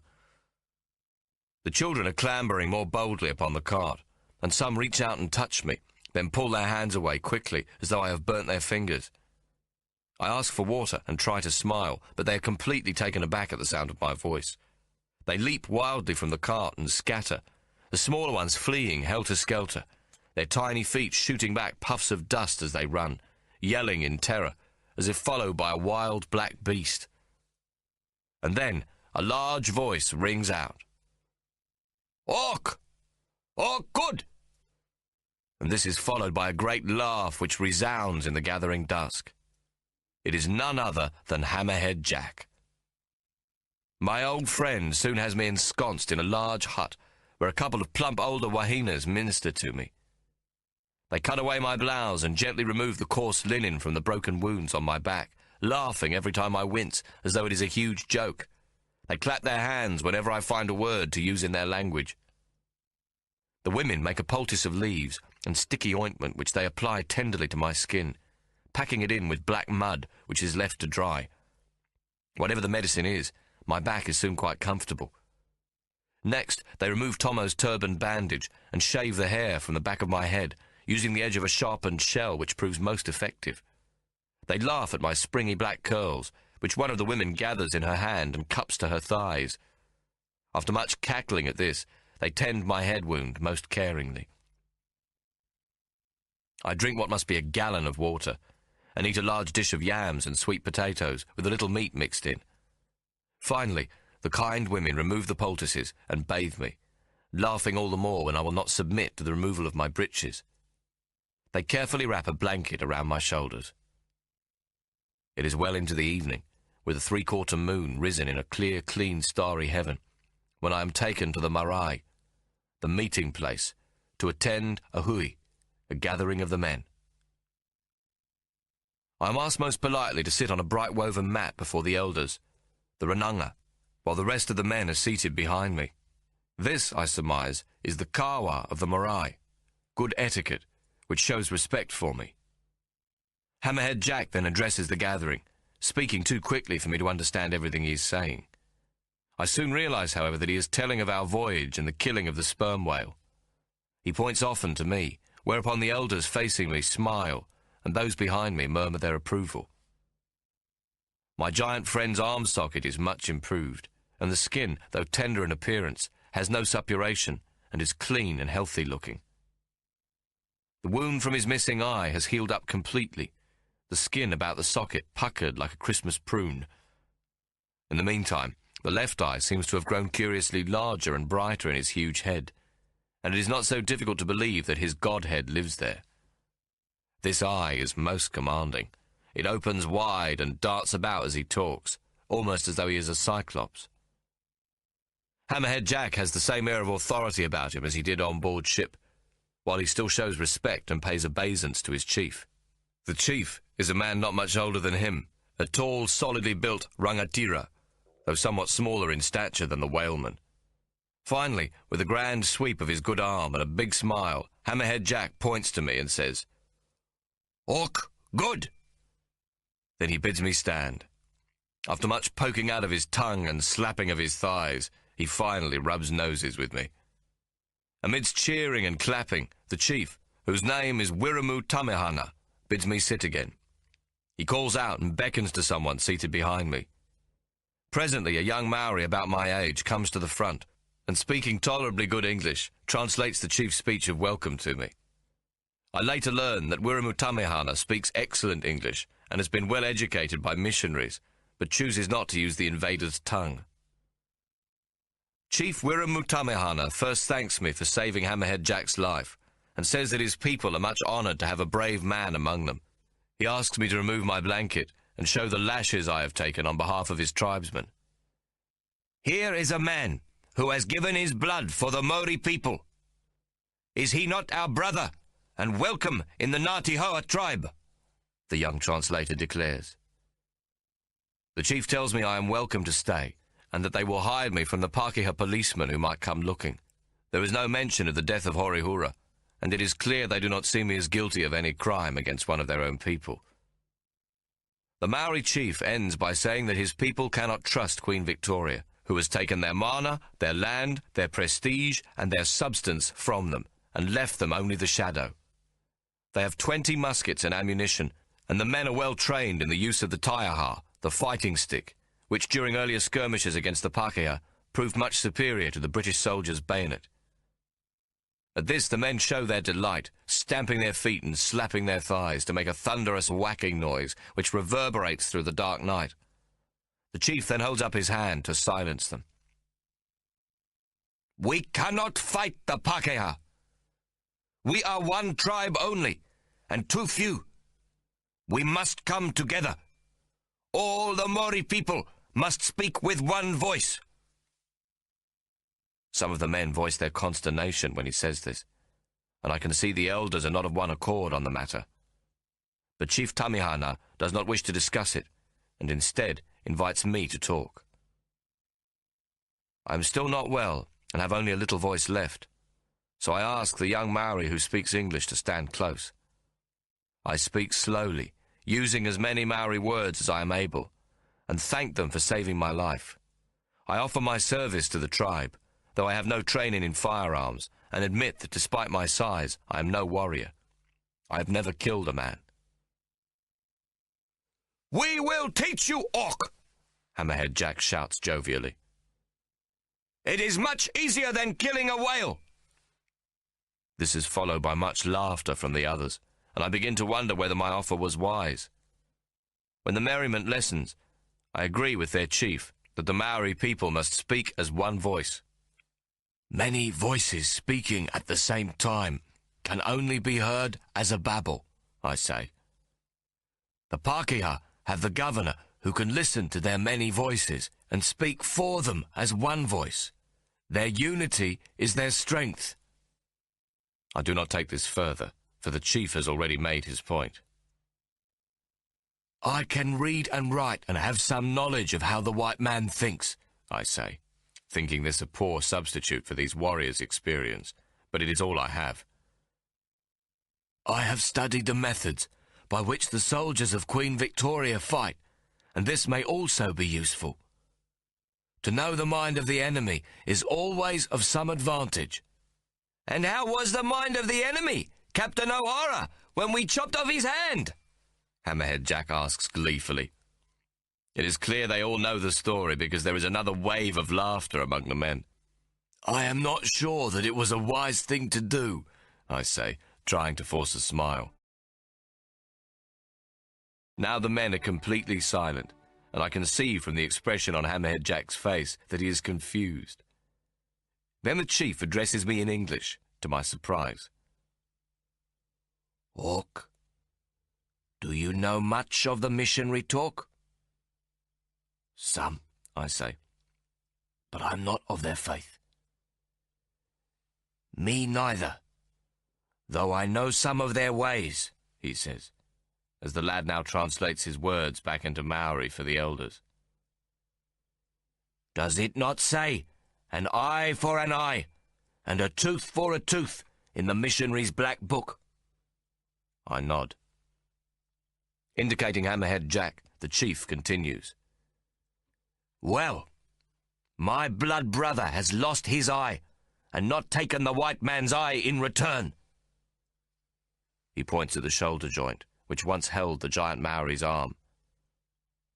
And the Pākehā has taken my brother's arm, and we have only taken a hand in return. Why is this not wise?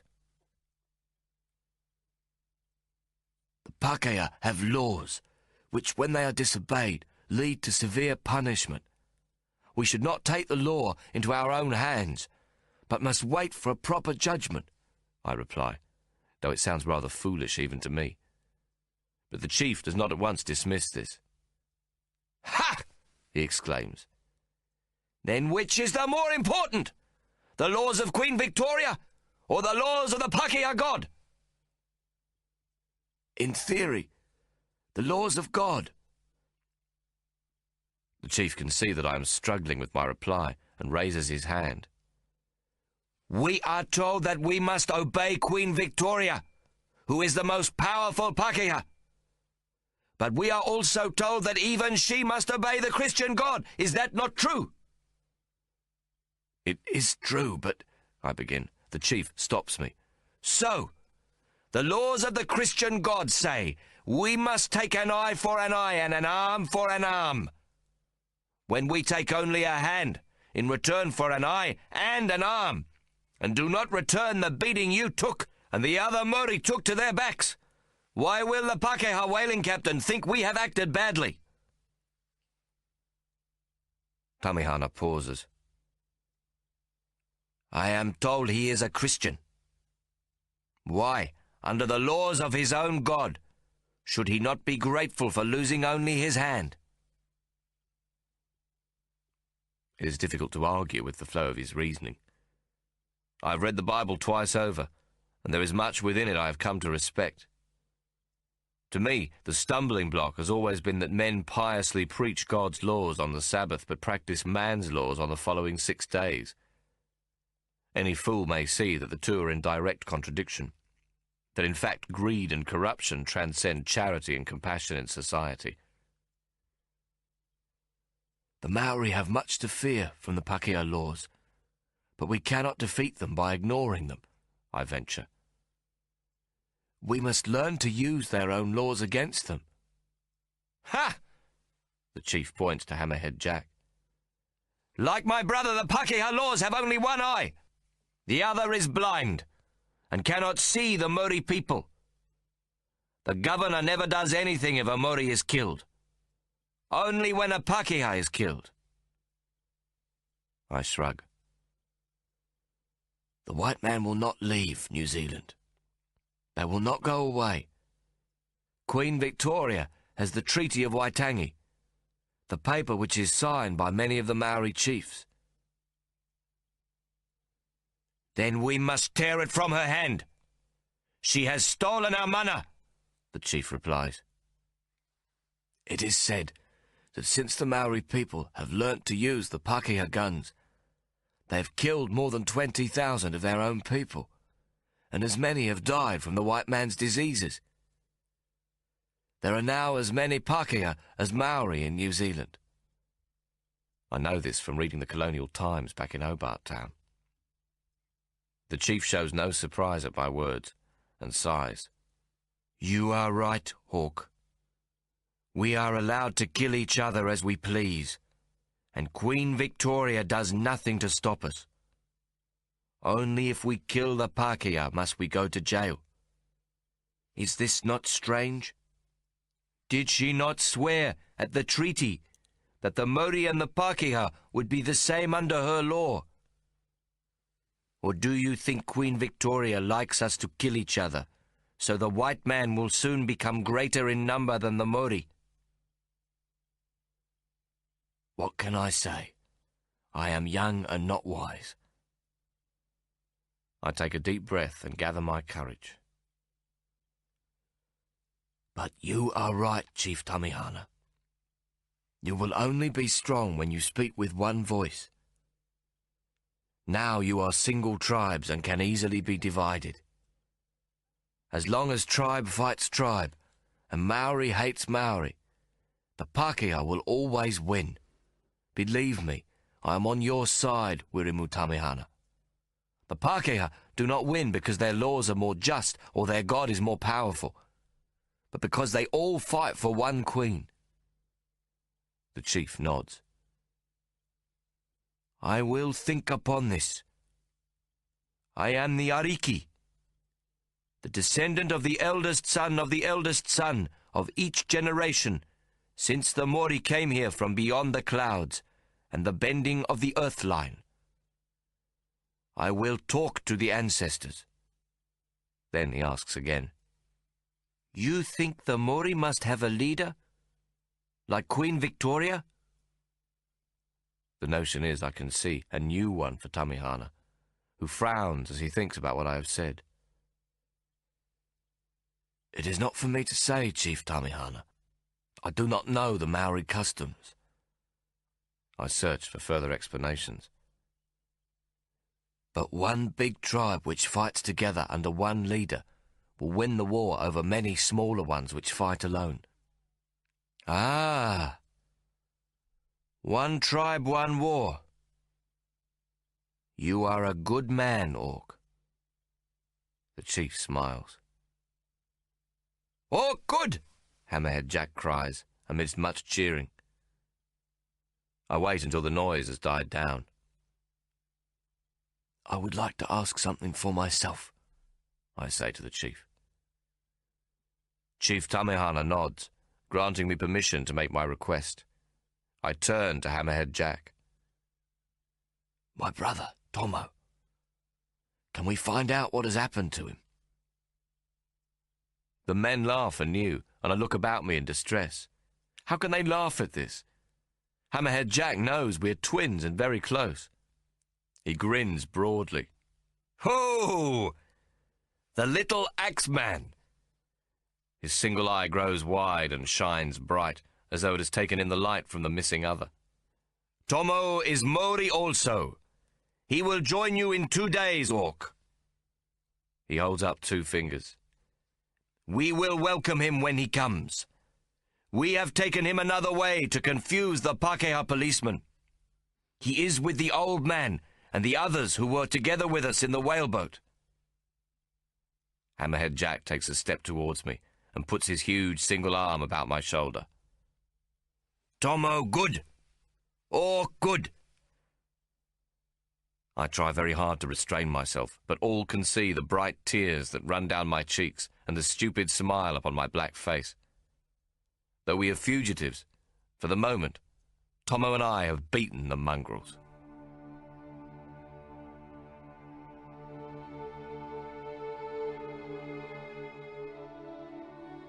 Book 2. Chapter 9. Tommo. The Land of the Long White Cloud, June 1858. We's been gone nearly 2 years from Hobart Town, and has lived among the Maori for over a year.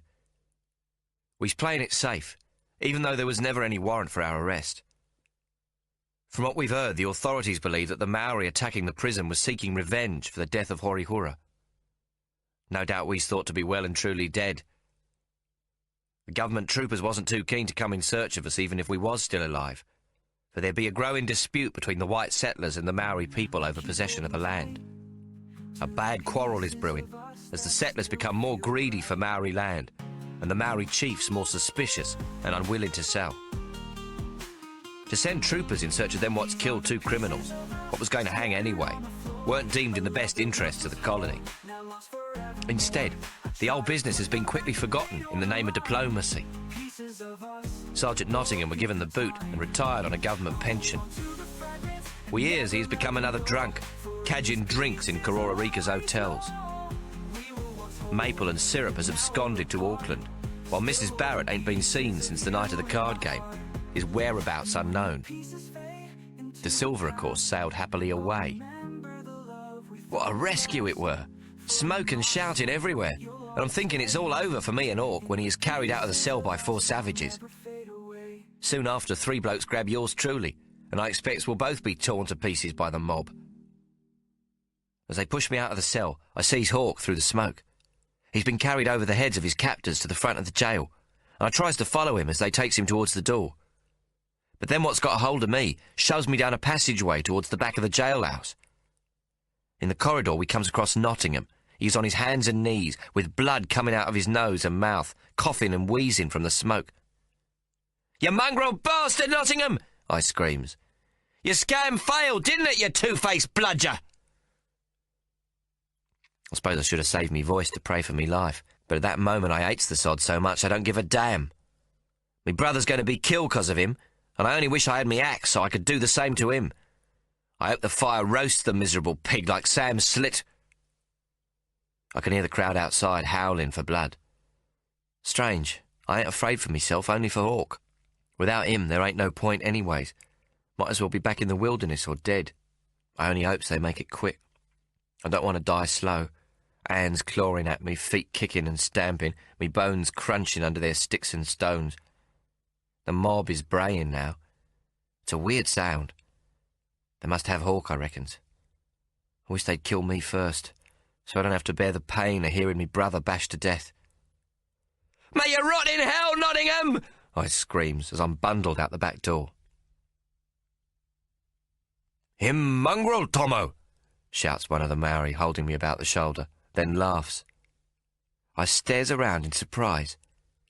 It is one of me mates from the Nankin Maiden. In me panic, I haven't recognised him. What's happening here? I thinks. There's no one outside the back of the jailhouse, and then what's running me towards the bay are laughing like it's a huge joke. Pretty soon we comes to a canoe well hidden on the beach, and we're off across the water and out to sea. We travels up the coast for several miles, then leave the canoe and head into the wilderness. For over a week, we walks through mountains and valleys. Several times we comes to a stream and we stops to bathe. It feels like we're going in circles, and we does much of our walking in rivers to lose our footprints. Finally, towards the evening of the 10th day, we come to the pa of the Ngāti Hoa tribe, and then into the village, and there's Hawk sitting large as life with Hammerhead Jack. Though me Maori friends has told me often enough along the way that Hawk would be all right, I were feared he could not make it through the mob unharmed. Hawk be just as happy to see yours truly as I am to see him, and to me mortification he lifts me high above the ground, swinging me up in his great arms as if I be some snot-nosed brat. But I can't wipe the grin off me stupid gob as the tears roll down Hawk's cheeks. Hammerhead Jack roars with laughter, and I can see he approves.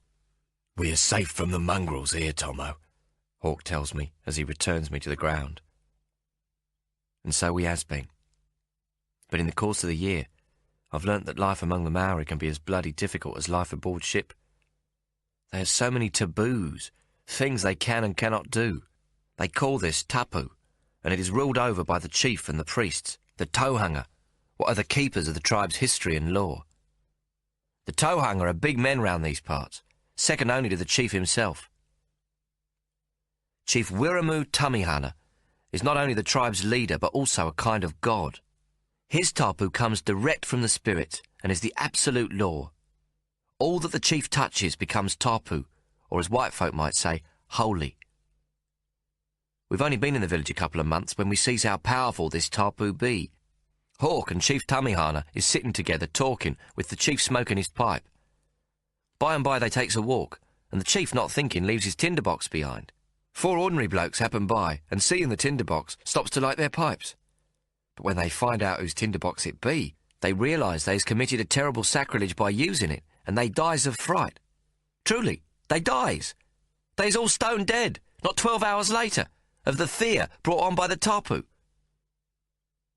Tapu is most powerful in the chief, and he can get whatever he wants in the tribe just by saying it is his backbone or his right arm or some other part of his body. When the chief says this, he makes whatever it be sacred, so that no one else, including the owner, can go near it again. If a single drop of the chief's blood be spilled upon an object, then it is tapu and can only belong to him. In the common people, tapu is a more simple and practical thing. Say a man finds a piece of driftwood on the beach. He needs only to cut a notch in it with his axe, and it becomes tapu and his property. What would Ike think of this business, I wonders with a smile.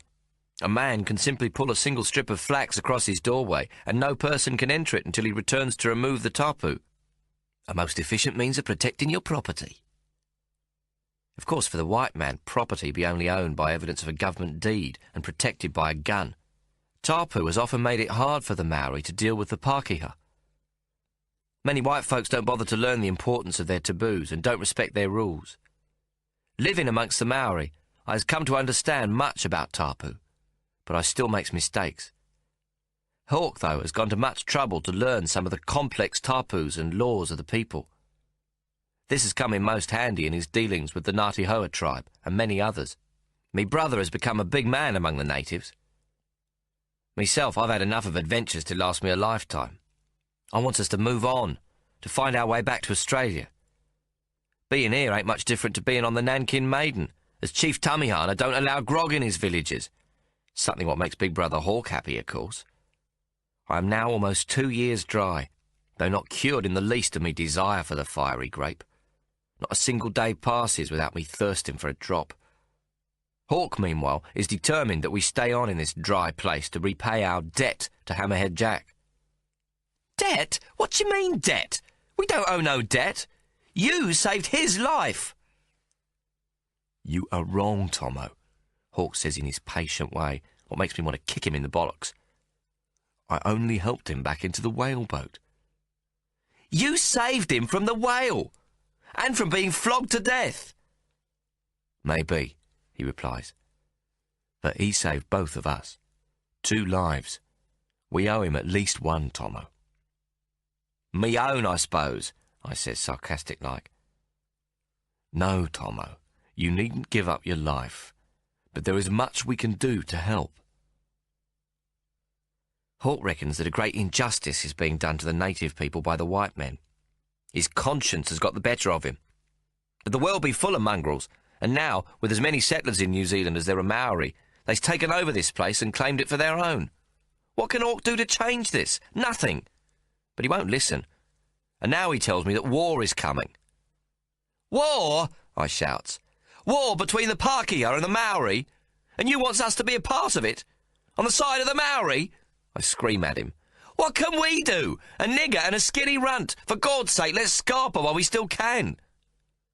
Tommo, we can't. Not now, he says, pleading. What? Why not? You going to be general in the army or something? Advisor, no more, Hawk answers calmly. The Maori must unite. The tribes must be brought together, or they cannot prevail against the government troops and the settlers. You know what? I says, truly angry now. What? You're going to get us killed, that's what. Listen, Tommo. The settlers, with the connivance of the government, are stealing Maori land. As long as the Maori are divided, they have no hope of impressing the governor. They have no collective power to claim their rights under the treaty. Where'd you learn all this rubbish, Hawk? Nobody has no power to exert against no British government. You think we's got power to exert? You think the Aborigines in Tasmania, what's practically all perished at the hands of the government, had power? You think Georgie Augustus Robinson, the government man what was meant to protect the Abos, was their true friend? All he'd done was herd Truganini and her people into nowhere, so the whites could take their land. What treaty is you talking about, mate? Waitangi. The Treaty of Waitangi. Waitangi, that piece of shit paper? The Maori may as well wipe their asses on it for all the good it will do them. It says the Queen will guarantee the full, exclusive and undisturbed possession of their lands and estates, forests and fisheries and other properties they may collectively and individually possess, so long as it is their wish and desire to retain the same in their possession. Hawk quotes all this right off, so that I want to punch his face in. I shrug. The government's changed its mind then, like it always does. No, there's more, says Hawk, his eyes gleaming. It is in the rest of the treaty that they are boxing clever now, thinking to evade their responsibility with misinterpretation. Misinterpretation, is it now? Shit, Hawk, wake up! Listen, this is what the New Zealand companies say. And he takes to quoting again. We have always had very serious doubts whether the Treaty of Waitangi, made with naked savages by a consul invested with no plenipotentiary powers... What's plenipotentiary mean? I asks. Hawk and his big words. It means someone what has been given the full powers of the government, like an ambassador. Hawk answers. Where was I? Oh, yes. Invested with no plenipotentiary powers, without ratification by the Crown, could be treated by lawyers as anything but a praiseworthy device for amusing and pacifying savages for the moment. Hawk stabs at the air with his fingers. We cannot allow this to happen. We? What's this we? Hawk, we is not Maori. We is supposed to be British, remember? Shit, we is supposed to be on the other bloody side, mate. No, they are also British, the Maori. British? Now I'm curious. How come? Off he goes again, and I think what a bloody bore he's going to be if he ain't careful. In consideration for consent to the Queen's government, the Queen will protect all the Maori people and give them all the rights and privileges of British subjects. Hawk looks at me steady. So you see, they are the same as the settlers in their entitlement, but their land be taken away from them with a clever ploy, a misrepresentation. There ain't nothing new in that. That's what governments do for a living. Mis-bloody-represent. Tommo, you must understand this thing. It is like we said on the ship. It's a matter of conscience. Good men working for the common good of the common man. He sees me doubtful face and adds, not letting the mongrels win. I jerk my head and snort. The mongrels always win when they's the government. Hawk ignores me, and if there were a tub nearby, I swear he'd have took to thumping it. The Maori do not possess the land individually like we do. Land is owned by the tribe, and if the individual should use it for his own, it is only by permission of all the tribe as represented by the chief. The tribe allows him to use the shadow of the land, though the substance, the soil itself, belongs to all. It has been their way, their law, since time out of mind. But it ain't our way, is it? I insist. That's right, says Hawk. But the British government understood this difference and recognised it. The treaty states that land can only be sold to the government with the full permission of all the tribe and its chief. Settlers may not buy land directly from any individual, only from the government. But the settlers are doing so, and the government is turning a blind eye. There you are! What the eye don't see, the art don't grieve over. I claps my hands and laughs. Put down your spectacles, gentlemen. The little queen in London town owns all the aces in New Zealand. Can't expect her to see across the sea, now can we? No! It's not right, Tommo! Hawk shouts. It's deliberate cheating. It's Queen Victoria cheating her own subjects of what's rightfully theirs. So you wants to go to war against her? You must be mad. The Maori people have a saying. For women and land, men die. And Tommo also has a saying. We ain't got no women and we ain't got no land, and so I'm telling you straight, we ain't going to die for fuck all or nothing. Hawk laughs despite himself. The Maori people must speak with one voice, and Chief Tamihana wishes there to be a Maori king to bring all the tribes together. This he has almost accomplished. A new king will be announced in the next few months. A king for them, a queen for us? You think that will solve the problem? Tommo, Chief Tamihana has a most persuasive argument. He asks, is there not Queen Victoria of England, Nicholas of Russia, Louis Napoleon of France, and Pomara of Tahiti, each a native monarch for their own people? Each nation is separate, and I also must have a king for myself. Sure, and we already has a queen. Why should we help him? Hawk looks hurt. Tommo, the Maori have always had their wars, one tribe hating the other. That's the government's strength, to encourage one against the other, to divide and conquer. Since the musket was introduced to them, the Maori have killed more than 20,000 of their own people. I can help Chief Tamihana to make peace among the tribes. He's breathing heavy now. They have agreed to a king of their own, but there is still much dissension between them on other matters. If they may be united, then they will be a force to be reckoned with. Their wishes cannot then be ignored by the governor. Hawk grins suddenly. For the first time in my life, my colour is useful.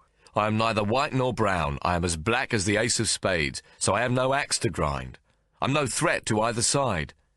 This makes me the perfect go-between.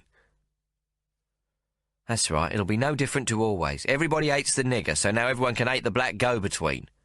You'll be perfect for the job of being hated, I says. Please, let me do this, Tommo. I've been given my voice back, and I must use it well. What better way than to stand up for what's right and honest, eh? Chief Tamihana is a good fellow. He wants peace and unity. He has shown us great charity, you know this. He has not spared his hospitality, and his people have treated us like their own kind. We have so much to be thankful for. Hawk, we can't live with the Maori forever. I brings my face close as possible to his. We's got to go home soon. Hawk's eyebrows shoot up in surprise. Home? To Mary? You are ready to go home? He has this big smile on his gob. Hawk's been writing to Mama and she to him. Chief Tamihana has arranged for our mail to be collected from Auckland. Mama writes all her letters to Mr. H. Abacus, as the authorities reckon Hawk Solomon's dead, and he'd soon enough be a wanted man if he weren't. Hawk's explained the need for secrecy to Mama by telling her that we deserted the Nankin Maiden. He ain't said nothing about her boys going to prison and escaping, though. Hawk read Mary's recent letter aloud to me. She is well and the brewery's going nicely. He misses her and longs to see her again, I know. But I ain't ready yet for more of our Mama. We've got to get to Australia, I says now. There's more gold being discovered in New South Wales. Mrs. Barrett said so in the bloody poker game. And where there's gold, there be card games. Hawk looks disappointed. And grog? Yeah, but I reckon I'm cured. I lie. After this, after Chief Tamihana has managed to bring all the tribes together with the new king, I promise we shall leave. And who will be this Maori king? Wiremu Tamihana, is it? There is an edge of bitterness to me voice. I don't like this business of a Maori king. I'll wager nothing good will come of it. No, he does not wish it for himself. His ancestors are not powerful enough. The tribes have chosen Chief Potatau Te Wherowhero to be crowned next month. King Potato? I laughs. Queen Victoria versus King Potato? What a contest that will be. Her ancestors, William, George, Charles, James, Elizabeth and all the bloody Henrys, I say, mixing up all my kings and queens, them against King Potato, onion, leek, taro, cabbage, carrot and beetroot. Hawk don't smile at my little joke. The Maori's ancestors be just as important as England's kings and queens, Tommo. Just as noble. But you are right, it is an uneven match. The Maori's belief in the malignancy of their dead ancestors adds a host of terrors to the real evils which beset them. It will be difficult to convince them to make the accommodations necessary for uniting the tribes. As Hawk predicts, Potatau Te Wherowhero is announced King of the Maori in August. In the months what follow, I grows to admire me brother for his patience in trying to bring the tribes to one mind. My respect also grows for Chief Tamihana, who is much put upon by the other chiefs and the tohunga, the priests of the various tribes, but who always listens to all points of view. In the end, most of the tribes in the north are united. All that dissent are a few small ones, and the mighty leader of the Taranaki Maori, Chief Wiremu Kingi. By now, Hawk and I both speak the Maori tongue well, and Hawk's voice has a deepness and calmness what makes men listen. But there is one thing left that he must do to earn the authority he needs, and I am much puzzled when he comes to me one morning. Tommo, says he, they wish to make me Maori. Might as well, I quip, thinking to myself it means nothing more than what's already happened. No, you don't understand. They wish to tattoo me, to give me moko. What? I cries. You gob and all? Tamihana says if I do this, the other chiefs will listen to us the better. They will name me the Black Maori. I look at me twin brother and shake me head. Hawk, you promised as soon as they got themselves a bloody king we could leave this place. How'd you be at home with all them purple whirls on your face? Hawk thinks for a moment. It isn't much of a face by my reckoning, so no harm will be done there. As to what folks would think at home, they think I'm just a nigger anyway. Marks on my face will just confirm their view that I am a primitive savage. Hawk is smiling, but I sees the hurt of all the years underneath, the humiliation at being thought a black bastard. He is now 7 feet tall, and at 17 years old, nearly full grown. He is taller even than Hammerhead Jack, and his strength be enormous. What he says about his gob makes me sad. I'm not sure I knows what handsome is meant to be in a man, but when me brother smiles it makes other men feel the world is good. The wahine, I've noticed, looks upon him with desire. Which brings me to another matter what's troubling me. The Maori laws are strict about women, and Tamihana has barred us from being with the tribe's wahines. Yours truly has been a mite frustrated. Will they give you the right to take a wahine? I asks Hawk now. It seems he's thought of this too. I've asked for us both, and it is yes. He smiles shyly. No chance, says I, most alarmed. I ain't going to have me gob scratched with blue lines for no bloody woman. The tohunga and the chief will make a special dispensation for you, Tommo. If I become Maori, as my twin, you are also Maori, even without tattoos on your face. Without the tattoos, but still with the wahine? I laugh, but me heart misses a beat. Hawk nods, grinning as well. But I still don't want him to do it. I can survive. Pulling the put ain't so bad. Don't let them bugger up your face, Hawk. Like I said, it's not much to bugger up. Hawk laughs and turns serious. I would think it a great honour, Tommo. I have much love and respect for the Maori race. Don't do it, Hawk! I shout, angry now. You'll be sorry forever. No, you don't understand, Tommo. These will be the marks of my conscience. To hell with your conscience! You'll be stark staring raving mad! Please, Tommo, I must do it. Show that I'm not afraid to be different, not afraid to fight for what's right and fair. Your fight is going to get us killed. I shrug and look up at him despairingly. Nothing I say is going to change your mind, is it? No, says he quietly. I love you, Tommo, but I don't seek your permission in this. I want only that you should understand. I understand you're a bloody idiot, I snort. But the anger has gone out of me voice and I gives up. Do what you like, it'd be none of my business. Hawk grins. Thank you, Tommo. Perhaps I'll look the better for it. And that be the oddest thing. Hawk, with all his Maori tattoos, looks like a general. The blue swirls and markings are just visible on his black skin, but they seem to add to the strength of his face. Like I said, I don't know what handsome be, but Hawk is now a man what you is forced to look at with a lot of respect. He appears about 25, and there is no mistaking him for a lad no more. Life in the village is also getting better. There is a little wahine I've had my eye on for months, what looks at me the same. Most Maori women be too big for me, towering above, but this one be a perfect fit. After Hawk's tattooing, I talks to Chief Tamihana, and he gives me the nod. Maybe it comes natural with the Maori wahine, but it were never like this in the wilderness. My woman's name is Makareta, and I am taken with her. She has a most beautiful disposition and laughs all the time. There ain't nothing she won't do for me, and I'd be just as happy to care for her. I got no notion of what might be love like Hawk sometimes goes on about, but whatever this be with Makareta, it will do me just fine. We often goes walking together in the forest to gather koroi, the beautiful scarlet and black fruit what grows at the top of these giant trees. I shimmies up their huge trunks, jumping like a monkey from branch to branch, as I've done so often in the wilderness. And Makareta laughs and claps her hands. She says I do it much better than the Maori lads. Other times we gather berries, what's so delicious that half is always eaten by the time we gets home. I know something of the ways of the wilderness from me past, but Makareta teaches me more. She loves the birds, and they are of a great variety here, carrying on, shrieking, chirping and calling out, so as you can hardly hear yourself speak. I know the wren, the flycatcher, the robin and the bellbird, of course.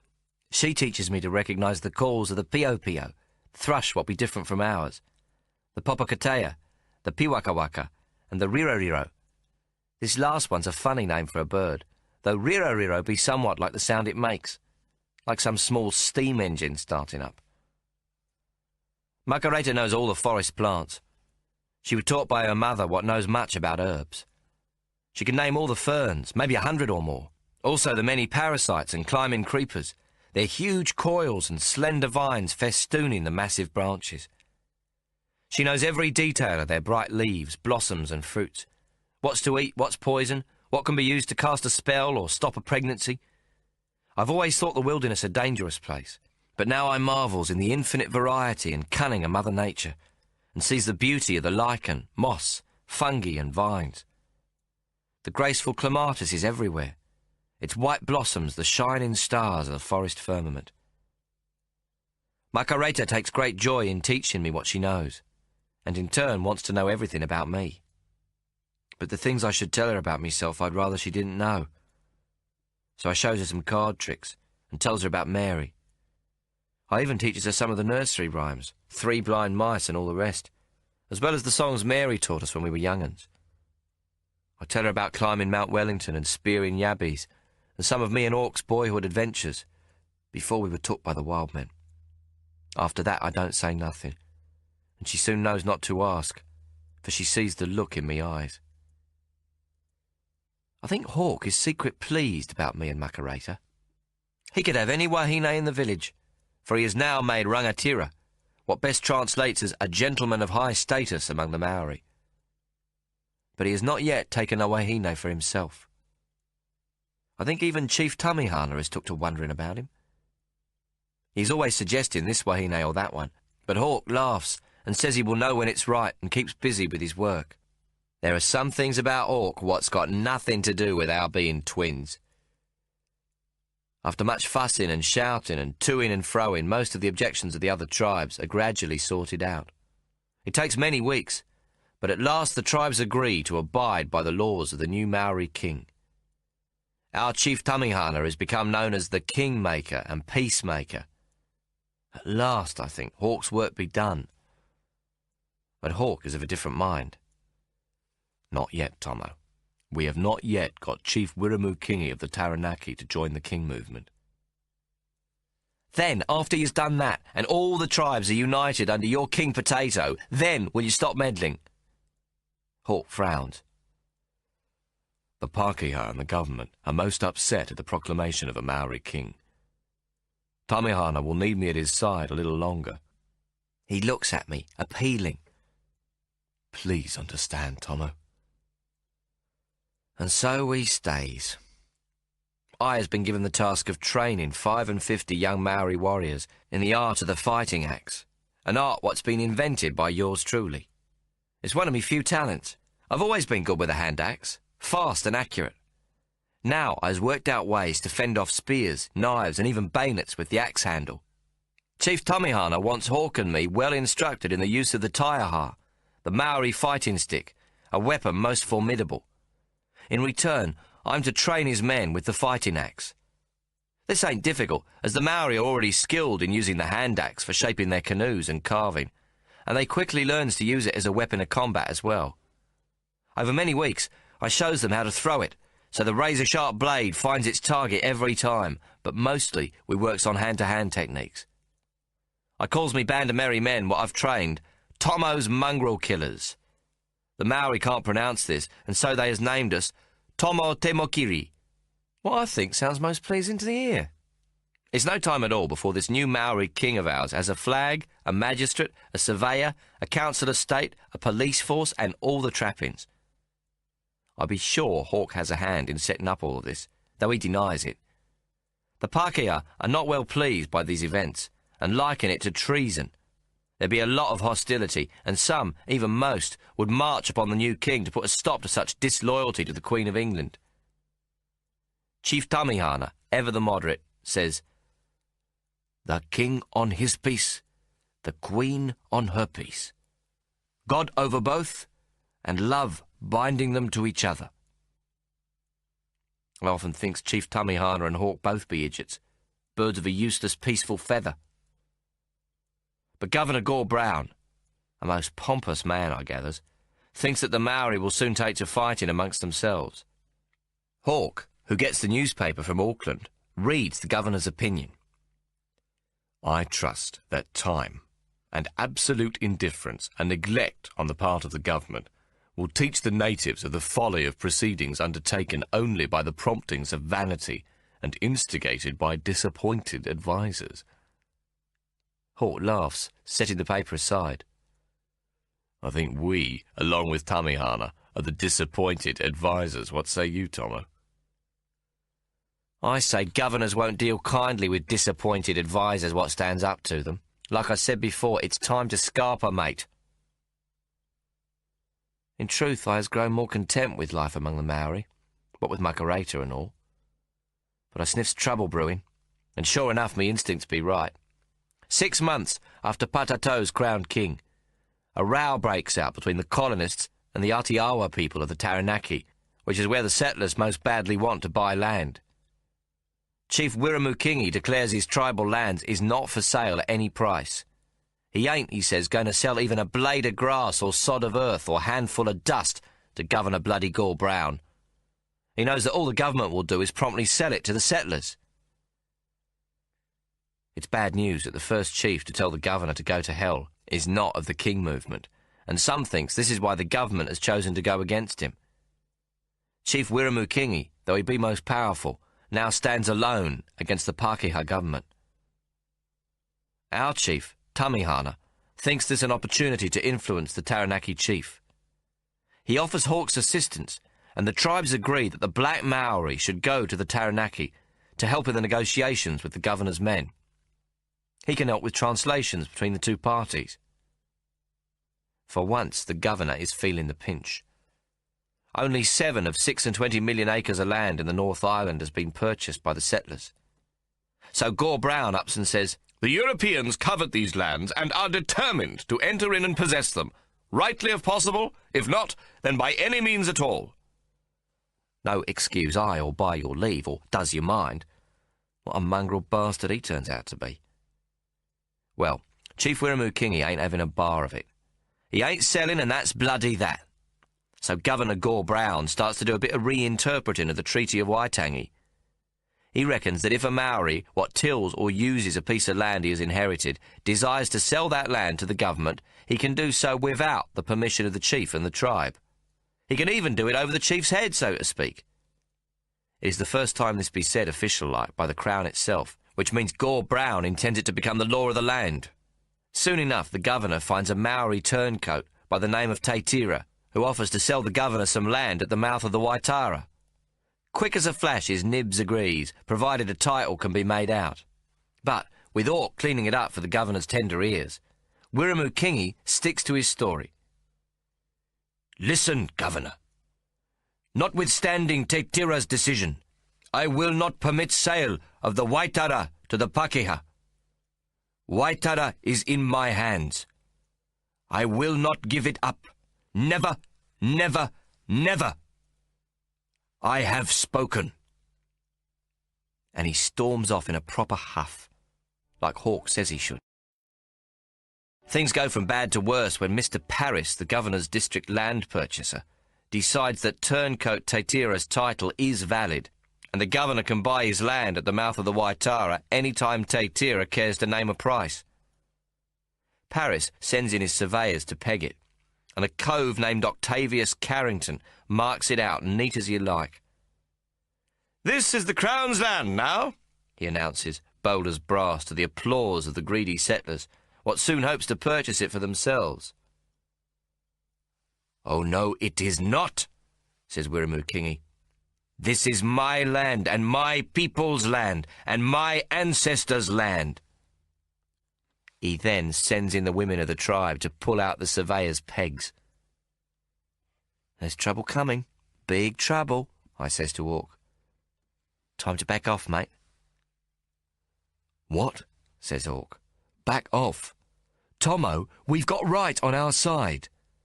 Tamihana thinks all the Maori will be willing to come together over this, and if he can persuade Wiremu to join the King movement, this will be the first time we are a united front. The governor won't dare to go against all the tribes at once. Just you watch him, says I. Sure enough, 10 days later the government declares martial law and sends in the troops. So much for the king of the United Tribes. Queen Victoria, it seems, don't give a fig about the Maori, I says to me stupid brother with all his high hopes. But Chief Wiremu is a man of his word, and he don't frighten easily. He builds a Maori fort, on the disputed land.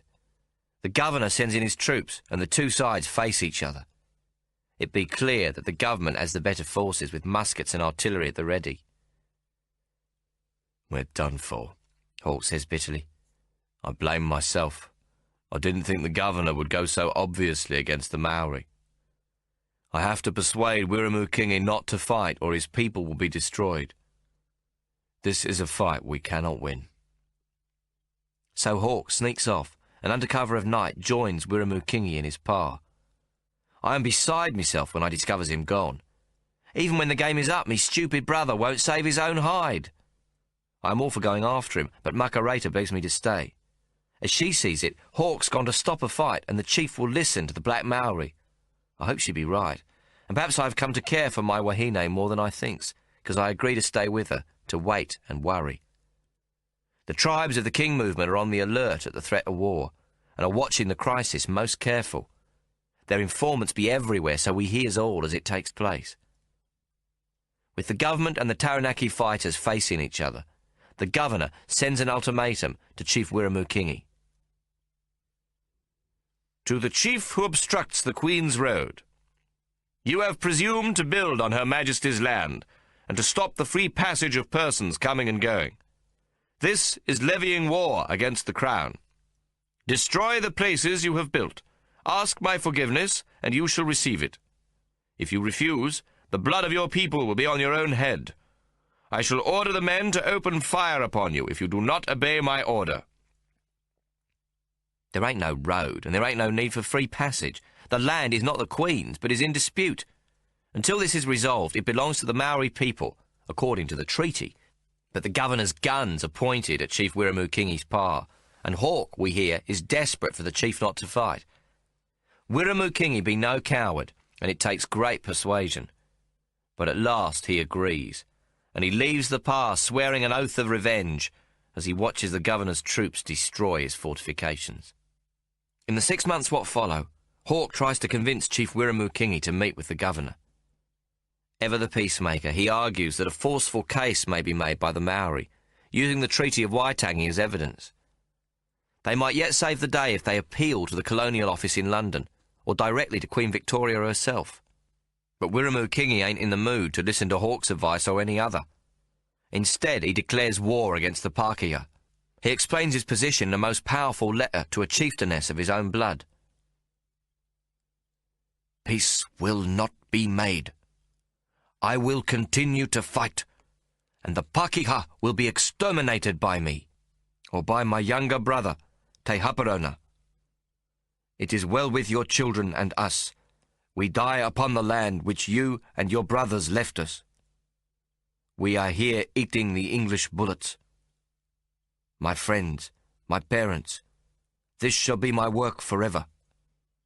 What though my people and I may die? We die for Aotearoa. Can we go now? I beg Hawk when I hears of this. There's no more need for the Black Maori to stay. The war is declared, and we has no part in it. As much as I care for Makareta, I'm afraid for my own skin, but more for me brothers. There is talk among the settlers of the Black Maori what be 7 foot tall and speaks English well enough to trap the tongues of the governor's men.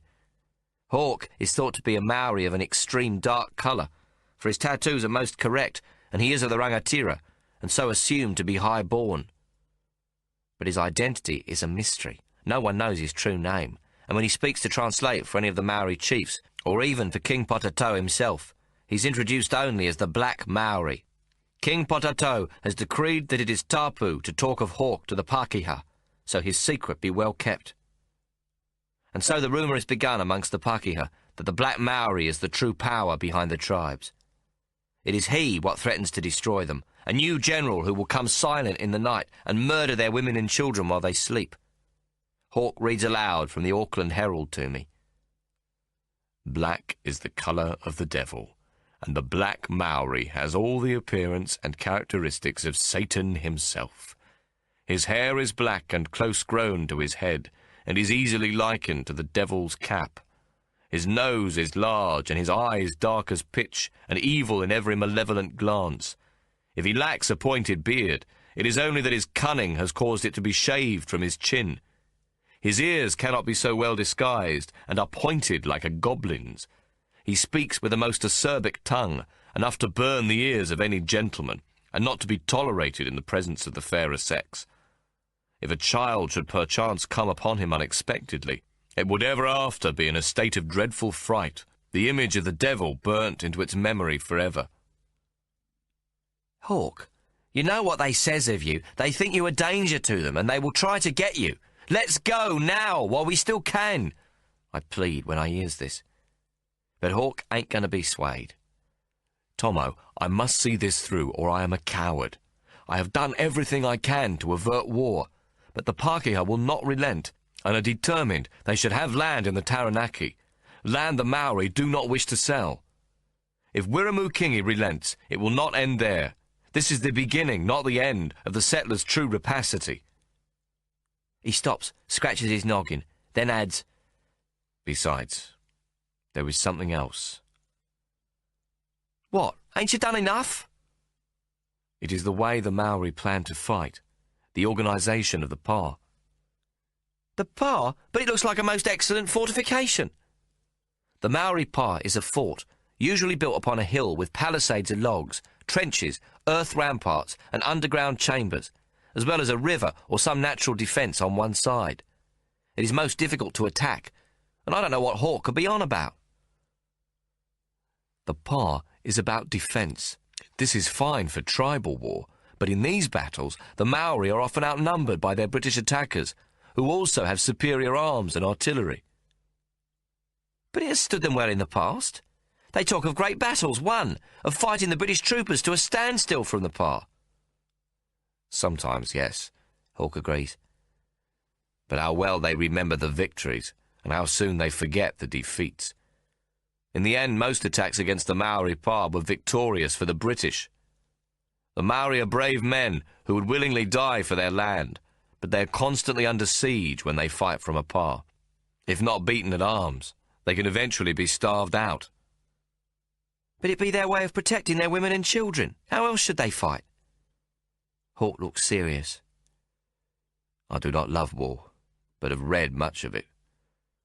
Perhaps there is something to be learnt from the wars of England and their military procedure in battle. You're going to teach the Maori to wage war from books? I ask.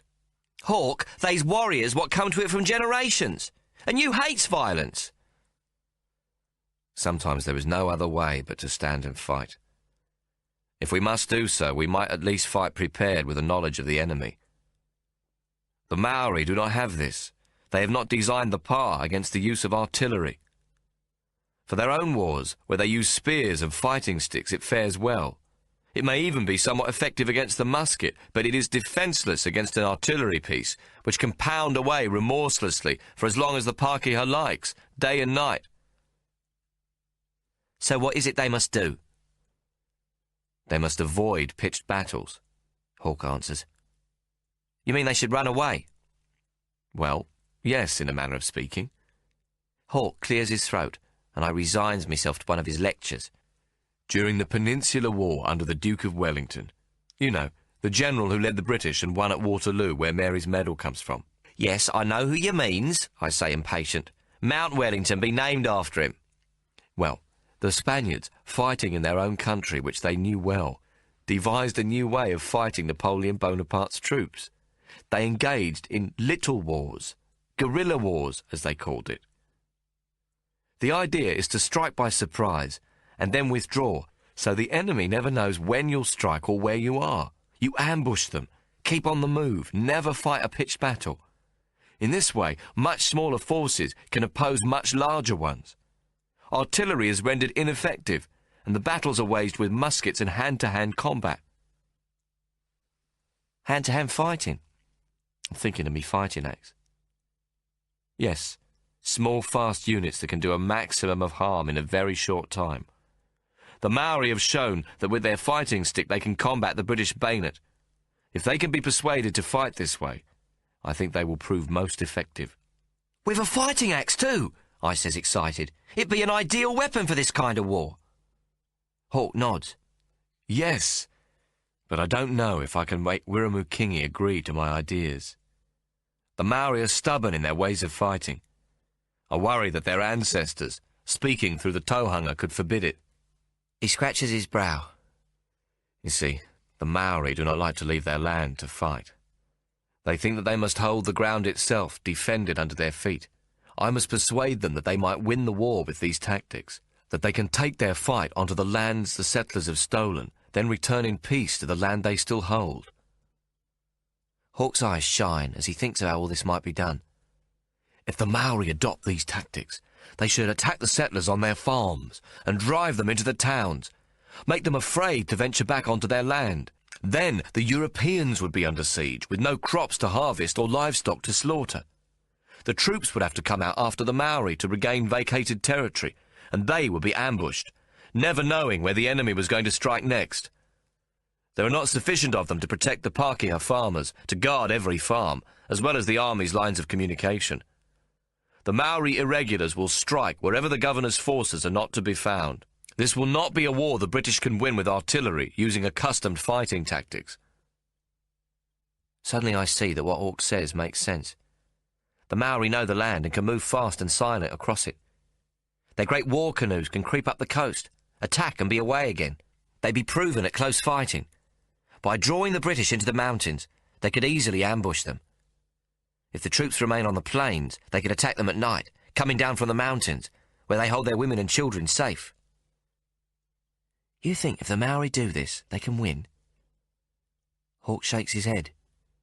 No, in the end they cannot win, because the Pākehā are not willing to leave New Zealand, and there are as many of them now as there are Maori. So whatever method of war the Maori use, it'd be a waste of time. I sigh, shrugging me shoulders. No, not at all. That is the whole point, Tommo. The Maori must resist, or they lose everything. If they fight from the Pā, they will soon be defeated, and their land confiscated by the government and given to the white man. They must harass the settlers, chase them with their women and children off their farms and into the towns. If the British troops can never engage them in pitched battle, then if the war can continue until the settlers' lands fall into decay and cannot be ploughed or harvested, until all their livestock is killed or captured, and until the towns are brought to the edge of starvation. When this happens, the government will call a truce. Hawk grins and spreads his hands. This time, the Maori will have power on their side in the negotiations, and the government will have to listen with some humility. This time we will hold most of the aces. Has he put this method of warfare to Wiremu-Kingi? I asks. I have done so, and he has said he will think on it. I grab Hawk by the arm. Then Hawk, please! Ask Chief Tamihana if I can join you with the 55 fighting axes from our tribe, the Tommo te Mokiri. No, Tommo, it isn't possible. Hawk throws up his hands in alarm. You must not endanger yourself. I am but an adviser and will not myself fight. His eyes grow wide. You could be killed. Hawk, if you won't ask him, I will find a way to do it. Tamihana is well pleased with our skill with the fighting axe. If he lends some of his trained warriors to Wiremu-Kingi, then the chief will surely want to join the King movement. The Maori will be a united force, like you want. I know Hawk's got to see the logic in this. After a while, he says, I will ask Wiremu-Kingi, but only if you do not fight with them. I laugh. I am no hero, but I'm never going to get a better chance against the mongrels. I shakes me head. I trained them, and I got to be with them when they fight. They will reckon me a coward otherwise. Then I will not ask him, Hawk says firmly. Hawk, I will find a way to fight, I swears it. Tommo, if you get killed, why should I want to live? I look at him, furious now. Hawk Solomon, when you were in Wiremu-Kingi's Pā and the governor sent his ultimatum, tell me, if Chief Kingi had decided to fight, what would you have done? Run away? I had resolved to fight, Hawk says quietly. There. And did you think how I might feel? Here I am, shitting myself that me twin is going to get killed. Tommo, Tommo, Hawk pleads, placing his hand on my shoulder. You don't understand. I don't want you to die for something I have done. Well, we bloody near did in Kororika jail for something I done. Hawk sees I ain't giving in and changes tack. Right, Tommo, let's go to Australia now. I will talk to Chief Tamihana. He knows nothing of my warfare plan. I will tell him it is time for us to leave. I'll say to him I can do no more for Wiremu-Kingi and ask his help to get us onto a ship back to Australia. Bull, I says, jerking my shoulder away from his hand. You only want to go because of me. I pauses and swallows hard. Of course I still wants to leave this damn place sometime, but not as a coward and not because you wants to save me bloody useless life. And most of all, not so your stupid conscience be always troubled because you ran away when you knows you should have stayed. I'm shouting now, and I wish I could punch his fancy tattooed gob, smash his big white teeth in. Besides, I yell, Makarita be expecting a baby. Chapter 10. Hawk. The Land of the Long White Cloud, December 1859. Wiremu-Kingi is set on war. He and his Atiawa people have reached the end of their tether. The governor and his government will have no further discussions with the Maori. Such is the white man's greed for land. Once again, I am sent by Chief Tamihana to persuade Wiramukingi to join the King movement, so that all the Maori on the North Island might speak with one voice. I tried to convince the old chief of the advantages to be gained from waging guerrilla warfare as well. What know you of this war, Black Maori? He asks. It is not the Maori way to leave their women and children. Have you yourself fought by these methods? I have to confess to him that I know of these tactics only through books. Ha! Books! Missionaries have books. What have books to do with making war? I explained to him that the British are fond of writing about their military tactics and methods of fighting. It is one of the ways in which they have conquered the world. They learn from history. This seems to impress the chief, but he is still obdurate. We have beaten the Pakeha before. I shall build tunnels underground in our forts, so that the big guns cannot harm us. I tell him that this is an excellent idea, but that a pa can only be defended for a limited time. If they cannot bring you out by means of muskets and artillery, they can starve you out, Chief Kingi. That is true. It has happened before. But perhaps we will defeat them before it can be done. It is possible that your fighters will be victorious once, or even twice, but the Pakeha outnumber you in men and firepower. Sooner or later they will defeat you. At this remark, the chief grows furious. Are you a coward to speak of defeat? We will kill all the Pakeha. They cannot defeat us.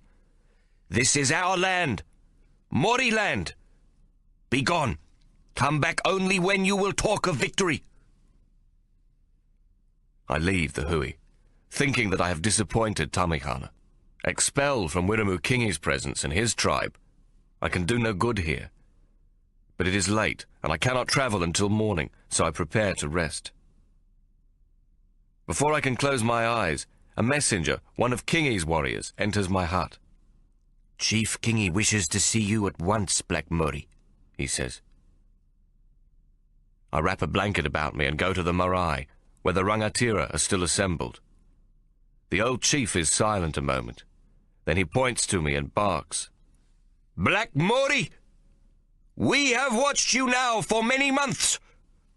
Why have you not taken a woman from our tribe? Is a Maori wahine not good enough for you? Answer, please. How can I tell him that I am a virgin? I have all the markings of the rangatira, and though I have just turned 19, I look much older. I have had no time to look for a wahine, I say, to find one who would take me willingly. Willingly? The Maori chief looks puzzled. I shall find you one. I thank him, but say that I would like to choose her for myself. His eyebrows shoot upwards at this. My choice is not good. Your choice is most excellent, Chief, but it is a feeling I seek. I put my hand to my heart. A feeling in here. Wiramukingi thinks this very funny, but after he has stopped chuckling, he says, I have heard of this feeling, but it comes later, when a woman has been with you a long time and she has proved a worthy wife and given you many children. He sighs as though he is talking to a young child. It is a good feeling to have for an old woman who is a precious thing. How can you have such a feeling before you know what you are getting? When a wahine is still young and you have not tried her out. Then, before I can answer, he adds, Perhaps she is barren, perhaps she cannot cook, or the milk in her breasts does not make your children strong. What if she is bad-tempered or lazy, cannot weave flax, or sings like a crow? What then of this feeling? There is no Maori woman who sings like a crow, I reply, smiling. How can I tell him that if I should love a woman, none of these things would matter to me? I shrug. It is something I cannot explain. Chief Wiremu looks at me shrewdly. Tell me, Black Maori, have you taken a woman to your bed? The rangatira, who have been following our conversation with interest, wait tensely for my reply. I have never lied to the Maori, but I think now is the time to do so. But Mary has trained me too well. No, I say softly. The assembled men howl with laughter and look at me in disbelief. Only Wiremu doesn't laugh. That is good, Black Maori. The Maori only die for two things, for women and for land. You will show us how to fight better for our land, and I will show you how to choose a good woman to die for. A man cannot go to war without having known a woman. If you die now, your ancestors would regard you with shame. But, I stammer. What is it? The chief grows impatient. I am most honored that you would choose a woman for me, Chief Kingi, but do I understand she is henceforth to be my wife, forever? This brings a fresh outburst of laughter, and Wiremu shakes his head.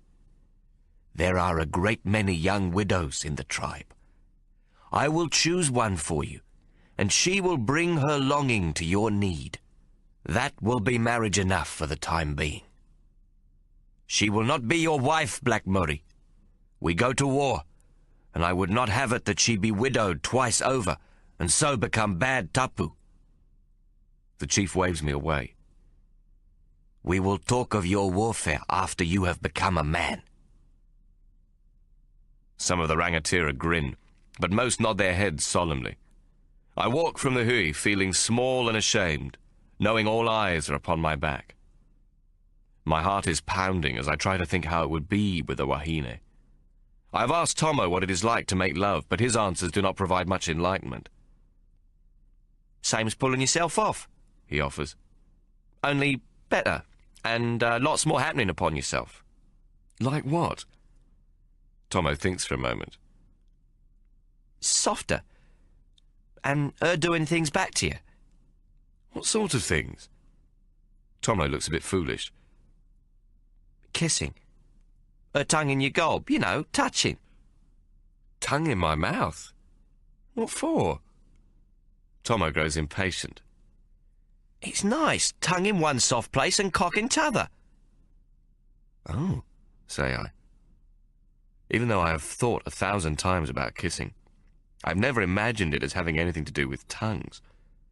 Soft, sweet lips touching my cheek, or even sometimes my own lips, but I've never envisaged tongues anywhere but safely in their owners' mouths. Watching me, Tommo suddenly gets a most mischievous look on his face. Not to mention 69. 69? What is 69? Christ Jesus, Hawk! Didn't the blokes at the brewery teach you nothing? Frenchies call it 69. He grabs a twig and writes the two numbers in the dirt. Look, can't you see? I tilt my head to one side, but all I can see are the numbers roughly marked. What's to see? Tommo looks plainly exasperated now. Your cock in her mouth and your tongue in her pussy. Really? I'm taken completely by surprise and try to imagine such a thing happening.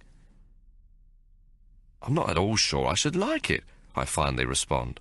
Or just her doing it, Tommo says. Just her? Yeah, sucking you. Your cock in her mouth. Oh, is all I can think to say.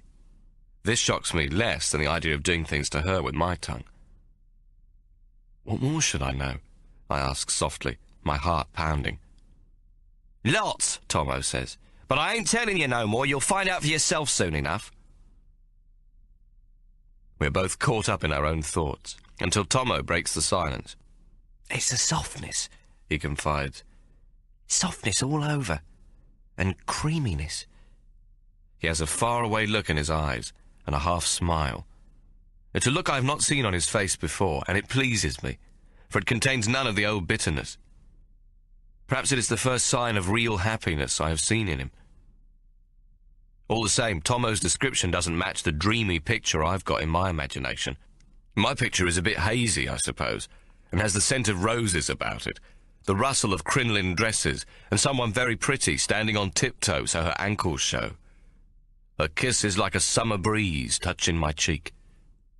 And in my dreams, making love is something done politely, although I am not sure how. I know I would wish it to be most decent and allowing of every possible sensitivity, but exactly how to bring this about I can't imagine. In my mind, it just happens, and then is all over, beautiful and not spoken of, except with quiet looks. Who would be the woman to let me love her so? As far as I can see, there are but two choices. At one end of the scale, there are the dockside whores, women damaged by life who would take a nigger the same as anyone else if he had the price. Then, at the other end of the scale, where I want to be, there is a prettiness pure as the driven snow. I don't rightly know what it would be like, loving all that purity, sort of like trying to touch a beautiful perfumed ghost. In the days following Chief Kingy's promise, I find myself looking at the Maori women, who are all most attractive. I can't help myself. I look at their lips. They have beautiful lips, soft and luscious, and I imagine them kissing me with their pink tongues inside my mouth, and elsewhere too. I try to put these thoughts from my mind. Nobody, I tell myself, is going to kiss a nigger that way, unless he pays extra for it with a whore. As Ike always said, To brood over what you can't have, be stupid, my dear. On the other hand, he always added, But to believe you can't have something, be even more stupid. So I decide to keep the thought of it alive, but tucked in the back of my mind, just in case Ike is right. It is my fourth sleepless night since my conversation with the chief, and the moon outside my hut is near full. The night is warm. Thoughts of softness and creaminess keep drifting about in my head, although I am tired and it is late. There is an owl hooting somewhere, and soft laughter coming from one of the groups around the fires. I think of Tommo and Makareta, and how gentle Tommo is with her, though he does not say much. I think too about Chief Kingy, and how I hope to teach him guerrilla warfare from the books I've read. He, a great warrior afraid of nothing, learned from me, who is afraid of a pop gun. I must be mad. I must have fallen asleep, for I feel a stroking of my body. Soft hands glide across my chest and my belly. I am in a dream, a beautiful dream. I move. Hush. It is a woman's soft voice. Do not open your eyes, Black Murray. I do as I am bid, and feel a touching on my lips. A wonderful softness from her mouth seems to go through my whole body. My heart starts to thump. I can hear it. Boom, boom, boom. Her hand moves down across my belly, and her lips seem to melt over mine, opening my mouth. How this is done I cannot say, but there it is, the creaminess, as her tongue moves into my mouth, and at the same time her hand reaches me where I have grown hard. I have already removed my coat and blouse, the better to sleep, but now her hand works at my breeches, as her other takes my palm and places it on her breast. My fingers are hungry for her softness, and her nipples soon grow firm from my touch. I now lie naked inside my blanket. My eyes are still closed, and I dare not open them for fear that I am dreaming.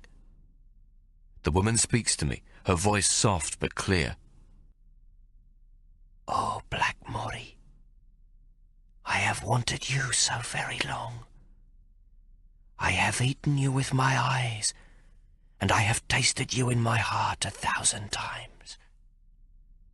I have moaned for you alone in my blanket, and my mouth has cried out to hold your manhood. My breasts have grown hard from longing for you, and I have brought pleasure to myself in your name. I am almost fainting with desire, and her hands are everywhere at once. She places her lips upon mine, and her tongue seems alive in my mouth. Then she draws back. Black Murray, open your eyes. I want you to see the woman who would make love to you. I open my eyes. Moonlight is flooding into the hut and throws a silver sheen across her skin. She is beautiful beyond belief, her breasts cast upwards and generous, and her stomach clean curved as she sits on her heels beside me. Her thighs are strong, smooth, and shining in the light, and I can see the curve of her buttocks and the narrowness of her waist. Her dark hair falls across her shoulders, shadowing her eyes so that I cannot see into them. I open my mouth to speak, but she presses her finger to my lips. Hush!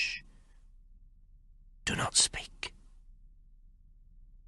Now she begins to kiss me across my chest and belly, moving lower and lower, and then her lips part and take me into her mouth. Oh, oh, I cry.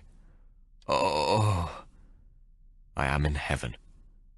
I fear I cannot last a moment longer as her soft lips stroke up and down, and each time seem to take in most of me. Then, when I am sure I shall die, she withdraws her lips from my trembling hardness. A moment later she is astride me. Her hand guides me so that I sink into a softness and a creaminess I have not imagined in my wildest dreams. Oh, God!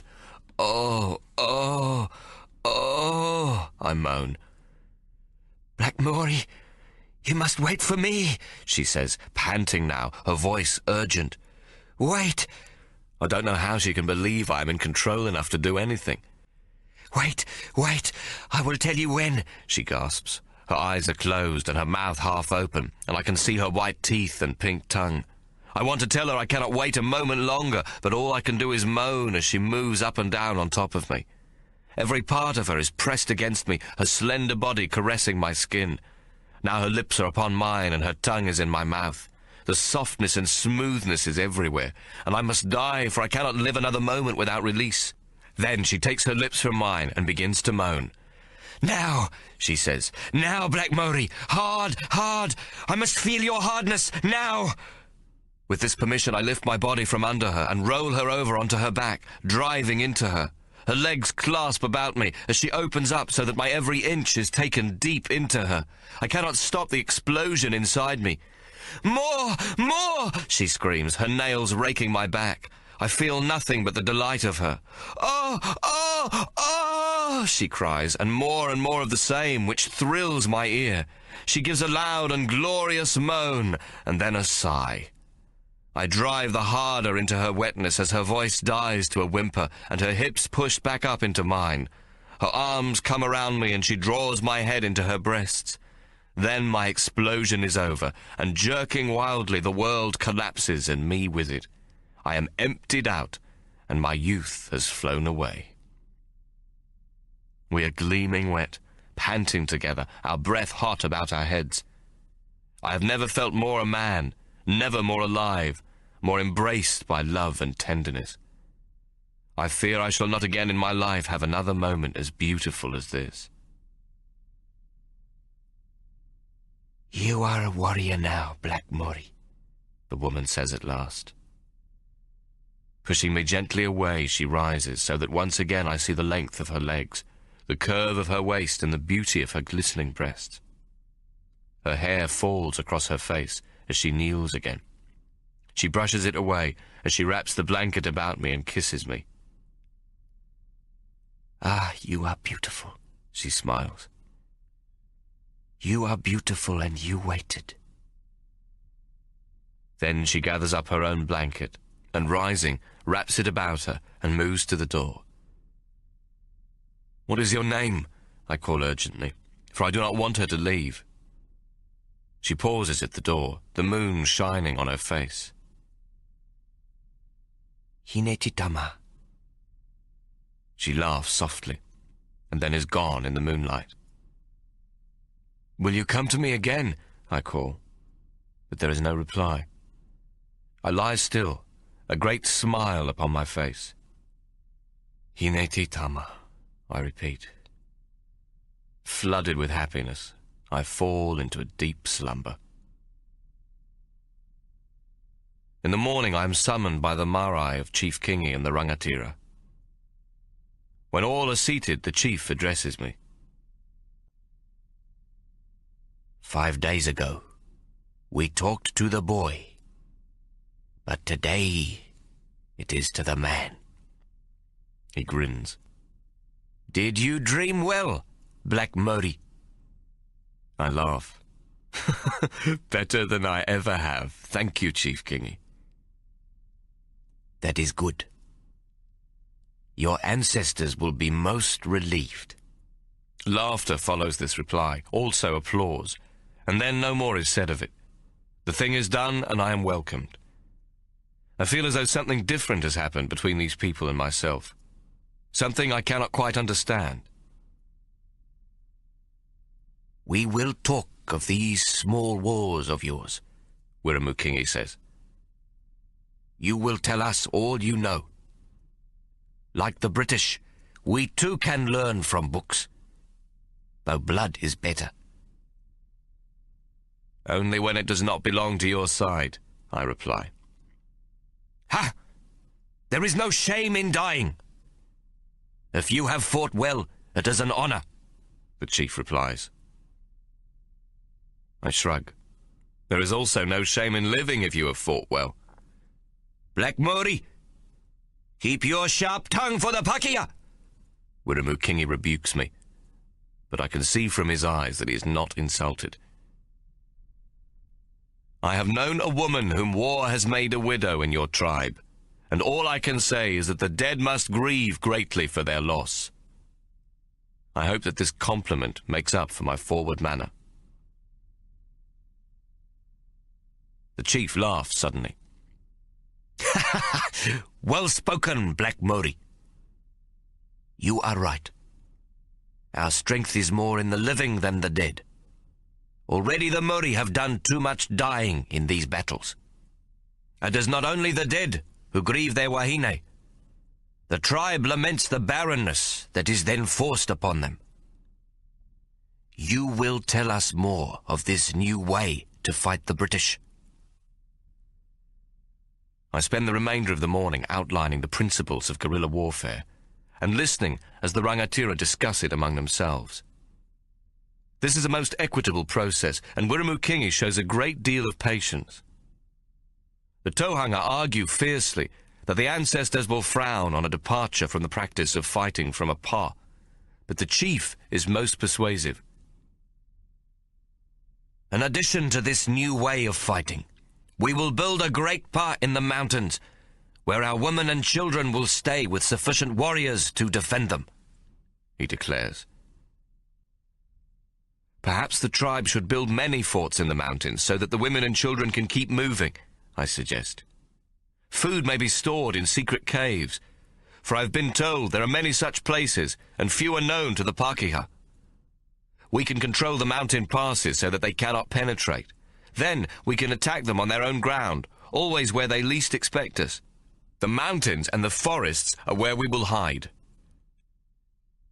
The Maori always hold the ground under their feet. We cannot defend ground which is not our own, proclaims one of the Tohunga, an old man who is much respected. Ha! It is all our ground, the chief snorts. Our land, which the Pakeha have stolen from us. But the old priest will not be dissuaded. He has been most persistent all morning and much involved with the thoughts of the ancestors in the matter of this new way of warring. He shakes his head as I further my argument. The Pa was a strong place from which the ancestors defended their land, a fort built upon their ground and under their own feet. But since the Pakeha have brought the musket here, more than 20,000 Maori have been killed defending their forts. These are not Maori who have been killed by the Pakeha. These are Maori who have been slain by their own kind. Those who have used the white man's gun to kill their own people. These traitors who know the Pa well have defeated it with the gun. The British have even more guns, huge ones that can tear down the palisades and tear up the ground. The Maori Pa cannot always withstand the British system of war. We must have another system. There is much concern among the rangatira at this denigration of the pa. Chief Wiremu is patient though firm, and in the end he rules that we will try this new kind of warfare. He turns to his younger brother, War Chief Haparona, who has a mighty reputation, but who has said little during the discussion, leaving the task of reconciliation to his brother. What say you, Haparona? How shall we fight? All are silent as War Chief Haparona speaks. The Māori are quick to fight and slow to learn, but I do not agree that we must give up the system of the forts. The men murmur their approval at this, and my heart sinks. There are times in war to attack and times to defend, the War Chief continues. With the Pakeha we have always defended, and sometimes this has been right, and sometimes it has been wrong. Black Māori is right. We must use both systems to be effective in this war. Wiremu turns to me and nods that I should reply. I've been so anxious to persuade him to embrace my new method of warfare that I have not seen the whole situation as clearly as Haparona has. War Chief Haparona is our commander, and what he says is right. It shames me that I have not understood this more clearly before, I say with my head bowed. The old chief responds. You are not born a Māori, nor have you been a warrior, so you would not know the advantages of fighting a defensive action from a well-constructed pa. He turns to Haparona. Will you allow the Black Māori to be a general under you, to advise you in his ways? Haparona walks over to me and places his hand on my shoulders. I shall prepare the feathers for a general's cloak. He laughs. It is not often I must look up into another man's face. The women will need to gather many more baskets of feathers for the Black Māori. I tell Wiremu that I am greatly honoured, but since I have not proved my courage in battle, I would be happy to be an adviser only. The chief appears surprised at this. And if we should be defeated, who shall we blame? A mere adviser? Bah! We must have a general, so that he is worthy of being put to death should he fail us, or of being honoured should we succeed. The rangatira laugh heartily at this and approve the appointment. Chief Wiremu then says, Black Māori, when you persuaded me not to fight the governor in the Waitara, that is something only a good war chief would do. You shall be a general for us, like those the British have, and we shall call you Black Hawk. And so I have been named General Black Hawk. I am a little afraid that I shall let the Maori down in this whole affair. Though they have agreed to fight small wars, they are by no means unanimous, and the Tauhanga, led by the old priest, are against it. I shall have to prove myself very soon with War Chief Haparona, or I shall be greatly shamed, and Chief Tamihana will be disgraced by me. I return to my tribe to tell my chief of Wiremu decision. Of course, I must also tell Tommo. Tommo is not amused. Have you gone crazy? He screams, banging his fist hard down on the table. General Black Hawk, is it? You think the Pakeha don't already want your head on a plate? Listen, mate, they'll string you up by your balls outside Auckland Post Office while singing the flaming Hallelujah chorus. But you said you wanted to come with me. You and your fighting axes, Tommo te Mokiri, I say. Yes, but that were when it was just me and you. Me, a regular soldier, and you, an advisor safe in the background. Nobody'd know nothing about us being there. Then when it's over, or if it goes badly, we can scarper, piss off, slip into the night. He pauses and glares at me. Now you're a fucking general. The flaming Pakeha will see it as treason. Remember, we're escaped prisoners? They're going to have your guts for garters, mate, if they ever puts 2 and 2 together and gets 4. Mine too. But I got to be with you, Hawk. I'm not letting you go on your own. Tommo, please wait here, I beg. What if something goes wrong or we are captured? Makareta is with child. You would not wish her to be a widow. Makareta already knows we got to go away, Tommo snorts. I've told her I'll come back someday to fetch her and the child. I'm coming all right, but that don't mean you ain't an idiot. Promise me when this is over, if we comes out alive, we're going to get out of here. I nod my head. Promise, Hawk. Swear it on Macareta's baby. I promise we'll go back to Hobart Town as soon as Wirramukingi's war's over. No, I don't want to go back to Mary yet. We'll go to Sydney. Sydney, then, I promise. We're sitting in Tommo's hut, and I'm glad when Macareta comes over with some food. She will cool Tommo's anger. It's difficult to be angry with Macareta present. She has a mischievous grin, laughs often, and loves Tommo with all her heart. She cannot help but touch him as though he is part of her every desire. What will you name the baby? I ask her, hoping to end the unfortunate subject of General Blackhawk. Iki, Macareta smiles. Ike, Tommo corrects her. I laugh. I'll wager he'll be the only Ike Solomon who is a Maori in the whole world, or ever to come. But what if it is a girl? How shall you name her? Macareta frowns and looks downcast. I would want a son for Tommo. We have not thought of a name for a girl. I hesitate a moment, then venture. If it is a girl, may I suggest a name? I know. You want to call her Mary, don't you? Says Tommo, now somewhat mollified. No, I had thought... Hinetitama? Macareta gasps and brings her hand to her breast. That is a name which may only be used for a Maori princess. It cannot be, Blackhawk. They will not allow it. Hinetitama is the daughter of Hineahuone, woman made from earth, the first Maori woman. The mother of the earth called her daughter Hinetitama, the dawn maiden, because her cheeks were the same color as the morning light. That is beautiful, Macareta. If you should have a girl, I will ask Chief Tamihana if he will grant his permission to name her thus. I am Rangatira. Perhaps he will allow this honor through me. He will not, Blackhawk. The Tohunga and the ancestors would be angry. I do not want a tapu on my child. She is most distressed, so I change the subject. It will be a boy, I say quickly. There is a saying among the Pākehā that a mother's beauty is stolen by a girl child in the womb, but if it is a son, the beauty remains. I smile. And you, Macareta, are more beautiful than ever. Tommo sighs and rolls his eyes at this sentimental notion, but I can see Macareta is pleased. Besides, her good manners will not allow her to show further disquiet. Her frown disappears and she laughs. You are right, Blackhawk. We will have Iki Slomon and save everyone much trouble. Ike, Tommo repeats. Ike Solomon.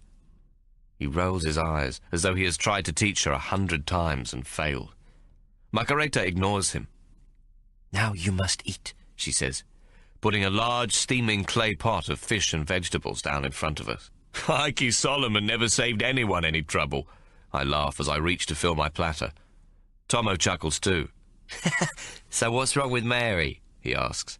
It is our mamma's name after all. Nothing, I say. Mary is a fine name, Tommo.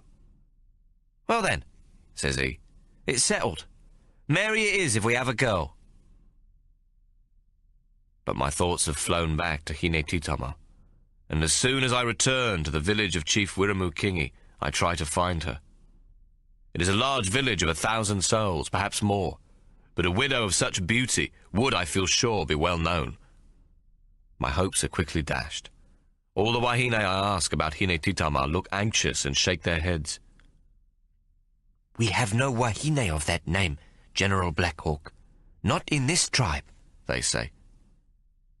I come to believe it is a conspiracy, led by Chief Wirramukingi, to keep me from Hinetitama, and although I search widely, she is not to be found. I take to looking at every woman's face I pass. There are many who are great beauties, but the Maori are of the Polynesian race, and perhaps the most handsome people on earth. Although many are comely, none could be mistaken for Hinetitama. I know from Makareta's explanation that the chief has honored me with a princess, not just an ordinary wahine. But this makes it stranger still. A disappearing princess is surely an odd occurrence. Perhaps after all it was a dream. I have resolved, if ever an opportunity arises, to ask Wiremu-Kingi if he will let me see her again. My heart is broken by her disappearance, and I try hard to concentrate on matters of warfare instead. I am now so engaged with the Maori and their struggle that I am too busy for thoughts of home and too occupied to yearn for our dear Mary. Christmas passes unnoticed amongst the tribes, although I send our greetings to Mama. I have not told Mary of my close involvement with the Maori fight against the Pākehā, informing her simply of Tommo's recovery to health in Tamihana's village. If she suspects I dissemble, she says not a word, nor does she refer to the bitter argument that preceded our leaving. Instead, she writes of the brewery and of the loving thoughts she holds for her two boys. I am anxious about how we shall ever get to see her again, but for now we prepare for guerrilla warfare against the settlers, and my mind is much occupied with this. In great secret, War Chief Haporona and I plan our first attack against the settlers. But before we can carry it out, martial law is again declared in the Taranaki by Lieutenant Colonel Murray, who is commander of the militia and the Taranaki Rifle Volunteers, a mounted corps armed with carbines, revolvers and swords. The Pākehā soldiers do not wait for us to come against them, but immediately attack, looting and burning several Maori villages without warning. The war has begun in earnest, for it is now clear from these actions that the settlers will use whatever force is needed to occupy Maori land. "We must drive the Pākehā from their farms into New Plymouth," I cry. "Empty the whole countryside." New Plymouth is a town of some 2,500 souls, which depends on the surrounding countryside for food, or else must obtain it by sea. War Chief Haporona agrees, and small units that can move quickly over the terrain are sent out in a series of daring nighttime raids. In each are 2 or 3 of Tommo's fighting axes from Chief Tamihana, and they prove most effective. Tommo has lengthened the handle of the axe so that it may be used to fend off a bayonet, or even in the manner of the taiaha, the Maori fighting stick. In these raids we do not kill the settlers, but simply force them from their farms with their women and children, thereafter burning and looting their homes and taking possession of their livestock. Soon New Plymouth has become the only safe haven for all the Pākehā in the district, and the countryside is empty save for the Maori. The soldiers have fortified the town and created a citadel on the site of an old Maori pā, now known as Marsland Hill. From here, they plan to defend New Plymouth against our attack. We are well pleased with this development, for we have no intention of attacking the town, but only plan to contain the Pākehā within it. It is now that War Chief Haporona and the old chief show their great skill as leaders. Haporona commences to build a pā about 9 miles from New Plymouth. He has studied the trenching systems the British have used to fortify the town, and he constructs his pā with a double row of palisades containing rifle pits and similar trenches. We also have underground passages to protect us from the British artillery. The pā holds 100 fighting men, whom Wiremu-Kingi places under the command of War Chief Haporona and his chief aide, a Maori war leader named Tamati Kapene. Though 100 men is not much of a fighting force, we hope that it sends a direct challenge to the British militia to come out of New Plymouth and get us. We trust they will think this small force presents a great opportunity for a victory, and an easy one at that. They will think it is the old times, when the Māori fight on the defensive, Haporona explains. And it will give them great heart. This is the way they think they know how to defeat us. After much debate, I persuade Wiremu-Kingi to purchase 100 double-barreled shotguns. At first, the rangatira and even the chief are in great doubt about the wisdom of this, thinking the new rifled muskets to be much the better weapons. They have long used shotguns to shoot duck and small game, and have even fought with them before, but they have only a few in their armory. It is my plan to use the shotgun as the main weapon of defense, to entice the British near and greet them with a hail of buckshot at close range. Though I know little of guns, my argument is simple enough. A shotgun charged with buckshot is deadly when used close up, which is the way fighting occurs in the pā. It has double the barrels and hence twice the firepower of a musket. The fact that the shot will pepper widely is to be recommended in close combat, and at 10 or 15 yards it will kill more effectively than the poo, the musket, with its single lead ball. As I point out to the War Council, we will have the shotgun and the long-handled fighting axe, as well as the taiaha, the spear and the musket. All the enemy will have is the musket and the bayonet. At close range, when the British storm the pa, we will be the better armed. Oh, so now General Black Hawk would be an expert on fighting in a pa. Do I not recall he was altogether against it not so long ago? It is the voice of Haparona's aide, Tamati Kapene, who from the beginning has opposed me in almost every endeavour. He is against guerrilla warfare and would return to the old methods if he had his way. Tamati Kapene is in charge of organising the defence in the forts, and though he is most talented, he is vainglorious for a man of no more than 25 years of age. Even I, at 19, can see this. As the son of a chief, he has risen quickly, and he is said to be a brave man. I do not contradict him, but simply answer that we are no worse off with the shotgun and the axe, for we still retain all the traditional Maori weapons as well as the musket. We have added the shotgun and the axe without losing anything, I point out. My argument carries the day. But although in favour of the shotguns, War Chief Haparona has decided that I shall remain an observer when the Maori fight in a pa, until I am well enough acquainted with the Maori fighting system. Meanwhile, my brother is also preparing for war. Tommo's men have not yet been tested in open warfare with the long-handled fighting axe, which the Pakeha have come to call the tomahawk, after the American Indian weapon. This is, of course, a coincidence, and not intended as a compliment to me and Tommo. However, it is not lost on the Maori warriors, who think the Pakeha must fear the new weapon to have named it in our honour. I explain the real origins of the axe's name to Haparona, for of course the Pakeha do not know about Tommo, and still think of me only as the Black Maori. But he laughs. General Black Hawk, it is our luck that the men think it so. They will follow you and Tommo the better for it.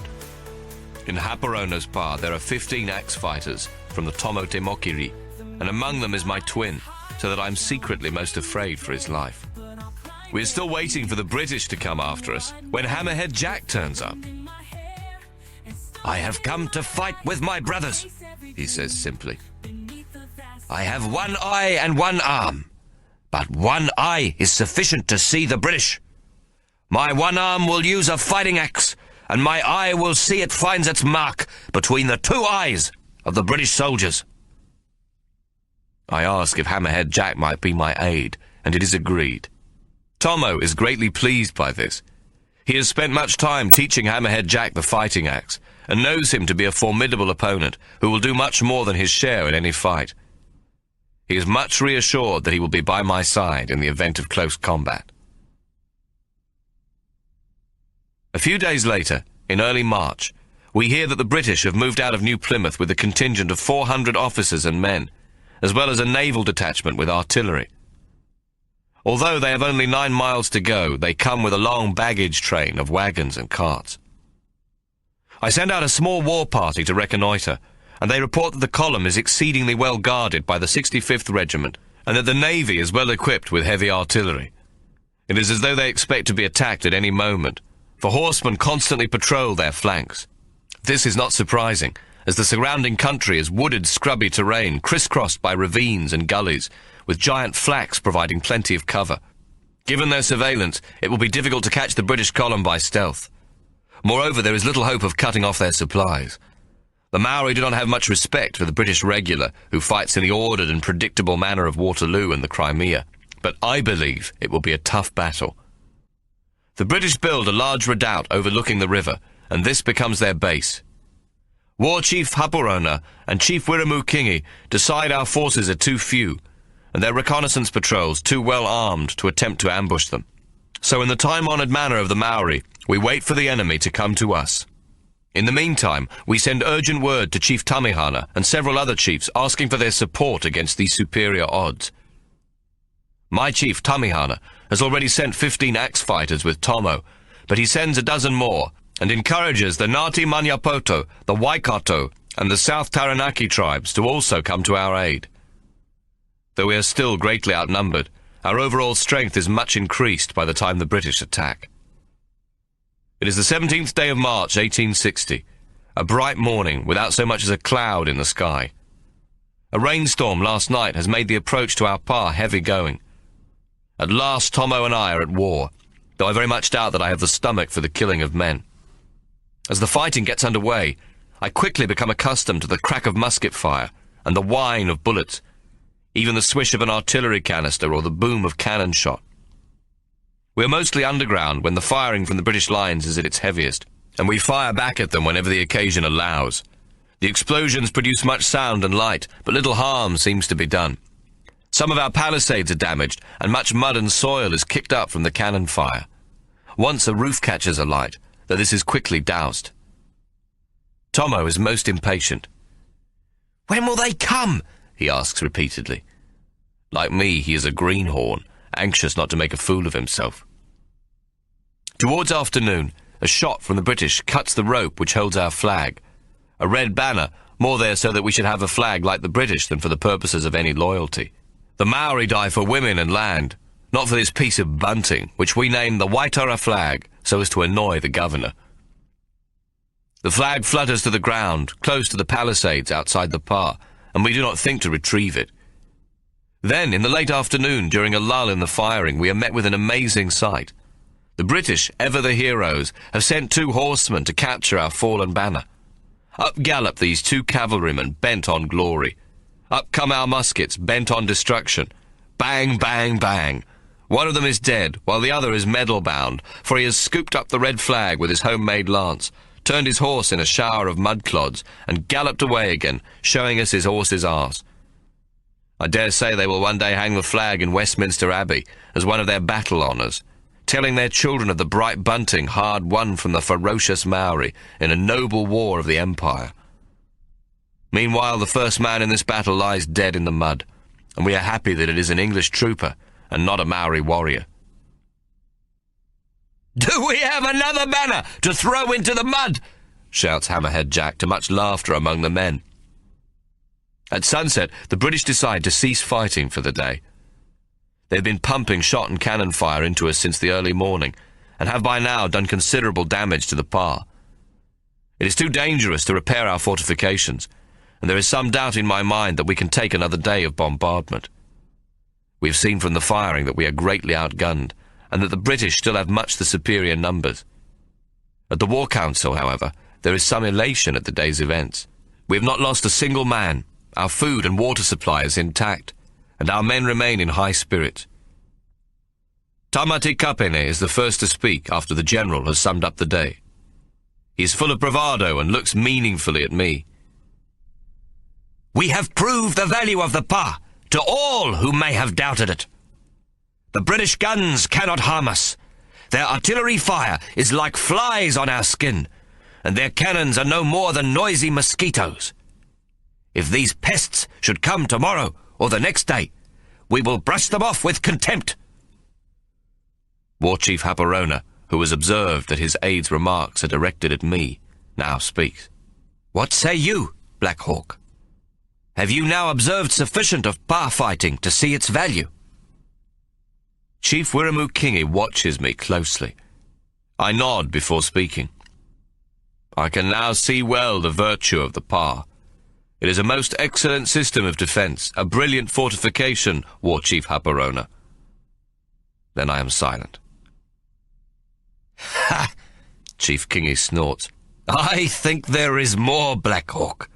Your eyes say there are more words waiting in your head. I hesitate a moment. With great respect, has it been observed what the British artillery and cannon have done to our trenches and palisades? Nothing! Tamati Kapene shouts.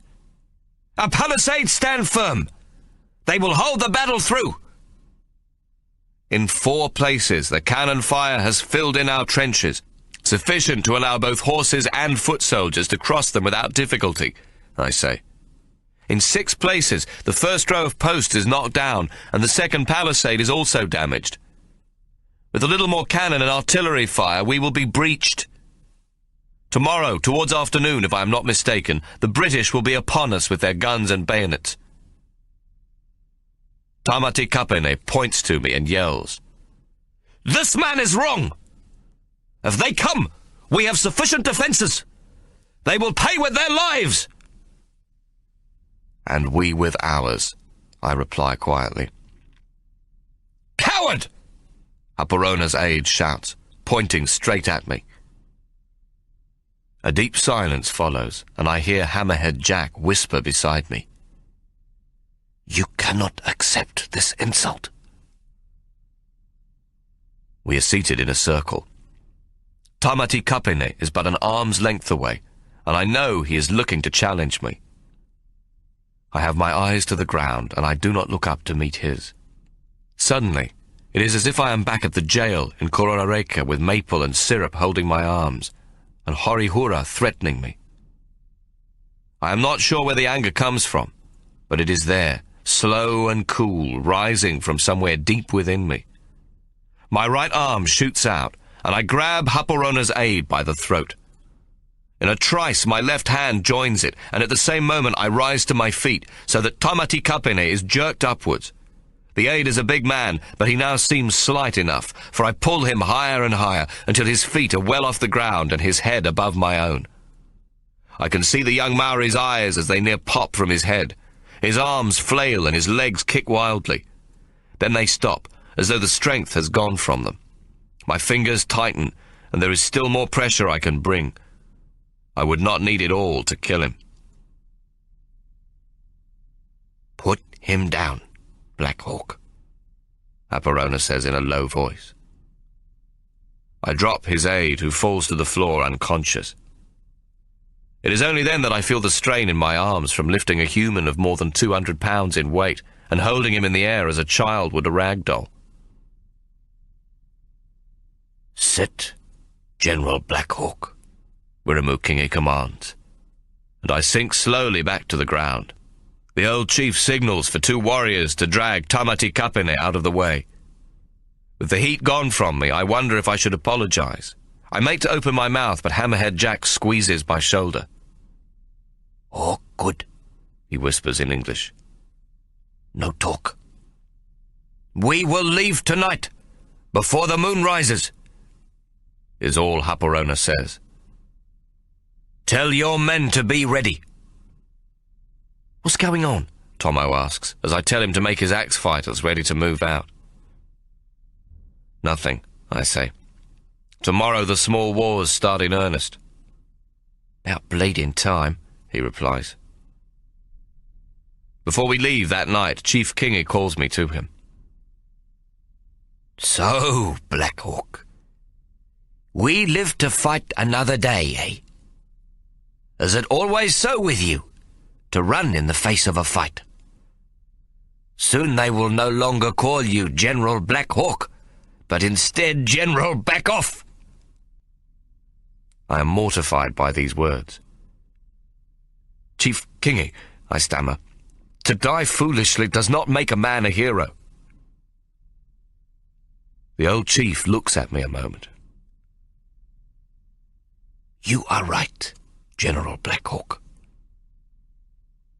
Tonight, Tamati Kapene would have died foolishly at your hands, and he would not have been a hero." "I am sorry, Chief," I say. His eyebrows shoot up. "Sorry? You are sorry? I am not sorry, Black Hawk. The Māori are a stubborn people, sometimes even boastful. We are given to exaggerating our prowess at war. If you had not acted as you had, there would have been no small wars for you.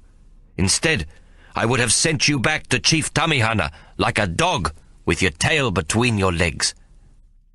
We would have stayed to fight the British, and we would have been soundly beaten. I am most grateful for your support, Chief. But I am told Tamati Kapene is a bold warrior, and I have humiliated him. I have yet to know if I myself will behave with boldness in this war." "He is bold and stupid. We have many like him. Sometimes the Māori give their lives too quickly." The old man begins to laugh, We will soon enough see what you are made of, General. We go to a place called Waireka, where we shall build a pa. But in the meantime, you will harass Colonel Murray and his regulars. It is good country for your kind of fighting, and then we shall see what we shall see of this campaign. We leave the pa while the British slumber. Later I learn that at first light the British pound the pa with artillery fire, thinking to take it in the early afternoon. When after 3 hours there is still no return fire, they keep firing, thinking it is a ruse to lure them closer. Then, towards noon, they send in the cavalry with swords drawn, and find that the enemy has escaped from right under their superior British noses. We have melted into the surrounding countryside, and now it is my turn to fight. I have sent out raiding parties, for we have news that some of the Pakeha have returned to their farms, believing that Murray will soon finish us off. I know I must quickly put a stop to this. Fear of the Maori's power to strike anywhere at any time is a most important aspect of our campaign. Over the next week, my men raid the settler farms, and we come by many horses, so that we now have several dozen fighters mounted on horseback, myself sometimes amongst them.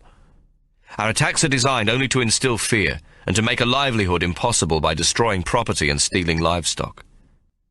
It is only against the army that we wage war.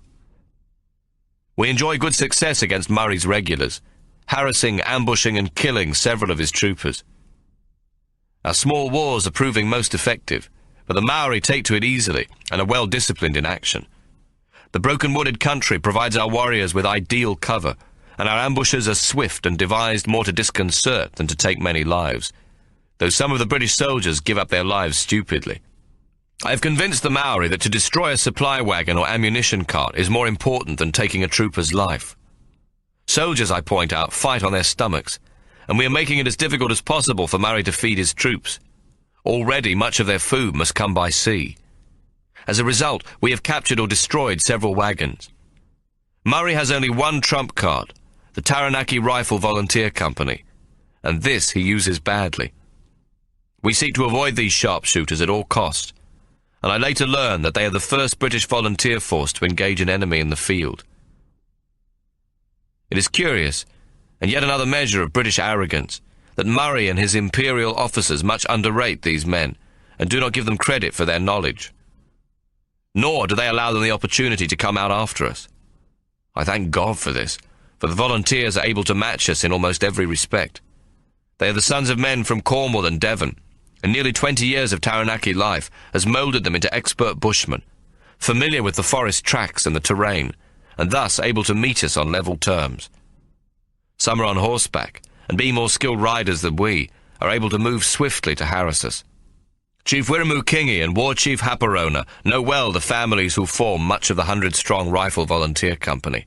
The Atkinsons, Smiths, Hursthouses, Baileys, Messengers, and Northcrofts are all respected as good frontiersmen and as hard, brave men. We know we would be in for a good fight if we were to come up against them. But while we have only to contend with Murray's slow-moving and often badly led regulars from the 65th Regiment, we enjoy the upper hand. We are now based at a strong pa at Waireka, only 5 miles from New Plymouth, and it is from here that I direct my patrols to look for any brave settlers who think it safe to return. Each patrol is only 6 men, 3 axe fighters, 2 shotguns, and a musket. Tommo commands one of the raiding parties, for I cannot contain him any longer. He must, he says, lead his men by example. Only 10 days have passed since our confrontation with Murray, when Tommo's band comes across a well-defended homestead, and for the first time encounters serious resistance. He tells me later that there were 4 muskets aimed at them from a well-secured position in the farmhouse. These rifled muskets are most accurate, and Tommo's band is pinned down behind a small copse of rocks and scrub. One of his shotgun warriors is wounded, though only lightly.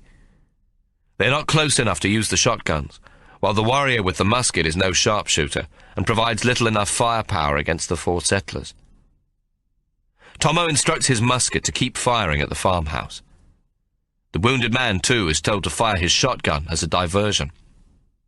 Tommo takes the remaining shotgun warrior and the 2 axemen, and they creep up to the rear of the farmhouse, while the others draw the settlers' fire. Tommo is hoping that the settlers will think they have wounded or killed the other 4 Maori.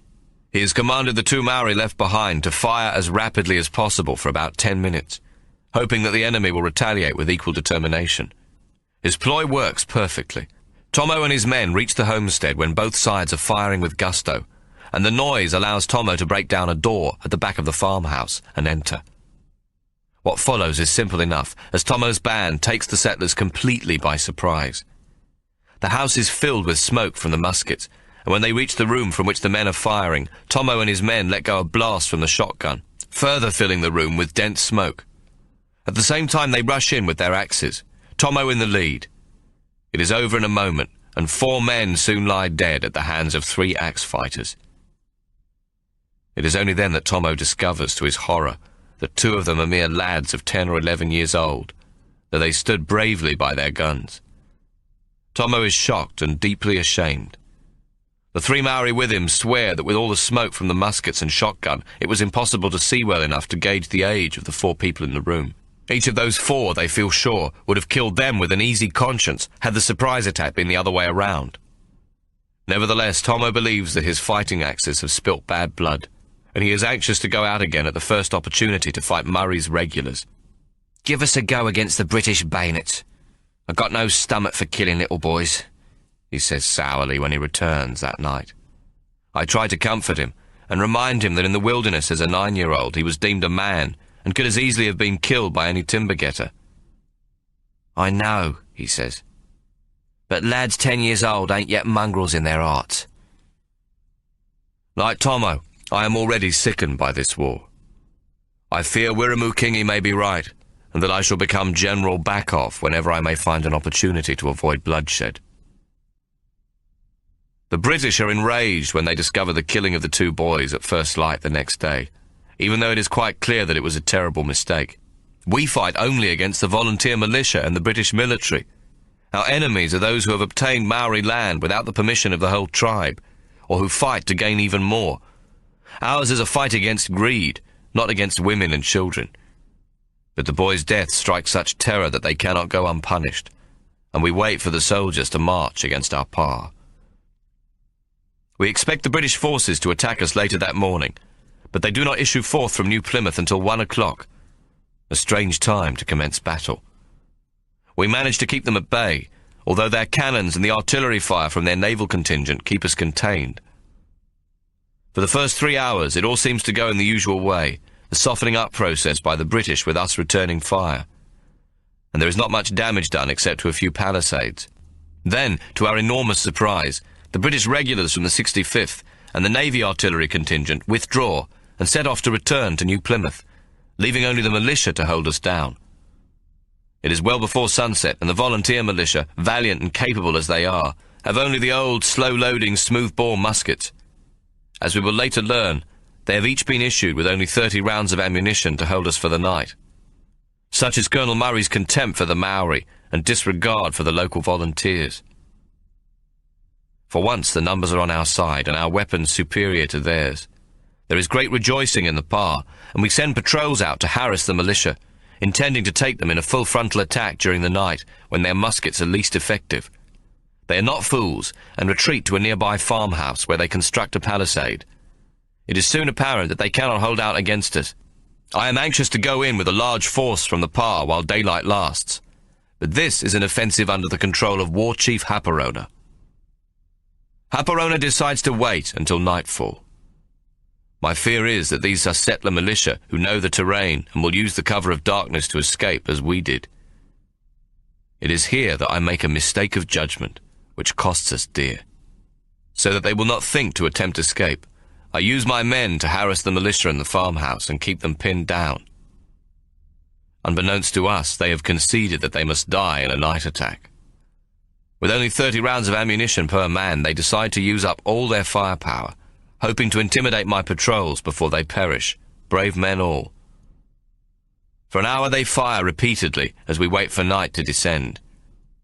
Then Haparona's warriors will go in with their shotguns and we with our fighting axes and spears against the settlers' swords and muskets.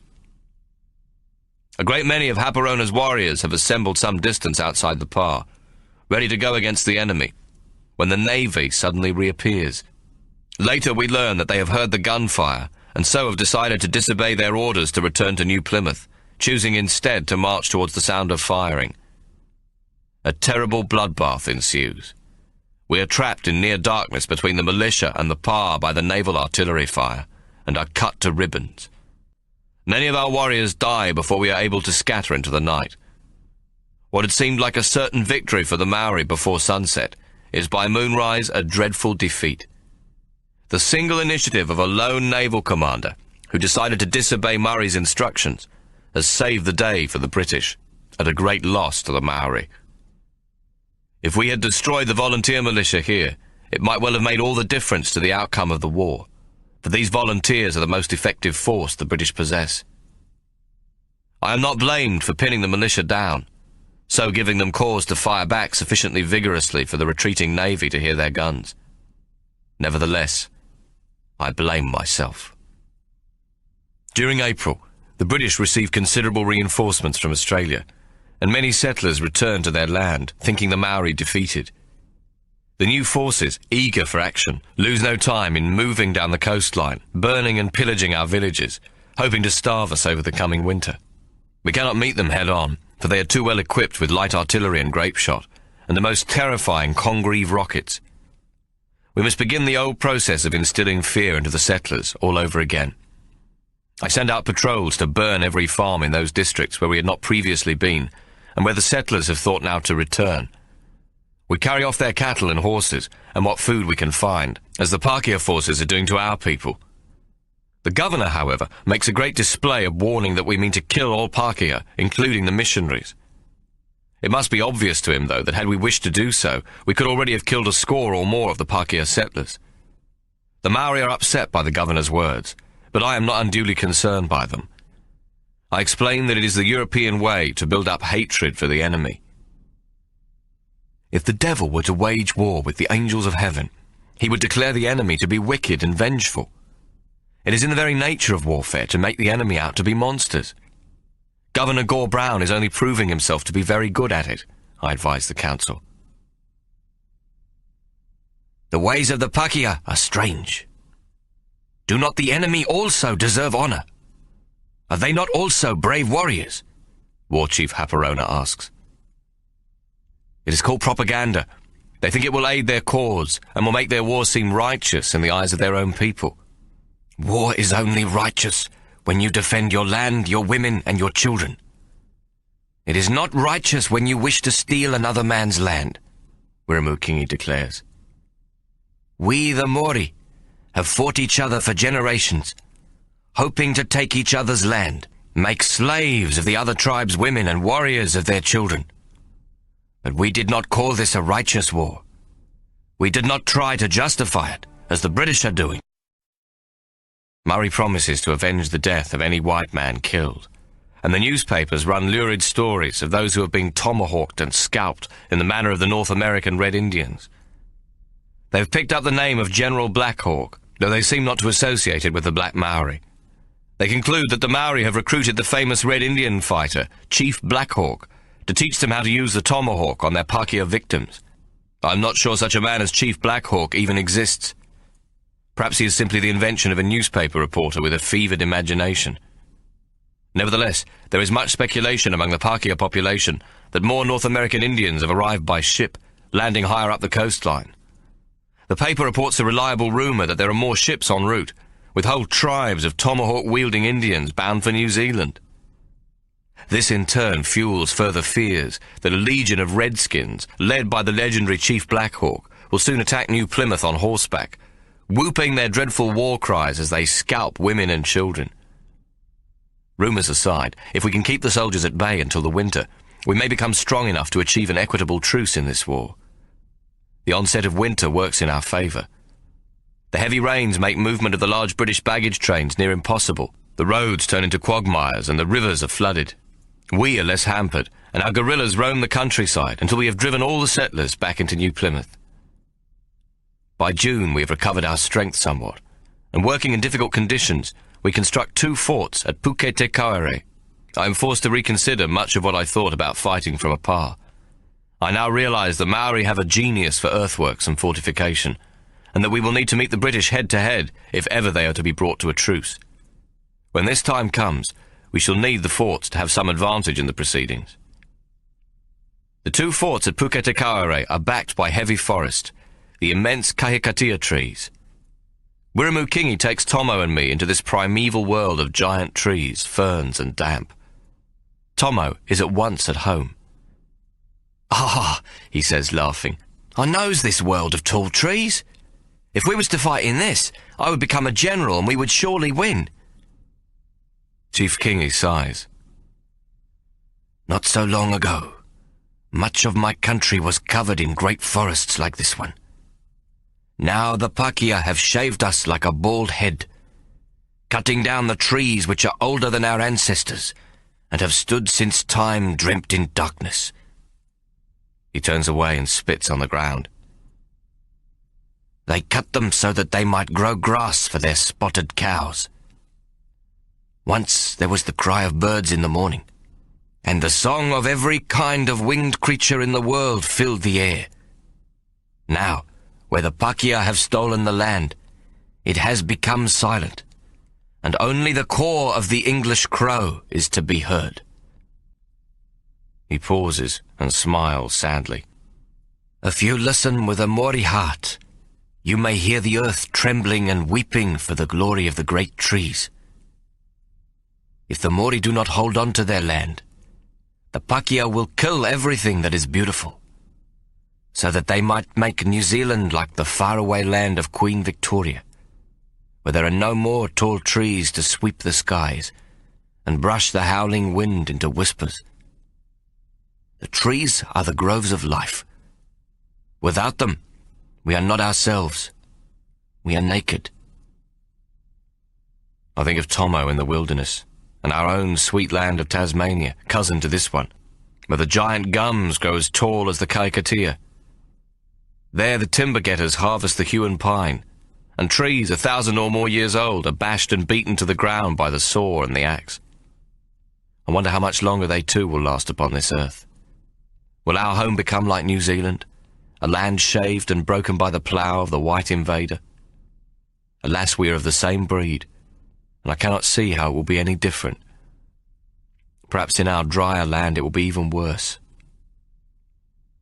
Looking at this forest, it is clear that we have placed the forts well, for no British column could think to gain access and attack us from the rear.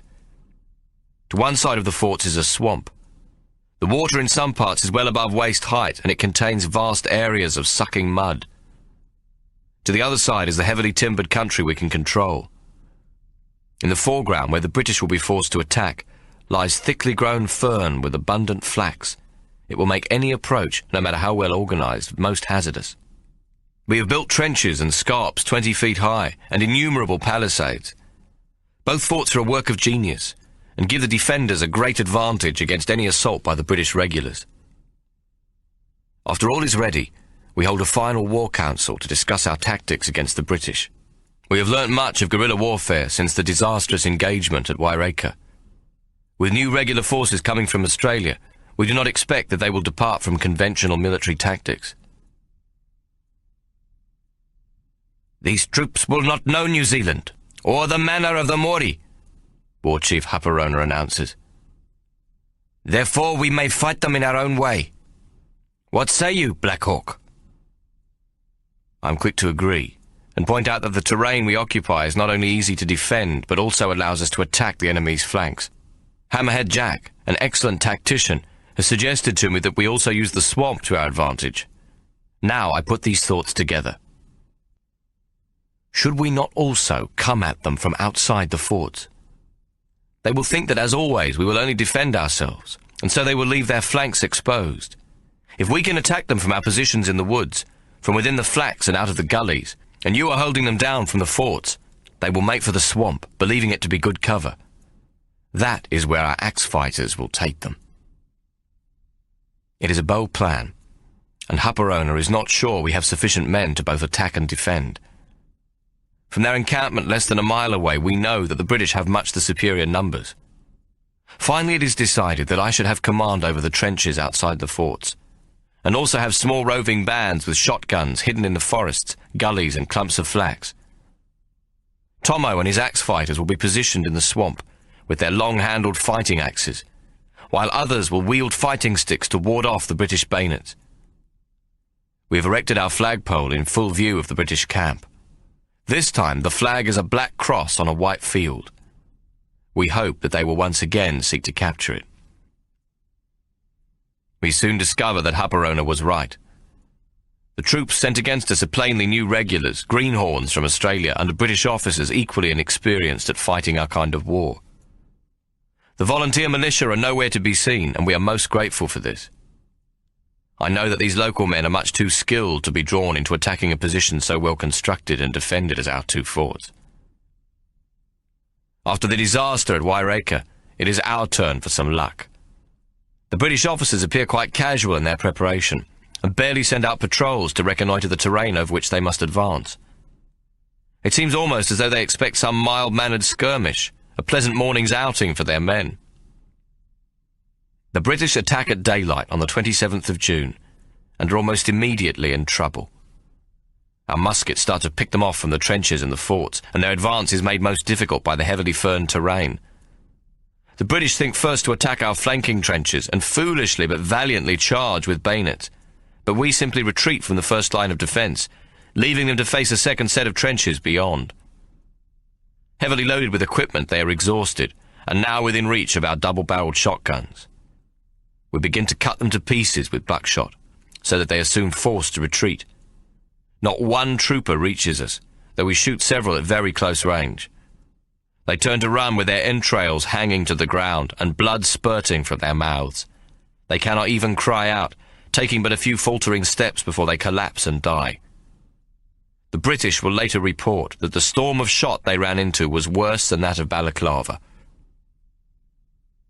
As the soldiers withdraw, we come at them from the wooded flank and out of the gullies and flax, driving them towards the swamp where Tommo's men lie in wait. The black powder of the muskets creates a great deal of smoke, and we fight as though we were in a forest fire. It is Hammerhead Jack who directs this action, for he seems to know every Maori position and when to employ it. It is he who is the true general, and I will make this known to Hupperona, lest I receive credit which I do not rightly deserve. The retreating British regulars, thinking the swamp will provide cover and give them protection, are soon waist-deep in water, and now Tommo's men attack with their fighting axes and tire sticks. It is slaughter of the most terrible kind, and the cries of the dying are pitiful. Soon the corpses are so numerous that they float bumping against each other in the water, which has now turned the colour of blood. Those who manage to struggle back to higher ground are cut down by our warriors, who have emerged from the forts to attack the fleeing soldiers. What remains of the attacking column is forced to retreat under cover of their artillery fire. The British have been routed, and the Maori have established a new way of fighting. I return to the pa, sickened at the sight of so much blood and death. Wiramukingi and Hupperona hail me as a hero, though I feel far from heroic. I've had enough. The Maori now know how to wage war differently, and much experience has been gained. I can play no further useful part in their affairs. Tommo is right. It is time to leave. Wiramukingi addresses me in front of the Council of War. You have proved yourself, General Black Hawk, and your methods have changed the way the Māori will fight the British from now on. We owe you a great debt. Our ancestors will honour you as long as the Māori stand upon this land. Tonight we will celebrate our victory, and you will be foremost among our many warriors. I know I should think this a great moment, but I am war-weary and most anxious to find Tommo, whose men have taken the brunt of the fighting in the swamp. The attentions of Chief Kingi and War Chief Hupperona and the other high-ranking warriors mean I am forced to remain with the War Council until well after dark. In this time I am able to extol the virtues of Hammerhead Jack as a born leader of men, and I declare him a better general than ever I shall be. I have already sent Hammerhead Jack to find my brother, and expect them both to be waiting for me. Finally I am able to take my leave, and go to tell Tommo that our task with the Maori is complete, our debt repaid in full. but Hammerhead Jack is waiting alone outside, and I see at once that something is wrong. "What is it?" I ask in alarm. "Where is Tommo? Where is my brother?" Hawk, he has not returned from the swamp. 5 of the axe fighters are not back, and he is among them. "Have you searched?" I start to shake him by the shoulder where his arm is missing. "Have you sent men into the swamp to look for him?" My panic is growing rapidly. Hawk, I have come out of the swamp to tell you. I have been in there myself with flax torches, and the others are still searching among the reeds. I notice for the first time that he is wet up to the waist. His breeches are covered in mud and he is shaking from the cold. The water is full of the bodies of the British, and we have found 3 of our axe fighters dead. Hammerhead Jack pauses. But not Tommo. "We must keep looking. I will come with you." I turn to run out of the park, but Hammerhead Jack grabs my arm. Wait. It is full moon in an hour. We can see better then. You must eat first. You have not taken food today. You will have no strength, Hawk. The swamp is freezing and treacherous with sucking mud. You will surely perish. "I must find Tommo!" I shout, tearing away from him. My heart is pounding, and I think I will die of the fear that has taken hold of me. "Oh, God! Oh, Mama! Ikey! Help me now!" I begin to run wildly towards the swamp. Chapter 11. Tommo. Puke Te Kaore, 27th of June, 1860. I'm sitting up to me waist in a bloody swamp, near shitting myself. The redcoats are everywhere. There's smoke covering the battle so it's hard to see, but wherever there's a clear patch there's 6 British to be seen, loading, firing and panicking. I had to open me big gob about the long-handled axe being better than the bayonet, but even after Waireka, I got me doubts. I've learnt a great deal from how the Maori handle a fighting stick, but it's different when a trooper with bad blood in his eyes is coming straight at you. Him with a reach of 6 foot or more, and me with an axe what don't extend more than 2 foot. All of a sudden it don't look too promising. Ever since we took the farmhouse and them 2 young lads was killed, it ain't been the same for me. I've seen how the axe kills now. I've thought about that moment 1,000 times. Could I have known they was lads before we struck 'em? The room were filled with smoke from their muskets and from the shotgun blast, so we couldn't see hardly nothing at all when we entered. I know I axed someone, but who I couldn't tell. Just a neck and a bit of shoulder in the smoke and confusion. Our blood was up and running high because we'd won the day. But when the smoke cleared, 2 young lads lay dead next to the 2 grown men. I don't reckon I'll ever get over that. So young and brave 1 minute, and then hacked meat at me feet. Oh, God. What would our poor Mama think of me? We've been waiting here in the rushes for nigh 3 hours, having come into the swamp from the back. It's the middle of winter and bloody cold. I'm thinking of Hawk in the trenches and worrying for him. But he says we're not to come out, we're not to fight in the open. Instead, we must wait for the British to come to us. Let the swamp slow them down, then take them by surprise. I know me lads, though. They can see the British be a mess already on the higher ground, and they'll want to go after 'em. I pass on the word, no one must move until I say. But these be young warriors, anxious to be blooded in battle. They won't like the idea of holding back, freezing their bollocks off while there's a hot fight going on. How the hell does Hawk know the British will come? He's pretty new to the business of being a general. The lads have waited 3 months to have a second go at the British soldiers. They're spoiling for a fight. Me, I'm not so keen no more. Not after Waireka in the farmhouse. When we comes back from that raid, the Rangatira called us heroes. Our attacks on the settlers be proof to them that we're of true value to them in this war. I'm not so sure. Waireka just about finished us off. Tommo Te Mokiri lost 6 good men that day. Now me boys are waiting for another chance to meet the British, and their turn will come soon enough if Hawk be right. He reckons the redcoats will run to the swamp for cover. I hope he's right. Can't hold me lads back much longer. Suddenly it happens. I watch, hardly believing my own eyes, as the first soldier comes running towards the swamp. He's stumbling out of the smoke towards us, not charging with his bayonet, just running for cover, scared witless, fleeing the shotguns what's pumping hot. I pray the lads will wait, not take him at once in a rush and give the game away to the rest. I send out the word to let him come right up to us, right up to the bulrushes where we hide. The redcoat is splashing through the shallows, knees pumping high, trying to go faster. Flush, flush, flush. It's heavy going, because his boots stick in the muddy, sucking bottom of the swamp, and he's panting and gasping, eyes popping. And they's all heading our way, coming thick and fast through the smoke. I can hear the Maori shotguns. Ba-bam, ba-bam. It's a different sound from the muskets, what sounds more like a ba-boom-wap. The shotguns are working fast, and the redcoats are turning and making straight for the swamp. Any moment now there'll be 10 or 15 of them upon us, and twice as many more behind. Hold it, lads. Not now. Let them come in deeper, nearer. Take your time, I orders under me breath. Me fear has left me, drummed out by the pounding of me blood. Next instant there's a face in front of me. It's black from gunpowder and almost comical looking, the eyes red-rimmed and showing white eyelashes. The soldier's in up to his waist, with half of his musket under water. All he wants to do is get to the safety of the reeds and rushes. He's looking directly at me, but his eyes show no recognition of what they see. The axe in me hand seems to know its own way, and I feel the blade bite into the man's head, soft as butter.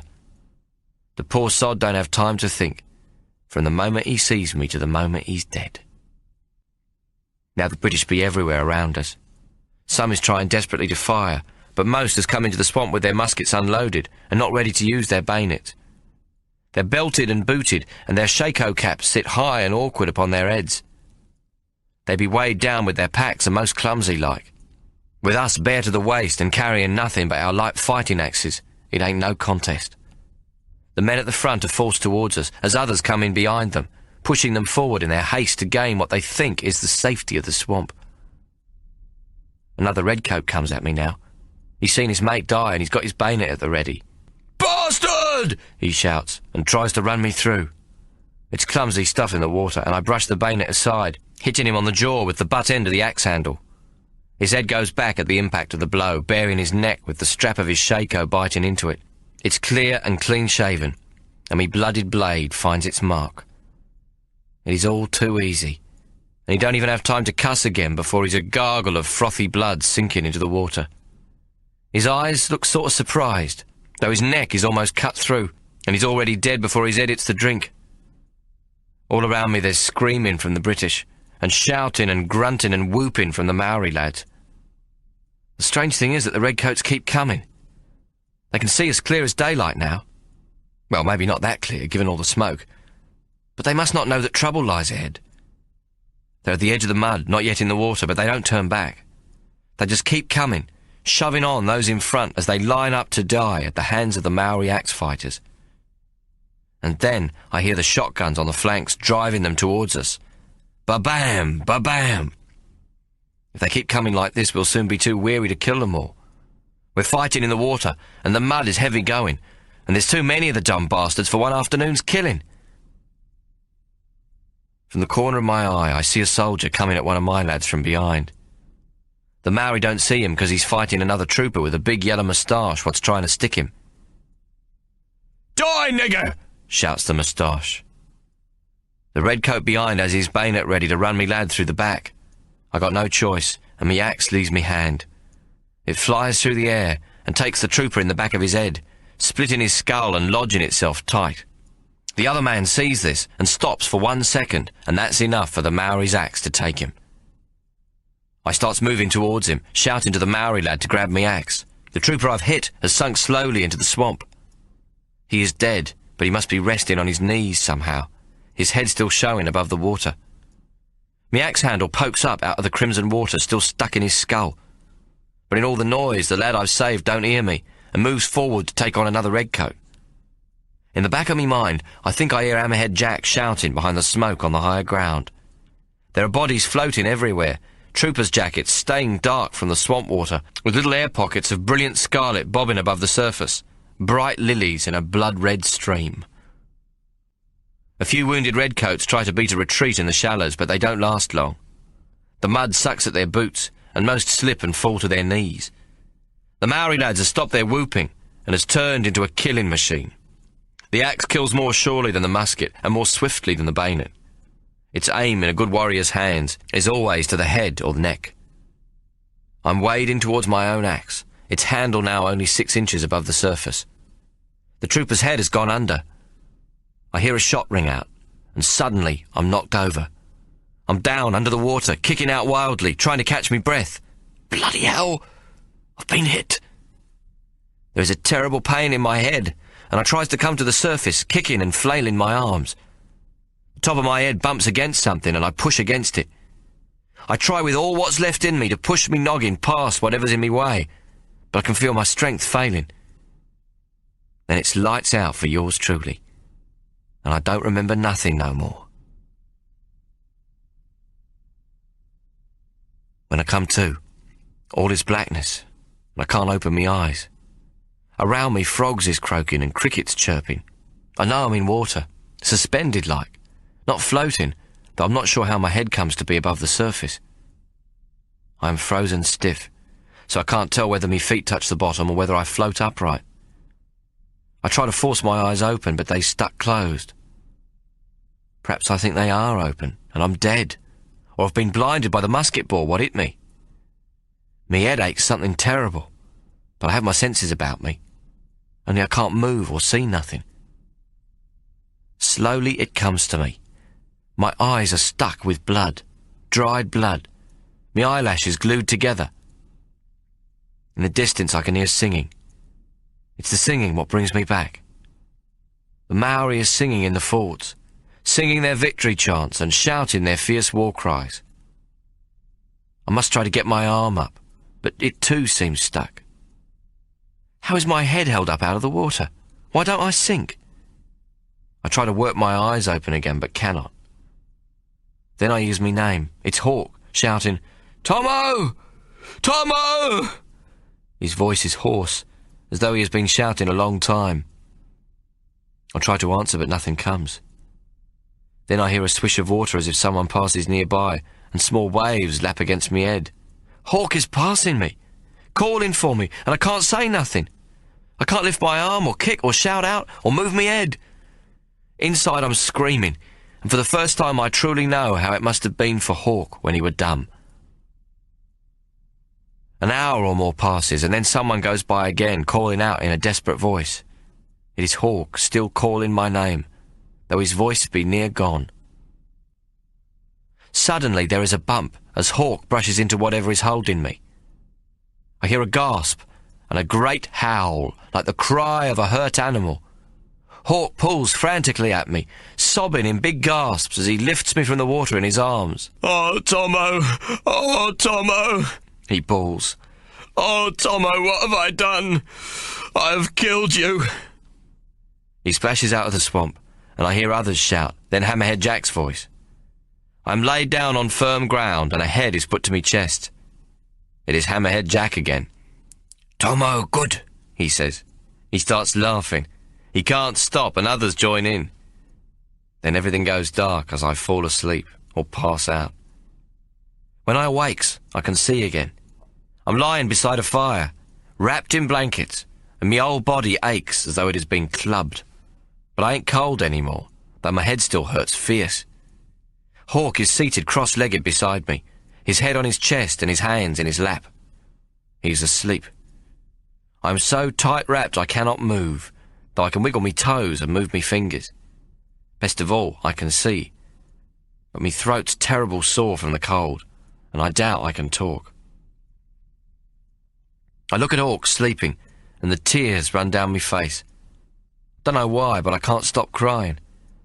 Maybe it's relief because I can see again. Maybe it's seeing Hawk. He has deep lines under his eyes, and his mouth is pulled down from tiredness. Hawk and his stupid conscience got us into this bloody mess. Why can't he just be like other folk and not care? Not give a bugger for naught like his brother Tommo? Then I think of Macareta and the baby what's due any day now. Maybe it's even come. God bless me soul, I could be a father already. Macareta were nearly a widow. With a shock, it hits me that I do care. I cares about the 2 young lads we axed, about Macareta, my unborn child, Hawk, even Mary. But still in all, I don't know how much I care. Would I have done anything different if I'd known those 2 settlers were mere lads? Even if one was pointing a loaded musket at me gut? Would I risk me life to save his? I don't think so. Hawk, he would, but not yours truly. That I doubts very much. That's the thing about me brother. He don't measure how much he cares. If a man is kicking a dog, he's going to stop him, whether it be a flea-bitten mongrel not worth 2pence or a squatter's prize sheepdog. It don't bother the big bloke. Hawk just gallops to the rescue, bugles blowing, nostrils flaring, huffing full of indignation. Hawk can't bear what's unfair in this world. I, on the other hand, know everything's unfair. There ain't nothing fair about this sodding world. The mongrels don't never go away. We has beaten the British, but I know it's only this time. They'll be back. The Maori cannot win. The Pakeha wants their land, and they'll get it, come hell or high water. Hawk opens his eyes and sees me looking at him, sees me tears. Tommo? I smile. Tommo, speak to me. He reaches out and shakes me. You all right? I nod. Can you speak? I open my mouth and a small croak comes out. Throat sore? But you can speak? He asks, anxious. I nod again and he smiles. It's Hawk's real big smile, what can't be resisted. I smiles back, my gob nearly as wide. It seems I owe me life to a dead British soldier, the redcoat I killed when I threw me axe, as a matter of fact. When Hawk found me, my head were jammed in between the dead man's legs, the back of me neck tight against his crotch, me axe still sticking out of the floating corpse. The redcoat's knapsack kept him floating, and my feet touching the bottom of the swamp held him level in the water. His big British bum were the resistance I felt when I tried to come to the surface. It ain't a pretty thought. My head up a soldier's arse for 10 hours. In 2 days I have me voice back. There's a wound to the side of me head where a musket ball grazed me, taking some air and a bit of me skull as well. I guess I'm lucky. I could have caught pneumonia in the freezing water. All them years in the wilderness must have toughened me up. And now I'm just a bit snotty and chesty and has a terrible headache. But I'm alive and grateful. And best of all, it's the end of the Maori Wars for Hawk and me. Sydney, we is going to Australia. It's the first thing I says to Hawk when me voice returns. Hawk is too relieved at hearing me speak to object, and he nods his head. Enough of war and killing, Tommo. We cannot do any more here. I know Hawk would rather head for Hobart Town, but I don't want to go back to Mary, not just yet. I'm not ready for the brewery or for Mama and her green eyes looking at me, even though I know she wants us back and will do anything to accommodate us. In her last letter, she underlined the word anything 4 times. She's talking about me. She'll have me back however much trouble I be. She wants her precious boys home, she says. But I knows in me gut I'm not ready to see her again yet. We'll make our fortunes in New South Wales first. I'm certain of that. A gold rush be a gambler's paradise if you plays your cards right. For a man who can do a little relocation, there ain't no better place to be. I'm not intended for hard work of the digging kind, but with cards we can clean up. Then I'll return to New Zealand and bring back Macareta and me baby. Mary will have a grandchild, and yours truly will be a respectable citizen, puffing his pipe and nodding his head, and looking like he knows what he's doing when he most probably don't. I think about the grog.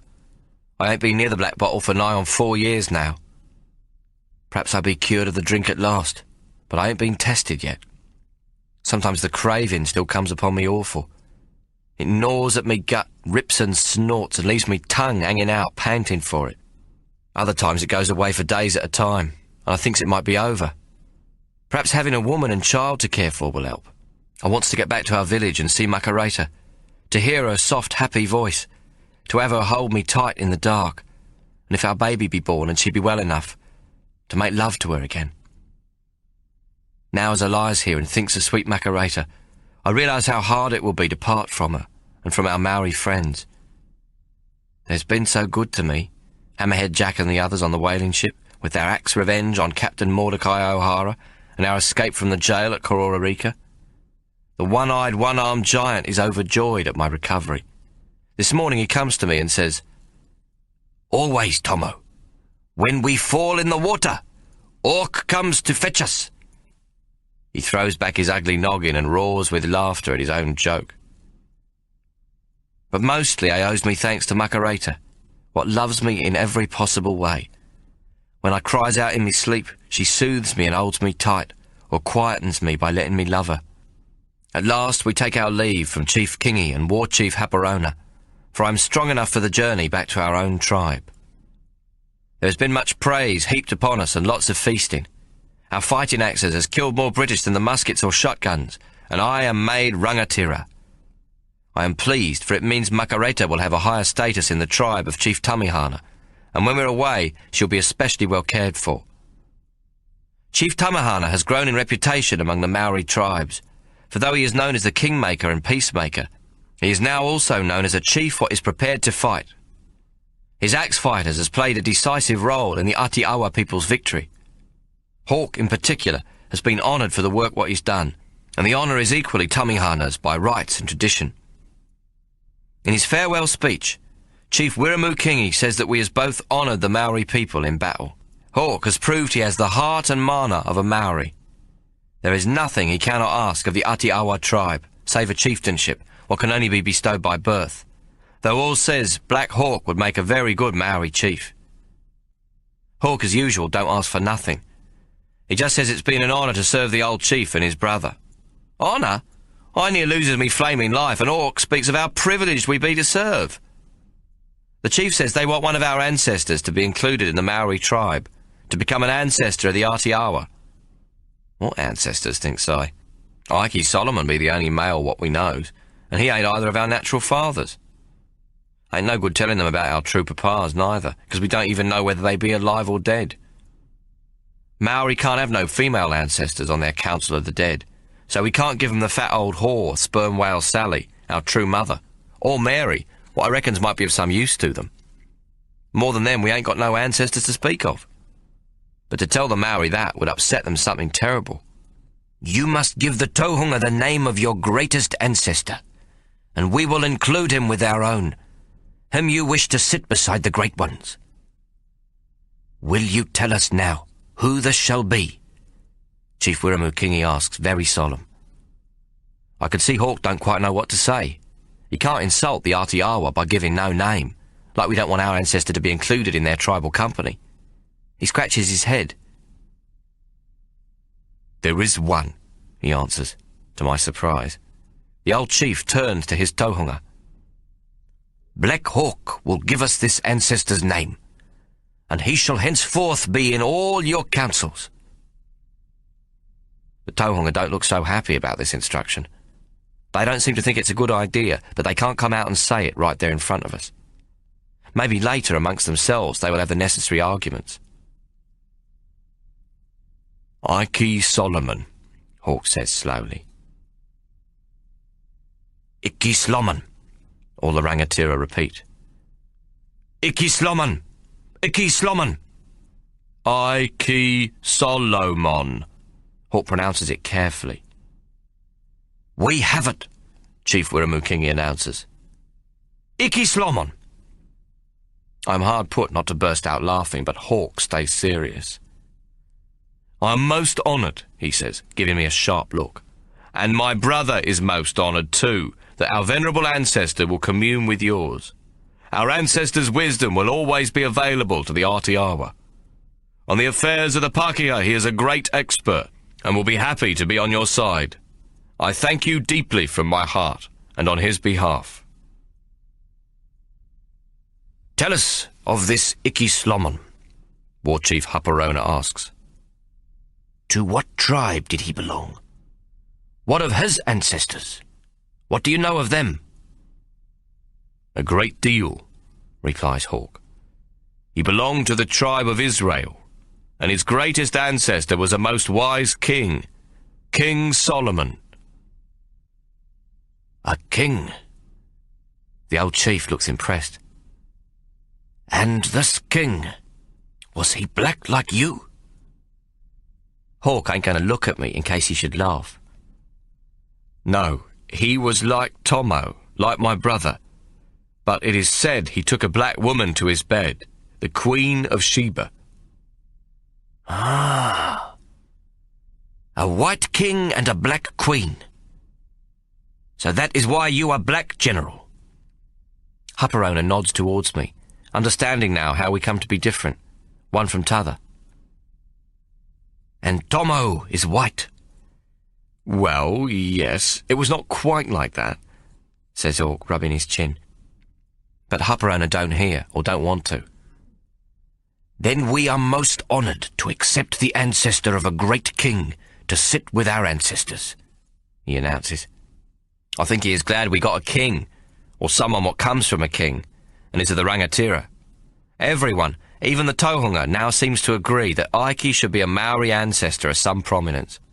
Orcs turned two bastards born to a whaleman's whore on a beach into two noble princes.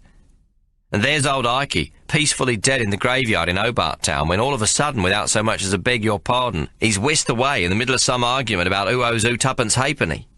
Next thing he knows, he's sitting amongst a bunch of fierce cannibal savages, what don't much care to be called my dears, and what thinks him more useful for the cooking pot than for his opinions on the art of relocation. I can hear Ike in my mind as he expresses his alarm at being so abducted. Most strange and unusual, perplexing, astonishing. A whole sack full of live rats and queernesses, perpetrated upon a most properly dead and eternally slumbering soul, my dears. Still and all, I reckon the Maori's probably more interesting company than the dead of Hobart Town Cemetery. Hammerhead Jack and the remaining of my troop of fighting axe men returns with us to Chief Tamihana's village. When we arrive at the pa of the Ngāti Hoa, we're greeted like heroes. We're escorted into the village and immediately taken to the marae for a ceremony to end the tapu what's been placed on us as warriors. This is conducted by the priests and makes us Noa, that is to say, normal common folk once more. Hammerhead Jack has told me that not so long ago warriors would feast on the carcasses of their enemies. This were known to be sacred food, tapu to any but themselves. In order for warriors to have the tapu lifted and become Noa again, they was obliged to throw away the remains of the bodies what they'd been eating. Then the eldest female of the oldest hereditary stock, the Wahine Ariki, would eat the ear of the first enemy killed in battle. I, for one, be thankful customs has changed. I already had me head up a dead redcoat's arse, but to have to eat him as well is asking too much of yours truly. Once we have been made Noa, we gather at the marae for a great hui, and there is much speechifying. I am made Rangatira. Hawk receives a feathered hat and wears his black feather general's cape for all to see. Hammerhead Jack then tells the story of the battle so everyone might hear it firsthand. He speaks of Hawk's wisdom and of my part in leading the fighting axe men.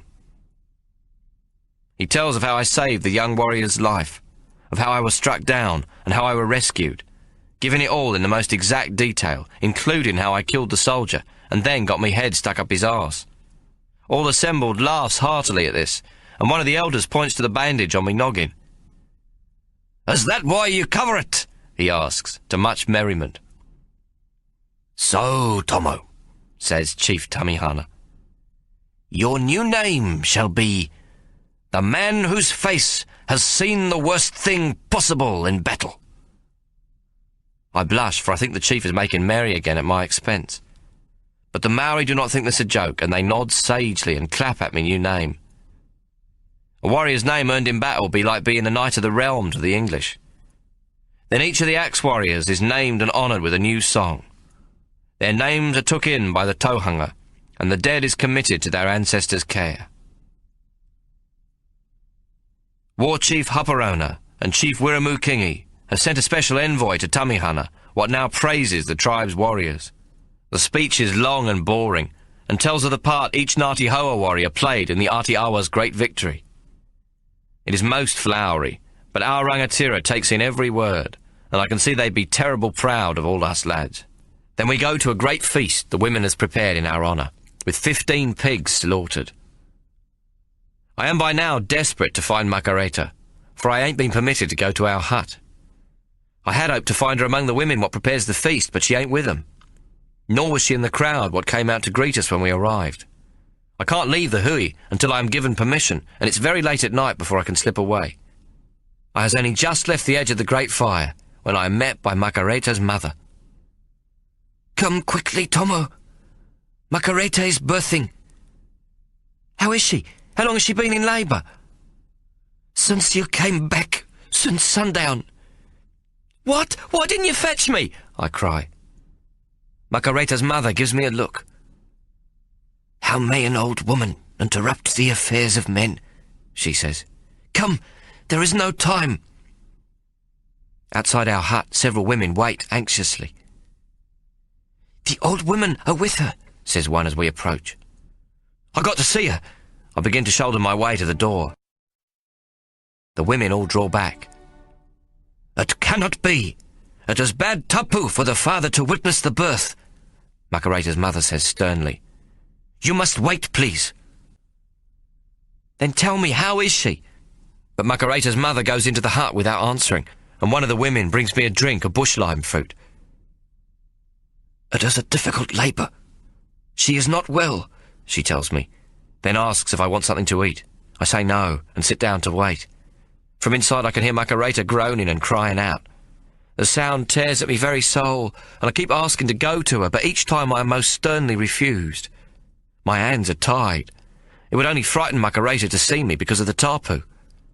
Another hour passes, and the feast is still going on, with a great deal of singing and merrymaking. I wish Hawk were here, but I know he can't be.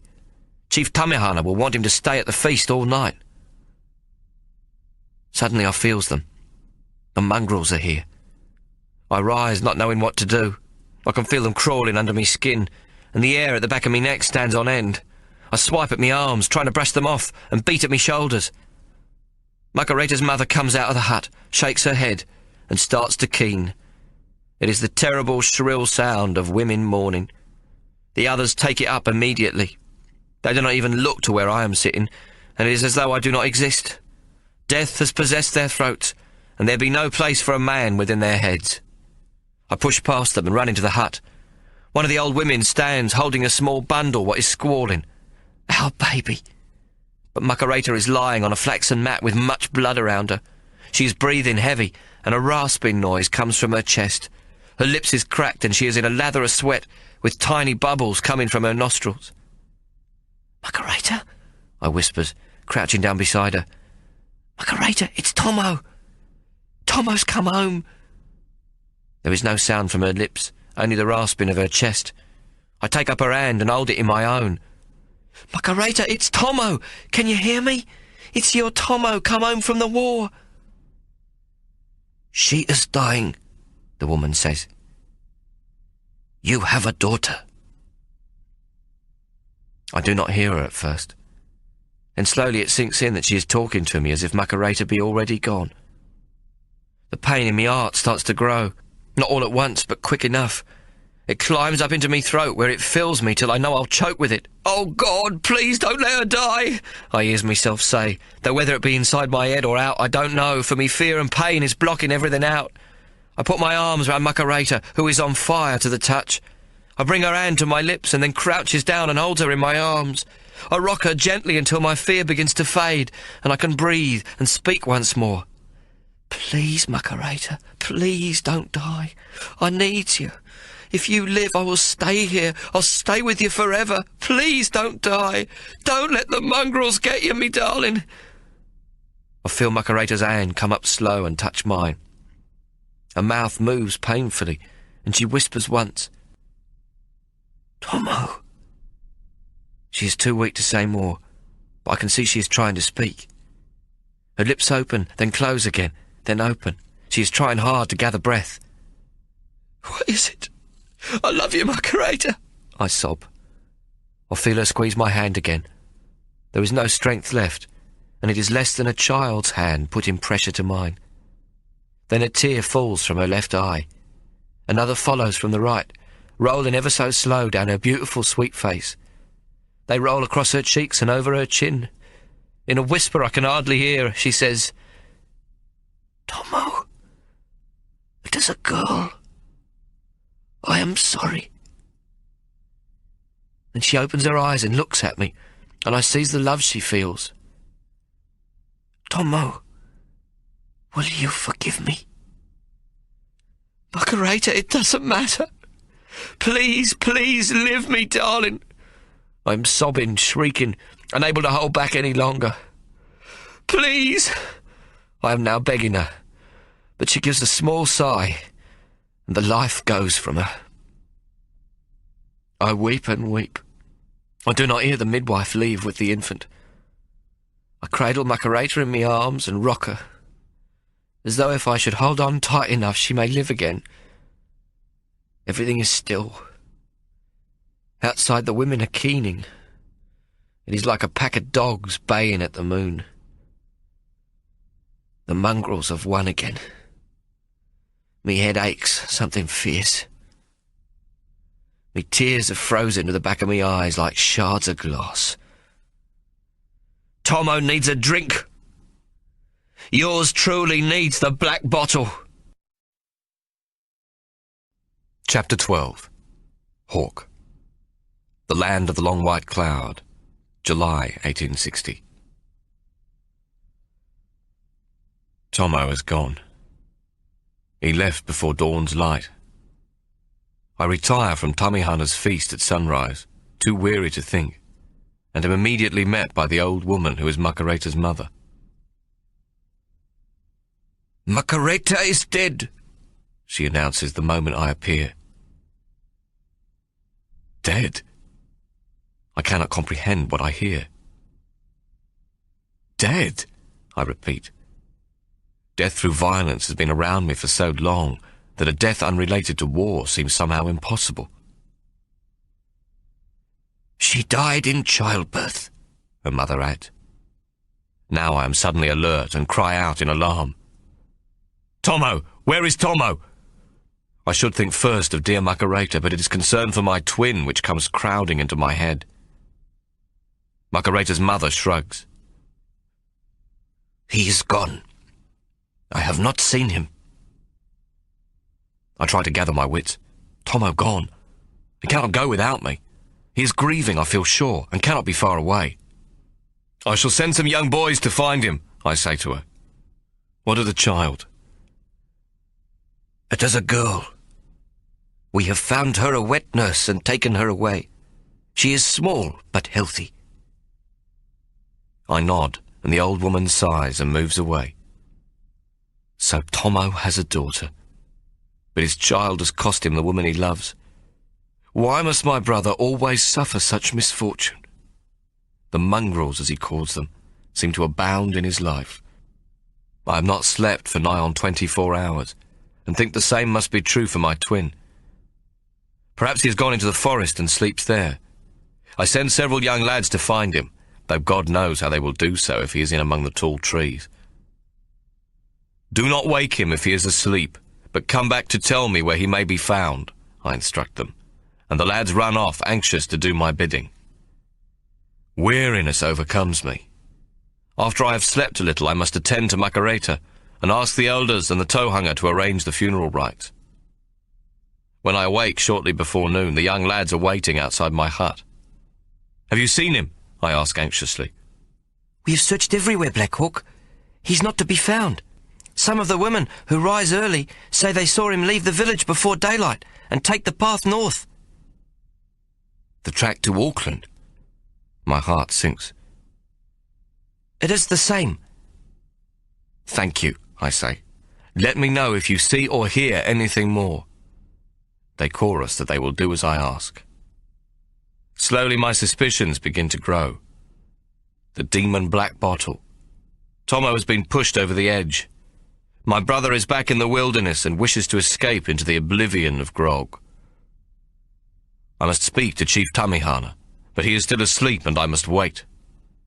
I pace outside his hut impatiently, then go to sit under a shady totara tree. but I'm too anxious to remain seated and soon resume my restless vigil by his door. It is mid-afternoon before he emerges. Why do you disturb me from my slumber, Black Hawk? Tamahana frowned slightly. I apologize and explain what has happened. Then I beg leave to depart at once, explaining that I fear that Tommo has gone to Auckland. Why? Tamahana asks. Why would he do such a thing? He is Rangatira now. He will have a good life with us. It is a matter of the heart, I explain. My brother will grieve much over Makareta's death, and will think not to show this to the Maori. Why can he not grieve here? We will understand. We are not savages, Black Hawk. With the Pākehā it is sometimes different. They wish to drink spirits to forget their grief. And Tommo has gone to obtain spirits so that he may forget. I nod, and Tamahana continues. We will send a message to our people. They will soon find him and bring him back. No, I must go myself. He is of my blood. Chief Tamahana laughs at this. You, the man they want most, would walk straight into the enemy's camp? The Pākehā will murder you. You cannot go, Black Hawk. I forbid it. Tommo will not go to Kororareka where they might recognize us, I say.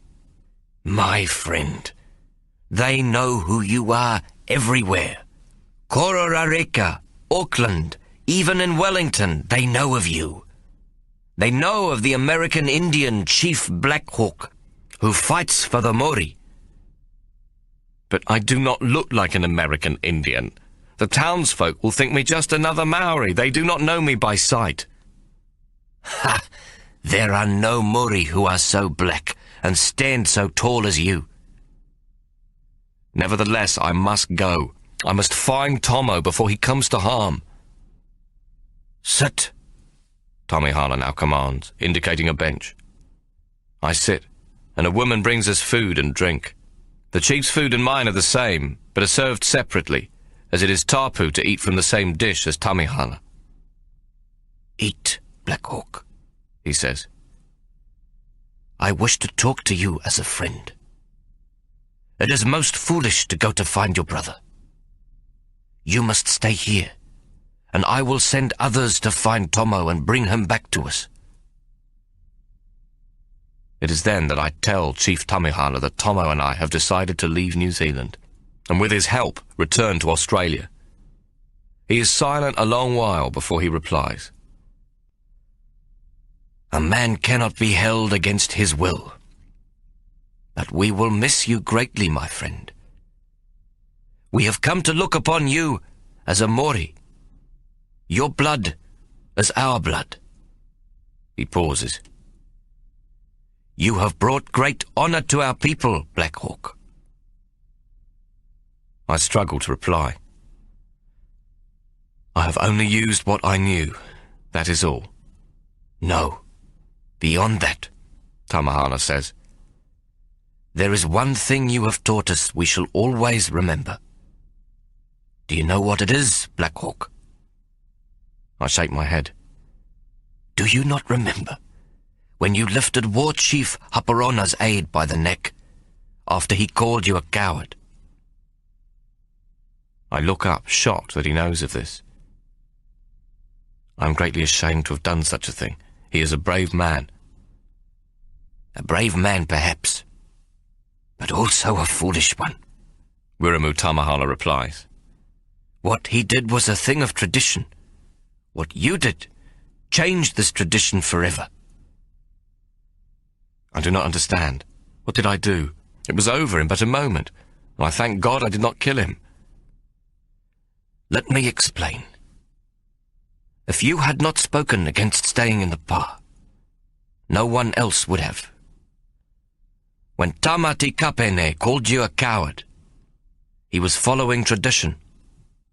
To talk of defeat is to be thought of forever as a coward, and no Maori would have had the courage to do so. There is even a tapu against expressing such a thought. When you lifted Tamati into the air with your bare hands, you challenged the tapu. If you had killed him, as any Mori would have done, the tapu would have remained fixed. When you threw him to the floor and said not a single word, all who watched knew then that it is not cowardly to think about defeat, and to live to fight another day. They knew that the tapu had broken itself. Wiremu Tamahana spreads his hands. The victory the Mori have enjoyed against the British in this last battle was because you helped defeat this great tapu, the strongest of them all. We are in your debt, General. I am astonished at these words.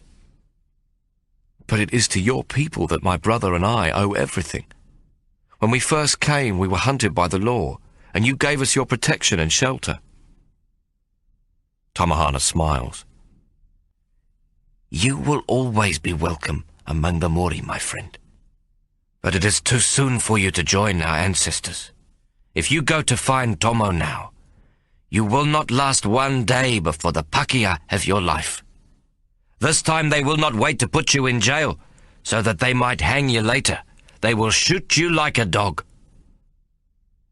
He looks directly into my eyes. Please, give us 7 days to find your brother. I shall send Hammerhead Jack by Ketch. He will reach Auckland before Tommo. It takes 3 or 4 days to walk to Auckland. By boat, it will take Hammerhead Jack less than half this time. It is a sensible idea. If after this time there is no news, I must try to find him myself, I reply. Tamahana nods. We shall find Tommo and put him on a ship to Australia. I am horrified at this.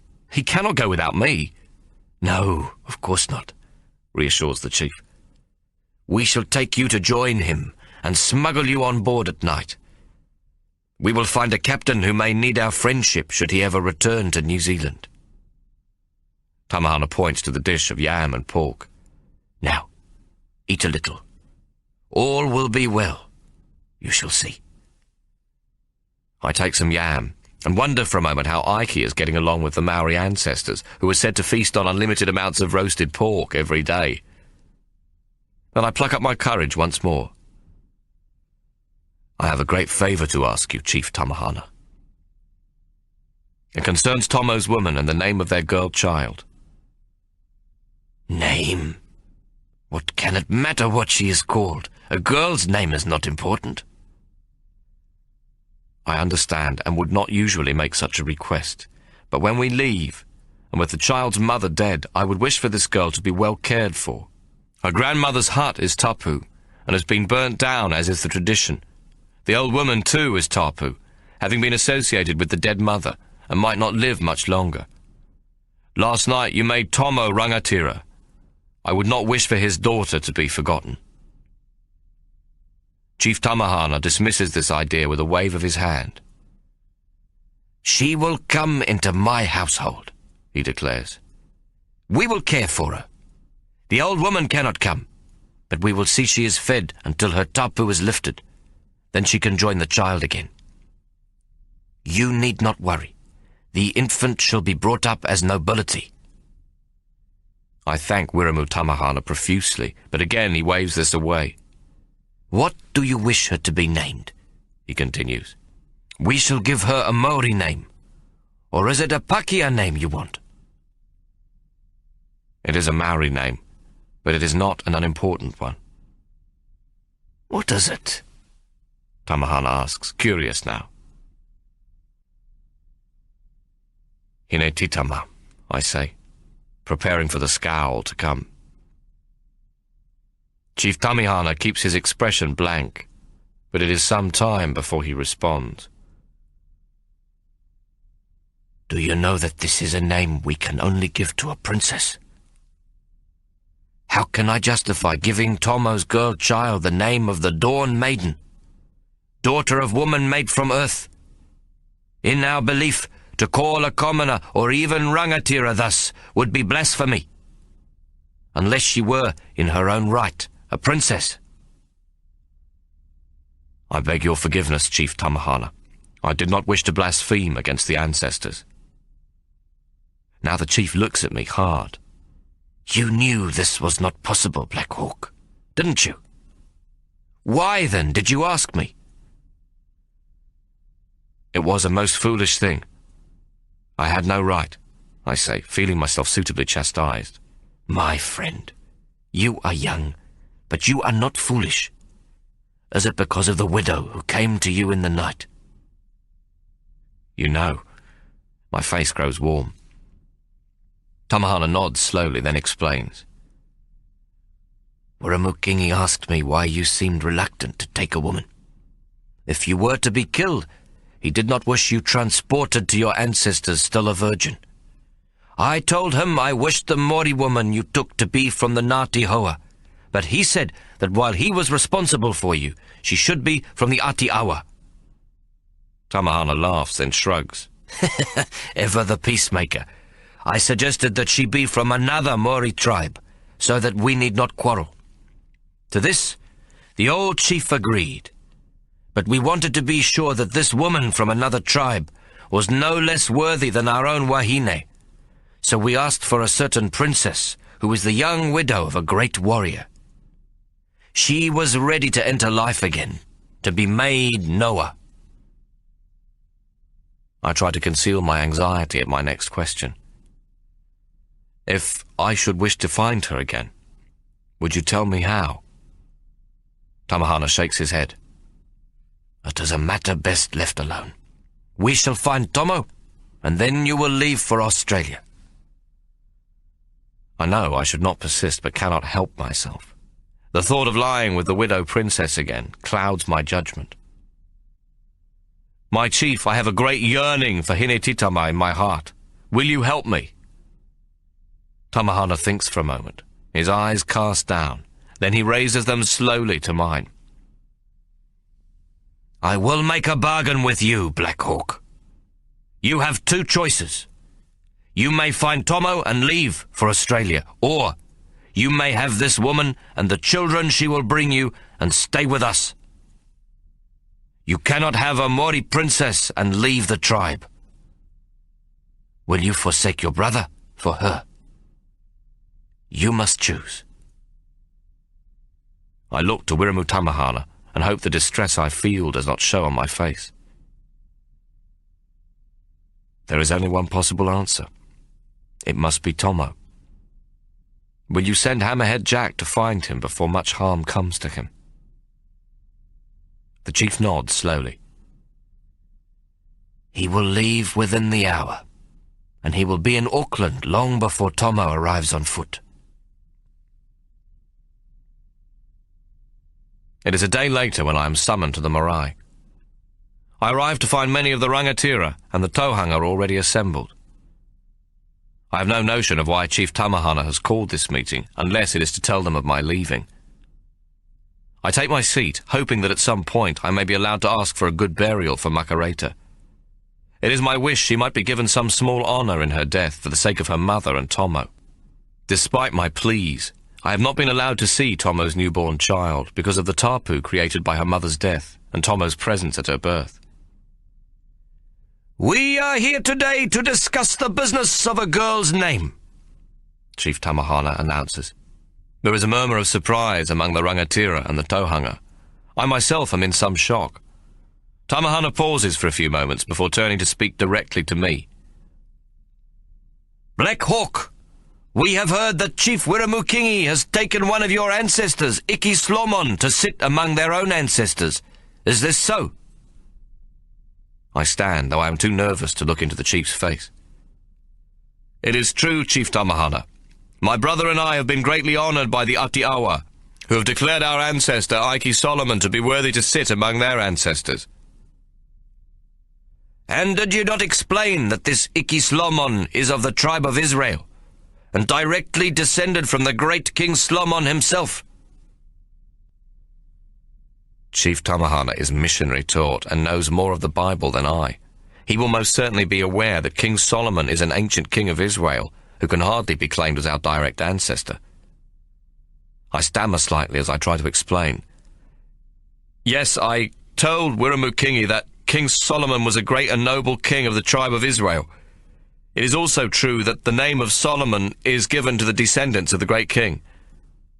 You talked of the Black Queen, the Queen of Sheba, and of how King Solomon also took her and folded her into his blanket. And in this way, you explained how Tommo has come to be white while you are black. A white king and a black queen, and ever after, the generations to come, both colours spawned. That was the understanding of Chief Wiremu, I reply, wondering at what point he will denounce this unlikely tale. But instead, Tamahana turns to the gathered assembly. As I have long suspected, both Tommo and Black Hawk are in their